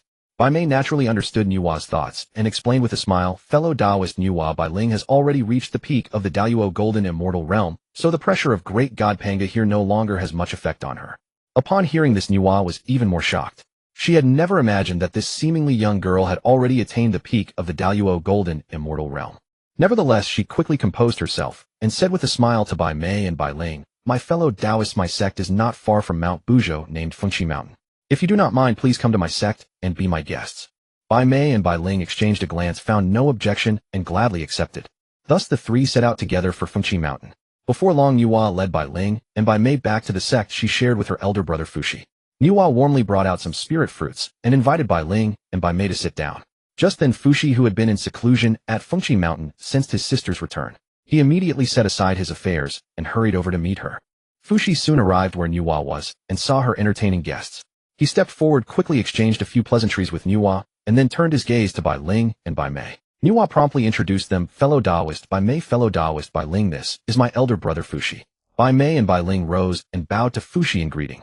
After the pleasantries, Nüwa spoke, "Fellow Taoist Bai Ling, I have a question. How does one continue cultivation after breaking through to the Daoyuo golden immortal realm? This is also why I brought you and Bai Mei back to my sect." Bai Mei and Bai Ling exchanged a puzzled look, and Bai Mei said, "Fellow Taoist Nüwa, how could you not know the subsequent cultivation path?" Nüwa sighed and replied, "The techniques in our innate inheritance only allow us to cultivate to the peak of the Daoyuo golden immortal realm. We have no guidance for what comes after." Bai Ling was stunned to learn that the current beings were unaware of the path beyond Daoyuo golden immortal. She had assumed they possessed considerable knowledge of the Tao of cultivation, but now realized how ignorant they were in this regard. Bai Ling composed herself and explained, "After breaking through the Daoyuo golden immortal realm, one must comprehend the laws. When you grasp a law to 40%, you can break through to the Honghuang golden immortal realm." Upon hearing this, Nüwa and Fuxi felt a sudden clarity in their minds, as if a new door had been opened. They exchanged glances, each seeing in the other's eyes a burning desire for new knowledge. Seeing this, Bai Ling smiled, then took out a pot of 3 light divine water and several Dao enlightenment tea leaves from her storage space. She skillfully boiled the water, placed the tea leaves into the pot, and brewed the tea. Soon the fragrance of tea filled the air. Bai Ling poured a cup for each of Nüwa, Fuxi, and Bai Mei, and finally one for herself, then leisurely began to drink. Bai Ling looked at Nüwa and Fuxi and said with a smile, "This is Dao enlightenment tea brewed with 3 light divine water. It greatly aids in comprehending the laws. You should try it." Although Nüwa and Fuxi's inheritance contained introductions to the 3 light divine water and Dao enlightenment tea, seeing Bai Ling skillfully brew the tea still left them somewhat stunned. Bai Mei, on the other hand, remained quite calm. After all, she had already tasted Bai Ling's Dao enlightenment tea on Penglai, 3 immortal islands. Bai Ling looked at Nüwa and Fuxi again, and urged with a smile, "Drink it. It will help you better comprehend the laws." Nüwa and Fuxi exchanged a glance as if reading each other's minds, then downed the tea in one gulp. They sat cross-legged like meditating monks, and began to contemplate the profound laws. Seeing Nüwa and Fuxi already immersed in comprehending the laws, Bai Ling and Bai Mei followed suit, drinking the Dao enlightenment tea, and devoting themselves to deep contemplation. Time passed swiftly. 100 years slipped by in an instant. Nüwa and Fuxi had grasped a trace of the true essence of the laws, as if receiving an epiphany, and then slowly awakened. Sensing that Nüwa and Fuxi were about to wake, Bai Ling and Bai Mei also ceased their contemplation abruptly. Nüwa and Fuxi slowly opened their eyes, their consciousness gradually returning to their bodies. They looked around and found Bai Ling and Bai Mei quietly gazing at them, as if waiting for them to awaken. Nüwa smiled and said to Bai Mei and Bai Ling, "Thank you both for your assistance, which allowed us to comprehend the laws." Her voice was gentle and warm, revealing her gratitude towards them. Bai Ling gazed at Nüwa, noticing a unique aura emanating from her, the power of the law of creation. Bai Ling asked curiously, "Nüwa, judging by the aura you emit, have you already comprehended the law of creation?" Nüwa nodded and replied with a smile, "Exactly, I just comprehended the law of creation during my sudden enlightenment." Her tone was calm, but her eyes sparkled with excitement.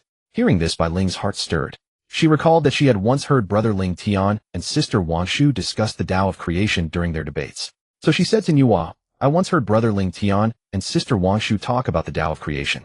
I will tell you now, and see if you can gain deeper insights into the essence of the law of creation." Bai Ling paused, organized her thoughts, and continued, "Creation is the power of nature's making and evolution. It can bring forth something from nothing, generating matter or life from the void. At the same time, it can control the transformation of life and death, alter the properties of things, turning the rotten into the miraculous, even reversing the rules of life and death, and reshaping supreme abilities. Its origin influences the laws of the universe, from microbes to the movements of stars, all within its scope of intervention. This is the essence of the law of creation that I heard from brother Ling Tian last time." Nüwa listened quietly to Bai Ling's narration, various thoughts about the law of creation flashing through her mind. Bai Ling's words were like a bolt of lightning cutting through the fog in her heart, deepening her understanding of the law of creation. After Bai Ling finished speaking, Nüwa fell into deep thought. She carefully pondered every word Bai Ling had said, cross-referencing them with her own insights. After a while, a look of sudden enlightenment appeared on Nüwa's face. She said to Bai Ling, "Thank you for your guidance, Bai Ling. I have understood how to comprehend the law of creation." Nearby, Fushi gazed at Bai Ling, the young girl, with full anticipation, as if she held endless secrets and surprises. Bai Ling felt a bit uncomfortable under Fushi's intense gaze. She slightly averted her eyes and said softly, "Fushi, the law you are comprehending is too profound. I am completely ignorant of it. You will have to rely on yourself to slowly understand it." Hearing Bai Ling's words, Fushi felt a slight disappointment, but he knew it was the truth. He nodded helplessly, indicating that he could only rely on his own efforts. Just then Bai Ling seemed to remember something. She reached into her storage space and fumbled around, then pulled out 4 golden yellow fruits and some primordial spiritual fruits exuding rich spiritual energy. Bai Ling placed the fruits on the table and introduced with a smile, "This is Huangzhong Li. Eating it can enhance the mana of a Dao golden immortal." With that, she handed 1 Huangzhong Li to each Nüwa, Fushi, and Bai Mei. Nüwa and Fushi took the Huangzhong Li, carefully examining the legendary fruit, and could not help but feel a surge of amazement. They had never imagined that Bai Ling possessed such precious treasures. Moreover, just now Bai Ling had also brought out 3 light divine water and the finest Dao enlightenment tea leaves from primordial spiritual roots. These were all rare treasures. And now she had produced another top-grade primordial spiritual root, the Huangzhong Li, which filled Nüwa and Fushi with curiosity about Bai Ling's wealth. Seeing the surprised expressions on Fushi and Nüwa's faces, Bai Ling explained with a grin, "All these things are from Brother Ling Tian's Dao field. Brother Ling Tian rarely eats these, so they all come to me." So that was it. These treasures were all from Brother Ling Tian's Dao field, and it seemed that Brother Ling Tian didn't care much about these things, allowing Bai Ling to take them freely. This made Nüwa and Fushi even more curious about the relationship between Bai Ling and Ling Tian. Bai Ling continued, "Yes, Brother Ling Tian is usually not at the Dao field, so whenever the primordial spiritual fruits ripen, I collect them." Hearing this, Nüwa and Fushi exchanged glances, seeing shock in each other's eyes. They could hardly imagine how many such spiritual fruits Bai Ling had hidden. Bai Ling completely ignored them, picked up a Huangzhong Li, and happily began to eat. Seeing this, Nüwa and Fushi did not stand on ceremony, either picking up their own Huangzhong Li and starting to eat. The moment they swallowed, the Huangzhong Li turned into pure mana, flowing like a gentle stream through the bodies of Nüwa, Fushi, and Bai Mei. This mana quickly merged into their bodies as if absorbed by their meridians. Bai Ling was secretly delighted. She felt the mana nourishing her body. Once she fully refined it, she should be able to break through to the middle stage of the Dao Golden Immortal. However, Nüwa and Fushi also understood that having mana alone was far from enough. To truly unleash their strength, they also needed to comprehend the laws. Otherwise, they would be like a person with brute strength, seemingly powerful, but lacking a foundation. Their combat effectiveness would be greatly diminished. Nüwa, being a primordial god who had recently taken form, knew nothing of the previous primordial world. So she curiously inquired from Bai Mei and Bai Ling. Bai Ling did not conceal anything. She recounted everything she had heard since her birth, including the calamity of ferocious beasts, the Longhan calamity, and the conflict between Dao and demons, all in detail to Nüwa. Nüwa listened very attentively. Although Bai Ling had been cultivating on the Penglai 3 immortal islands, she had also learned some things about the primordial world from Ling Tian. However, when Nüwa heard the major events Bai Ling narrated, she was still very surprised.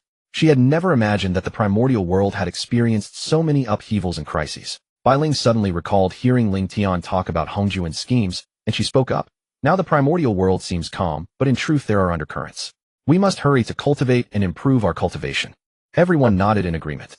Nüwa and Fushi, having just heard Bai Ling's account of the primordial world's past, understood that in this world of the survival of the fittest, only by constantly improving their strength could they protect themselves.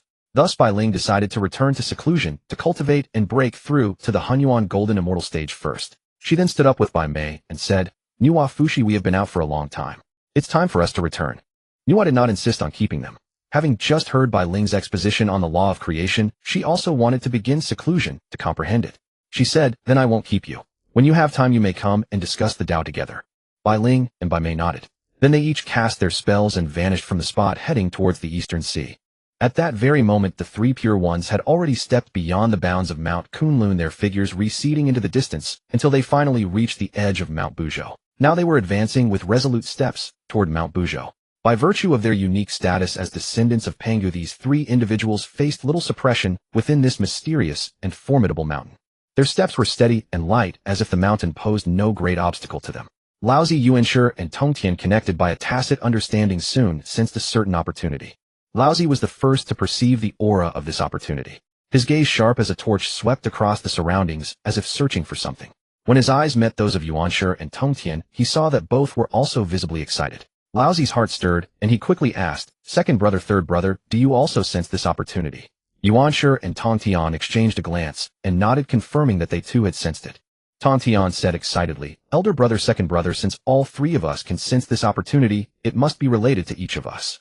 Let us not delay. Let us go forth and explore." Laozi and Yuanshi nodded in agreement. Thus the three quickened their pace and hastened toward the source of the opportunity. Before long they arrived at a place. This was precisely the location of Ling Tian's former home, the 24th grade Creation Green Lotus. Laozi, Yuanshi, and Ling Tian followed the subtle resonance in their minds and traced their way to this spot. Yet when they truly reached this place, they found it empty and desolate, seemingly devoid of anything special. Seeing this, Laozi did not hesitate. He channeled his formidable magical power and unleashed a fierce barrage against the surroundings. However, this onslaught did not last long. Soon the great formation that had been hidden within the mountain crevices revealed itself under Laozi's assault. Laozi, Yuanshi, and Ling Tian gazed at this mysterious great formation, exchanging glances that conveyed mutual affirmation. Without a doubt, the opportunity they had sensed lay within this formation. Ling Tian steadied himself as he stared at the formation before him, then began to focus intently on comprehending its mysteries. Time passed, and 1,000 years slipped away in an instant. Finally, through Ling Tian's unremitting efforts, the secrets of the formation were gradually unveiled. With the removal of the final restriction, the formation burst open and a dazzling light erupted. When the light faded, a 24th grade Creation Green Lotus appeared before the three. This green lotus was entirely emerald crystal clear, like the most precious treasure of heaven and earth, exuding an awe-inspiring aura. Yet the moment Ling Tian broke the formation, the Heavenly Dao detected the presence of the 24th grade Creation Green Lotus. Without hesitation, it summoned the power of the Heavenly Dao, surging like a mighty torrent toward the lotus. Far away on Penglai's 3 immortal islands, Ling Tian, who was comprehending the laws, suddenly felt a strong karmic connection descend upon him. Startled, he ceased his meditation and began to deduce along this karmic thread. Before long, Ling Tian understood the cause. The 3 pure ones had found the 24th grade Creation Green Lotus on Mount Buzhou. Upon learning this, Ling Tian paid it little heed. He merely sighed briefly, then continued immersing himself in the comprehension of the laws of creation. Meanwhile, the 24th grade Creation Green Lotus on Mount Buzhou could not withstand the fierce assault of the Heavenly Dao's power. Cracks began to appear as if it might shatter at any moment. Laozi stared intently at the cracking green lotus of creation. A flash of insight crossed his mind, an indescribable intuition that brought vague hints to his consciousness. These hints, like fragments of a puzzle, were indistinct, yet they gradually pieced together into a complete picture in his mind. A strong urge surged within Laozi. He felt he must verify this intuition. Without hesitation, he stepped forward and called softly, "Red Flower." At his call, the lotus blossom of the 24th grade Creation Green Lotus seemed to hear his voice and slowly unfurled. In an instant, the lotus blossom transformed rapidly into a supreme grade innate treasure, the coiling dragon cane, which fell into Laozi's hand. Laozi caught it and felt a surge of immense power from the treasure. He could sense the power and potential of this treasure, and joy welled up in his heart. Meanwhile, Yuanshi also noticed Laozi's action and was equally drawn to the 24th grade Creation Green Lotus. Yuanshi stepped forward and called softly, "White Lotus Root." The moment the words left his lips, the lotus root of the 24th grade Creation Green Lotus seemed awakened by his call. It swiftly separated from the lotus and transformed into a supreme grade innate treasure, the 3 treasures, Jade Rui, which landed in Yuanshi's hand. Seeing this, Ling Tian naturally did not miss the opportunity. He stepped forward briskly and called out to the lotus leaf of the 24th grade Creation Green Lotus, "Green Lotus Leaf." In an instant, the lotus leaf of the 24th grade Creation Green Lotus drifted down lightly, like a dancing fairy, transforming into a supreme grade innate treasure, the Green Lotus Sword, which landed firmly in Ling Tian's hand. Laozi, Yuanshi, and Ling Tian each held their supreme grade innate treasure, satisfaction shining on their faces. These treasures were not only immensely powerful, but also resonated perfectly with their own auras, as if they were tailor-made for them. The 3 then resumed their journey through the primordial world, seeking opportunities. On the 3 immortal islands of Penglai, in the courtyard, Ling Tian was in seclusion. Suddenly, he sensed the return of Bai Ling and Bai Mei. Thus, he ended his seclusion, and with a flicker of his form, he appeared before Bai Ling. Bai Ling's eyes lit up with surprise at his sudden appearance, and she said coquettishly, "Brother Ling Tian, we're back." Ling Tian smiled at Bai Ling, a hint of affection in his eyes. He nodded gently, signaling her to continue. Bai Ling began to recount her adventures while traveling through the primordial world. She spoke animatedly of the strange sights, the countless beings that had taken form, and the thrilling experiences she had encountered. Before long, Bai Ling reached the part about meeting Nüwa on Mount Buzhou. She vividly described the encounter and their brief exchange. Ling Tian listened quietly. He had not expected that Bai Ling during her travels would chance upon Nüwa. Such was fate perhaps. When Bai Ling recounted her Taoist discussions with Wangshu, her exposition of the laws of creation happened to reach Nüwa's ears, leaving Tingtian somewhat exasperated. With Bai Ling having already imparted the essentials of the laws of creation to Nüwa, it was likely she would gain a head start over others. Yet Tingtian did not particularly mind. After all, he had always intended to make arrangements for Nüwa, and with the guidance of these creation laws, her cultivation path might prove even more smooth. In the end, Tingtian gazed at Bai Ling and Bai Mei, then spoke slowly. Now that you two have returned from your travels, it is time to seclude yourselves and cultivate properly. It won't be long before the primordial world is thrown into turmoil again. Having previously listened to the conversation between Tingtian and Wangshu, Bai Ling naturally understood what he meant. She nodded obediently, showing she understood. However, Bai Mei by her side wore an expression of suspicion, clearly puzzled by Tingtian's words. He immediately said with a grave expression to Bai Ling, "There are some matters that absolutely cannot be discussed carelessly outside, otherwise once discovered by the Heavenly Dao and Hongjun, it will surely bring about disaster." Bai Ling also deeply understood the consequences. She naturally knew that revealing the secrets of heaven would surely be detected by the Heavenly Dao, and when heavenly retribution descended with thunderous punishment, her own life might truly be forfeit. Thus Bai Ling nodded repeatedly in agreement, then quickly pulled up Bai Mei and hurried back to her small cave abode to seclude herself for cultivation. Watching this scene, Tingtian also turned and returned to the courtyard house to continue comprehending the laws of creation. Just at that moment, the primordial world had undergone earth-shaking changes. The once barren lands had become prosperous and flourishing. Countless living beings began to take shape and emerge into the world, and the entire primordial world was filled with vitality and energy, becoming bustling with activity. Time flew by like a shuttle, and in the blink of an eye 30 yuan hui had silently passed. Over these long years, the second batch of innate demons in the primordial world had also made a magnificent reputation on this vast continent. Among them, the three pure ones Dijun Tai, Yihong Yunjin, Yuanzi Mingi, the 12 ancestral witches, and others were all figures with far-reaching fame. Of course, there were also Zhuanti and Jane from the west. Although their reputation was not good, and they were called shameless, their strength was not to be underestimated. And on the Yujing mountain in the primordial world, Hongjun had been cultivating for 40 yuan hui, yet his cultivation had not made the slightest progress. He deeply knew his source was insufficient, and under the current circumstances it was impossible to attain the realm of Hunyuan Daoyuo Jingxian. Helplessly, Hongjun realized he could only choose the path of Heavenly Dao Saint. Hongjun had no other choice at this point, since he could not walk the path of laws himself. He could only find another way. He unhesitatingly took out the Hongmeng Purple Qi, one of the most precious treasures in heaven and earth. Hongjun slowly integrated the Hongmeng Purple Qi into his primordial spirit, and as it merged, his primordial spirit gradually grew, increasingly powerful, emanating an aura that sent shivers down one's spine. Hongjun brought out the merit he had earned from eliminating Luoho, and began to refine it slowly. The aura around Hongjun grew ever stronger. However, the moment Hongjun completely integrated the Hongmeng Purple Qi into his primordial spirit, the primordial Heavenly Dao immediately sensed this change. The Heavenly Dao secretly rejoiced, for it knew that as long as Hongjun successfully attained the Dao, it could use Hongjun to completely control the entire primordial world. The primordial Heavenly Dao was unaware of Hongjun's true thoughts. If it had known, it would have instantly wanted to kill Hongjun. And Hongjun still wanted to be its spokesperson. Meanwhile, on the Moonstar, Wangshu had already completely refined the entire Moonstar. She could now easily mobilize the power of the whole Moonstar near it and integrate it into herself. In this way, Wangshu possessed the strength of a Hunyuan Daoyuo Jingxian within this range. And at this time, the Heavenly Dao had not yet detected Wangshu's situation. It was wholeheartedly waiting for the moment Hongjun attained the Dao, so as to use Hongjun to expel the chaos demonic gods from the primordial world. Far away in the chaos, Yang Mei was also at a critical moment of breaking through to the Hunyuan Daoyuo Jingxian realm. His body was surrounded by the laws of space, and his aura was rising bit by bit. Yang Mei could clearly feel that the barrier to his breakthrough of Hunyuan Daoyuo Jingxian had already cracked open, and now he was desperately operating the laws, wanting to completely smash that barrier. As Yang Mei continuously attacked his bottleneck, he could feel that the distance to breakthrough was merely a thread apart. However, this thread-like gap seemed like an insurmountable chasm, preventing Yang Mei from ever reaching it. But Yang Mei did not give up. He continued to attack that bottleneck with all his strength. Finally, with his persistent efforts, that barrier was easily shattered like paper. At this very moment, Yang Mei had completely crossed the threshold of Hunyuan Jingxian and truly stepped into the realm of Hunyuan Daoyuo Jingxian. However, just as Yang Mei had entered this new realm, the tribulation of the great Dao was quietly condensing in the chaos.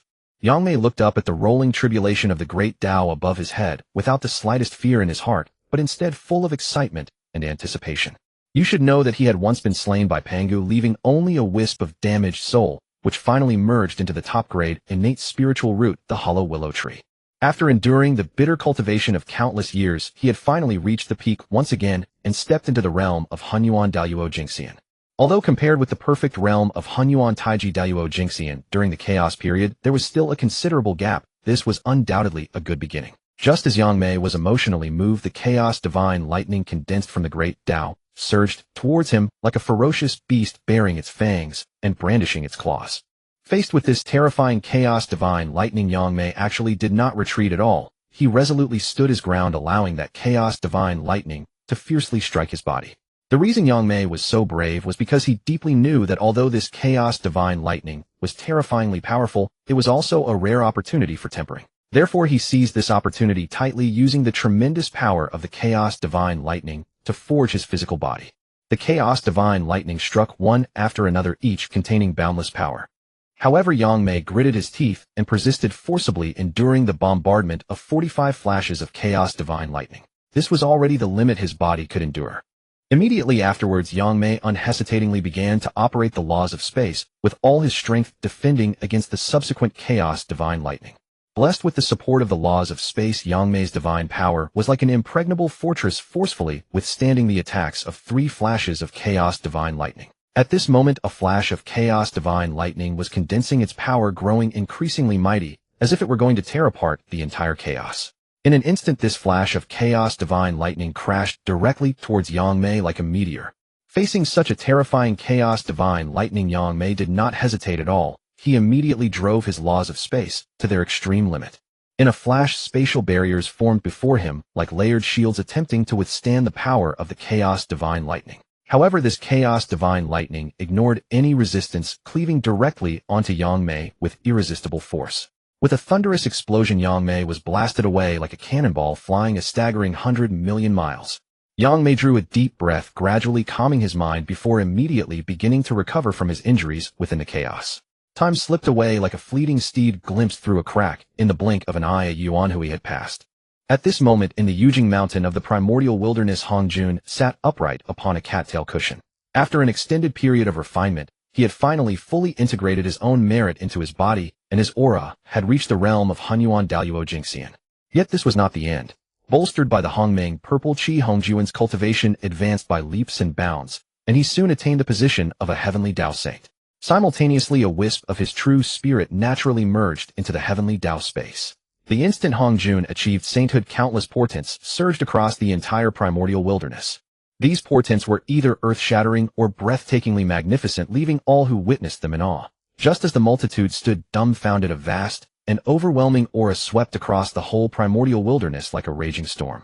This aura was so powerful that every living being in the primordial wilderness was pinned to the ground, unable to move. At that moment, a voice as resonant as a great bell echoed throughout the primordial wilderness. Reclining high above the 9 layers of clouds, I comprehended the truth upon a cattail cushion. Beyond the chaos of heaven and earth, I shall be the master of the Dao. Pangu gave birth to the supreme ultimate. The 2 forms and 4 symbols followed. 1 Dao passed to 3 friends, 2 teachings, Chan and Jie divided. The leader of the Xuanmen, the 1 Qi, transformed into Hongjun. I, Hongjun, have achieved sainthood today, sensing the heavenly Dao, and wish to bestow blessings upon the primordial wilderness. After 1 Yuanhui, I shall expound the great Dao in the Zixiao Palace beyond the heavens. All those with affinity may come. As this voice faded, the portents and pressure over the primordial wilderness gradually dissipated as if nothing had ever happened. In that instant, all living beings in the primordial wilderness were struck dumb with astonishment. Those self-proclaimed innate divine demons who had believed themselves to be the most powerful existences in the wilderness were utterly shocked. Yet now someone had managed to pin them to the ground with nothing but the pressure of their aura. How could this not leave them utterly astounded? In the Tian Star, Wang Shu also sensed that Hongjun had successfully attained sainthood. Then she heard his earth-shaking proclamation declaring his intention to preach the Dao across the primordial wilderness, to gather fortune and cultivate. Wang Shu couldn't help but recall what Ling Tian had told her earlier about Hongjun, and her admiration for him grew even deeper.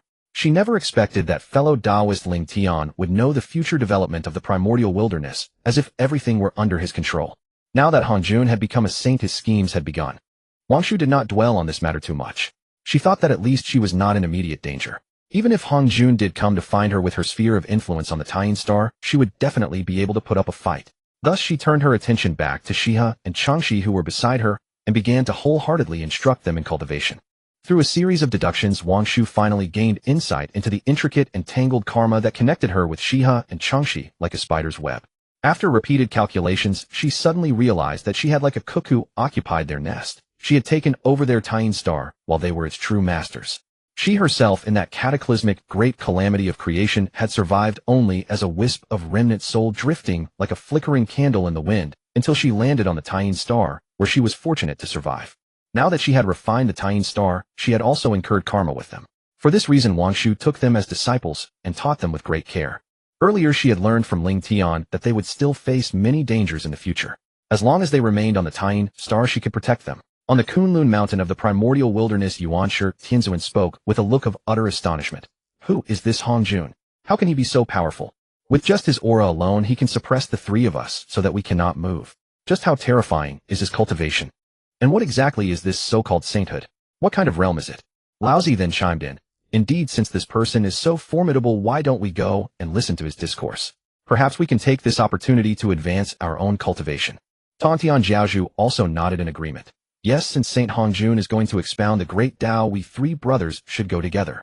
Before the words had faded, the three of them all expressed their approval. Meanwhile, the other living beings across the primordial wilderness had come to the same decision. They all began to eagerly await the day when Saint Hongjun would deliver his sermon in the Zixiao Palace. At that moment, Hongjun had already silently appeared within the chaos. He then directly opened up a middle thousand world, and with the aid of the Heavenly Dao's power, he used the various precious materials and innate spiritual ores he had collected in the primordial wilderness to forge a grand palace of the level of an innate supreme treasure. This palace was magnificent and towering, standing at the center of the middle thousand world like an unshakable mountain. At the same time, Hongjun was busily arranging his Taoist hall. He planted the various rare spiritual roots he had gathered in the primordial wilderness one by one within this middle thousand world, instantly transforming the once barren land into a thriving spirit-filled paradise. Just as Hongjun was busy, the Heavenly Dao suddenly descended and directly sought him out. It turned out that the Heavenly Dao wished for Hongjun to help eliminate the remaining chaos demon gods in order to maintain order in the primordial wilderness. Hongjun did not hesitate in the slightest, for his plans could not be disrupted by these chaos demon gods. After receiving the coordinates from the Heavenly Dao, Hongjun swiftly set to work. Relying on his overwhelming power as a Heavenly Dao saint, he swept through the remaining chaos demon gods at the Hunyuan Jingxian level like an autumn wind sweeping away fallen leaves, eliminating them one by one. Before Hongjun's absolute might, these chaos demon gods could not even self-detonate, let alone cause any disturbance in the primordial wilderness. Finally, Hongjun arrived at the Tying Star, intending to eliminate the last chaos demon god, the Tying demon god. However, when he reached the star, he was surprised to find Wang Shu already waiting for him. At this moment, Wang Shu had merged with the Tying Star. As Hongjun approached, she immediately sensed his presence and knew that he had come to eliminate her. Leveraging her close connection with the Tying Star, Wang Shu materialized in front of Hongjun's path, quietly awaiting his arrival. Hongjun soon arrived. Seeing Wang Shu from afar, his gaze fell upon her, and he perceived that she was still only at the peak of the Hunyuan Jingxian realm. He paid little heed to such an opponent. A faint smile curled at the corner of his mouth as he said, Tying demon god, I have come by the will of the Heavenly Dao to slay you. If you are wise, you will resolve yourself with your own weapons, sparing me the trouble. Wang Shu gazed steadily at Hongjun, her voice calm and firm. Oh, is that so? Back in the Chaos era, you were merely a demon god ranked at the bottom. And now you swagger about with such arrogance. A Chaos demon god who once lingered at the tail end of the Chaos era now dares to strut about so ostentatiously. Hongjun's heart trembled violently at Wang Shu's words as the memories of being bullied by other powerful Chaos gods surged back into his mind. Back then he was weak and powerless, often suffering oppression and mockery from other gods. The painful experience seemed to have happened just yesterday, deeply etched in his mind. Hongjun's face darkened instantly, and his voice carried a hint of anger. Times have changed. Now I have attained the way as a Heavenly Dao sage equivalent to the existence of a Hunyuan Daoyuo Jingxian. And you merely a mere perfected Hunyuan Jingxian, what right do you have to contend with me? The primordial world is now entirely under my control. Wang Shu gazed at the Hongjun before her eyes still calm, and a faint smile even curled at the corners of her lips. Is that so? Hongjun, do you truly believe that becoming a Heavenly Dao sage allows you to control everything? Can you really do anything to me? Hongjun's face was ashen, his eyes coldly fixed on Wang Shu, a disdainful sneer appearing at the corner of his mouth, and he said coldly, "Is that so? You are so arrogant thinking you can defeat me. That's nothing but a pipe dream." With that, Hongjun unhesitatingly mobilized his vast magical power, instantly conjuring a colossal hand that blotted out the sky, carrying an overwhelming pressure, and slammed it fiercely toward Wangshu like a mountain crushing an egg. Facing such a terrifying attack from Hongjun, Wangshu showed no fear, not even a trace of panic. She merely lifted the corners of her mouth, revealing a confident smile, then let out a soft shout, and summoned her clone from the Tian Star. The clone rushed over like a meteor, instantly merging with Wangshu's main body. In that instant, Wangshu's aura erupted like a volcanic explosion, like a blazing sun instantly piercing through the clouds, and reaching the realm of Hunyuan Daluo Jingxian. With her power skyrocketing, Wangshu casually waved her hand, and effortlessly dispersed Hongjuan's terrifying attack. Witnessing this from the side, Hongjuan's jaw nearly dropped in astonishment. He stared wide-eyed, looking at Wangshu in disbelief, his heart filled with doubt and shock. He had just clearly seen a clone of Wangshu fly out from the Tian Star, then quickly merge with her main body, and in the blink of an eye she had broken through to the Hunyuan Daluo Jingxian realm. Hongjun was utterly baffled. He could not understand how Wangshu had achieved this. Moreover, according to common sense, attaining the Hunyuan Daluo Jingxian realm should trigger a heavenly tribulation, yet nothing had happened. While Hongjun was still stunned, Wangshu acted without hesitation. She waved her hands and directly summoned her artifact, the Sun Moon Essence Wheels. Under her activation, the wheels emitted a dazzling radiance like a golden sun and a silver moon, shining in harmony with awe-inspiring power. Wangshu wielded the Sun Moon Essence Wheels and attacked Hongjun directly. Hongjun, not taking it lightly, summoned the Panga banner and released Chaos Sword Qi, striking straight at the wheels. In an instant, the two mighty forces collided in the air with a thunderous roar that echoed across the entire primordial world. All living beings in the primordial world were startled awake, completely unaware of what had happened. In the primordial starry sky, Hongjun looked at Wangshu in astonishment. The Sun Moon Essence Wheels had just managed to neutralize all the Chaos Sword Qi released by his Panga banner one by one. Seeing that the attack had no effect, Wangshu promptly activated the Tian Law. Beams of chilling starlight streaked across the sky like meteors, carrying bone-piercing cold, and swarmed toward Hongjun. Seeing this, Hongjun naturally dared not be careless. He directly summoned the Taiji diagram to block all the starlight. Hongjun stared at Wangshu, inwardly assessing that with his current strength it would be difficult to pose a real threat to her. However, Hongjun did not retreat. He unhesitatingly mobilized the power of the Heavenly Dao and infused it into himself. In an instant, a layer of dazzling light enveloped Hongjun's body, and his power skyrocketed like a rocket, reaching the mid-stage of the Heavenly Dao Sage realm. Seeing Hongjun's actions, Wangshu showed no fear. She also acted decisively, unhesitatingly mobilizing the full power of the Tian Star and channeling it continuously into her own body. As the power of the Tian Star poured in, Wangshu's aura steadily rose, finally stabilizing at the mid-stage of the Hunyuan Daluo Jingxian level. Witnessing Wangshu's maneuver, Hongjun was struck by a surge of shock. He had never expected that Wangshu could so easily mobilize the entire power of the Tian Star, which was beyond his expectations. Wangshu curled her lips, looking at Hongjun provocatively, and sneered. "Hongjun, come on. If you have the guts, make a move. I'm standing right here. Let's see if you dare to kill me." Hearing this, Hongjun was furious. His eyes blazed as if they would burn Wangshu to ashes. He let out an angry roar and was about to summon the Zhuxian sword formation to trap and kill her within it. However, at this critical moment, the Heavenly Dao seemed to sense Wangshu's unusual actions. It immediately began to investigate Wangshu. When it discovered that she had refined the entire Tian Star and turned it into her clone, the Heavenly Dao was also furious. It had never anticipated that Wangshu would act in such a manner, and at that moment it could not think of any good way to deal with her. Just then it saw Hongjun about to attack Wangshu, and in alarm it quickly sent a message to him. "Hongjun, do not strike the Tian God. She is no longer someone you can easily kill. The Tian Star has been refined by the Tian God into her clone, and she has just merged that clone with her main body. If you attack the Tian God now, it is equivalent to attacking the Tian Star.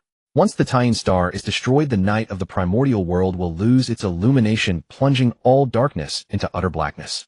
If that happens, the primordial world will surely be thrown into turmoil, and the karmic consequences are not something anyone can bear. Moreover, the great Dao will inevitably intervene to punish us. At that point, even if you and I do not die, we will suffer severely." Hearing the Heavenly Dao's words, Hongjun felt as if enlightened. He shuddered, inwardly grateful that the Heavenly Dao had reminded him in time. Had he actually killed the Tian God just now, the consequences would have been unimaginable. If the Tian Star were destroyed, he would probably not escape disaster either. He would surely suffer the punishment of the great Dao, and then it would be all over. Wangshu looked at Hongjun, seeing that he had not launched an attack, but instead appeared secretly relieved. It seemed that the Heavenly Dao and Hongjun now knew her situation. She sneered and said, "Hongjun, what's wrong? Weren't you just now looking like you wanted to flay me alive? Why have you suddenly lost the nerve to make a move? Come on, let's see if you and the Heavenly Dao have the guts to kill me. Hongjun looked at Wang Shu, who was still shouting at him, and could not help but feel a wave of helplessness rise within his heart. At that moment, Wang Shu was like a hedgehog covered in sharp spines, impossible for anyone to approach. Hongjun knew all too well that a single misstep could trigger Wang Shu's self-destruct, dragging the Tian star down with him. Such consequences were not only utterly unacceptable to him, but would also invite the retribution of the great Dao. Under these circumstances, both Hongjun and the Heavenly Dao found themselves at a complete loss. Neither could bring themselves to strike, nor dared they attempt sealing, lest Wang Shu go all out and trigger self-destruction. In the end, the Heavenly Dao chose to yield, withdrawing directly. Hongjun shot Wang Shu a venomous glare. Though fury burned within his heart, he was rendered helpless. He knew that under the current circumstances he could do nothing to suppress Wang Shu. With a heart full of reluctant bitterness, he turned and departed back towards Zixiao Palace in the chaos beyond the heavens. Watching Hongjun withdraw, Wang Shu felt a profound sense of relief wash over her. She was secretly glad she had heeded friend Ling Tian's advice and avoided a direct confrontation with Hongjun. Otherwise, she feared she would never have escaped this tribulation alive. Meanwhile, upon the Tian star, Shiha and Changshi had been anxiously watching their master's battle against Hongjun the entire time. Never in their wildest dreams did they imagine their master possessed such overwhelming power, able to stand face to face with Hongjun, who had just attained the status of a saint, and hold his ground without yielding an inch. Recalling the earth-shattering phenomena that had accompanied Hongjun's ascension to sainthood, they both remembered being crushed to the ground by that colossal force utterly devoid of any power to resist. Yet now their master could clash with Hongjun and refuse to be overpowered. Did this not mean he had already reached the realm of a saint? Shiha and Changshi exchanged glances, each reading shock and joy in the other's eyes. Without a word, they nodded in silent agreement, then turned and returned to their respective cultivation chambers, resolving to train with even greater diligence. They understood deeply that only by growing strong enough would they never bring dishonor upon their master. Within the courtyard of Penglai's 3 immortal islands, Ling Tian, like a slumbering dragon, finally emerged from seclusion. He knew full well that he remained only one final step away from perfection in the laws of creation. Ling Tian understood that only by venturing into the chaos, enduring the baptism of the chaotic divine thunder, could he attain the Dao of Hunyuan Daoyuo Jingxian. Thus he activated the Chaos Pearl, cloaking himself so completely that he became invisible. With that, Ling Tian shot forth from the 3 immortal islands like an arrow released from a bow, hurtling straight toward the chaotic void beyond the heavens. Before long, he arrived at the chaotic realm beyond the heavens. Ling Tian pressed deeper into the chaos, fully aware that he must never attempt to break through near Honghuang, lest the Heavenly Dao detect him. He needed to venture far from Honghuang to a place beyond the Heavenly Dao's perception in order to attain his breakthrough. After a grueling journey of long duration, Ling Tian had now traveled so far from Honghuang that even the Heavenly Dao could scarcely sense his presence. Without hesitation, he selected a location and entered seclusion to pursue his breakthrough. Beneath the Buzhou mountain in Honghuang, the 12 ancestral Wu gathered at the Panga Hall, indicating something momentous was about to unfold. The interior of the Panga Hall was vast, its space equivalent to a mid-tier world. Dijiang, shaped like a yellow sack, red as cinnabar fire with 6 legs and 4 wings, faceless and featureless, the ancestral Wu of space. Gomong, verdant as emerald bamboo with a bird's body and a human face, riding twin dragons beneath his feet, the ancestral Wu of the eastern wood. Zhurong, a beast-headed humanoid draped in crimson scales with fire serpents coiled through his ears and a fire dragon beneath his feet, the ancestral Wu of the southern fire. Rusho, a human-faced tiger-bodied figure covered in golden scales with a pair of wings sprouting from his shoulders, a serpent dangling from his left ear, and twin dragons beneath his feet, the ancestral Wu of the western metal. Gonggong, a serpent-headed humanoid draped in black scales, treading upon a black dragon with a green python coiled around his arms, the ancestral Wu of the northern water. Xuanming, a fearsome colossal beast, its entire body bristling with bony spines, the ancestral Wu of rain. Xiangliang, holding serpents in both mouth and hands with a tiger's head upon a human body and 4-hooved limbs, long arms reaching past his elbows, the ancestral Wu of thunder. Zhu Jiuyin, a human-faced serpent body entirely crimson in color, the ancestral Wu of time. Tianwu, 8 human faces upon a tiger body with 10 tails, the ancestral Wu of wind. Shizi, a human-faced bird-bodied figure with green serpents hanging from his ears and red serpents coiled in his hands, the ancestral Wu of lightning. Shibishi, a human-faced beast-bodied figure with dog-like ears, each holding a green serpent, the ancestral Wu of poison. Houtu, a humanoid figure with a serpent's tail, 7 arms upon her back and 2 upon her chest, each pair grasping a soaring serpent, the ancestral Wu of the central earth. Within the Pangu Hall, the 12 ancestral Wu had all manifested their innate Dao bodies, gathering beside the blood pool and fixing their gaze upon the countless blood cocoons churning within. As each second ticked by, the blood pool suddenly began to churn violently, as though some immense power was surging within its depths.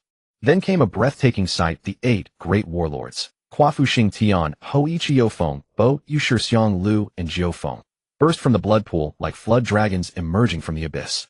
Each of these 8 great warlords possessed strength equivalent to the late stage of Tai, golden immortal, radiating an overwhelmingly terrifying aura. Having emerged from the blood pool, they faced the 12 ancestral Wu and spoke in unison: "We pay our respects to the 12 ancestral Wu." Afterward, they retreated to the side and waited in silence.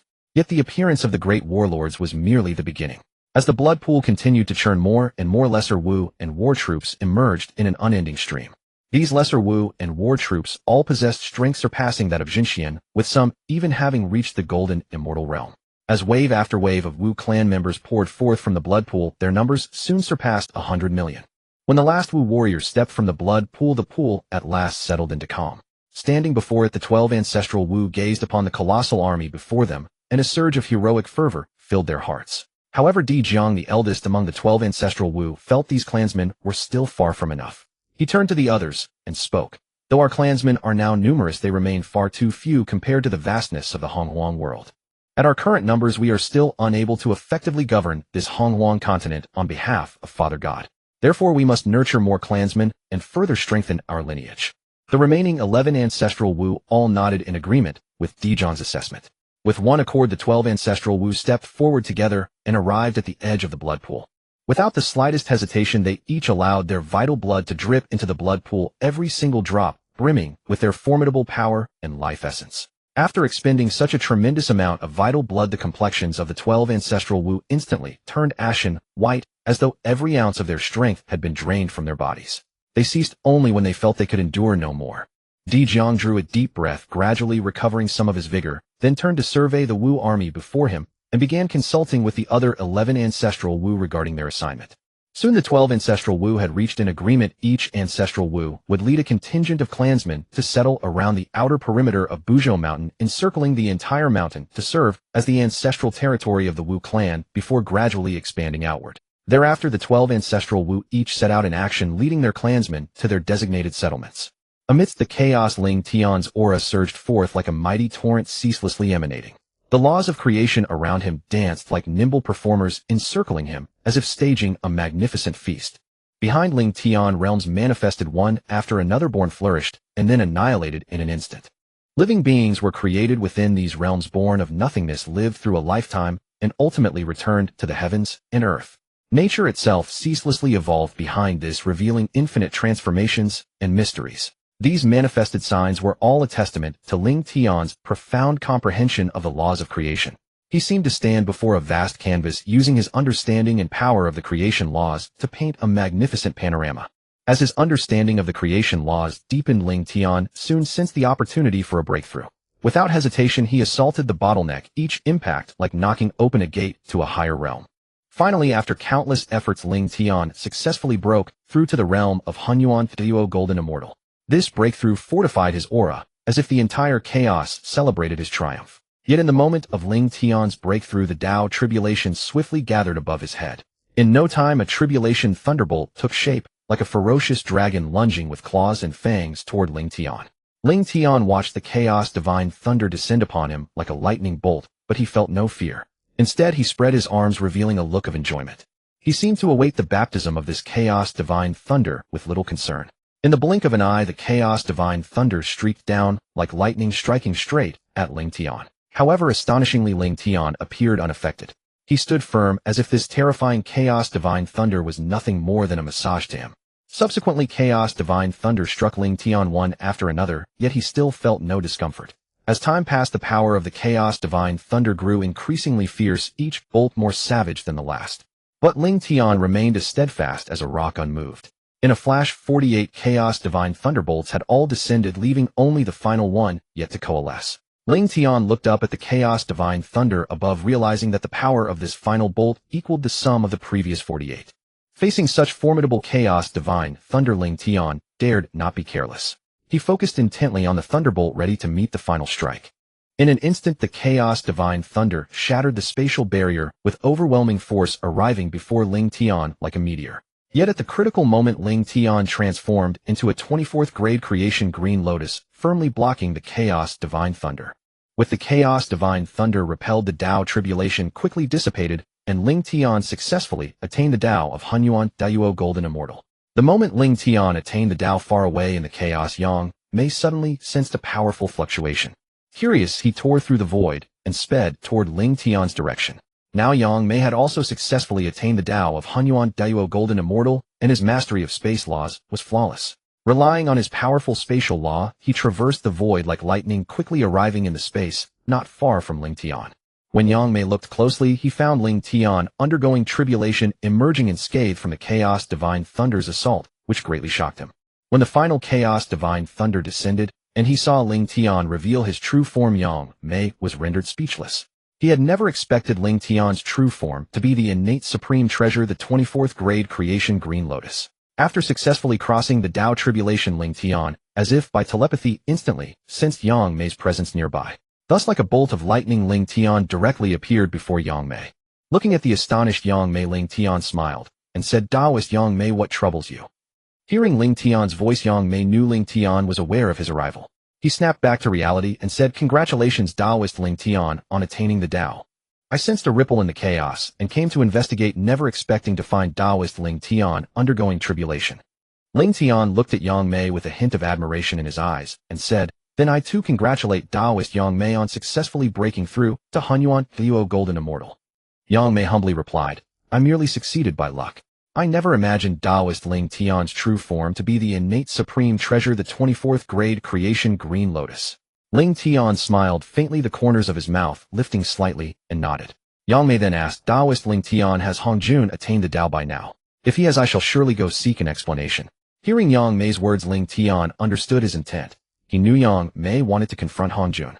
In his knowledge of the primordial history, Yang Mei had indeed fought Hongjun, once using spatial laws to seize all of Hongjun's innate spiritual treasures. Thus Ling Tian unhurriedly said, "Hongjun has now become a Heavenly Dao saint."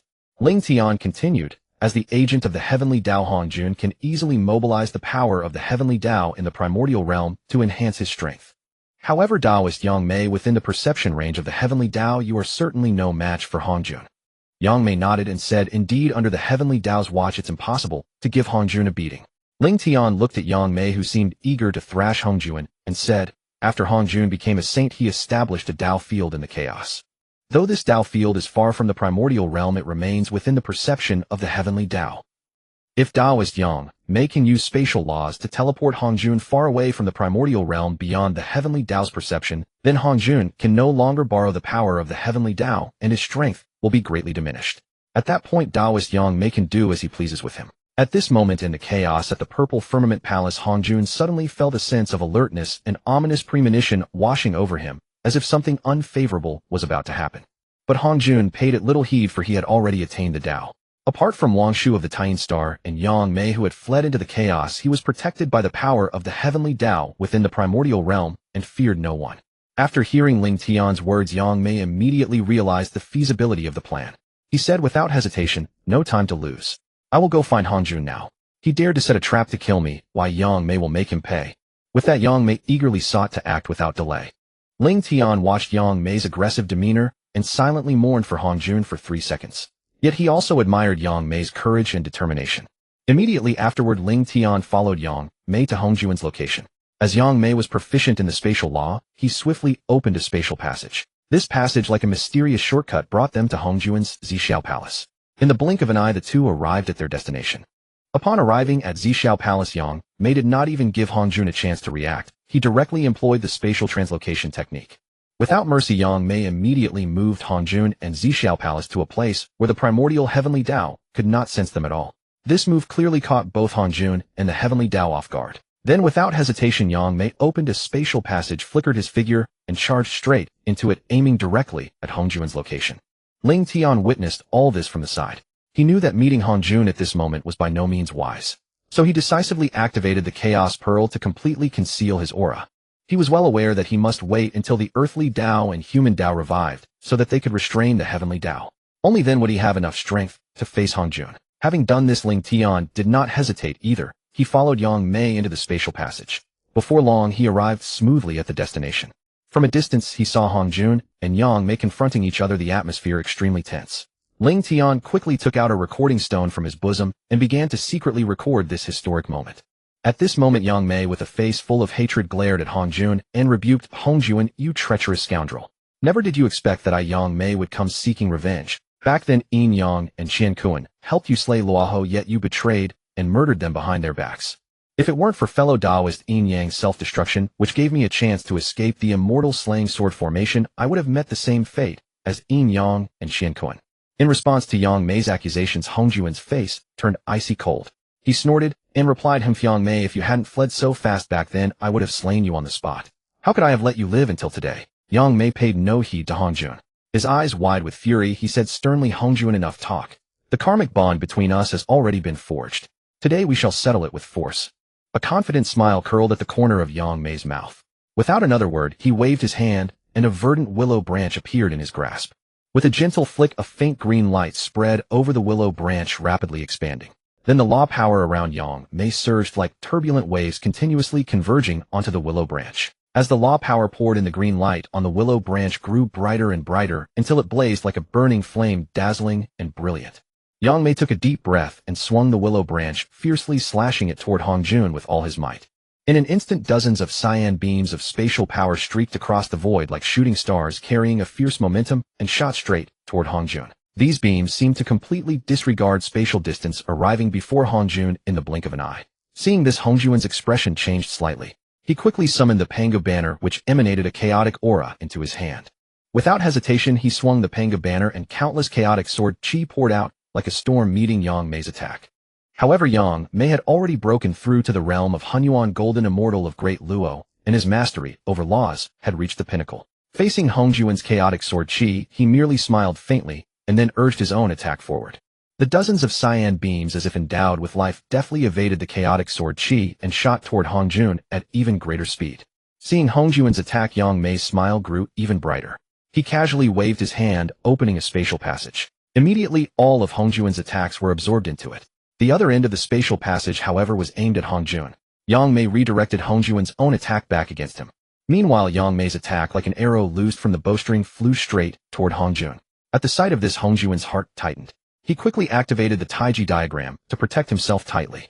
Under Hongjun's urging, the Taiji diagram emitted a soft layer of light, enveloping him entirely. However, Yang Mei's attack was too fast. In an instant, it was already before Hongjun. With a thunderous boom, Yang Mei's attack slammed violently into the Taiji diagram, followed by the arrival of Hongjun's redirected attack, triggering another loud explosion and a fierce surge of energy fluctuations. This energy fluctuation, like surging waves, swept outward in all directions, and wherever it passed, the chaotic void seemed on the verge of being torn apart. Despite the protection of the Taiji diagram, his body hurtled backward like a meteor and slammed heavily into a massive chaotic boulder. Under the impact, the chaotic boulder emitted a sharp cracking sound, its entire surface covered with fissures, as if it might shatter at any moment. Though Hongjun was not injured thanks to the Taiji diagram, the attack still made him feel uncomfortable, and the chi and blood within his body churned. Hongjun had never expected that despite being a heavenly Dao saint, he was merely a merit saint elevated through accumulated merits. Although he possessed the strength of a Hunyuan golden immortal of Great Luo, compared to those who had achieved that realm through comprehending laws and undergoing the baptism of the Great Dao Tribulation, the difference was like heaven and earth. Seeing that Hongjun had suffered no harm, Yang Mei continued to drive the willow branch and attack. However, at this moment, after the earlier assault, Hongjun no longer dared to underestimate Yang Mei. Hongjun abruptly and without hesitation took out his trump card, the fragments of the Creation Jade Disc. This treasure had been collected by Hongjun to about 2/3 of its entirety, though a piece in the middle was still missing, yet even so it had reached the level of a low-grade chaotic spiritual treasure. Hongjun unhesitatingly brought out the Creation Jade Disc fragments and activated them with his mana. As his mana poured endlessly into them, the fragments immediately emitted a dazzling radiance, directly and forcefully blocking Yang Mei's attack. Unfortunately, maintaining such a defense was extremely costly for Hongjun. Just to withstand this single attack from Yang Mei, he had already consumed a full tenth of his mana. If he continued to endure a few more such attacks from Yang Mei, his mana would be completely depleted. Moreover, in the chaos, as a heavenly Dao saint, his speed of absorbing chaotic chi was much slower than that of a Hunyuan golden immortal of Great Luo, who could absorb chaotic chi anytime and anywhere to replenish their mana. The Heavenly Dao Saint simply could not do the same. Ling Tian hid in the shadows, his gaze fixed intently on the Creation Jade Tablet. To his astonishment, he discovered that the missing piece at the center of the tablet seemed to be precisely the fragment he had obtained. The fragment now in Ling Tian's possession was undoubtedly the most crucial piece of the Creation Jade Tablet, for it contained the top 10 Great Dao laws. Ling Tian was fully aware of how vital this missing jade fragment was to Hongjun. Should Hongjun learn that he held this critical piece, he would likely launch an attack, without hesitation, despite knowing he stood no chance, for it was precisely what was needed to complete his Creation Jade Tablet. This would elevate the Creation Jade Tablet to the rank of a supreme, chaos-grade spiritual treasure. Meanwhile, on the battlefield, Hongjun was being thoroughly overwhelmed by Yang Mei, forced to fight desperately just to maintain his defense. Yang Mei's attacks came like a torrential storm, relentless and brutal, while Hongjun appeared increasingly battered and disheveled. Seeing the situation spiraling further out of control, Hongjun's heart churned with anxiety. He knew this could not continue indefinitely. He had to find a way to turn the tide. With decisive action, Hongjun summoned dozens of supreme, innate spiritual treasures, which instantly scattered across the chaotic void, radiating dazzling brilliance that illuminated the surrounding chaos itself. Without a moment's hesitation, Hongjun activated these treasures, sending them hurtling toward Yang Mei like streaking meteors. Yet Yang Mei remained utterly unfazed.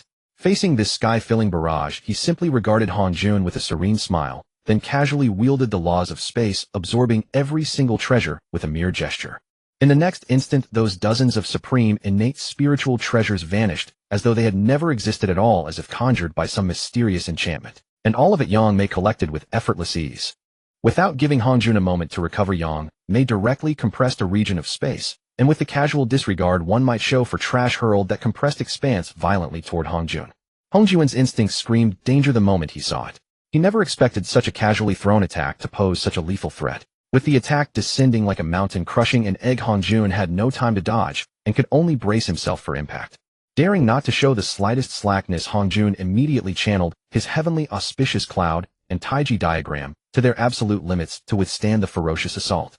Simultaneously, the Creation Jade Tablet hovering above his head seemed to sense the crisis, releasing waves of blinding golden light that wrapped tightly around Hongjun in protection. Yet at the precise moment the attack was about to reach Hongjun, Yang Mei struck again.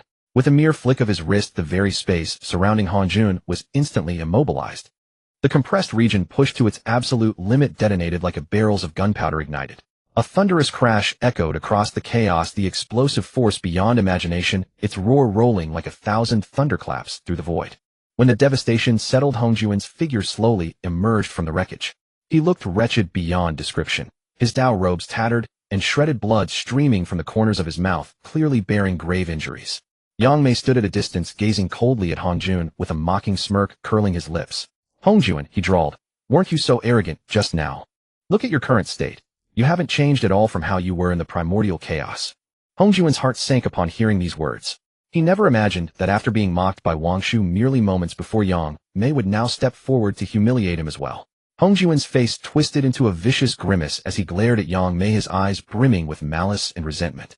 Without hesitation, he summoned the arrangement of 4 swords of killing intent, hoping to trap Yang Mei within its grasp and slowly wear him down amidst endless sword chi.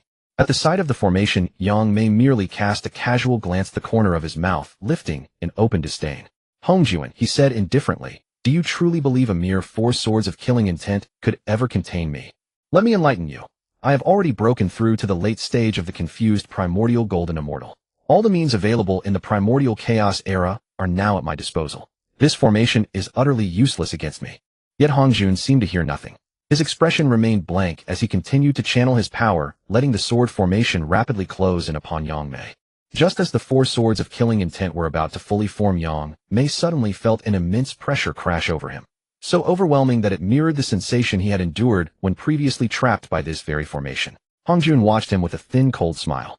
"Yang Mei, do you really think this formation still operates as it did when Luoho wielded it?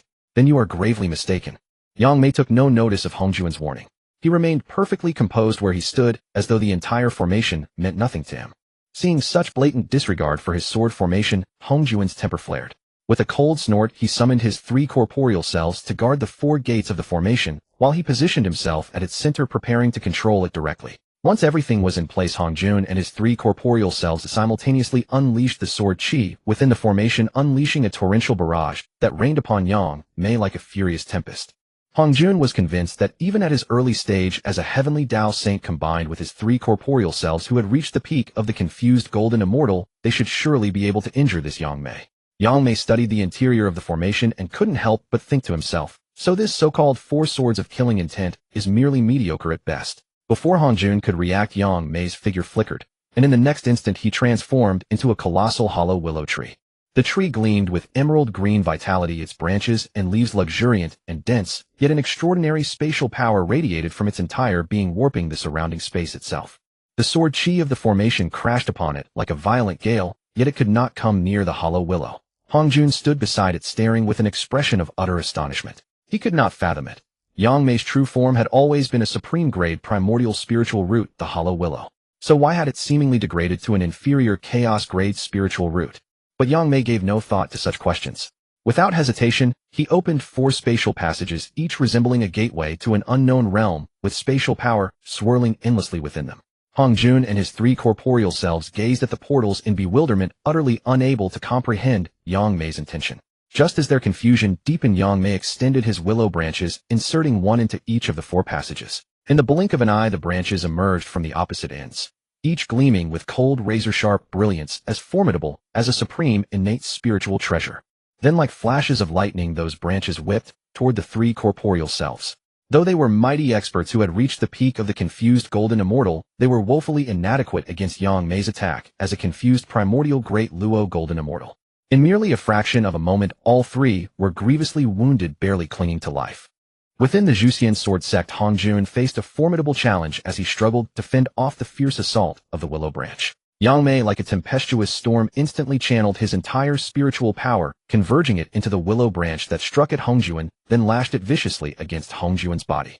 Hongjun was greatly alarmed, hastily summoning the Taiji diagram and the all heavens auspicious clouds in a desperate attempt to withstand this terrifying blow. Yet Yang Mei's full-strength strike, akin to a mountain crushing an egg, was not so easily thwarted. With a thunderous crash, Hongjun was sent flying backward like a kite with a broken string. Yang Mei, without hesitation, used the willow branch to coil around the 4 swords and yanked them violently. In an instant, the Zhuxian sword formation began to tremble violently and collapse. The 4 immortal swords were seized by Yang Mei, who effortlessly dismantled the formation. After being sent flying, Hongjun spun in the air like a top before finally managing to stabilize himself. He was horrified to discover that his pride, the Zhuxian sword formation, had been shattered so easily by Yang Mei, and an overwhelming sense of dread surged within him. Yang Mei, having broken the formation, transformed back into his primordial Dao body. He looked at Hongjun's terrified expression, a contemptuous smile curling at the corner of his mouth, and said, "Hongjun, what other tricks do you have? Go ahead and use them all. Even if you try to self-destruct, see if you can harm a single hair of mine. Today I, Yang Mei, will show you the true power of the space law." Hongjun's heart trembled at Yang Mei's words, recalling a saying from the Chaos era: time is king and space is sovereign. This phrase precisely described the might of the space law. Now far from the primordial world, he could not connect to the Heavenly Dao or borrow its power. What was he to do now? Hongjun stared grimly at Yang Mei. His 3 corpses under Yang Mei's previous assault were already on the verge of death. He sighed inwardly, knowing that defeating Yang Mei was nearly impossible. He quickly recalled his 3 corpses, pondering a countermeasure. Suddenly, he remembered that part of his true spirit was enshrined within the Heavenly Dao space. Even if his physical body was destroyed, he could be resurrected from there. At this thought, Hongjun breathed a slight sigh of relief. Had it not been for this contingency, he might have been slain by Yang Mei today. Yang Mei, seeing Hongjun staring at him, wasted no more courtesy. He flickered like a phantom, instantly teleporting near Hongjun using spatial translocation. Without hesitation, he cast the space imprisonment art, trapping Hongjun within a space of his own creation. Hongjun's face turned ashen. He brandished the Panga banner, unleashing countless streams of chaotic sword chi like a torrent, furiously bombarding the imprisoning space. Yang Mei, observing this, smirked with a hint of mockery. He watched Hongjun's desperate attacks with utter indifference. Each time Hongjun broke through a layer of imprisonment, Yang Mei immediately added another, ensuring Hongjun could never escape.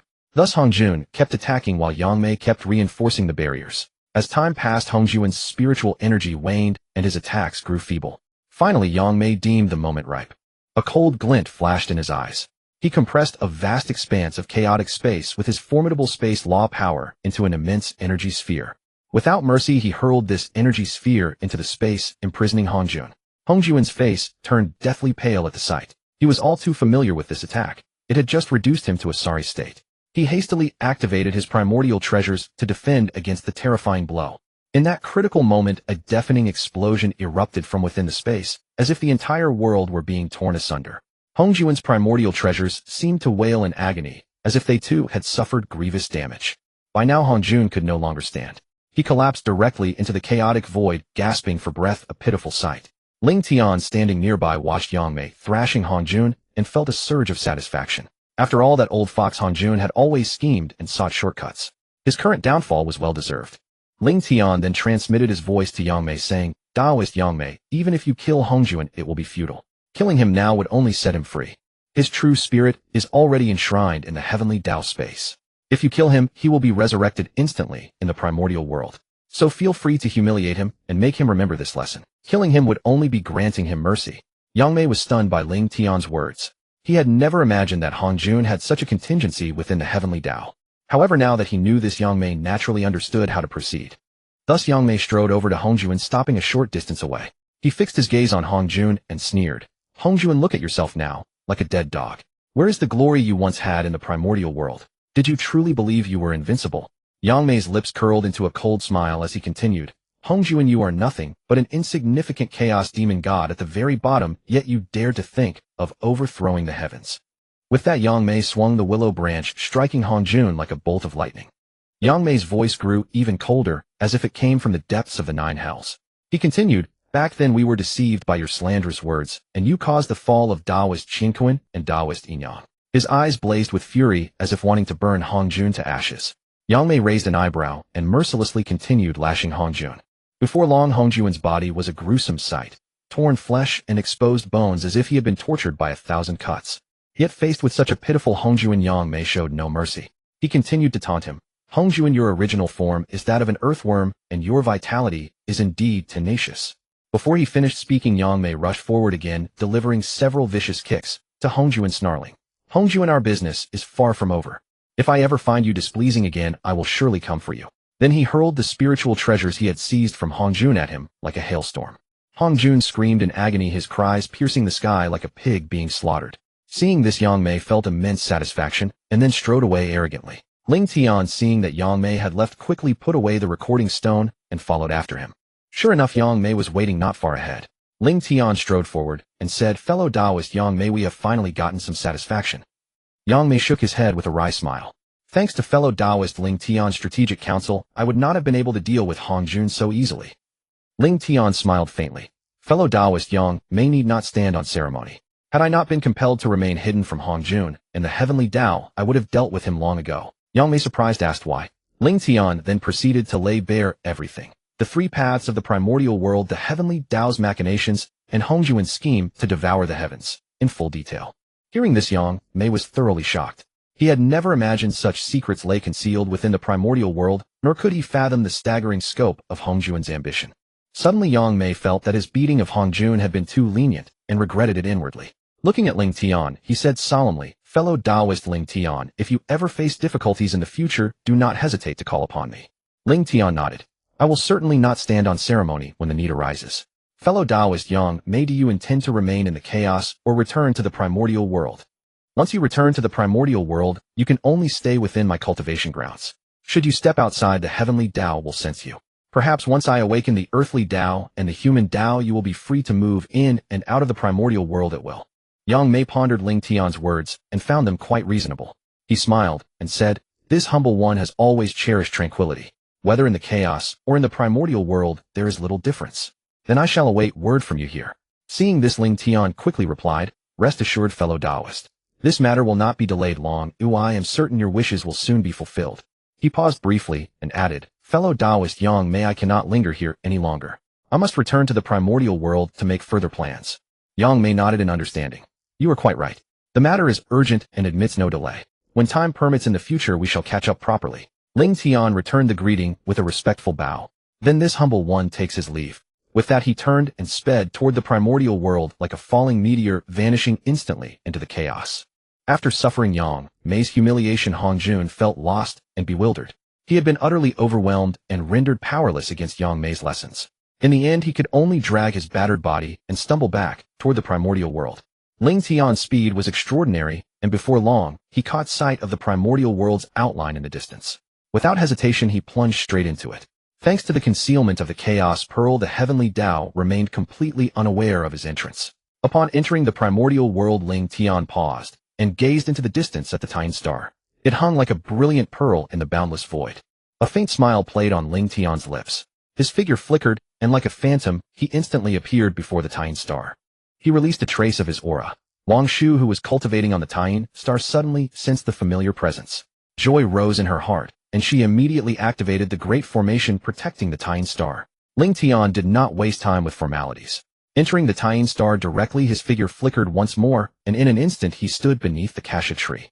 From afar he saw Wang Shu seated beneath the tree. Behind her stood two figures, most likely Shiha and Changxi. Without hesitation, Ling Tian strode forward to Wang Shu's side, and without unnecessary pleasantries sank down onto a stool. Wang Shu smiled helplessly, then used the tiny divine water to brew a pot of moonflower tea. She poured a cup and handed it to Ling Tian, saying softly, "Fellow Taoist Ling Tian, it seems you have already attained the path of the Honghuang Daoyuo Jingxian." Ling Tian answered frankly, "That is indeed so. This humble one has only recently broken through. I would say, fellow Taoist Wang Shu, that you must be drawing close as well." Wang Shu smiled and nodded. "Correct.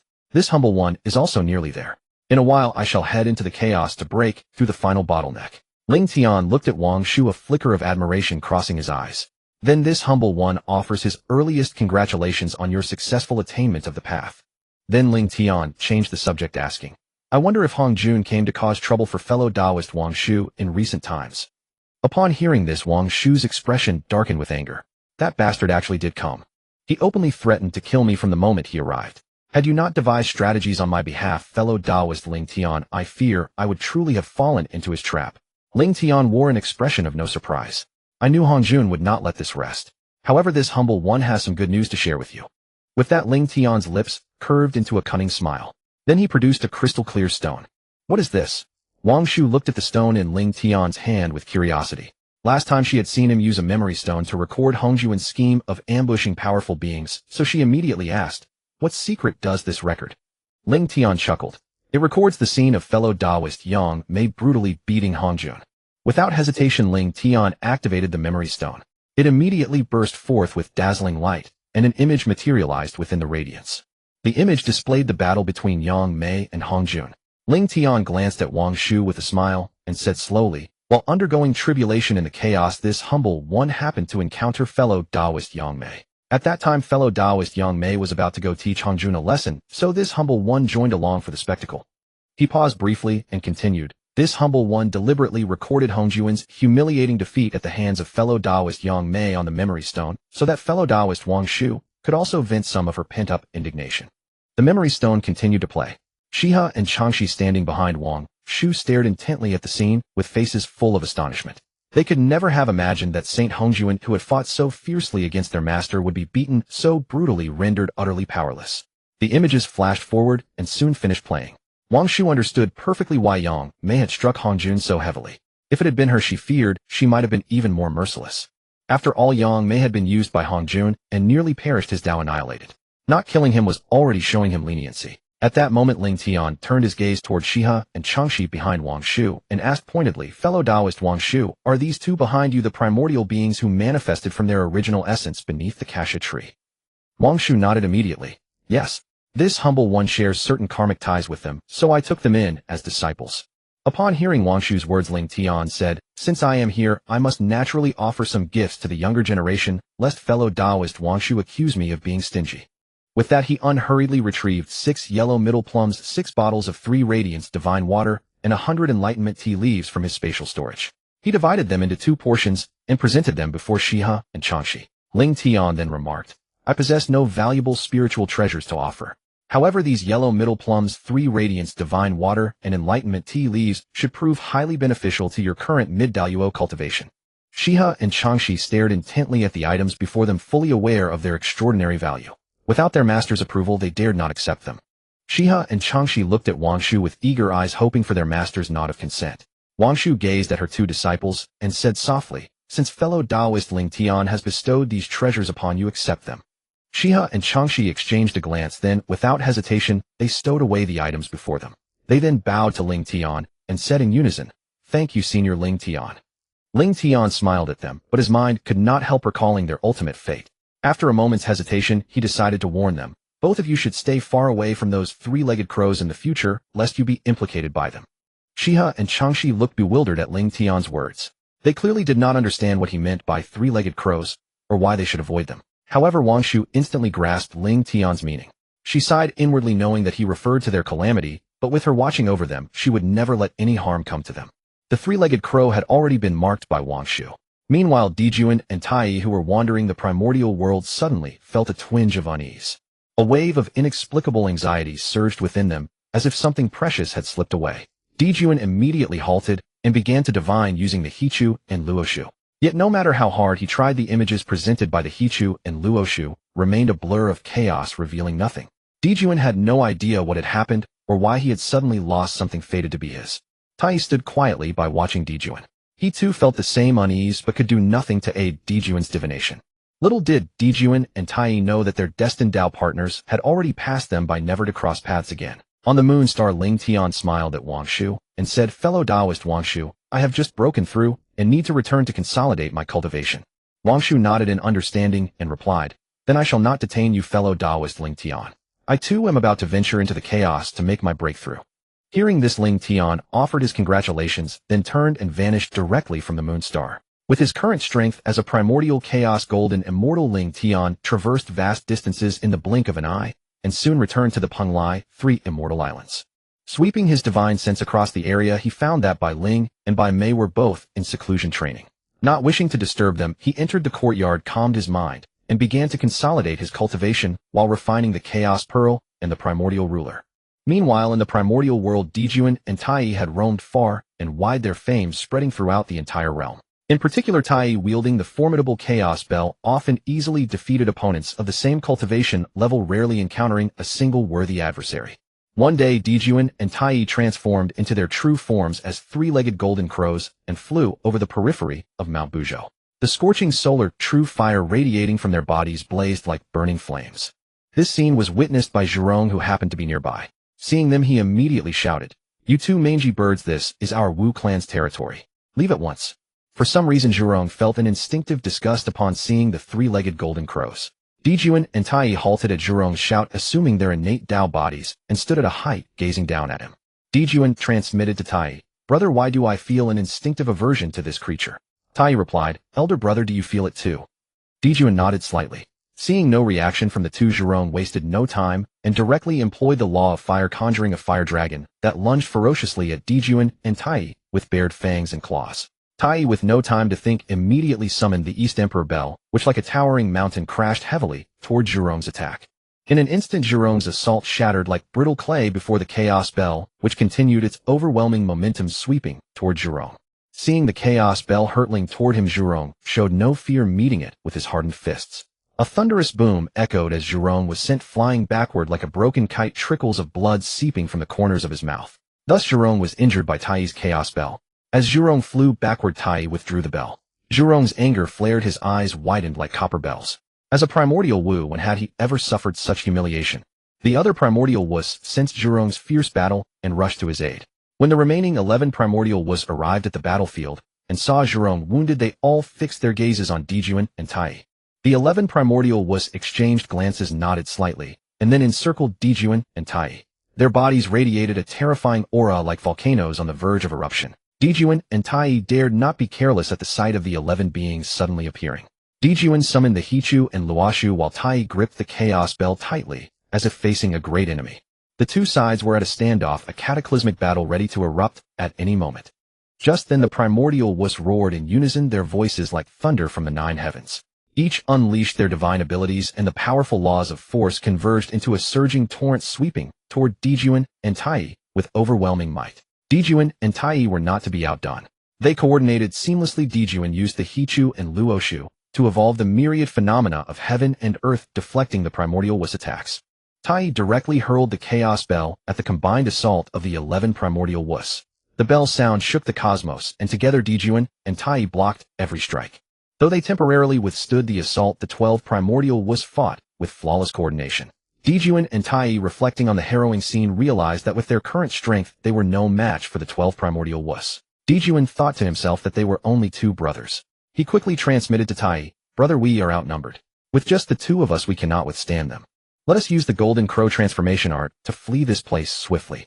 Once we have greatly increased our strength, we will return to settle the score. Tai nodded in agreement. Then like two streaks of lightning, Dijuan and Tai sped straight toward the sun, star moving as fast as shooting stars across the sky. Before the primordial wuss could react, they had already escaped. After the 11 ancestral Wu discovered that Dijun and Tai had fled, they immediately rushed to check on Zhu Rong's condition without hesitation. Upon confirming that Zhu Rong was unharmed, they each returned to their respective domains. Over this period, new members of the Wu clan continued to be born within the Panga Palace. At present, the scale of the Wu clan has reached a staggering figure of several hundred billion. However, these ordinary Wu clan members differed from the 12 ancestral Wu. They found that cultivation was sluggish for them, and they could not utilize Shaki killing aura for their practice. The 12 ancestral Wu could circulate the 9-turn profound art to harness Shaki for tempering their physical bodies, thereby continuously enhancing their corporeal cultivation. Yet for these ordinary Wu clan members, cultivating through the 9-turn profound art proved extraordinarily difficult. They were also troubled by this matter. Meanwhile, after Dijun and Tai fled back to the solar star, they began to cultivate in tranquility, awaiting the preaching of Saint Hongjun. In the chaos beyond the outer heavens, Hongjun dragged his severely injured body, laboriously returning to the world he had himself forged. Upon his return, he immediately retrieved the Zixiao Palace that had been relocated by Yang Mei and restored it to its original position. Hongjun then produced 2 Chaos Spirit Stones he had fortuitously obtained during his wanderings across the Honghuang. These 2 stones had now awakened sentience, possessing a measure of consciousness. Without hesitation, Hongjun employed his divine abilities to transform these 2 Chaos Spirit Stones directly into 2 children, a boy and a girl. The moment these 2 children took physical form, they realized Hongjun was their benefactor and immediately knelt before him, proclaiming in unison, "Thank you, Lord, for bestowing life upon us." Hongjun regarded the 2 children before him, a flicker of astonishment crossing his eyes. These 2 children possessed the cultivation realm of mid-stage Daoyuo Jinxian, rivaling the 2nd generation of innate deities and demons of the Honghuang. He spoke slowly, his voice serene, yet commanding. "Rise." Upon hearing Hongjuan's words, the 2 children hastily rose to their feet. Hongjuan's gaze settled upon the young boy, and after a moment of contemplation, he said, "From this day forth your name shall be Houtu." The boy's heart leaped with joy, and he quickly clasped his hands in gratitude. "Houtu, thanks, Lord, for granting me this name." Hongjun gave a slight nod, and then turned his gaze toward the young girl, continuing, "You shall be named Yaoqi from now on." The girl obediently replied, "Yaoqi, thanks, Lord, for bestowing this name." Hongjun looked upon them and spoke slowly, "I must now enter seclusion for cultivation. During this time, you 2 are to tend to this sanctuary without the slightest negligence." Houtu and Yaoqi exchanged glances and responded in unison, "Yes, Lord." Hongjun nodded with satisfaction, then his figure flashed, and he vanished before their eyes. After Hongjun departed, Houtu and Yaoqi looked at one another once more, each discerning a hint of delight and anticipation in the other's gaze. Meanwhile, Hongjun was summoning the power of the Heavenly Dao, devoting all his strength to healing his wounds. Fortified by the Heavenly Dao's power, Hongjuan's internal injuries were healing at an astonishing rate. Before long, his wounds had completely mended. Just then a voice from the Heavenly Dao suddenly resonated. "Hongjuan, did Yang Mei not bring you any trouble? Since you have remained far from the Honghuang, I cannot perceive your condition." Hearing this, Hongjuan's heart grew tense, and he promptly replied, "Yang Mei has already attained the Hunyuan Daoyuo Jinxian realm. In the chaos, his strength is formidable, far beyond what any Heavenly Dao saint can match. After striking me and inflicting these wounds, he humiliated me and then departed." Upon hearing Hongjuan's account, the Heavenly Dao felt reassured. Fortunately, no fatal injuries had been sustained, otherwise it would have needed to aid his recovery. After all, Hongjun was its spokesperson, and it certainly could not abandon him. The Heavenly Dao then addressed Hongjuan, "Since you have become my envoy, I shall reveal to you certain secrets of this Honghuang realm. Within this Honghuang exists not only the Heavenly Dao, but also the Earthly Dao and the Human Dao. The Great Dao established the 3 Daos to jointly govern the Honghuang. The Heavenly Dao presides over order, the Earthly Dao oversees reincarnation, and the Human Dao governs creation. Now that I have awakened, the Earthly Dao and Human Dao remain in slumber. If we wish to dominate alone, we must suppress the Earthly Dao and Human Dao, ensuring they never awaken." Upon hearing these words, Hongjun pondered in silence. He never would have imagined that such astonishing secrets lay hidden within the Honghuang. Hongjun then realized that since the Earthly Dao and Human Dao could be suppressed and kept in perpetual slumber, he too must ally with the Heavenly Dao to fulfill his ambitions. After all, he had no desire for any other existence to stand as an equal within this Honghuang world. Thus Hongjun asked without hesitation, "Then how shall we go about suppressing the Earthly Dao and Human Dao?" The Heavenly Dao seemed well prepared and replied in a leisurely manner, As long as we carefully orchestrate matters and ensure the spokespersons of both the earthly Dao and human Dao submit beneath the banner of the heavenly Dao, then the earthly Dao and human Dao will inevitably be rendered subordinate. In such a scenario, awakening the earthly Dao and human Dao would become exceedingly difficult, and we would thereby achieve complete dominion over the Honghuang. Hongjun paused to consider, then pressed further, given my current strength, would it not be simpler to deal with them directly? Why not merely slay them and settle this once and for all? The heavenly Dao let out a cold sneer and replied, Hongjun, do not think so simplistically. You believe they are so easily slain. Although the earthly Dao and human Dao currently lie dormant, this does not mean they are unaware of their spokespersons. If we rashly kill their representatives, both Daos will inevitably launch a ferocious counterattack. At that point, the combined power of the earthly Dao and human Dao may prove beyond even our ability to suppress.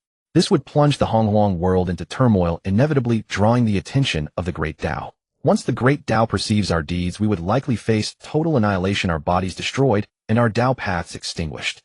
Hearing the heavenly Dao's words, Hongjun silently reflected and found merit in its reasoning. After all, the great Dao's decree establishing the three Daos to jointly govern the Honghuang world was irrevocable. Had he acted on impulse and slain their representatives, provoking upheaval in the earthly Dao and human Dao, the great Dao would undoubtedly detect this anomaly. At that juncture, he would truly face catastrophic ruin. Contemplating this, Hongjun nodded and said, the heavenly Dao speaks most wisely. I had not considered this thoroughly. Then who exactly are the spokespersons of the earthly Dao and human Dao? The heavenly Dao smiled faintly, as if it had long anticipated this very question. He gently waved his sleeves, and a torrent of powerful heavenly Dao energy surged forth like billowing waves. This power rapidly coalesced in midair, eventually taking the clear form of two figures, Nüwa and Houtu. The heavenly Dao gazed upon Nüwa and Houtu before him, and slowly declared, these are the spokespersons of the earthly Dao and the human Dao. Hongjun looked at the representatives of the earthly Dao and the human Dao and asked, then how shall we scheme? Just as Hongjun was perplexed, the heavenly Dao promptly said, do not worry.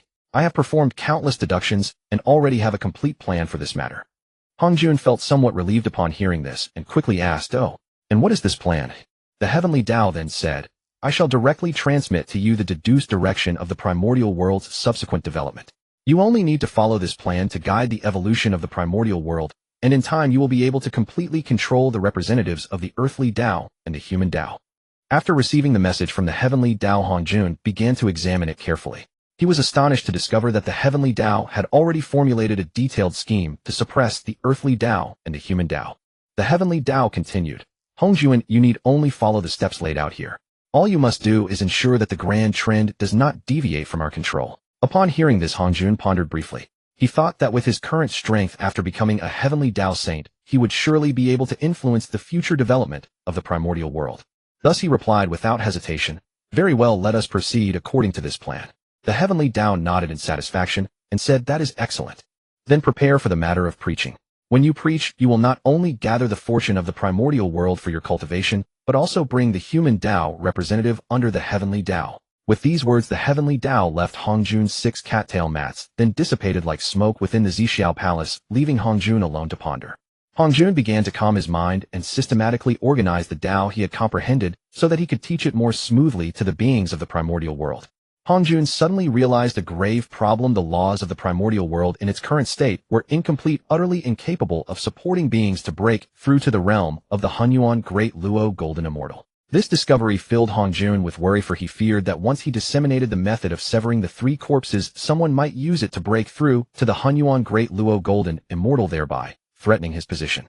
After deep contemplation, Hongjun conceived a brilliant idea. If he concealed the crucial information that severing the 3 corpses required homologous innate spiritual treasures, then even if one successfully severed the 3 corpses, they could not merge the separated origins back into their own body. In this way, the beings of the primordial world could at most cultivate to the perfection of the Honghuang Golden Immortal, and their 3 corpses could never unite, thus naturally preventing them from achieving the primordial unity of origins and breaking through to the Honghuang Great Luo Golden Immortal. Having thought of this, Hongjun decided to use the Creation Jade Disc to deduce the feasibility of this plan. After a tense deduction, Hongjun quickly obtained a result.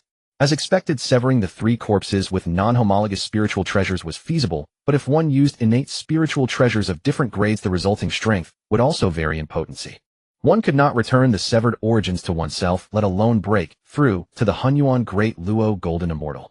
As long as the beings of the primordial world cultivated the method of severing the 3 corpses that he transmitted, they could at most reach the perfection of the Honghuang Golden Immortal. They would never pose a threat to his position.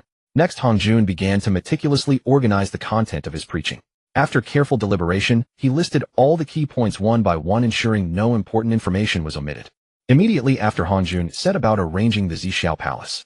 Following the Heavenly Dao's scheme, Hongjun placed the 6 supreme grade innate spiritual treasure cattail mats left by the Heavenly Dao at the very front. They emitted a dazzling radiance with traces of Dao rhythm manifesting upon them. Then with a wave of his hand, Hongjun arranged the remaining 2,994 ordinary cattail mats in orderly rows behind them. After arranging the mats, Hongjun opened a spacious square in front of the Zhixiao Palace. This square was large enough to accommodate countless beings. With everything ready, Hongjun closed the gates of the Zhixiao Palace and went directly to his meditation chamber, waiting quietly. In a chaotic expanse far from the primordial world, Wangshu was undergoing her breakthrough. Her lunar yin laws surged like raging waves, expanding continuously. With the experience of being a former chaos demon god, Wangshu quickly found the key to the breakthrough and charged against the barrier without hesitation. With a loud crash, the barrier shattered, and Wangshu successfully broke through to the realm of the Honghuang Great Luo Golden Immortal. The great Dao Tribulation then gathered above Wangshu, and Chaos Divine Thunder struck directly at her. The first 45 bolts of Chaos Divine Thunder were easily withstood by Wangshu, but the subsequent bolts continued to fall. Wangshu mobilized her magical power to resist them, and when the 49th Chaos Divine Thunder struck, she depleted her power and sustained considerable injury. Looking at her injuries, Wangshu immediately began to heal her wounds and stabilize her newly attained Honghuang Great Luo Golden Immortal cultivation. Time passed bit by bit. After 100 years, Wangshu finally fully recovered from her injuries and stabilized her cultivation. Without lingering, she immediately turned and sped towards the primordial world. Soon Wangshu approached the primordial world, and the moment she drew near, the Heavenly Dao sensed her. The Heavenly Dao perceived that Wangshu's cultivation had broken through to the Honghuang Great Luo Golden Immortal. Without hesitation, the Heavenly Dao descended upon the Zhixiao Palace and sought out Hongjun, speaking in a grave tone. Hongjun, the lunar yin demon god, has already broken through to the Honghuang Great Luo Golden Immortal. This is a huge variable for our plan. To ensure our scheme is not disrupted, we must warn her and forbid her from interfering in the affairs of the primordial world. Hearing the Heavenly Dao's words, Hongjun was somewhat surprised, but he fully understood the gravity of the situation and nodded in agreement. After all, this not only concerned the Heavenly Dao's plan, but also his own ultimate scheme. Seeing this, the Heavenly Dao continued. Hongjun, with your current cultivation, you may find it difficult to suppress Wangshu. Therefore, I need you to temporarily yield control of your body to me, so that I may personally go and warn the lunar yin demon god. Hongjun did not hesitate much upon hearing the Heavenly Dao's words. He knew that he and the Heavenly Dao were on the same boat. As long as he could eventually fully devour the Heavenly Dao, the primordial world would be entirely under his control. Thus he nodded without hesitation and agreed, fine. With Hongjun's consent, the Heavenly Dao, like an invisible force, swiftly invaded Hongjun's body. In an instant, Hongjun's aura soared dramatically, reaching the realm of the Honghuang Taiji Great Luo Golden Immortal. Then the Heavenly Dao directly controlled Hongjun's body and instantly appeared before Wangshu on her path back to the primordial world, blocking her way. At that moment, Wangshu, who was hurrying along, saw a being blocking her path ahead. She immediately stopped and looked closely, only to discover that the one obstructing her was Hongjun. Wangshu gazed at Hongjun, noticing that his figure flickered like a phantom in the void. His very existence seemed to transcend the boundaries of time and space, eluding all attempts to fathom him. Compared to their previous battle on Tian Star, Hongjun now appeared infinitely more vast and majestic. An aura of icy ruthlessness emanated from him, as though the entire cosmos lay under his command. Wangshu studied Hongjun, her heart stirring with quiet astonishment. She could clearly perceive that his cultivation had reached the late stage of Honghuang Taiji Daoyuo Jinshin, surpassing even her own strength from the Chaos era. Wangshu pondered that Hongjun could not have advanced so rapidly. There was only one explanation, the Heavenly Dao. Yet facing the Heavenly Dao, Wangshu harbored no fear, for she knew the Heavenly Dao could do nothing against her. She stood tall and met Hongjun's gaze without flinching. You are not truly Hongjun, but rather the Heavenly Dao of the prehistoric world, are you? Wangshu's voice resonated through the void, tinged with accusation. Hongjun's expression remained impassive, his eyes cold as frozen stars, radiating an authority that sent shivers down the spine. Tian demonic god, having attained the path of Honghuang Daoyuo Jinshin, you ought to dedicate yourself to cultivation and break through to higher realms. I hope you will refrain from interfering in the affairs of the prehistoric world. The Heavenly Dao. Hongjun spoke in a calm, detached tone devoid of any emotional tremor. Upon hearing these words, Wangshu instantly grasped his true intent. So the heavenly Dao of the prehistoric world sought to intervene, fearing she might disrupt its grand designs. And if I refuse? Wangshu responded without yielding, an inch, her voice laced with unwavering resolve. The heavenly Dao Hongjun's response sent a surge of overwhelming pressure crashing toward Wangshu like tempestuous waves. The sheer weight of this aura pinned Wangshu in place, nearly depriving her of movement. Hongjun's voice, cold and imperious, pierced through the void and struck her ears directly. You may test me. Even if it means facing the punishment of the great Dao and bearing endless karmic retribution, I will ensure your destruction and the dissolution of your Dao. The words carried absolute finality with no room for negotiation. The instant Hongjun finished speaking, he vanished like a phantom before Wangshu's eyes, as though he had never materialized at all. Wangshu watched the direction where the heavenly Dao Hongjun had departed, feeling a subtle relief wash over her, while secretly lamenting within. I am safe for now. I can only wait for my friend Ling Tian to devise a plan. Composing herself, Wangshu immediately set forth toward Tian's star in the prehistoric world without hesitation. At that very moment, Hongjun returned to the purple void palace. His form gradually peeled away from Hongjun like a wisp of phantom smoke. The heavenly Dao's voice echoed through the purple void palace. Tian, demonic god, has been warned by me. She should not dare to interfere in prehistoric world affairs. Yet vigilance remained essential, requiring constant monitoring of her movements. With those words, the heavenly Dao dissolved within the purple void palace, vanishing as if it had never been there. Meanwhile, atop Buzhou Mountain in the prehistoric world within the Pango Hall, the 12 ancestral Wus had convened. Di Jiang broke the silence first. Intelligence from our subordinates indicates that the flesh and blood of most beasts, birds, and scaled creatures across the prehistoric world possess extraordinary benefits for our Wu clan's younger generation, greatly facilitating the refinement of their physical bodies. The others listened, their faces lighting with joy. They had never anticipated that the long-standing obstacle hindering the Wu clan's cultivation would be resolved so effortlessly. Gonggong wasted no time in declaring, what reason is there to hesitate? The pressing priority is to rapidly strengthen the Wu clan. Only by growing stronger can we fulfill our father god's legacy and govern this vast prehistoric world. Before his words had even faded, the other ancestral Wus eagerly chimed in agreement with Gonggong's perspective. Yet as the discussion intensified, Houtu, positioned at the rear, furrowed her brow slightly. Something about Gonggong's proposal troubled her, though she could not quite pinpoint what. Rather than dwell on it, she dismissed her concerns. Since everyone had already reached a consensus, there likely would be no significant issues. Consequently, the ancestral Wus dispersed to their respective tribes and organized their people to hunt beasts, birds, and scaled creatures to enhance their cultivation. The prehistoric creatures near Buzhou Mountain suffered greatly. They were either brutally slain by the Wu clan or forced to flee in terror deeper into the prehistoric expanse. Thus, over the span of a century, the Wu clan completely dominated the territories surrounding Buzhou Mountain, driving nearly all other life forms into extinction. During this period, the steady supply of flesh and blood significantly strengthened the lower-ranking members of the Wu clan, resulting in a remarkable transformation of the entire clan's combat capabilities. Witnessing such achievements, the ancestral Wus grew exhilarated and immediately issued orders for the Wu clan to expand outward from Buzhou Mountain, hunting more beasts and creatures to further bolster their power.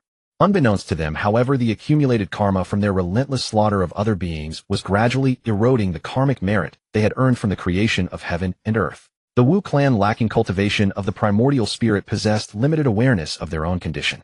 The 12 ancestral Wus primordial spirits, before taking form, had absorbed vast quantities of earthly turbid energy to sustain their cultivation. This method caused their primordial spirits to shatter and merge into their physical bodies. In contrast, Houtu absorbed relatively less turbid energy, preserving a fragment of her primordial spirit. Though the faint warnings from her diminished spirit prevented her from fully perceiving the situation, it did bring her discomfort, yet she chose to disregard it. At that same time, on Fengqi Mountain, not far from Buzhou Mountain, Nüwa and Fuxi had also detected the Wu clan's abnormal behavior over these centuries. They observed the continuous killing of prehistoric creatures by the Wu clan, which filled the area around Fengqi Mountain with an atmosphere of slaughter. Nüwa spoke to Fuxi, brother, the Wu clan's indiscriminate killing will not only incite panic among other beings, but may also invite karmic consequences. Since we still do not fully understand their intentions, we should remain at our cultivation grounds and continue our practice. When Hongjun Saint's preaching approaches, we shall journey together to the Purple Void Palace in the Chaos Realm to listen to the Dao. Fuxi nodded in agreement and said, that would be wise, as it would spare us from witnessing the Wu clan's massacre of prehistoric beings. As the Wu clan wreaked havoc across the prehistoric world, certain beings sought refuge with nearby powerful entities. These formidable beings included Beis Jiming Ingzhao Fei Dan Fei Lian Juing Gui, Che, Qi Tai Shangyang, and Qinyuan. Bai Zhe and 9 other powerful beings gathered together, their expressions grave as they deliberated upon how to contend with the Wu clan. Jiuing spoke first, saying, Bai Zhe, the Wu clan's power has grown formidable. The 12 ancestral sorcerers have all reached the mid-stage of Daoyuo Jinxian, while the 8 great sorcerers stand at the late stage of Taiyi Jinxian, each possessing a body of unparalleled strength. Yet each of us has only just attained the perfection of Taiyi Jinxian. How can we possibly hope to rival the Wu clan? His words struck a chord with the other 8 beings, and Shangyang Ying Zhao and the rest nodded in agreement. Bai Zhe remained silent for a moment, then spoke slowly. You are right. With our current strength we indeed cannot withstand the Wu clan. However, if we wish to challenge them, someone must rise to command the beasts, birds, and scaled creatures of all Honghuang. Only by uniting them can we stand against the Wu clan. Yet the other 9 beings knew well that none among them possessed sufficient strength or prestige to unite all beings of Honghuang. They shook their heads in turn. Ying Zhao asked, then who in Honghuang could command such authority? Observing their doubts, Bai Zhe continued, through my calculations, Di Jun and Tai Yi upon the Sun Star bear the destiny of emperors. They are worthy to lead all beings of Honghuang. Not only are they immensely powerful, but their fame echoes throughout the realm. I propose we seek them out and ask Di Jun and Tai Yi to unite Honghuang's peoples against the Wu clan. The remaining 9 beings were all familiar with the legendary names of Di Jun and Tai Yi. They knew these two as among the most formidable existences in all of Honghuang. Both Di Jun and Tai Yi had already reached the mid-stage of Daoyuo Jinxian. Especially Tai Yi, who wielding the Chaos Bell, a treasure born of the primordial era, could contend with 4 or 5 beings of equal cultivation and even gain the upper hand. Upon hearing this, Shangyang immediately declared, then let us journey to the Sun Star at once to find Di Jun and Tai Yi. Yet Bai Zhe shook his head and said, now is not the time to go. The day of Saint Hongjuan's great teaching draws ever nearer. When it comes, they will surely attend. What we must prioritize now is to cultivate and strengthen ourselves. I have heard that one must reach the Daoyuo Jinxian realm to enter the chaos safely, otherwise the violent chaos chi would tear one apart to shreds. Bai Zhe paused, then continued, perhaps we may journey to hear the teaching together and discuss this matter with Di Jun and Tai Yi at that time. Therefore what we must do now is settle those beings who have pledged allegiance to us, then devote ourselves entirely to cultivation and strive to break through to the Daoyuo Jinxian realm before the teaching begins. Ji Ming, Jiuing, and the others all nodded, agreeing with Bai Zhe's words. Bai Zhe speaks rightly. Let us all hasten our actions and break through to Daoyuo Jinxian as swiftly as possible so we may attend Saint Hongjuan's teaching at Xixiao Palace. Thus the 10 great beings dispersed, each busying themselves with their respective tasks. Some went to establish refuge for those who had come to them, while others returned to their own cave sanctuaries, entering deep meditation and pushing themselves to the utmost in their pursuit of the Daoyuo Jinxian realm. Time flowed like water, swift and unrelenting. Only 3,000 years remained before Saint Hongjuan's great teaching. In the world of Honghuang, those mighty beings of great power rose from their secluded cultivation and journeyed toward the chaos to listen to Saint Hongjuan's teachings on the Tao. Even the weaker beings attempted to make their way through the outer chaos, hoping to somehow reach Xixiao Palace. Meanwhile, upon Kunlun Mountain in Honghuang, Laozi had already broken through to the late stage of Daoyuo Jinxian, his power growing unfathomably profound. Yuanshi and Tongtian had both reached the mid-stage of Daoyuo Jinxian, standing but a single step away from the late stage. Gazing at Yuanshi and Tongtian, who were still in deep meditation, Laozi spoke softly. My second and third brothers, with only 3,000 years remaining before the sage's teaching, and our journey requiring considerable time, perhaps we should set forth now. Departing early may grant us a favorable position. Yuanshi and Tongtian found his words reasonable, and the 3 made their decision at once. They opened the formation array of their Taoist grounds together, and like shooting stars streaking across the heavens, flew straight toward the chaos beyond the outermost heavens. At the same time, in another part of Honghuang, within the Wuzhuang Observatory upon Mount Wanshou, Xinyuanzi gazed with a smile upon Hongyun before him. Hongyun savoringly tasted the ginseng fruit offered by Xinyuanzi, his expression one of pure bliss, as though nothing more delicious existed anywhere in the world. Seeing this, Xinyuanzi could not help but shake his head and chuckle, saying, Brother Hongyun, you always manage to arrive precisely when my ginseng fruits ripen, and you never depart until thoroughly satisfied. Hongyun, undeterred, replied with a grin, Brother Xinyuanzi, your ginseng fruits are truly rare treasures of this world. They melt upon the tongue, perfectly sweet, carrying a subtle fragrance that makes every bite an incomparable delight, leaving one yearning for more. Though their benefits for Daoyuo Jinxian cultivators are modest, who can resist such exquisite taste? Hearing Hongyun's words, Xinyuanzi could only shake his head helplessly. He knew all too well that Hongyun harbored an irrepressible fondness for the ginseng fruits, arriving promptly whenever they ripened. Since Xinyuanzi had first taken human form, the two had been acquaintances, and millions of years had passed since then. Xinyuanzi suddenly recalled the upcoming teaching of Saint Hongjun and said to Hongjun, "Brother Hongjun, the sage's teaching lies approximately 3,000 years hence. Would you care to journey together? It would be reassuring to have a companion along the way." Hongjun eagerly replied, "Brother Xinyuanzi, I had the very same intention. I had planned to finish these ginseng fruits here and then invite you to accompany me to Zhixiao Palace." With that, Hongjun swiftly consumed the remaining fruit in his hand, seized Xinyuanzi, and together they walked toward the entrance of the Wuzhuang Observatory. As they walked, Hongjun said, "Brother Xinyuanzi, we must hasten. If anything delays us along the way, we may miss Saint Hongjun's teaching entirely. Departing early gives us time to prepare." Xinyuanzi nodded in agreement, saying, "Indeed." He immediately sent a spiritual message to his two attendants, instructing them to guard the observatory. He then activated the Earth Formation Array of Mount Wanshou to ensure the safety of the Wuzhuang Observatory. Once everything was in order, he took flight alongside Hongjun toward the outer chaos. Upon Mount Sumeru in the western regions, the landscape bore scars of desolation here and there, though it was in relatively good condition, thanks to Ling Tian preserving 40% of the western spiritual veins. Had it not been for Ling Tian's preservation of those veins, the western regions of Honghuang might well have fallen into utter ruin. Within a grand formation on Mount Sumeru in the west, there lay a Taoist sanctuary. This sanctuary remained unscathed, untouched by the devastation of Rahu's self-detonation. Inside the sanctuary, Zhuanti and Jane, who had addressed each other as fellow disciples since gaining sentience, sat facing one another, deliberating over a matter of great import. Zhuanti spoke first. "Senior brother, it is still 3,000 years until Sage Hongjun delivers his teachings. I believe we two brothers might delay our journey to the Zhixiao Palace." Jane's heart stirred, sensing Zhuanti's intention, and asked, "Junior brother, what do you have in mind?" Zhuanti smiled faintly, explaining, "Now that all the great powers of the primordial wilderness are hastening to the Zhixiao Palace, we can seize this opportunity to first collect some spiritual roots and treasures in the eastern land. This way we not only strengthen the West's resources, but also gain an advantage in our future cultivation path." Jane found Zhuanti's proposal quite feasible. After all, the West was far poorer than the East with scarce resources. And with both of them already at the mid-stage of the great Luo Golden Immortal Realm, they could reach the Zhixiao Palace faster than other cultivators. "Very well," Jane nodded in agreement. "Let us first scour the east, then proceed to the Zhixiao Palace." With that, they exchanged a knowing smile, their minds in perfect accord. Without hesitation, they rose and sped directly toward the eastern primordial wilderness. Meanwhile, on the Sun Star, the brothers Dijuan and Tai were also facing a critical breakthrough. Their cultivation had nearly reached the edge of the late-stage Great Luo Golden Immortal Realm, but with Hongjun's lecture imminent, they decided to temporarily halt their seclusion and emerge together. Dijuan looked at his younger brother and said gravely, "Second brother, now that many fellow Taoists have already departed for the Zhixiao Palace, we cannot afford to lag behind." Tai nodded in response, "Elder brother is right. Let us set off at once."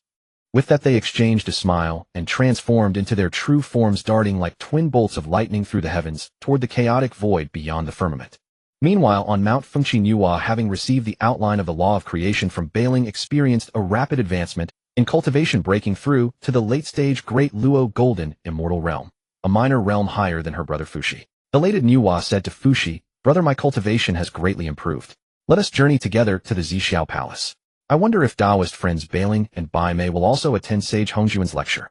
Fuxi pondered briefly and replied, "I am uncertain. Those two are not fond of showing themselves in the primordial wilderness. Despite their profound cultivation, they remain utterly unknown here. Quite perplexing indeed." Nüwa nodded in agreement. "True enough. Let us waste no time and head directly to the Zhixiao Palace."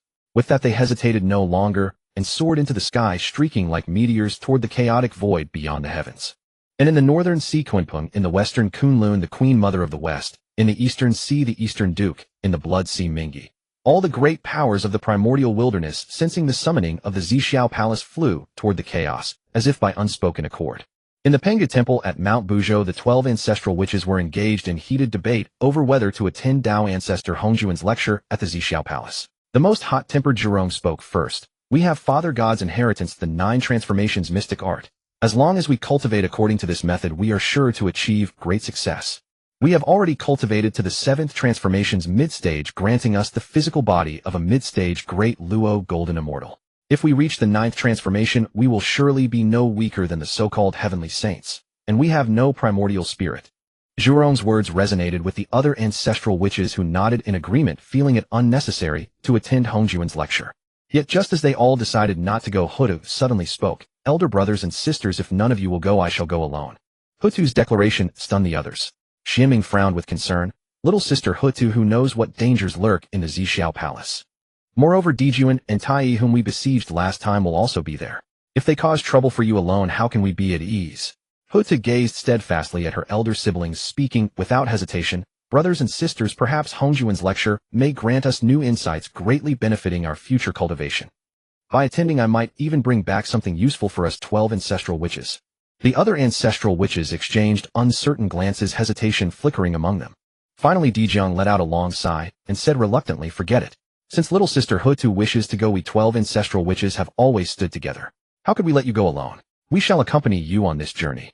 The other ancestral witches nodded in agreement. Houtu, being the youngest, was cherished by all, and they consented to Dijiang's decision. Thus, with surging auras, the 12 ancestral witches each unleashed their divine abilities, transforming into 12 radiant beams of light that streaked across the sky, like meteors hurtling toward the Zixiao Palace in the chaos. Meanwhile, the three pure ones arrived before the fetal membrane of the primordial heaven and earth, halting their steps.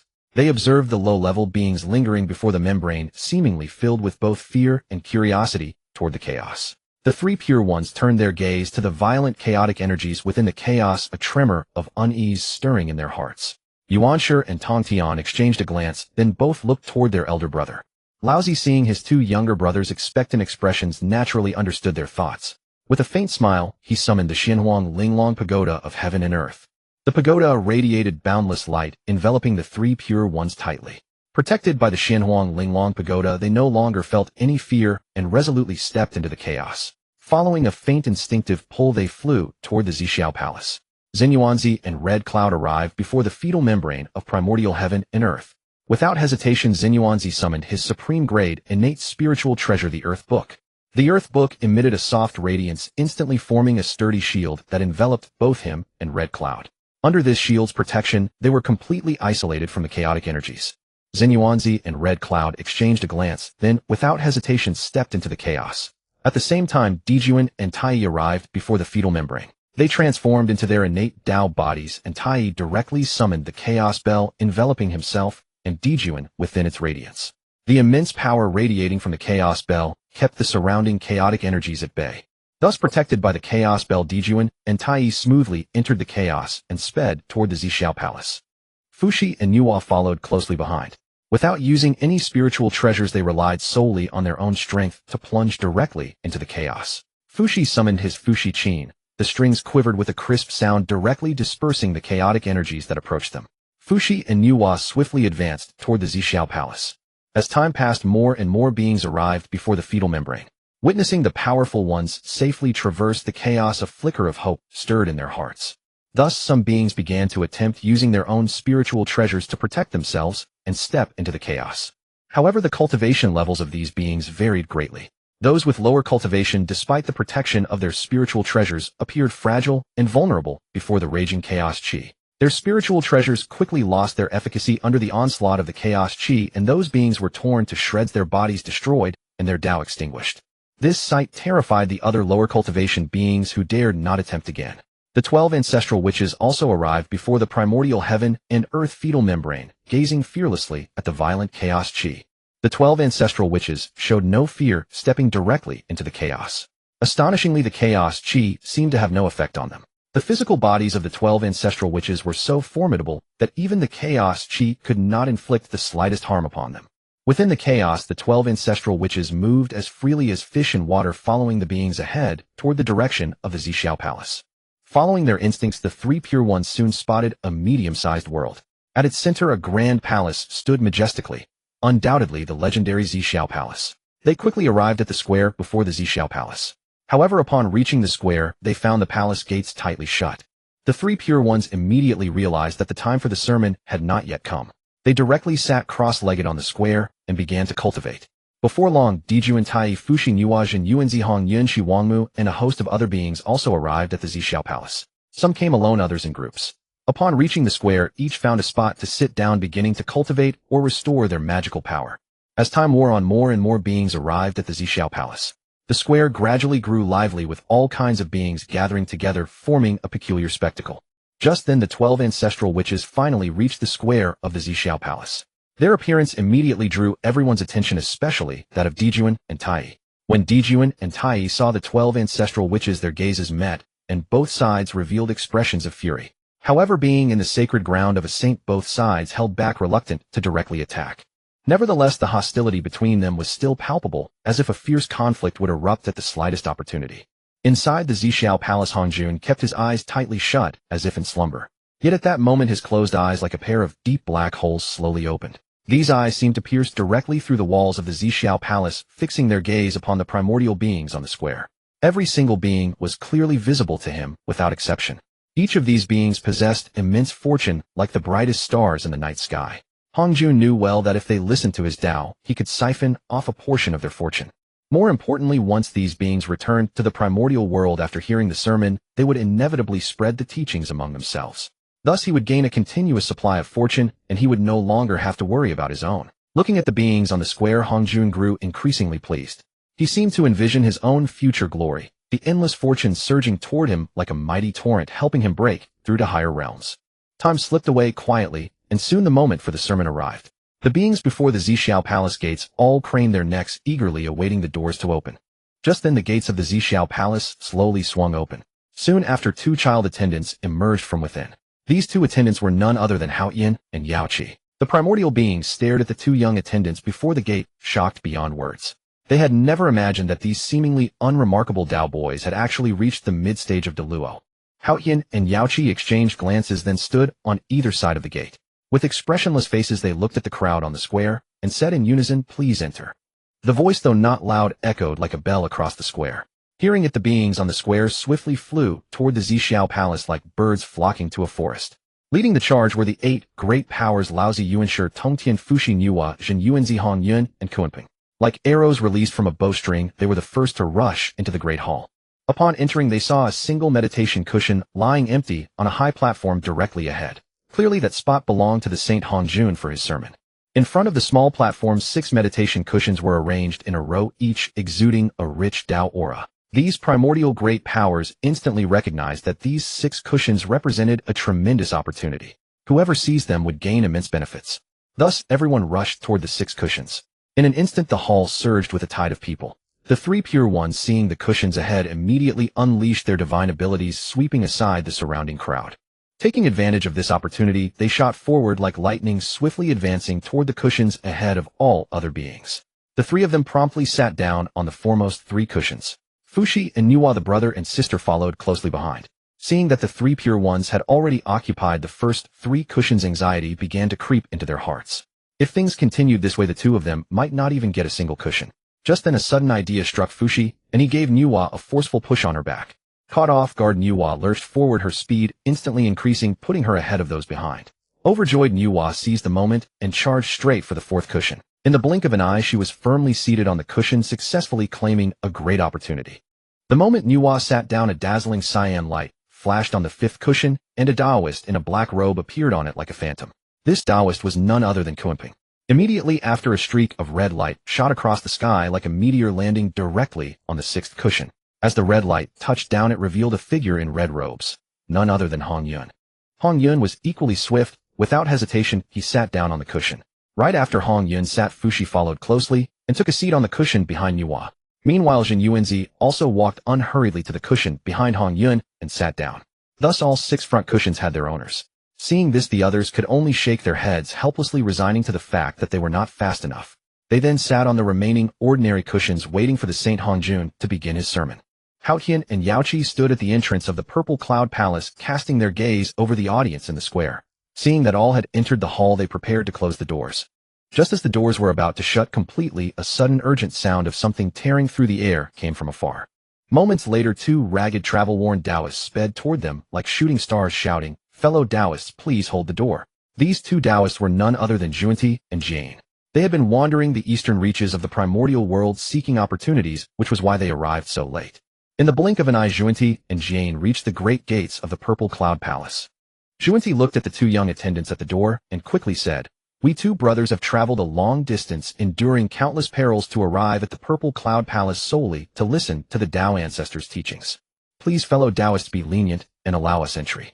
Houtu and Yaoqi sized up Zhuanti and Jane, seeing their disheveled appearance, which clearly indicated they had overcome many hardships to reach this place. So they stepped aside and said, "Then please enter you too." Upon hearing this, Xuanti and Jane felt a surge of joy and quickly thanked Haoyan and Yaoqi. "Thank you both, we are deeply grateful." With that, they strode into the purple cloud palace without hesitation. Once inside, Xuanti and Jane saw at a glance that the hall was already filled with a myriad of beings of all kinds. Soon Jane noticed something unusual about the cushions beneath the 6 figures on the high platform. Upon closer inspection, these cushions were emanating a vast amount of Dao resonance. This was undoubtedly an immense, extraordinary opportunity. Jane's heart stirred, and he quickly turned to Xuanti beside him, saying, "Junior brother, look at the cushions those 6 are sitting on. They radiate such rich Dao resonance. This must be a tremendous blessing. What a pity we came too late and missed this chance." Upon hearing this, Xuanti also hurriedly looked forward. Indeed, he immediately saw the extraordinary nature of the 6 cushions. His gaze then fell on the last cushion, occupied by none other than the renowned, good-hearted Hongjun of the Primordial World. Hongjun's kind nature was well known throughout the Primordial World. Seeing this, Xuanti had a sudden inspiration. He said to Jane, "Elder brother, let us go directly and weep and wail to see if this good-natured Hongjun will yield his seat to us. If Hongjun agrees, we gain this opportunity. If not, we merely lose face, which is no great loss." Jane found this idea acceptable and nodded in agreement. Soon Xuanti and Jane approached Hongjun. The next moment, Xuanti began to weep without hesitation, beating his chest and stamping his feet in profound sorrow. "Elder brother, we brothers are truly ill-fated. We journeyed all the way from the distant west, enduring countless hardships, yet we encountered the violent chaos chi, which delayed us and caused us to miss this great opportunity." Xuanti wailed to Jane. Jane sighed helplessly in agreement. "Indeed, we never expected that arriving at the Purple Cloud Palace we wouldn't even have a decent seat." At this, the assembled beings of the Primordial World finally realized that Xuanti and Jane were after the cushions. Everyone had heard of the shameless deeds of Xuanti and Jane from the west, and today they witnessed it firsthand. Truly, these two were exactly as rumored. Seeing that the 6 above remained unmoved, Xuanti grew anxious, so he continued to cry loudly, "Elder brother, the beings of our west are mostly dull and ignorant. They have placed all their hopes on us 2 brothers. They eagerly await our successful attendance at the Purple Cloud Palace so that we may one day impart the Dao to them. But now, without even a proper seat, what are we to do? The beings of the West are truly miserable." Jane immediately echoed, "Yes, elder brother, the West is already impoverished, and now even the Dao teachings will lag behind others." With that, Jane also succumbed to grief and wept alongside Xuanti. Seeing this, Xuanti cried even more piteously, "Elder brother, how can we face the beings of the Western Primordial Land? Better to dash our heads against the walls of this Purple Cloud Palace, the sage's abode, than to return and see the disappointment on their faces." Xuanti stood beside Hongjun, his eyes fixed on a pillar as if it were the end of his life. His body trembled slightly, as if wrestling with inner despair. Just as Xuanti was about to charge recklessly toward the pillar, Jane quickly stepped forward and tightly grabbed his arm to prevent his suicide attempt. Xuanti turned his head, looking at Jane with pain and helplessness, muttering, "Elder brother, don't stop me. This junior brother can no longer face the beings of the Western Primordial Land. Let me die here." Jane held Xuanti tightly, his voice tinged with urgency. "Junior brother, why must you do this? Is there any problem that cannot be solved without resorting to such extremes?" Just then Hongjun could no longer bear it. He abruptly stood up and said, "Fellow Taoists, hold on." Everyone's eyes turned to Hongjun, who said to Xuanti and Jane, "For the sake of the West, I am willing to yield this seat to you." Zheng Yuanzi, hearing this, was startled. He quickly sent a telepathic message to Hongjun, "Fellow Taoist, this great opportunity cannot be given away." The many primordial sages present were also shocked, all gazing at Hongjun. They could not understand why the kind-hearted Hongjun would give away a cushion that clearly held such a great blessing. After all, in the primordial world, opportunities were rare and not to be encountered easily. Even a good-hearted person should not act like this.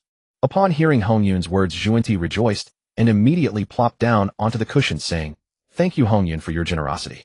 On behalf of the beings of the West, I thank you once more." Hongjun smiled faintly, then found a spot and slowly sat down, quietly awaiting the lecture. Xuanti and Jane exchanged a glance and then turned their gaze toward Kunping.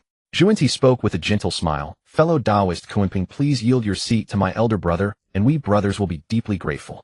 However, Kunping, upon hearing their words, not only did not rise, but furrowed his brows and showed obvious anger, clearly displeased with their request. In this deadlock, Yuanshur, one of the 3 pure ones who already harbored resentment toward Kunping, directly spoke up. "You, a creature of feathers and fur, born of moisture and eggs, how dare you sit among us?" His words were filled with contempt and disdain. Xuanti and Jane chimed in, "Indeed, make way quickly." Kunping, hearing Yuanshur's words, erupted in fury. He glared at Yuanshur and thundered, "Yuanshur, how dare you be so insolent? Yuanshi, however, remained unmoved by Kunpeng's rage, his eyes fixed on Kunpeng, as if to say, if you don't yield, you'll face the consequences.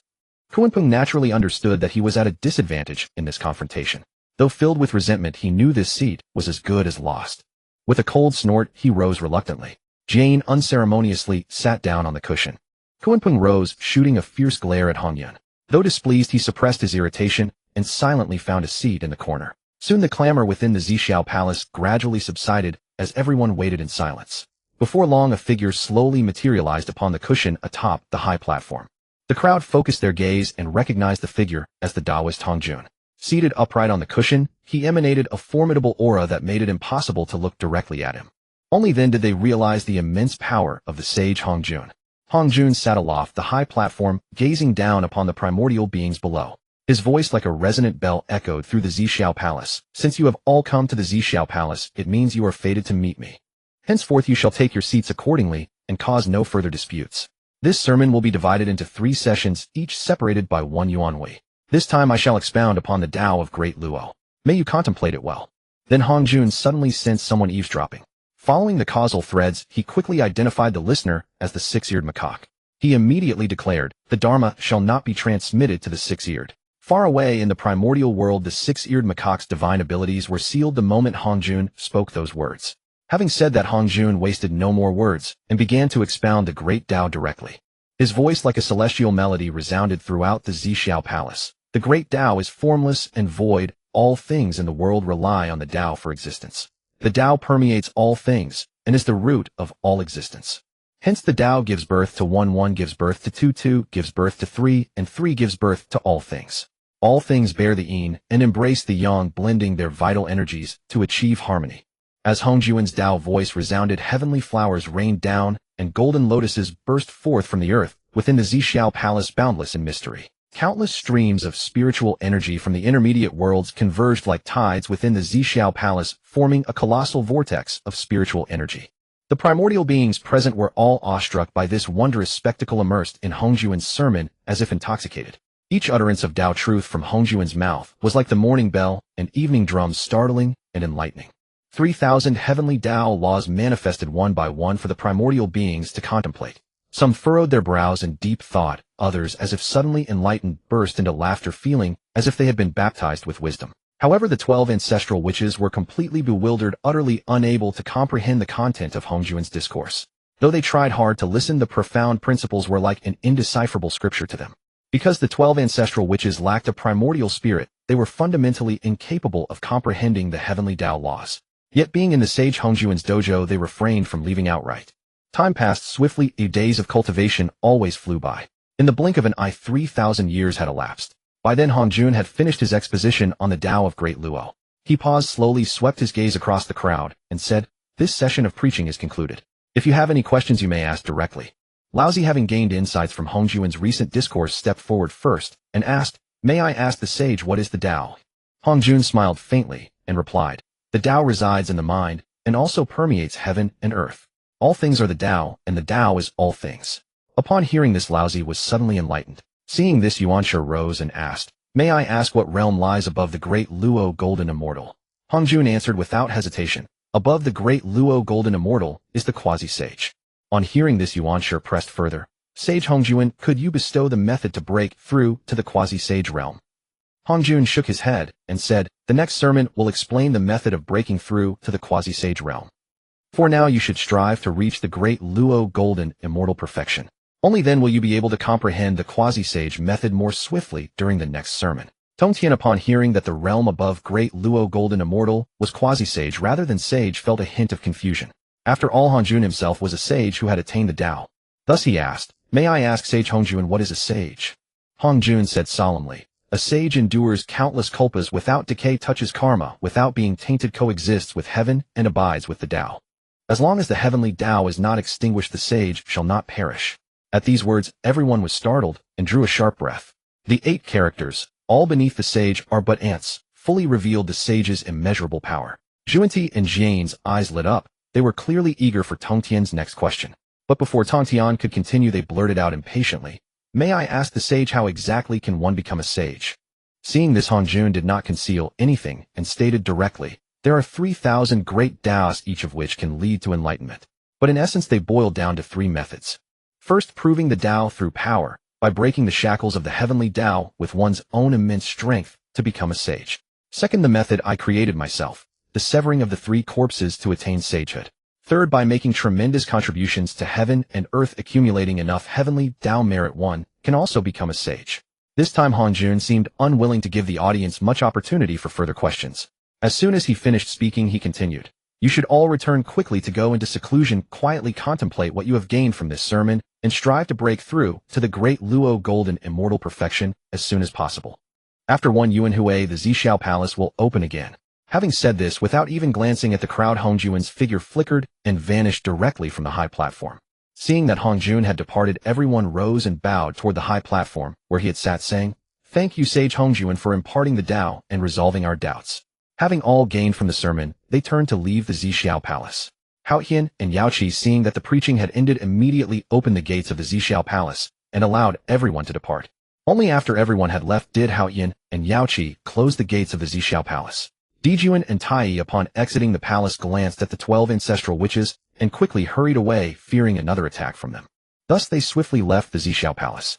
The rest of the crowd also dared not tarry. Each summoned their spiritual treasures to protect themselves and directly crossed the chaos, speeding toward their own dojos. All were eager to enter seclusion, hoping to successfully break through to the great Luo golden immortal perfection before the next sermon.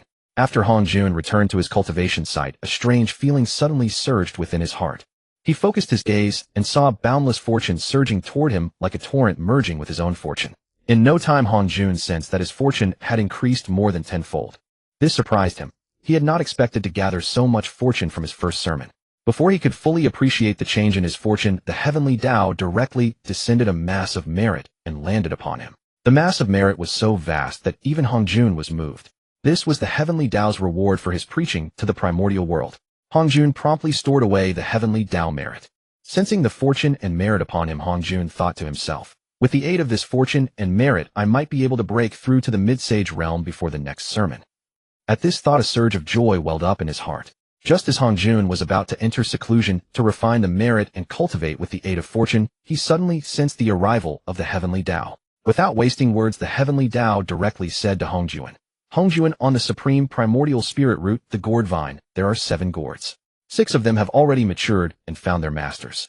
You may send someone to retrieve the 7th, which is still immature. Though not yet ripe, its ability is terrifying. It can grow by devouring things, and its potential even surpasses that of a primordial supreme treasure. If given enough things to devour, it can even reach the level of a low-grade chaos spiritual treasure. It must not fall into anyone else's hands." Having said that, the Heavenly Dao departed as silently as it had arrived. Upon hearing the Heavenly Dao's words, Hongjun immediately sent a message to Haotian instructing him to hasten to Buzhou Mountain and retrieve the 7th gourd. Just as Laozi Yuanshi, Tongtian, Nüwa, Hongyun, and Tai had returned to the exterior of the heaven and earth membrane in Honghuang, they suddenly sensed an overwhelming aura of destined opportunity, as though it lay somewhere near the Buzhou Mountain. They exchanged glances and without a word decided to journey together to Buzhou Mountain to investigate. Laozi Yuanshi, Tongtian, Fuxi, Nüwa, and Hongyun, the 6 of them, swiftly grabbed hold of Zhen Yuanzi and Tai, and like flashes of lightning sped toward Buzhou Mountain at their utmost pace. Along the way they raced like wind and thunder, arriving in the blink of an eye at a valley within Buzhou Mountain. The valley was tranquil and enigmatic, shrouded on all sides by swirling mist and clouds resembling a fairyland beyond this world. At the very center of the valley grew an extraordinarily luxuriant gourd vine.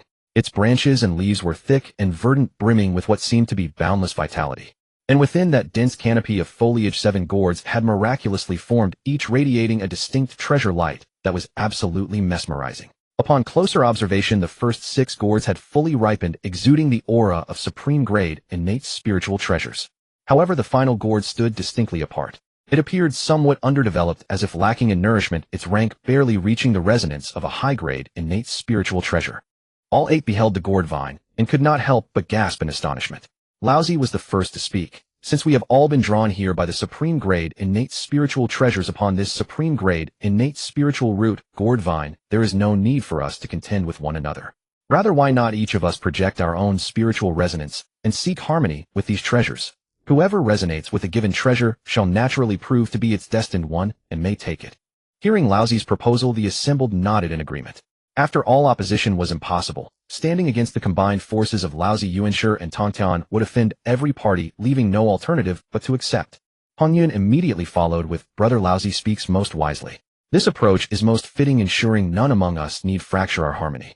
Meanwhile, Zhen Yuanzi Dijun and Fuxi, who had not been drawn by fate's pull, stood quietly to the side and observed. Soon Laozi Yuanshi, Tong Tian Tai Nüwa and Hongyun began channeling the spiritual currents that had drawn them, flowing like clear springs, forging a powerful resonance with the treasures before them.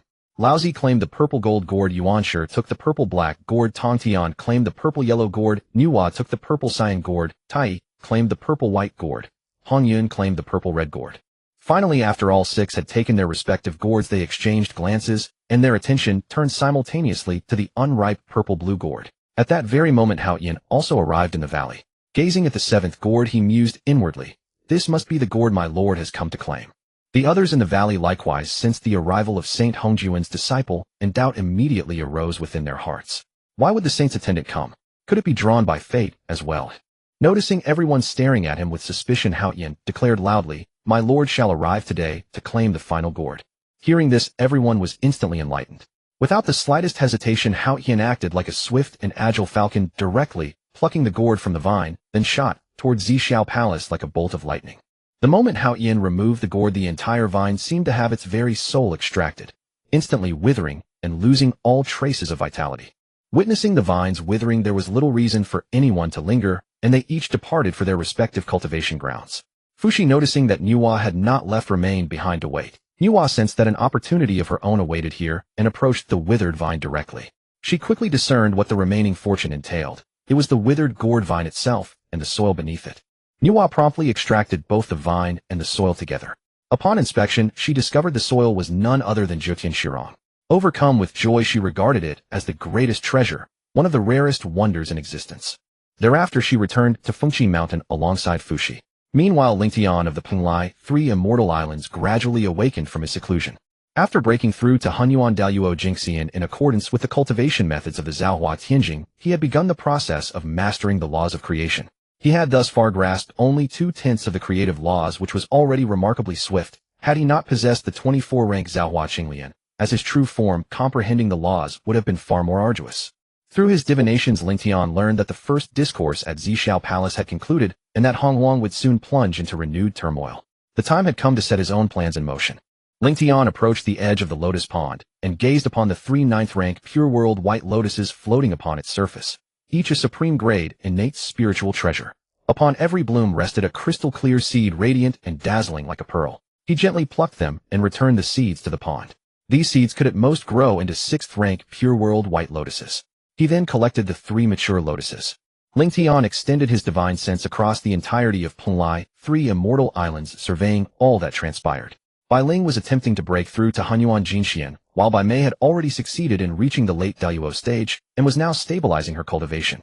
The beings on the island coexisted in relative harmony. Ling Tian concealed himself with the Chaos Pearl, opened the great formation of Penglai, 3 immortal islands, and sped directly toward Fengqi Mountain. Before long, Ling Tian arrived at Fengqi Mountain. With his Hunyuan Daluo Jingxian cultivation, traversing the vast expanse of Honghuang required little time. Gazing upon Fengqi Mountain before him, Ling Tian, without hesitation, employed the overwhelming concealment power of the Chaos Pearl, severing the entire mountain from the outside world. Then, as effortlessly as tearing paper, he used his bare hands to rend apart the protective formation guarding Fengqi Mountain, as though the array were naught but illusion before him. Thus he entered the sanctuary of Nüwa and Fuxi as though walking through empty space. Within the sanctuary, neither Nüwa nor Fuxi detected the slightest anomaly of an intruder, having silently breached their domain. Fengqi Mountain was shrouded so completely that even mighty beings such as Nüwa and Fuxi could perceive nothing amiss. In short order, Ling Tian materialized directly before Nüwa and seized control of her before she could react. Nüwa, who had been deep in seclusion within her sanctuary, never expected to be instantaneously restrained by an unknown cultivator. Though initially startled, Nüwa quickly composed herself. The newcomer's power was such that eliminating her would have been trivial. He had no need to go through such elaborate measures merely to restrain her. Observing that the figure before her carried an aura no weaker than that of Saint Hongjun, Nüwa concluded he must undoubtedly be a saint as well. She then spoke in a calm voice, "Senior, might I ask the purpose of your visit?" Ling Tian was inwardly surprised. He had not expected Nüwa to regain her composure so swiftly. Such steadiness of heart was truly remarkable. He then released his hold upon her and spoke gently, I am Ling Tian. I have come to save you. When Nüwa heard the name Ling Tian, a powerful sense of familiarity surged within her heart. It seemed that someone had once mentioned this name to her. She strained to recall, and suddenly a flash of insight struck her. She remembered that Ling had once said she had an elder brother named Ling Tian. Nüwa could not help but ask curiously, May I ask, Senior, what exactly do you mean by saving me? Am I about to encounter some calamity? Ling Tian heard Nüwa's question and did not answer directly. Instead, he asked in return, what kind of person do you think Hongjun is? Nüwa pondered for a moment, then based on her understanding and impression of Hongjun replied, Saint Hongjun is compassionate and benevolent, caring for the beings of the primordial world, willing to impart knowledge and dispel doubts for them. He is truly a person of great virtue and high prestige, deserving the respect of all beings in the primordial world. However, after hearing Nüwa's words, Ling Tian suddenly laughed, his laughter laced with a hint of mockery and disdain. Ling Tian said, Oh, do you really think so? Then you are bound to be greatly disappointed. Nüwa's heart tightened upon hearing this, and she hastily asked, Senior, why do you say that? I have very little understanding of the development of the primordial world before. I only spoke based on my own feelings. Seeing this, Ling Tian stopped being enigmatic and directly took out the memory stone recording the siege of Luo, who then began to play it. Nüwa's gaze was fixed tightly on the memory stone. As the images unfolded, 4 people joined forces to break the Great Formation, and she saw Hongjun standing as steady as Mount Tai within the formation, unmoved and unperturbed. Immediately after, 2 of them self-detonated and perished, and she saw another seize a fleeting opportunity, successfully escaping the formation. However, at that moment, a shocking scene unfolded. Hongjun actually used his avatar to break through the formation and ultimately killed the great being they had been besieging. In the end, Hongjun gathered numerous spiritual treasures and left the battlefield. The memory stone playback ended, and Ling Tian put it away. Seeing the stored memory stone, Nüwa already understood Hongjun's insidious and treacherous nature. Clearly, when the 4 had joined forces earlier, they were fully capable of breaking the formation. Yet Hongjun within the formation remained completely unmoved, watching coldly as the 2 self-detonated and died, and the 1 fled. Nüwa felt that the problem here was too great. Ling Tian then took out another memory stone and began to play the scene of Yang Mei beating Hongjun. Nüwa watched with rapt attention, afraid of missing any detail. When she saw the senior who had successfully escaped the formation earlier suppressing Hongjun fiercely in the chaos, beating him until he had no strength to fight back, and finally humiliating him, her heart was filled with admiration for that senior's power and courage. After the memory stone playback ended, Ling Tian put it away again, then looked at Nüwa and asked, Now what kind of person do you think Hongjun is? This time Nüwa did not answer immediately. The images she had just seen kept flashing through her mind, and the shock in her heart was difficult to calm for a long time. After a long while, she slowly said, Hongjun, he is truly too insidious. Ling Tian nodded and continued, Exactly.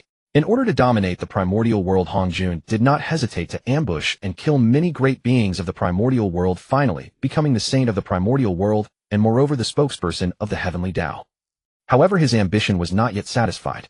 To consolidate his ruling position, he eliminated one by one all the great beings who might threaten his rule over the primordial world. After speaking, Ling Tian paused for a moment to let Nüwa catch her breath, then continued. After the great god Pangu created the primordial world and died from exhaustion, the great Dao decreed that the 3 paths of heaven, earth, and humanity would jointly govern the primordial world. However, the Heavenly Dao awakened first, and in order to control the entire primordial world, it joined forces with Hongjun to suppress the earthly Dao and human Dao, causing them to sleep forever. Hongjun is the spokesperson of the Heavenly Dao, and you are the spokesperson of the human Dao. From the moment you transformed and came into being, you have attracted the high attention of the Heavenly Dao. The Heavenly Dao has been secretly observing your every move, waiting for you to fall into its carefully laid trap. However, when you decided to go to the Zixiao Palace to listen to the teachings, you had already unknowingly fallen into the calculations of the Heavenly Dao and Hongjun. In order to completely control you, the Heavenly Dao will have Hongjun take you as a disciple after his 3rd lecture, making you a Heavenly Dao saint. In this way, the human Dao will forever be inferior to the Heavenly Dao, suppressed and never able to awaken. And once you become a puppet of the Heavenly Dao, the human Dao will fall under the complete control of the Heavenly Dao with no chance of ever recovering. I also cannot bear to see the primordial world fall into the hands of the Heavenly Dao and Hongjun. Ling Tian continued, Now can I say that I am here to save you? After hearing this, Nüwa was so shocked that she covered her mouth, unable to speak. Her eyes were filled with fear and confusion, clearly frightened by what Ling Tian had said. Ling Tian looked at Nüwa's helpless little eyes, and a trace of pity arose in his heart. He comforted her. All right, since I have sought you out here, I will naturally not let you fall into the hands of the Heavenly Dao and Hongjun. With that, he extended his finger and gently tapped on Nüwa's forehead. In an instant, Nüwa was astonished to find that a cultivation technique had appeared in her mind. Ling Tian explained, "This is the creation heavenly scripture. After the Great Luo Golden Immortal Realm, the subsequent realms are the Honghuang Golden Immortal and the Honghuang Great Luo Golden Immortal. You can follow the content of this technique to comprehend the laws of creation." Then Ling Tian took out 3 top-grade, innate spiritual treasures, the 9-petal pure world white lotuses, and placed them in front of Nüwa. Nüwa looked at the 3 pure world white lotuses, which were pure white like jade. She hesitated for a moment, but eventually reached out and accepted the 3 pure world white lotuses. Seeing this, Ling Tian smiled and said, "These 3 pure world white lotuses are for you to use in severing your corpses. You still need to go listen to Hongjun's teachings. You must not let the Heavenly Dao and Hongjun become suspicious. Otherwise, the Heavenly Dao and Hongjun might forcefully control you. Keep these 3 pure world white lotuses safe and only use them after Hongjun's second lecture." Nüwa nodded, inwardly marveling at Ling Tian's foresight. She put away the 3 pure world white lotuses and then asked Senior what teachings will Hongjun impart after his second lecture. Ling Tian thought for a moment and replied, "Hongjun will then impart the method of severing the 3 corpses, but he will conceal the most important point, that the spiritual treasures used to host the 3 corpses must be of the same origin. Otherwise, the 3 corpses cannot be unified. Also, do not sever the corpses in front of Hongjun, or he will know that you have spiritual treasures of the same origin. After severing the 3 corpses, you must fully comprehend the law of creation, then unify the 3 corpses and return them to yourself. Only then can you attain the Dao of the Honghuang Great Luo Golden Immortal. Therefore, you must remember, never take Hongjun as your master. Even if you do not take him as your master, he might still bestow spiritual treasures upon you, but you must never incorporate the Hongmeng purple qi into your primordial spirit. You can simply store it away. If you do not wish to become a puppet of the Heavenly Dao, do as I say." Nüwa heard Ling Tian's words and quickly nodded in understanding, then asked, "Senior, what exactly is the Hongmeng purple qi?" Ling Tian's expression turned grave as he explained, "The Hongmeng purple qi is the essential item for becoming a Heavenly Dao saint, and it is also the means by which the Heavenly Dao controls its saints." Ling Tian then thought of Nüwa's brother, who had a tendency to cheat his sister, and said, "You should keep these matters to yourself. Not even your elder brother can know. Soon someone will invite you to join their faction. You should not agree. After all, you represent the human Dao. If your elder brother Fushi joins later, let him do as he pleases. If he perishes in the end, just preserve his true spirit. When the time comes, send him directly to reincarnation and let him become a human Dao saint." Nüwa listened, her face showing confusion as if lost in the clouds. She asked doubtfully, "Senior, what is reincarnation?" Ling Tian, also helpless, sighed deeply and said, "The Heavenly Dao governs order, the earthly Dao governs reincarnation, and the human Dao governs creation. Reincarnation is the affair of the earthly Dao, unrelated to your human Dao." Nüwa responded with an "Oh." Ling Tian said, "All right, you should go into seclusion quickly. There is not much time left for you." With that, Ling Tian retracted the Chaos Pearl and instantly vanished before Nüwa's eyes. Seeing that Ling Tian had left, Nüwa dared not delay for a moment and immediately began her seclusion. In the Honghuang world, the 10 great beings, including Beis and Zhuiying, gathered once again. These once fearsome existences had all successfully broken through to the Great Luo Golden Immortal Realm, their power reaching new heights. However, because they had previously failed to break through the bottleneck of the Great Luo Golden Immortal, they had not been able to go to Zixiao Palace to seek Dijun and Tai to lead them. Now they gathered together to discuss this matter. After a heated debate, they finally reached a consensus to go to the Sun Star and seek out Dijun and Tai. This decision was swiftly implemented. Bei Shangyang and other beings rushed towards the Sun Star without hesitation. Time flew by, and 100 years passed in the blink of an eye. Finally, they arrived at the outskirts of the Sun Star. Standing beneath this scorching starry sky, the 10 great beings shouted in unison, their voices like great bells echoing through the cosmos. Beis Jiming Ing Zhao Faden Failian Zhuing Gish City Shanyang and Xinyuan have come to the Sun Star to discuss important matters with fellow Taoists Dijun and Tai. These calls seem to traverse the vast Sun Star, directly penetrating into its interior. At this moment, Dijun and Tai, who had already broken through to the late Great Luo Golden Immortal stage, suddenly heard that so many early Great Luo Golden Immortal experts had come to visit, and a hint of curiosity arose in their hearts. Dijun and Tai exchanged a glance, then, without hesitation, appeared directly before the 10 great beings. Dijun asked with a dignified expression, "May I ask what brings you all here?" Faced with Dijun's inquiry, the 10 great beings looked at each other in confusion. In the end, Beis stepped forward and recounted the matters they had previously discussed. Beis took a deep breath and said, "Fellow Taoist Dijun and fellow Taoist Tai, the beings of the Honghuang are currently like scattered sand, each governing separately, lacking a powerful leader." Beis continued, "Fellow Taoist Dijun and fellow Taoist Tai, you bear the imperial destiny and are the most suitable people to lead the beings of the Honghuang. We are now willing to lead all the beings under our command to pledge allegiance to you two." Upon hearing this, Dijuan and Tai felt an uncontrollable surge of excitement in their hearts. They were well aware of their imperial destiny, but had always lacked a suitable opportunity and pretext to govern the beings of the Honghuang. Now with Baze and the others voluntarily submitting, it was undoubtedly an excellent opportunity. Dijuan immediately said, "Good, we brothers accept your offer. Then let our faction be called the Yao clan." Baze and the others nodded in agreement, and said, "All right, we shall henceforth call ourselves the Yao clan." Dijuan then said, "Since you are willing to follow us, brothers, I shall be the Yao emperor, and my younger brother Tai shall be called the Eastern emperor.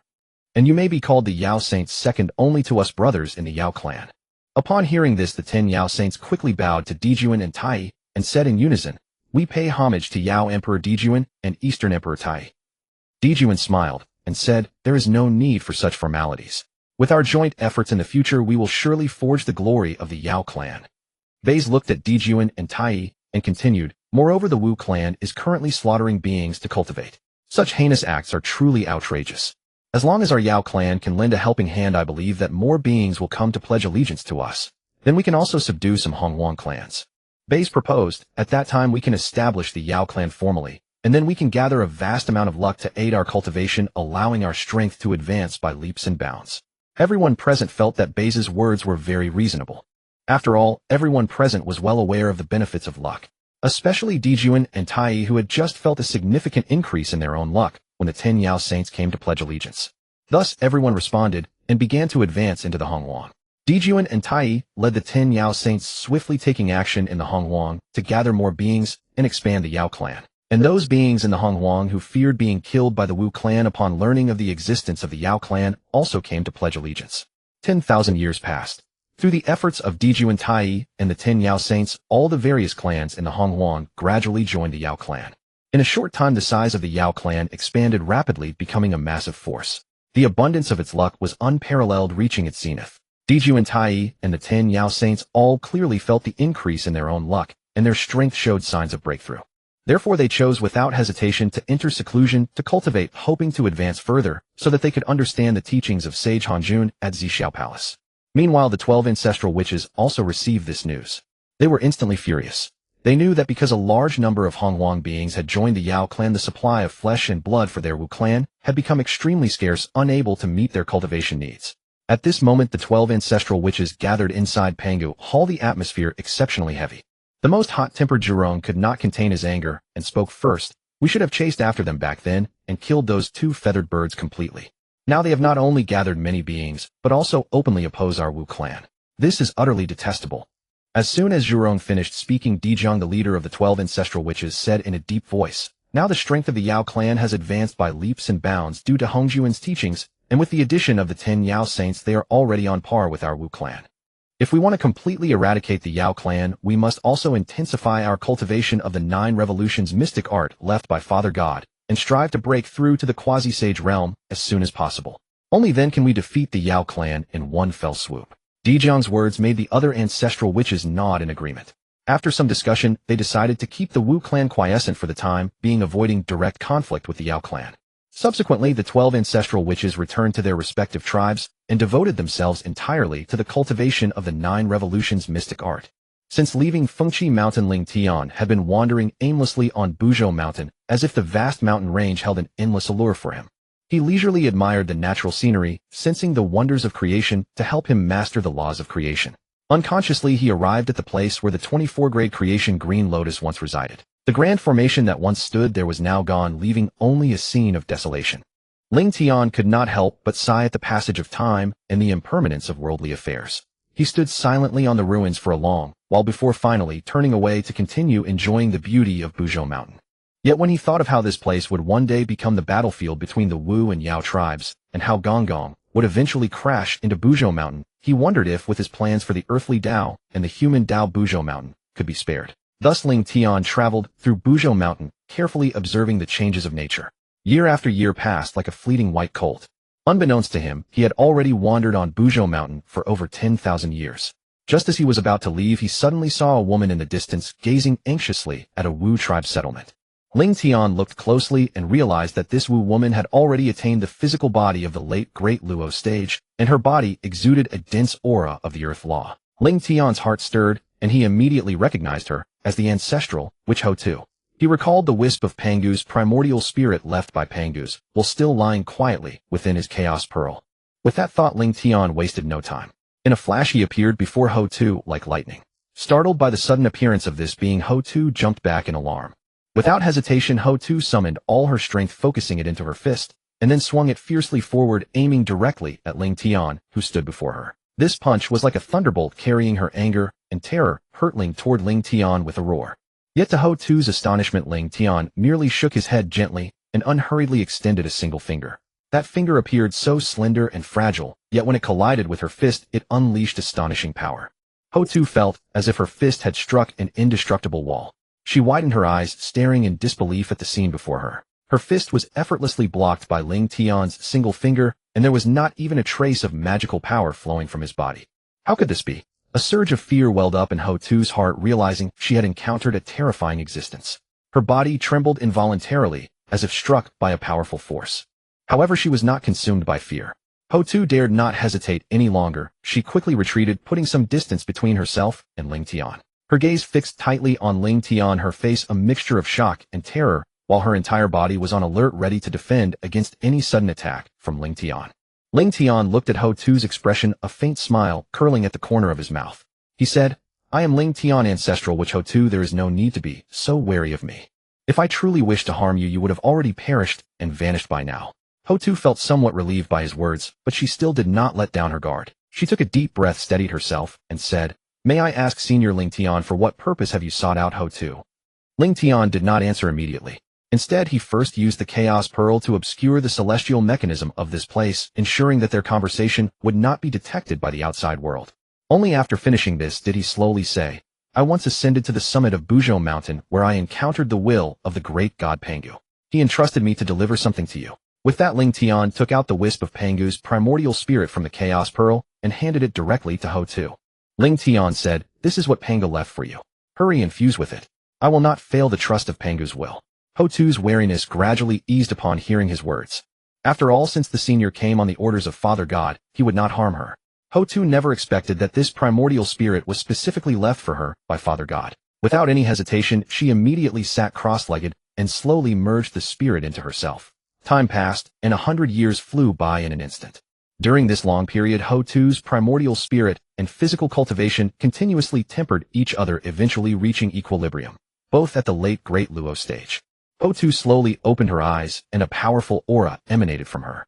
Seeing this, Ling Tian smiled and said, "Now that you have a primordial spirit, you can begin to comprehend the laws. However, besides the Earth Law, you must also study the law of reincarnation." As he spoke, Ling Tian retrieved the Innate Supreme Treasure, the Six Paths of Reincarnation disc, from the Chaos Pearl. The Six Paths of Reincarnation disc emitted a mysterious radiance, as if containing boundless mysteries. Ling Tian handed the disc to Houtu and said, "In the days to come you shall comprehend the law of reincarnation within this disc." However, Ling Tian harbored some concern. He knew well that this treasure was closely watched by the Heavenly Dao and Hongjun. If they discovered it during Houtu's cultivation, it might invite unnecessary trouble. Thus, Ling Tian continued to instruct, "When you cultivate the law of reincarnation from the Six Paths of Reincarnation disc, you must do so within the Panga Hall. This treasure is too conspicuous. You must never reveal it in the primordial world. Also, do not use the law of reincarnation. Moreover, I will first conceal your primordial spirit to prevent it from being sensed by the outside world, which might bring harm to you." Immediately, Ling Tian used the shielding effect of the Chaos Pearl to protect Houtu's primordial spirit, and soon it was hidden. Ling Tian said to Houtu, "With my magical powers blessing, no one will discover that you possess a primordial spirit for 10 kalpas." With a grave expression, Ling Tian continued, "From now on you must act exactly as you did before. Never reveal your primordial spirit, the reincarnation disc, or the law of reincarnation you cultivate. This primordial world is far more complex than you imagine. One misstep could attract powerful beings. Therefore you must hasten to refine the Six Paths of Reincarnation disc and absorb it into your sea of consciousness." Hearing Ling Tian's words, Houtu understood the gravity of the situation and dared not slacken. She immediately concentrated her mind and began to refine the Innate Supreme Treasure, the Six Paths of Reincarnation disc. Houtu found that the Six Paths of Reincarnation disc was extraordinarily compatible with her. Before long she successfully refined its first prohibition. A surge of joy filled Houtu's heart, and following Ling Tian's instructions, she absorbed the disc into her sea of consciousness. Ling Tian, watching from the side, nodded in approval. After she finished, he once again cautioned, "Remember my words, no matter when or where, never reveal your true state. This primordial world is full of unknowns and dangers. One slip could lead to eternal damnation." Houtu respectfully replied, "Rest assured, senior. Houtu understands." Seeing this, Ling Tian said no more and turned to leave. His figure disappeared from Houtu's sight in an instant. Ling Tian too had to return to the 3 immortal islands of Penglai to go into seclusion. After seeing Ling Tian off, Houtu turned back without hesitation and returned to the Houtu tribe. Upon arriving, she immediately began arranging various affairs to ensure the tribe's normal operations. Once everything was properly arranged, Houtu did not delay and headed straight to the Pangu Palace to prepare for seclusion and cultivation. However, Houtu knew that the secret of possessing a primordial spirit was of utmost importance to her. She dared not easily reveal it to her elder siblings, fearing they might inadvertently leak it and bring endless danger upon herself. After all, in this vast, boundless primordial world, there lurked countless powerful and unknown beings. Before meeting Ling Tian, Houtu had believed that Hongjun was the most formidable existence, followed by the other great powers of the primordial world. Yet after her encounter with Ling Tian, she was startled to realize that there were also many cultivators of unfathomable strength hidden within the primordial world. Upon arriving at the Pangu Palace, Houtu wasted no time and directly entered a state of seclusion, ignoring all external affairs. At the same time, the entire primordial world seemed to fall into a brief period of stillness. Many powerful figures chose to enter seclusion to cultivate, striving to break through to the perfection of the great Luo golden immortal realm. Although friction between the Wu tribe and the Yao tribe occurred from time to time, these were only minor skirmishes among low-level members and did not escalate into large-scale conflicts. Meanwhile, Ling Tian returned to the Eastern Sea. When he reached the periphery of the Penglai 3 immortal islands, he noticed a living being wandering around, seemingly searching for something. Seeing this, Ling Tian immediately performed a divination of heavenly secrets and quickly learned that this being was none other than the unfortunate Dong Wenggong, who was fated to have an affinity with the Penglai island. Unfortunately, the Penglai 3 immortal islands were no longer comparable to the original Penglai island. They had long been merged by Ling Tian with the other 2 islands, forming an even more powerful formation. The might of this new grand formation far surpassed that of the original Penglai Islands formation. Even Dong Wenggong, guided by destiny, would find it difficult to locate. Given Dong Wenggong's current strength, finding the Penglai 3 immortal islands was nothing short of a fantasy. He kept wandering in the vicinity, but his efforts were in vain. Ling Tian, however, held Dong Wenggong in utter contempt. Since he had already taken possession of the Penglai 3 immortal islands, he naturally had no intention of yielding them. Ling Tian stepped into the Penglai 3 immortal islands without hesitation. Once inside, he immediately summoned the Chaos Pearl and suspended it above the islands. He then activated the power of the Chaos Pearl, instantly enveloping the entire Penglai 3 immortal islands in a powerful shielding barrier. After 1,000 years of arduous searching, Dong Wenggong suddenly felt the connection to the elusive destiny vanish, as if the opportunity had disappeared into thin air. Dong Wenggong was stunned and muttered to himself, "How can this be? I have searched here for a millennium, and the guiding thread of destiny was here just moments ago, yet now it is completely gone." He widened his eyes and looked around. All he could see was the vast, boundless ocean with no trace of the fortuitous opportunity. The more he thought about it, the more uneasy he became. A foreboding feeling surged in his heart. Could it be that someone else has obtained the destiny before me? He furrowed his brow and began to deduce the threads of his own karma, hoping to find some clue. Yet no matter how hard he tried, he could not uncover any trace of the opportunity. Dong Wenggong stared at the result of his millennium-long search, utter emptiness, and the sudden disappearance of the destined connection. His anxiety and unease grew ever stronger. His heart was tangled like a mess of hemp, and he was exceptionally agitated. He felt that the 1,000 years he had spent were utterly wasted, and his resentment intensified. Without hesitation, he took up his companion-born supreme grade, innate spiritual treasure, the pure Yang sword, and began a furious onslaught upon the vast Eastern Sea. Within the Penglai 3 immortal islands, Ling Tian used the Chaos Pearl to shield the entire archipelago. He closely monitored Dong Wenggong's every move, and when he noticed that Dong Wenggong seemed unable to sense the destined connection with the islands, he watched as Dong Wenggong, in a fit of rage and humiliation, vented his fury wildly upon the Eastern Sea. After all, this was Dong Wenggong's destiny, but Ling Tian had snatched it away in advance. Now he wondered if the future immortal court, deprived of the Penglai Islands foundation, could still develop. But that was no longer his concern. He would leave it to Hongjun and the Heavenly Dao to worry about. Ling Tian was well aware that there existed a certain karmic connection between himself and Dong Wenggong. Perhaps when Dijuan and Tai came to slay Dong Wanggong in the future, he could intervene to preserve Dong Wanggong's true spirit, allowing him to reincarnate, and thus repay that karmic debt. Watching Dong Wanggong vent his rage, Ling Tian paid him no further heed. Instead, he turned and entered the four-sided courtyard, calming his mind to contemplate the insights gained from his travels over the years. He knew well that with the aid of fortune and merit, Hongjuan's cultivation speed was advancing by leaps and bounds. Although he himself could not cultivate as effortlessly as Hongjuan, he could not afford to fall too far behind, for he understood a truth: falling behind means being vulnerable to attack. With this thought, Ling Tian immediately focused his mind and devoted himself wholeheartedly to seclusion and cultivation.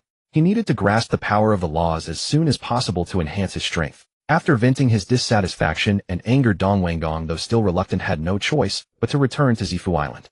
When he returned to his own Taoist sanctuary, his mood gradually calmed. However, before long his thoughts involuntarily drifted to Zhuangmu, whom he had encountered at the Purple Cloud Palace. He mused that he had been transformed from the innate pure yang energy, while Zhuangmu was the embodiment of innate pure yin energy. If he could engage in dual cultivation with Zhuangmu harmonizing yin and yang, not only would their strengths soar like rockets, but he could also win the beauty he desired. With this thought, an irrepressible impulse surged within Dong Wanggong's heart. After all, faced with a method that could rapidly accelerate cultivation, who could resist it? Even Zhuangmu would find it hard to be an exception. Thus Dong Wanggong resolved to hasten his cultivation pace, lest Zhuangmu surpass him and put him at a disadvantage. With these hopeful visions and fantasies for the future, Dong Wanggong began his seclusion. Meanwhile, within the sun star of the primordial world, Dijuan was immersed in comprehending his companion-born supreme grade, innate spiritual treasure, the Houtu Luoshu. After prolonged study, Dijuan finally understood a formidable formation from the Houtu Luoshu, named the Hunyuan Hulua Grand Formation. This Hunyuan Hulua Grand Formation, based on the Houtu Luoshu, could simulate the actual topography of the primordial world. It possessed powerful offensive and defensive capabilities and could effectively trap enemies. Even more miraculous was that the flow of time within the formation was completely different from the outside world. Those trapped within would have to expend immense magical power to break through. Dijuan pondered inwardly, realizing that he now had an additional means to employ against his enemies. With this grand formation, when he and Tai faced the Wu clan, they would no longer be as utterly routed as before. With this thought, Dijuan's mood lightened slightly, and he continued to immerse himself in perfecting the grand formation of the primordial river and Luo. Time flowed like a fleeting white horse, and less than 3,000 years remained before the second lecture at the Zixiao Palace. During this period, many great cultivators successfully broke through to the consummate great Luo golden immortal realm. They awakened from their slumber one after another, preparing to journey to the Zixiao Palace to heed the teachings of Dao ancestor Hongjun. At Mount Fengqi, Nüwa also concluded her seclusion. After listening to Senior Ling Tian's words, she felt a trace of reluctance to go to the Zixiao Palace for the lectures. After all, with the cultivation method bestowed by Ling Tian, she only needed to follow its instructions to practice and had no need to go to the Zixiao Palace. Yet she worried that skipping the lectures would arouse suspicion from Hongjun and the Heavenly Dao. If not for her fear of Hongjun and the Heavenly Dao, Nüwa would have preferred to remain in seclusion at Mount Fengqi indefinitely. However, seeing his sister dawdling and showing no intention of setting off for the Zixiao Palace, Fuxi wasted no words, took her hand, and together they sped toward the Zixiao Palace. Before long, the myriad beings of the primordial world also set out one after another, heading for the Zixiao Palace. Having gained experience crossing the chaos from the first time, their journey was relatively smooth, and they soon arrived at the square before the Zixiao Palace. After arriving, the crowd waited in silence for the sage Hongjun to begin his lecture once more. 100 years later, the majestic gates of the Zixiao Palace were slowly opened by Haoyan and Yaoqi. Then Haoyan and Yaoqi, like two child attendants, announced in unison, "The Yuan Hui has arrived. The master's second lecture is about to begin. Please enter." Upon seeing the gates of the Zixiao Palace open, the crowd did not scramble and fall into chaos as they had during the first lecture. Instead, they entered in an orderly fashion. During the previous lecture, Hongjun had already arranged the seating. To fight for seats now would be like slapping the sage Hongjun across the face. Everyone understood this tacitly and went to their previous seats, sitting down quietly. Shortly after they were seated, Haoyan and Yaoqi gently closed the gates of the Zixiao Palace. Then Hongjun silently appeared on the cushion atop the platform. From there, he scanned the crowd below. During the first lecture at the Zixiao Palace, some of the cultivators who had listened did not return, replaced by new beings. After a glance, Hongjun was surprised to find that the 12 ancestral witches had not come.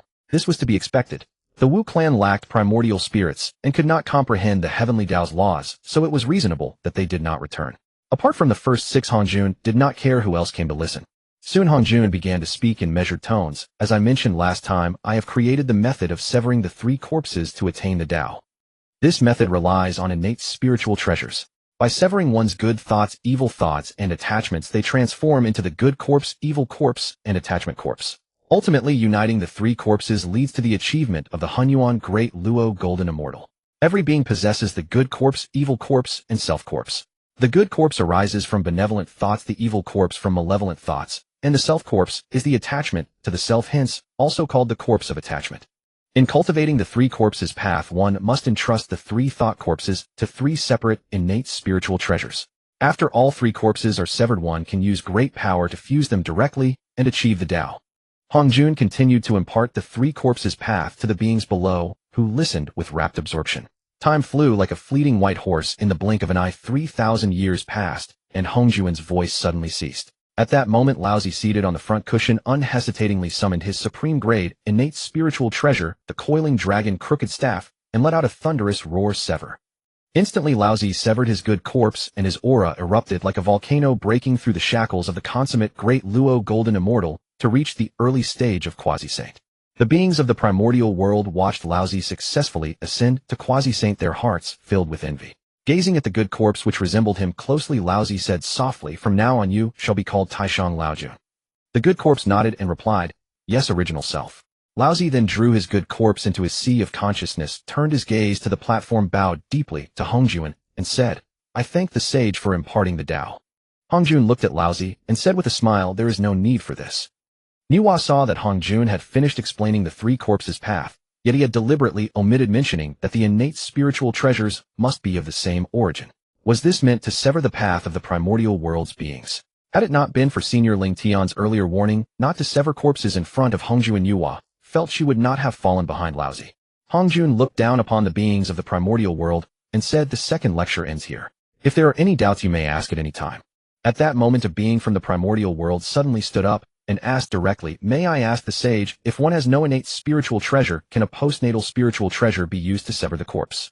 Upon hearing this question, Hongjun did not answer immediately, but paused in silence, then slowly shook his head and said, "Postnatal spiritual treasures cannot be used to sever the corpse." Hearing Hongjun's answer, the being sighed helplessly and shook his head. He had asked because he possessed a postnatal spiritual treasure, but no innate one. Then Laozi stepped forward, bowed to Hongjun, and asked, "May I ask the sage, what is the difference between the Honghuang Great Luo Golden Immortal and the sage?" Hongjun smiled faintly and explained, "The Honghuang Great Luo Golden Immortal is a realm, while the sage is a heavenly Dao fruit position. Simply put, a Honghuang Great Luo Golden Immortal is a sage, but a sage is not merely a Honghuang Great Luo Golden Immortal." Laozi listened to Hongjun's explanation and nodded thoughtfully, indicating that he understood. After waiting a few breaths and seeing no further questions, Hongjun continued, "This lecture ends here. In 1 Yuan Hui, I will begin the lecture on the Sage Path, which will also be the final lecture." After speaking, Hongjun paused briefly and added, "Now the primordial world is filled with many races, chaos and unrest, making life uneasy for beings. To better govern this vast primordial world, I intend to appoint a leader of male immortals and a leader of female immortals to oversee the order of the primordial world." Hearing these words, Dijun's heart surged with anticipation. He looked at Hongjun with ardent hope, wishing to be summoned. Hongjun's gaze burned like torches as though it could penetrate all creation. His eyes moved slowly, finally settling upon Dongwangong and Zhuangmu. Hongjun's face was as still as water, and he spoke in measured tones, "Dongwangong, you are incarnate from the primordial pure yang energy, and should rightfully serve as the head of male immortals." Though his voice was not loud, it resonated throughout Zixiao Palace like the peal of a great bell, deafening in its power. Upon hearing these words, Dongwangong's heart swelled with joy. He never imagined that he would receive the favor of Saint Hongjun. Trembling with excitement, he knelt and bowed gratefully, saying, "I am deeply grateful to your holiness. This disciple will not fail to live up to your expectations and will manage the male immortals of Honghuang faithfully." Hongjun gave a slight nod, seemingly satisfied with Dongwangong's attitude. He continued, "I now bestow upon you a dragon head staff, an ultimate innate spiritual treasure. Use it wisely and do not waste its power." Dongwangong looked closely and saw that the dragon head staff radiated dazzling light. The head of the staff was carved with a lifelike dragon head, its claws extended and fangs bared, exuding majestic authority. His heart beat faster with excitement. This was truly a supreme, innate spiritual treasure. Dongwangong accepted the dragon head staff and secretly resolved to manage the male immortals of Honghuang, while not disappointing Saint Hongjun's deep favor. At this moment, the various great beings in Zhixiao Palace all frowned deeply, especially Dijun and Tai in the rear, whose expressions grew increasingly dark. Tai's rage burned within him. His eyes widened in fury as he stared fixedly at Dong Wanggong, his killing intent surging like towering waves. However, Dong Wanggong was lost in fantasies of his glorious position as head of male immortals and failed to notice the hostile glances of those around him. Hongjun turned his gaze to Zhuangmu and continued, Zhuangmu, you are incarnate from the primordial pure Yin energy and should serve as the head of female immortals. Hongjun's words were calm and gentle, yet carried an unquestionable authority. Zhuangmu quickly bowed and thanked him, saying, I am deeply grateful to your holiness. Hongjun smiled and nodded, then took out a supreme, innate spiritual treasure, the Western Plain Color Cloud Realm banner, and handed it to Zhuangmu, saying, this banner shares a connection with you, so I bestow it upon you. Use this treasure to protect the female immortals of Honghuang. Zhuangmu joyfully accepted the Western Plain Color Cloud Realm banner and bowed to Hongjun, replying, yes, your holiness. Unlike Dong Wanggong's reception, Zhuangmu's appointment did not stir much reaction. After all, the number of female immortals in Honghuang was relatively small, and Zhuangmu's status was not as prominent as Dong Wanggong's. Nüwa glanced at Zhuangmu as if she hadn't heard, but inwardly she pondered, as the spokesperson of the human Dao, her status was equal to Hongjun's. Why would she care about such a title as head of female immortals? Hongjun looked down at the beings below and said, you may now depart. Go back and meditate deeply on the three corpses path. With that, Hongjun vanished completely. Upon hearing this, everyone rose and left, walking toward the great doors of Zhixiao Palace in the blink of an eye. The numerous male immortals emerged from Zhixiao Palace with somber expressions, each face revealing a trace of displeasure. Seeing Zhuangmu about to turn and leave, Dong Wanggong hurried forward and blocked her path, saying, fellow Taoist Zhuangmu, the saint has appointed the two of us as heads of male and female immortals. In the future, I hope you will work together with me to jointly manage the world of Honghuang. Upon hearing this, Zhuangmu stopped in her steps and turned to look at Dong Wanggong. A flicker of hesitation crossed her eyes, but it soon gave way to calmness as she replied, fellow Taoist Dong Wanggong, I suddenly recall that there are some urgent matters I need to return to my cultivation realm to handle. I must take my leave first. Saying this, she turned and left without hesitation, not even glancing back at Dong Wanggong, as though he were nothing more than an irrelevant stranger. The reason Zhuangmu left so hurriedly was that she had just noticed in Zhixiao Palace that many beings harbored hostility toward Dong Wanggong, especially Dijun and Tai, whose killing intents were utterly unhidden. Zhuangmu dared not have excessive contact with Dong Wanggong, lest she draw fire upon herself. Seeing Zhuangmu's decisiveness, Dong Wanggong felt a twinge of disappointment in his heart. He had wanted to chase after her to explain, but was suddenly surrounded by several people who came forward to pay their respects. Not wanting to reject them outright, Dong Wanggong engaged them in conversation. Meanwhile, Dijun and Tai also exited Zhixiao Palace. Following behind Dijun, Tai spoke softly, brother, why don't we kill Dong Wanggong now and save ourselves future trouble? Hearing this, Dijun's brows furrowed slightly, and he shook his head, saying, Tai, remain patient. This matter requires further deliberation. Dijun then said to Tai, doesn't Dong Wanggong wish to manage the male immortals of Honghuang? Let us see how many male immortals will actually obey his commands. We should first return and meditate on that mysterious three corpses path. With the vast and magnificent fortune of the demon race, which is like the boundless stars, we should be able to quickly sever our three corpses and break through to the quasi-saint realm. Saying this, they sped toward Honghuang like meteors. On Mount Buzhou in Honghuang, the 11 ancestral witches had all broken through to the peak of Daoyuo perfection. They had now gathered in Pangu Hall, their faces filled with suspicion as they looked at Houtu. Zhurong immediately spoke. Little sister, why don't I sense the aura of Earth's Dao law on you? What law is this? Gonggong immediately agreed. Could little sister have gone astray in her cultivation? Dijiang, upon hearing this, raised his hand and slapped Gonggong on the back of the head, saying harshly, it's more likely that you'd go astray than little sister. Meanwhile, Houtu, who was in deep cultivation, sensed the 11 ancestral witches the moment they entered Pangu Hall with her primordial spirit. Houtu immediately rose and came before the 11 ancestral witches, asking softly, brothers and sisters, why are you all looking at little sister like this? Dijiang said with a grave expression, little sister, just now we suddenly couldn't sense the Earth Dao Law aura on you. It really frightened us. Upon hearing this, Houtu's heart tightened, fearing that her elder brother had discovered something. But then she smiled and said, big brother, don't worry. I'm perfectly fine. Earlier, I merely restrained the aura of Earth's Dao Law and manifested another, which is why you didn't sense it. Saying this, she directly activated her Dao Law to manifest it. Zhurong, watching from the side and seeing that Houtu's Earth Dao Law aura was indeed still present, also relaxed and said, little sister, we thought you had encountered some problem during your cultivation. Dijiang paused and said, By the way, little sister, after we cultivated our flesh bodies to the peak of Daoyuo Golden Immortal, we learned from Father God's inheritance about a grand formation called the 12 Ancestral Witches' Heavenly Fiend Formation.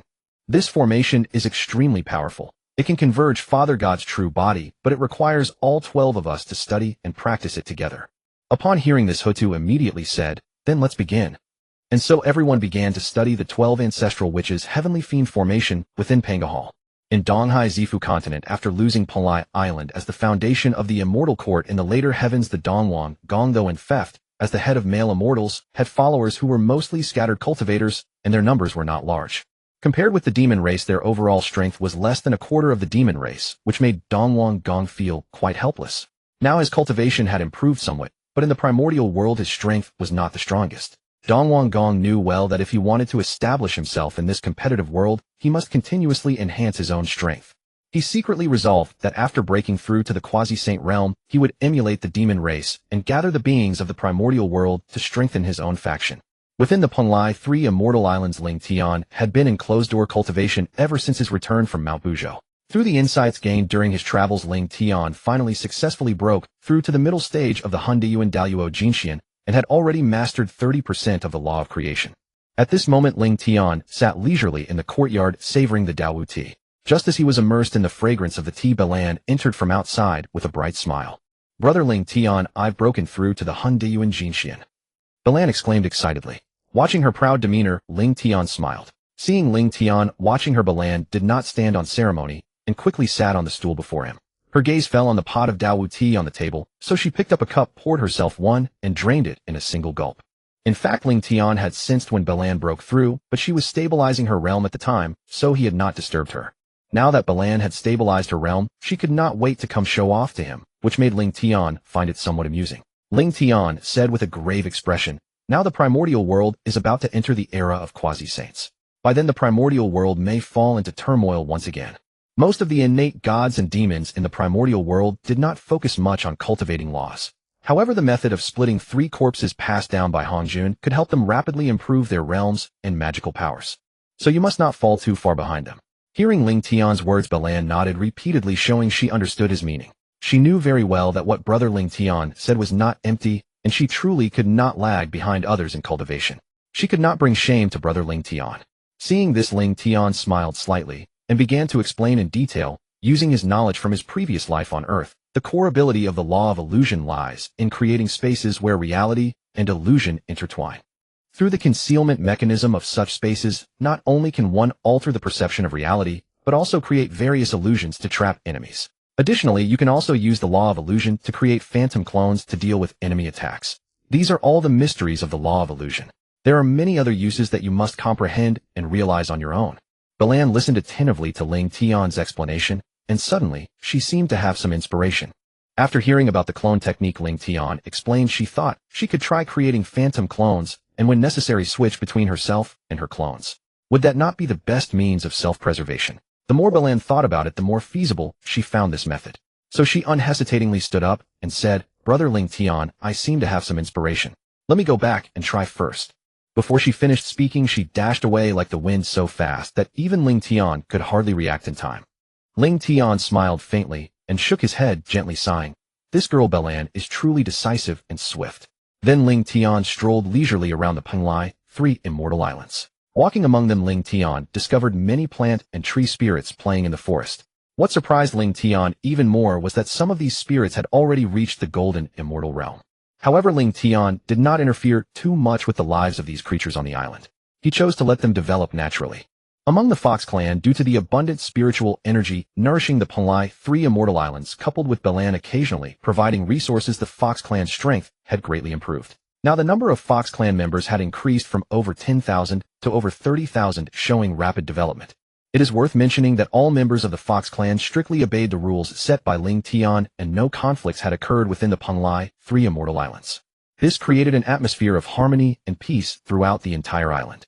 Many creatures on Panlai Island saw Ling Tian wandering leisurely and warmly greeted their island lord. Ling Tian responded with a slight nod and a warm smile, showing a kind and approachable manner. Meanwhile, on Fengqi Mountain in the primordial world, after returning from Zixiao Palace, Nüwa immediately returned to her cultivation ground and went into closed-door practice. After a period of closed-door cultivation, Nüwa's aura surged like a volcanic eruption. The strength of this aura even exceeded that of when Laozi had split his corpses in Zixiao Palace. Immediately afterward, Nüwa unhesitatingly took out the 9th-rank Pure World White Lotus gifted by Ling Tian, then gathered all her magical power and forcefully split her good corpse. When the good corpse appeared before Nüwa, she merely observed it briefly before unhesitatingly returning it to her sea of consciousness. Then Nüwa began to quietly sense the changes in her own strength. During her breakthrough by splitting the corpse, Nüwa realized that her strength seemed to be greater than when Laozi had broken through to Quasi-Saint in Zixiao Palace. She recalled the scene when Laozi had broken through at that time. Noticing that the laws on Laozi were not particularly strong, she surmised he might have split his corpse directly without comprehending the laws to the 4th level for his breakthrough, making him relatively weaker than her. Nüwa thought that although Laozi appeared powerful on the surface, he actually lacked the support of a solid foundation. She, on the other hand, had comprehended the law of creation to 40% before splitting her corpse, making her incredibly powerful. Thinking of this, a wave of confidence rose in Nüwa's heart. She decided to continue her closed-door cultivation and comprehend the law of creation. As Nüwa continued to comprehend the law of creation, she suddenly discovered that after splitting her good corpse, her speed of comprehending laws had remarkably increased.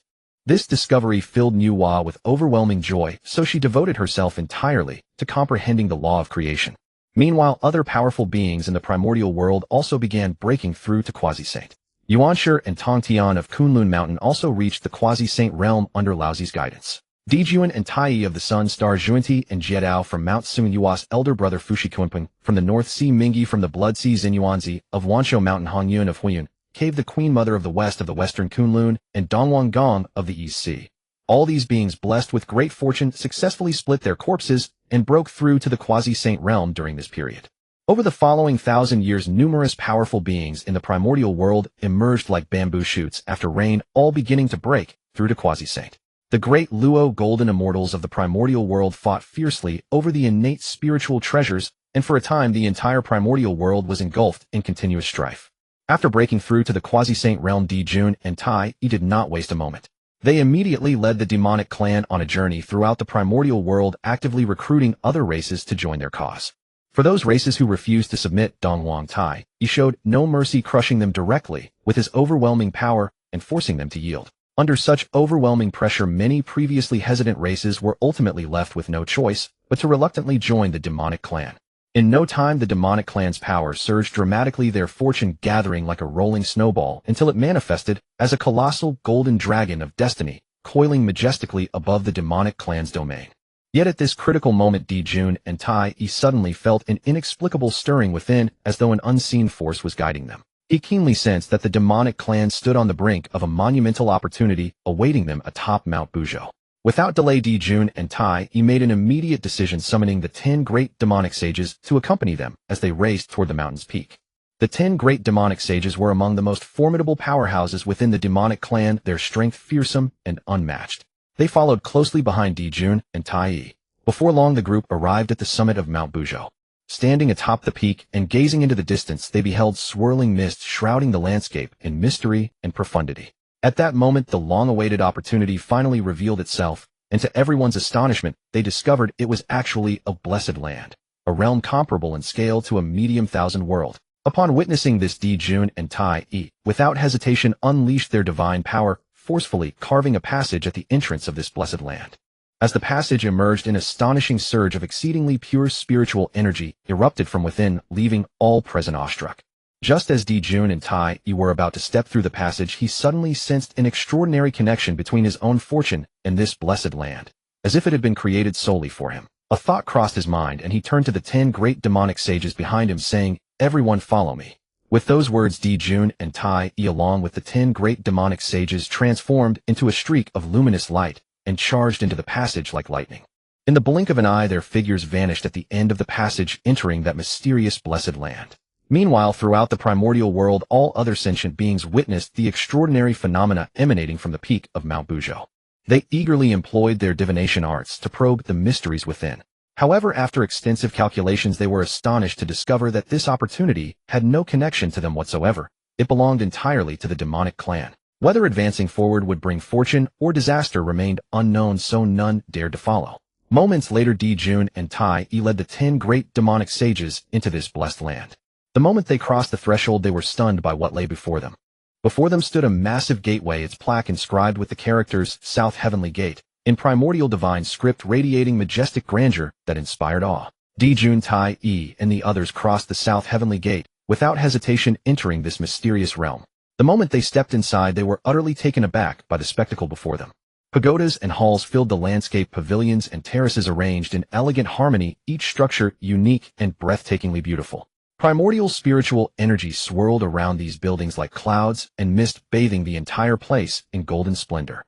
Even more astonishing was the sight above. 36 heavenly realms stretched upward, each resembling an independent miniature thousand world, with its own distinctive scenery and aura. Dijun Tai E and the others proceeded directly to the gateway, leading to the 36 heavenly realms. The plaque above the door bore the characters Heavenly Court, written in primordial Taoist script, the calligraphy flowing like dragons and phoenixes, exuding in supreme majesty. Seeing this, Dijun burst into hearty laughter and declared, "The heavenly secret reveals that the demon race obtaining this heavenly court is truly a sign of great prosperity." Upon hearing these words, the 10 great demonic sages beside him were filled with elation. Dijun then issued his command, Beis Dimension Faden Shangyang, Ing Zhao Gui, Che Juing Qinyuan Falian, and Xixia.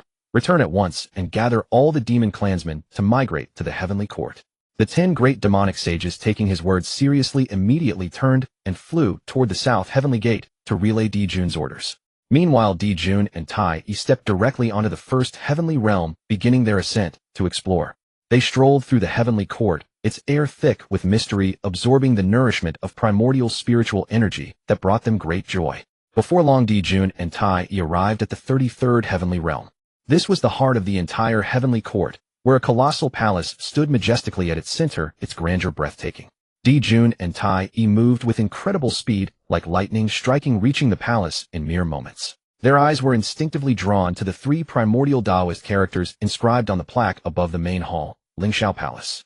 These 3 characters seemed to embody boundless majesty and mystery, naturally inspiring reverence. After gazing at the inscription for a moment, Dijun and Tai E stepped into the hall.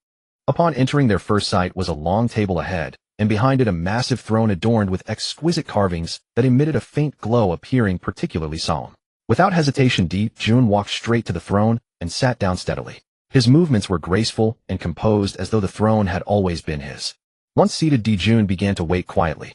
As minutes ticked by, the 10 great demonic sages finally returned to the primordial world and quickly assembled the demon clans. Shortly thereafter, the demon army surged forward like a mighty torrent, marching magnificently toward the heavenly court.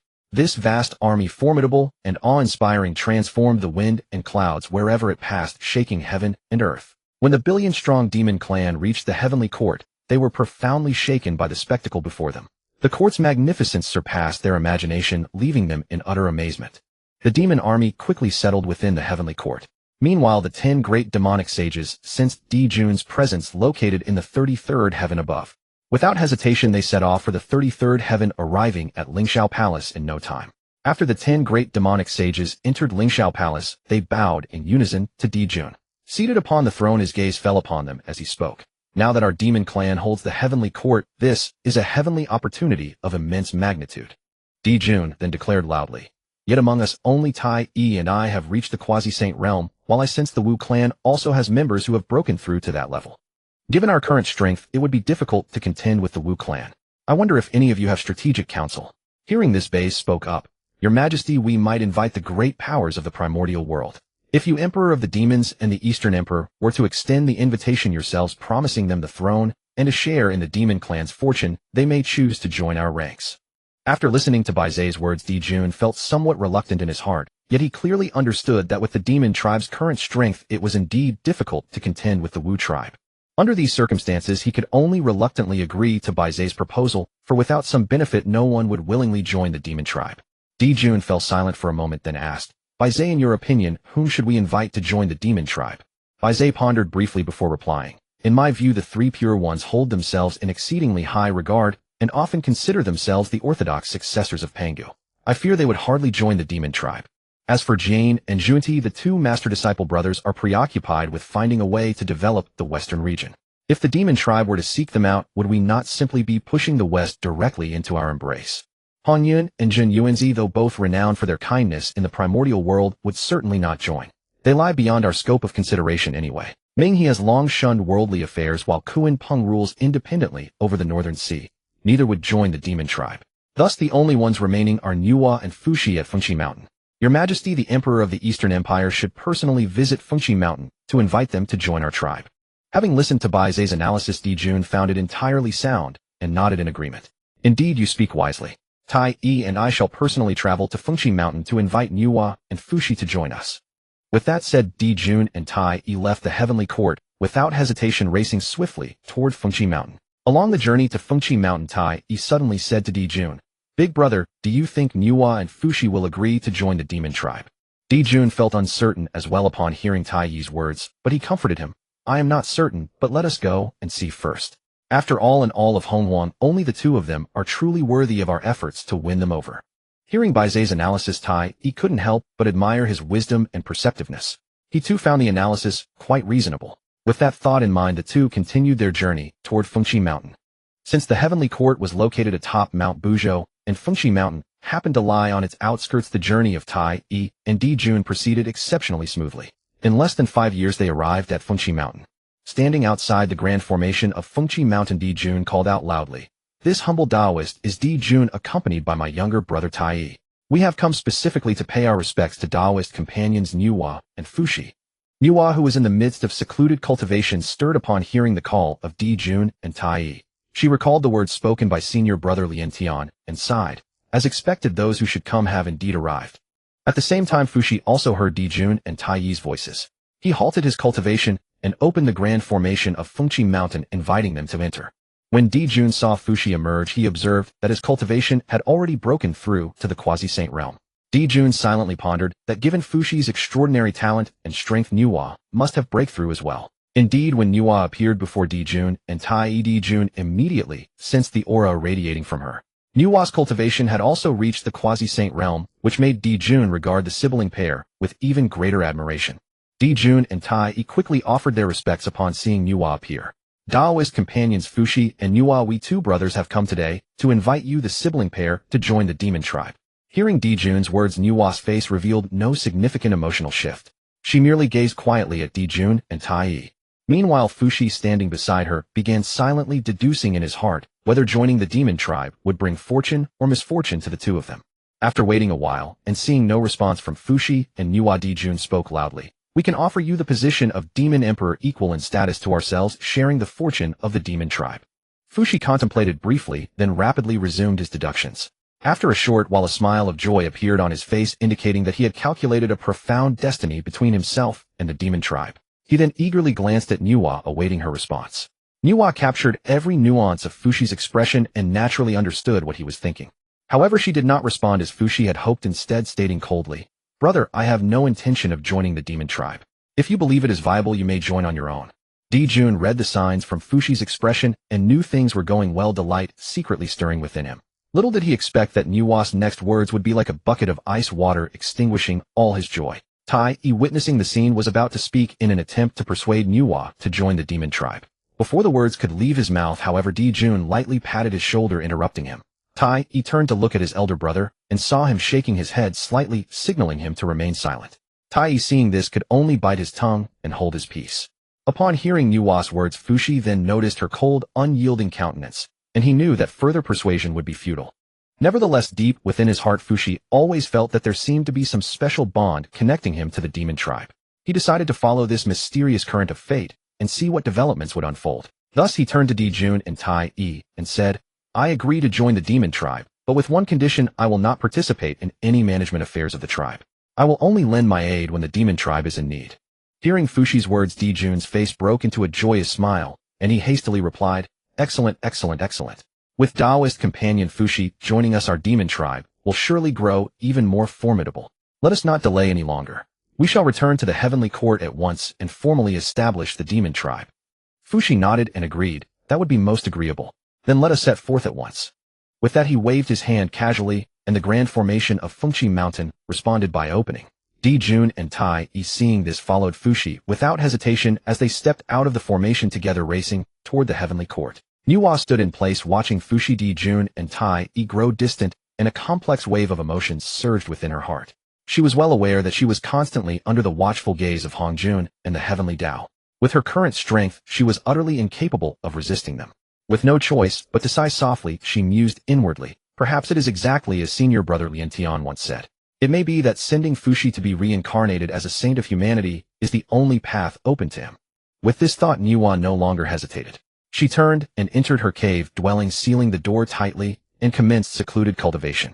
On the journey back to the heavenly court, he transmitted his voice to Dijun asking, "Big brother, why did you not persuade Nüwa to join the demon tribe?" Upon hearing Yi's transmission, Dijun replied calmly, "Fushi is Nüwa's elder brother. If Fushi were ever in danger, would Nüwa stand idly by and do nothing? As long as Fushi joins, that is sufficient.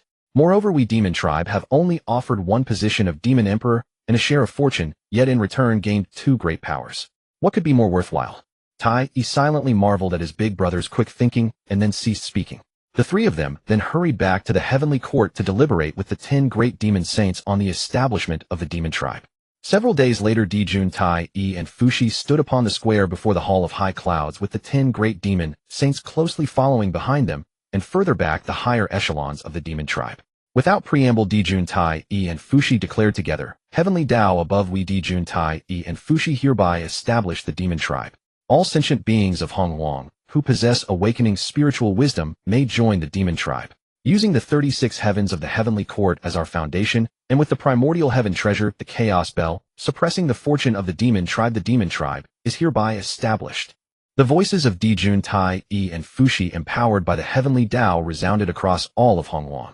Then a single character, "approved," echoed throughout Honghuang. This was the response of the heavenly Dao. Immediately thereafter, heavenly merit descended from above. Dijun and Yi each received 30%, Fushi received 10%, the 10 great demon saints received 20%, and the remaining 40% fell upon all those who had joined the demon tribe.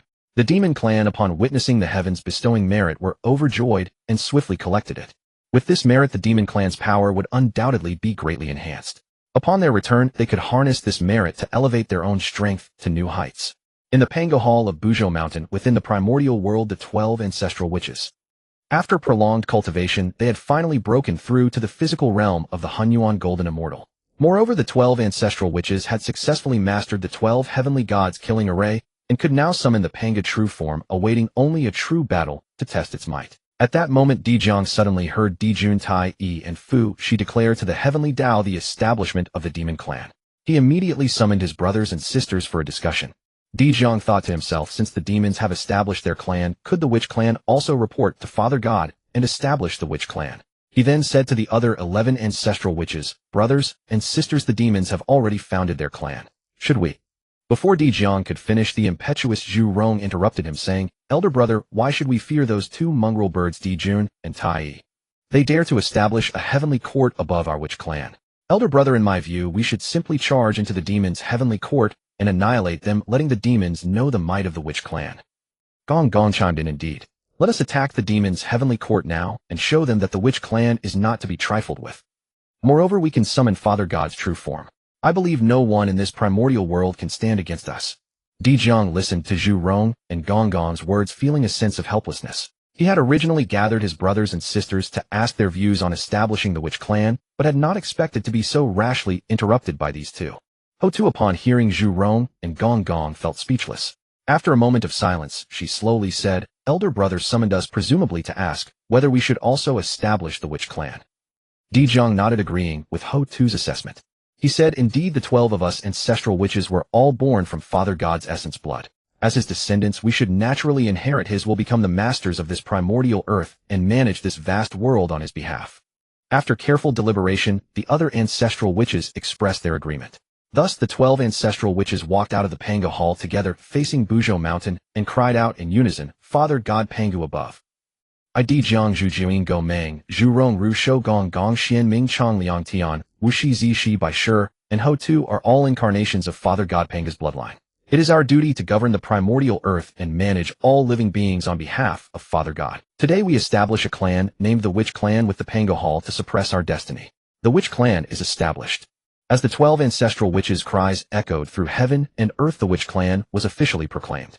However, since the Witch Clan's establishment was not reported to the Heavenly Dao, it only descended a symbolic amount of merit, not a great quantity.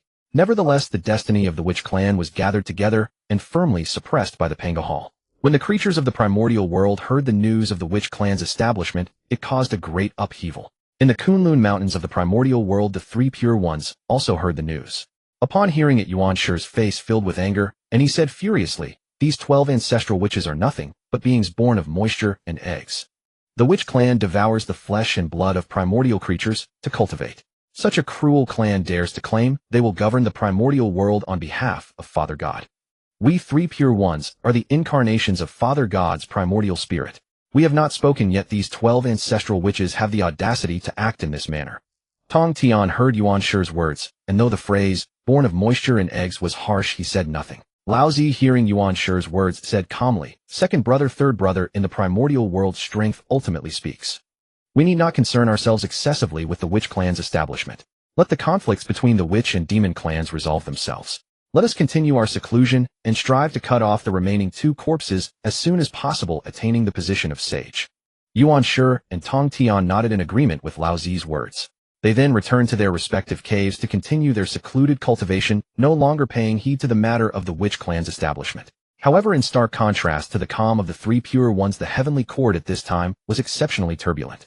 Dijun sat on his high throne, his expression grave, and said, "The witch clan has already been established. In the future we will likely face increasing troubles. Ever since we moved to the heavenly court, the number of demon clan members stationed in the primordial world has decreased significantly. Seeing this, the witch clan has begun to slaughter creatures indiscriminately for their cultivation. If this continues, the demon clan in the primordial world will surely suffer greatly. We must send someone down to continue recruiting more creatures to join the demon clan." Dijun looked around at the 10 great demon saints, seeing that they were listening attentively, and continued, "Gentlemen, in the past our demon clan was always wary of the witch clan, so we did not expand outward. But now the situation is different. The addition of Shi Huang has greatly increased our demon clan's strength, giving us the capital to contend with the witch clan. Moreover, as the demon clan grows, the spiritual energy of the heavenly court can no longer sustain the consumption needs of such a vast demon clan."